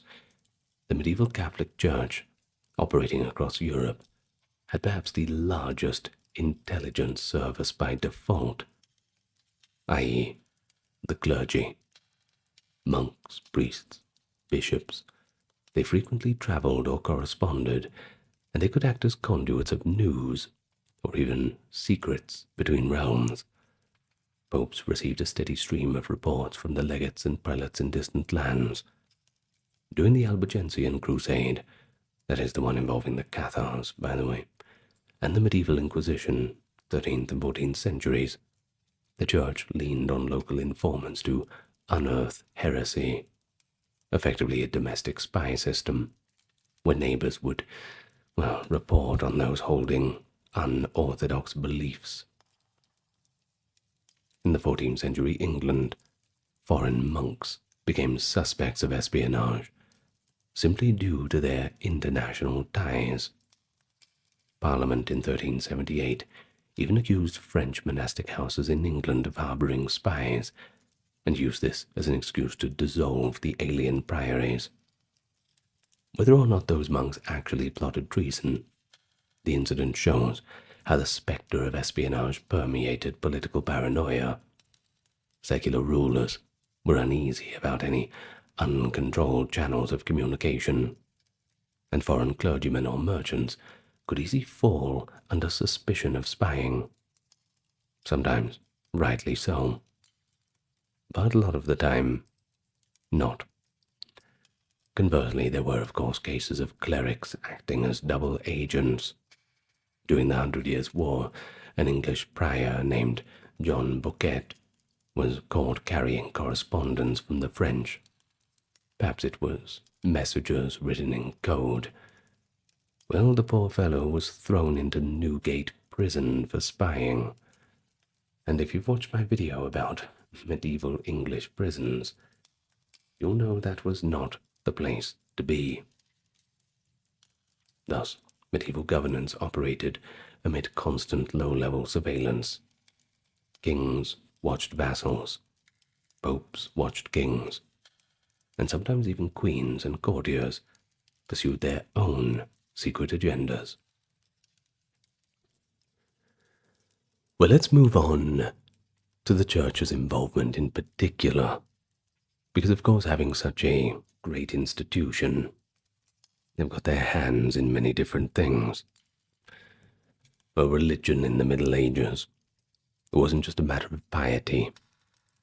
It was entwined with politics, war, and thus espionage. Holy wars and sectarian strife. That's one way to breed subterfuge, and perhaps the most notorious example of a religious group employing this cloak and dagger tactics is the sect known to crusaders as the Assassins. In the 12th to 13th centuries, the Nizaris, a breakaway Shia Muslim faction, controlled mountain fortress in Persia and Syria under their leader, whom the Franks dubbed the Old Man of the Mountain. Surrounded by larger Sunni and Crusader states, the Nizaris used targeted assassination as their chief weapon, and pulling off those missions required careful espionage. Assassin devotees infiltrated the courts of powerful enemies by posing as converts or servants, sometimes for months, even years, waiting for the right moment to strike. And thus they became experts in blending in. A Nizari agent might serve incognito as a bodyguard to a Seljuk vizier, gathering his trust and intelligence about his routines, and then one day plunge a dagger into his back. The elimination of key figures like Marquis Conrad de Montferrat, assassinated in 1192, entire by Nizari agents disguised as Christian monks, sowed fear and uncertainty, a psychological effect far exceeding the assassins' small numbers. To counter this invisible threat, rulers hired food tasters, doubled their guards, and kept spies of their own to sniff out potential impostors. The assassins demonstrated how religious fanaticism combined with espionage could completely destabilize a realm, and in turn, they forced those realms to adopt countermeasures. But religious espionage was not limited to dramatic assassinations. Often it took the form of information gathering under the guise of piety. Pilgrimages, for example, they allow travelers to cross borders relatively freely, and some pilgrims, well, they were wearing the right outfit, but they were essentially spies. Kings occasionally sent knights on pilgrimages to holy shrines in hostile territories, with instructions to observe fortifications or political conditions along the way. Conversely, members of religious orders wandering abroad could be recruited as informants. The Franciscan and Dominican friars, who ventured into the Mongol Empire in the 1240s, such as John of Plano Carpini and William of Rubruck, they were true missionaries. Yet, the detailed reports they wrote about the Mongol military strength, customs, and geography were eagerly studied by the Pope and European monarchs. Effectively, intelligence dossiers, cloaked in the mantle of travelogues and journals. Throughout the Crusades, military orders like the Knights Templars and Hospitaller maintained extensive networks from Europe to the Holy Land, and their letters and ciphers criss-crossing the Mediterranean often carried strategic insight. It is telling that when the Templars were suppressed in 1307, one accusation was that they were communicating secretly with the Muslim world, an unfounded charge, but reflective of the suspicion that their international reach had enabled more espionage. Back to the Islamic sphere, the Hajj pilgrimage to Mecca each year brought together Muslims from Spain to Central Asia. Rulers sometimes placed agents among the Hajj caravans to glean distant political news. The Mamluk Sultan in Cairo might thus learn of unrest in North Africa, or a new pretender in Arabia via returning pilgrims. The religious diplomacy between Christian and Muslim powers also saw spying under truce. During the Third Crusade, Richard the Lionheart and Saladin famously exchanged envoys and gifts. Meanwhile, each kept spies in the other's camps. Arab chroniclers mention how Saladin's intelligence chief, Rais al-Jasus, the chief of spies, intercepted letters between the Crusader princes and used turncoat Franks to feed false information to the enemy.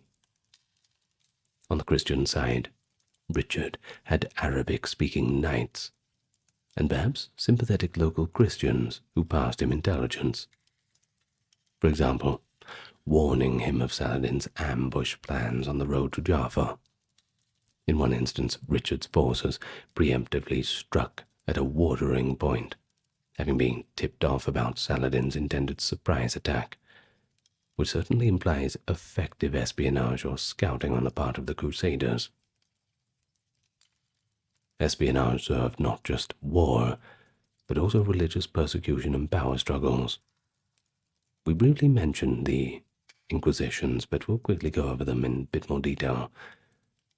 Within Christendom, the medieval Inquisition, especially in the 13th century against the Cathars of the Languedoc region of southern France, relied heavily on informants. The inquisitors, like Bernard Guy in the early 14th century, encouraged the faithful to report clandestine, heretical meetings. Neighbors would observe who attended secret Cathar prayer gatherings. In a sense, the whole society was being mobilized as amateur spies in service of religious orthodoxy.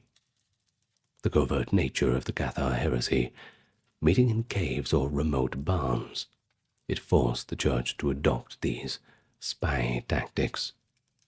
We're talking disguises, surprise raids, and networks of informers who infiltrated heretic circles. Some inquisitors even planted fake converts to Catharism who would gain trust and then betray the leaders. It's pretty morally sinister, but you can't deny it's effective, because by the 1320s, the Cathar movement was largely destroyed, thanks in part to espionage from within. You certainly don't see many Cathar churches around, don't you? Meanwhile, at the highest levels, papal and imperial intrigues featured espionage worthy of any royal court. In the 12th century showdown between Thomas Becket and King Henry II of England, both sides maintained agents to monitor the other's moves. Henry had royal clerks spying on Becket's allies, while Becket, still in exile, had informants in England, keeping him apprised of the king's hostility. Similarly, during the Great Schism, the split between the rival popes in Rome and Avignon around 1400, each papal claimant dispatched spies and propagandists across Europe to undermine the other. Effectively, a spiritual Cold War fought through espionage and secret correspondence. Well, to sum it all up, religion provided both a motive and a cover for medieval espionage. Beneath that cloak of faith, spies could travel and converse where soldiers simply could not, and where faiths or sects clashed, from the Holy Land to heresy at home, The struggle often relied on stealth and information, as much as open preaching, or, on the worst days, force. And let that remind you that even in an age supposedly guided by divine providence, medieval actors took matters into their own hands. They deployed spies in a very human way, in the service of God, or at least their interpretation of God's will. Of course, the medieval world was not just clashes of arms and ideology, but also intense competition for technology and wealth. In this arena, too, espionage stepped in to play its role. Long-distance trade and nascent global markets gave opportunities for industrial spies, those who would steal artisans, techniques, or geographic knowledge to benefit their patrons. And the most famous case of medieval industrial espionage is the theft of silk from China. You see, here's what happened. For centuries, the Byzantine Empire craved the luxurious silk textiles that came via the Silk Road from East Asia. Silk production was a carefully guarded Chinese monopoly. No one else could do it. And exporting silkworms, well, if you got caught trying to smuggle them out, they would kill you. According to the historian Procopius, around the year 5500, Emperor Justinian I managed to break this monopoly with a bold spy mission. I know this is a little bit before the medieval period, but I'm going to put it in anyway, because I want to. Two monks who had traveled in Serinda, the Far East, informed Justinian that they knew the secret of silk, that it was made by the cocoons of worms feeding on mulberry leaves. And so they offered to acquire these wondrous worms for Byzantium.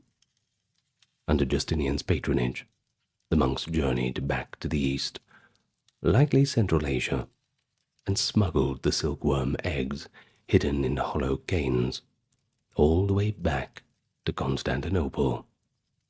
Procopius writes that the eggs hatched into worms which fed on mulberry leaves. Thus began the art of making silk in the Eastern Roman Empire. Of course, this cloak and dagger operation, two robed monks as undercover agents, it paid off magnificently. Byzantium established its own silk workshops, freeing it from paying gold to Persian middlemen for Chinese silk. It was perhaps the first recorded instance of international industrial espionage. The stolen secret of sericulture gave the Byzantine economy a boost and altered the balance of trade. Notably, it was achieved not by military conquest, but by stealth. Throughout the Middle Ages, we find similar, if a little bit less dramatic examples of economic espionage. Knowledge, as always, was power, whether the recipe for Damascus steel, or design of an improved windmill, or even the map of a new sea route. Medieval guilds zealously guarded their crafts. If a skilled craftsman tried to emigrate, he might be stopped or even assassinated to prevent trade secrets from leaking. Italian glassmakers in Venice, famous for their quality, were legally forbidden to leave the Venetian lagoon for this very reason. There are accounts of agents sent to lure foreign artisans to a new land with higher pay, essentially talent poaching. For example, in the 15th century, the Ottoman Sultan Mehmed II, eager to develop cannon casting in his empire, enticed European cannon founders to Constantinople, or simply just captured them in war to replicate the latest Christian technology. Conversely, artisans who left Islamic regions for Europe brought technologies in metalworking and textiles that ultimately gave the West a new edge. Trade networks themselves were conduits of intelligence. Merchant spies became commonplace. In the 13th and 14th centuries, the Italian merchant republics Venice, Genoa, Pisa, they were all locked in a fierce rivalry over trade with the East. They all kept agents in foreign ports to glean information about each other's deals and about political changes that might affect commerce. A Venetian in Alexandria might secretly report the movements of a Genoese fleet, or bribe a local to obtain a peek at his competitor's cargo manifests. Western merchants in Constantinople were notorious for dabbling in espionage.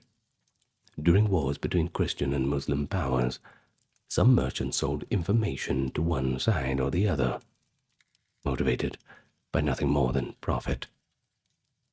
And so, commerce created cosmopolitan meeting points, ports, fairs, caravanserais, where news and secrets inevitably traded hands. Savvy rulers tapped into it. The Crown of Aragon, for instance, used Jewish and Muslim merchants as informants on naval activities in the Mediterranean. In the Indian Ocean, Arab traders closely guarded their navigation methods. Like the use of monsoon winds, they didn't want the Europeans to know about that.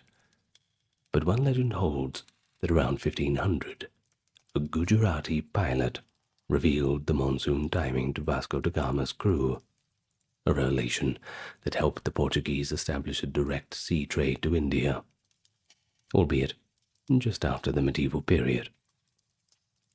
Earlier, Marco Polo, in the late 13th century, provided Europe with a trove of information about the wealth and politics of East Asia. Whether he was acting deliberately as a Venetian trade intelligence agent is unclear. But his book, it certainly served that purpose for those who followed. Sometimes, espionage targeted strategic resources. A subtle example comes from the 12th century wars between the Song dynasty of China and the Jurchen Jin dynasty. The Song general, Liu Guangshi, facing invasion, devised a psychological ploy involving coinage. He issued special coins as tokens to encourage enemy troops to defect to the Song side. Many of them, by the way, were ethnic Han conscripts under the Jurchens. These coins promised safe passage to any bearer who came over to Song lines.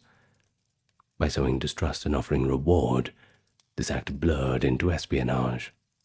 It induced the enemy soldiers to become Song informants, or just outright turncoats.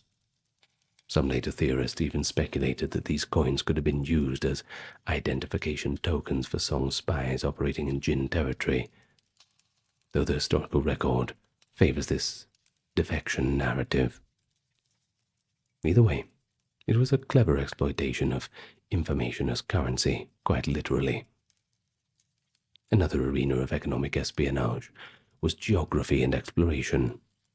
Knowing the exact locations of gold mines, spice islands, or trade routes, that was immensely valuable.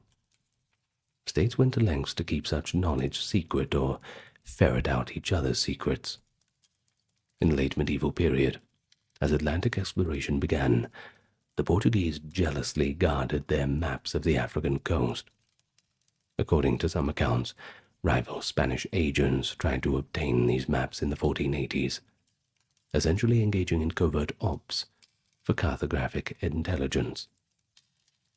Back on land, the trans-Saharan gold routes were object of mystery and desire for Europeans, and there are indicators that the African traders gave deliberately misleading information to Berber middlemen to prevent them from bypassing certain caravan routes, a form of protective disinformation that confused foreign seekers.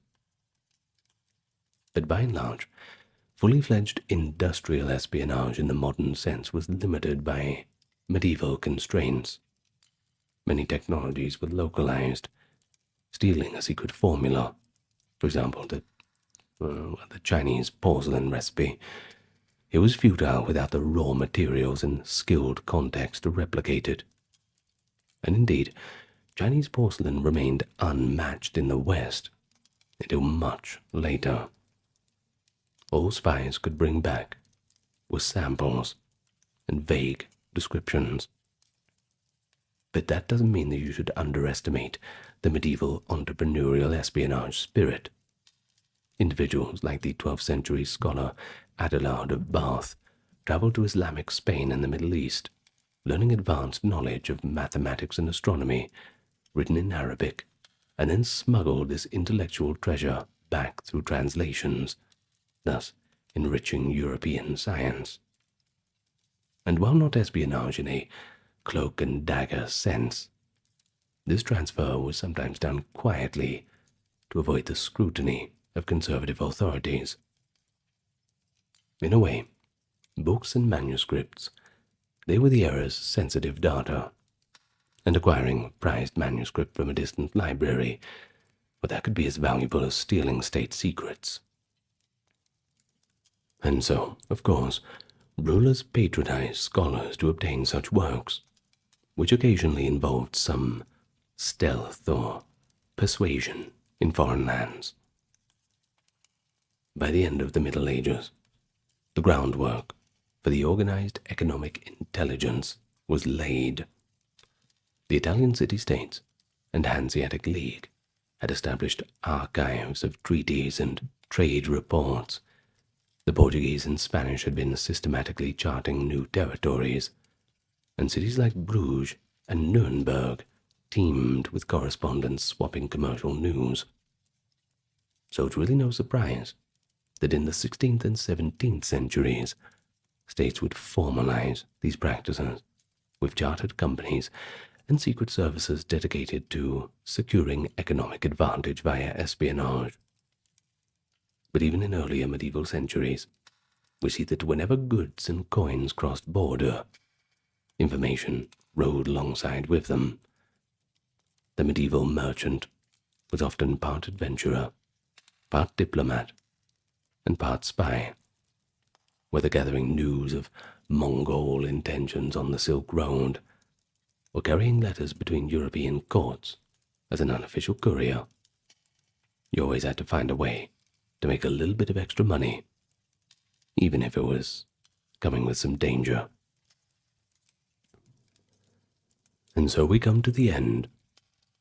Espionage. It was everywhere, and nowhere.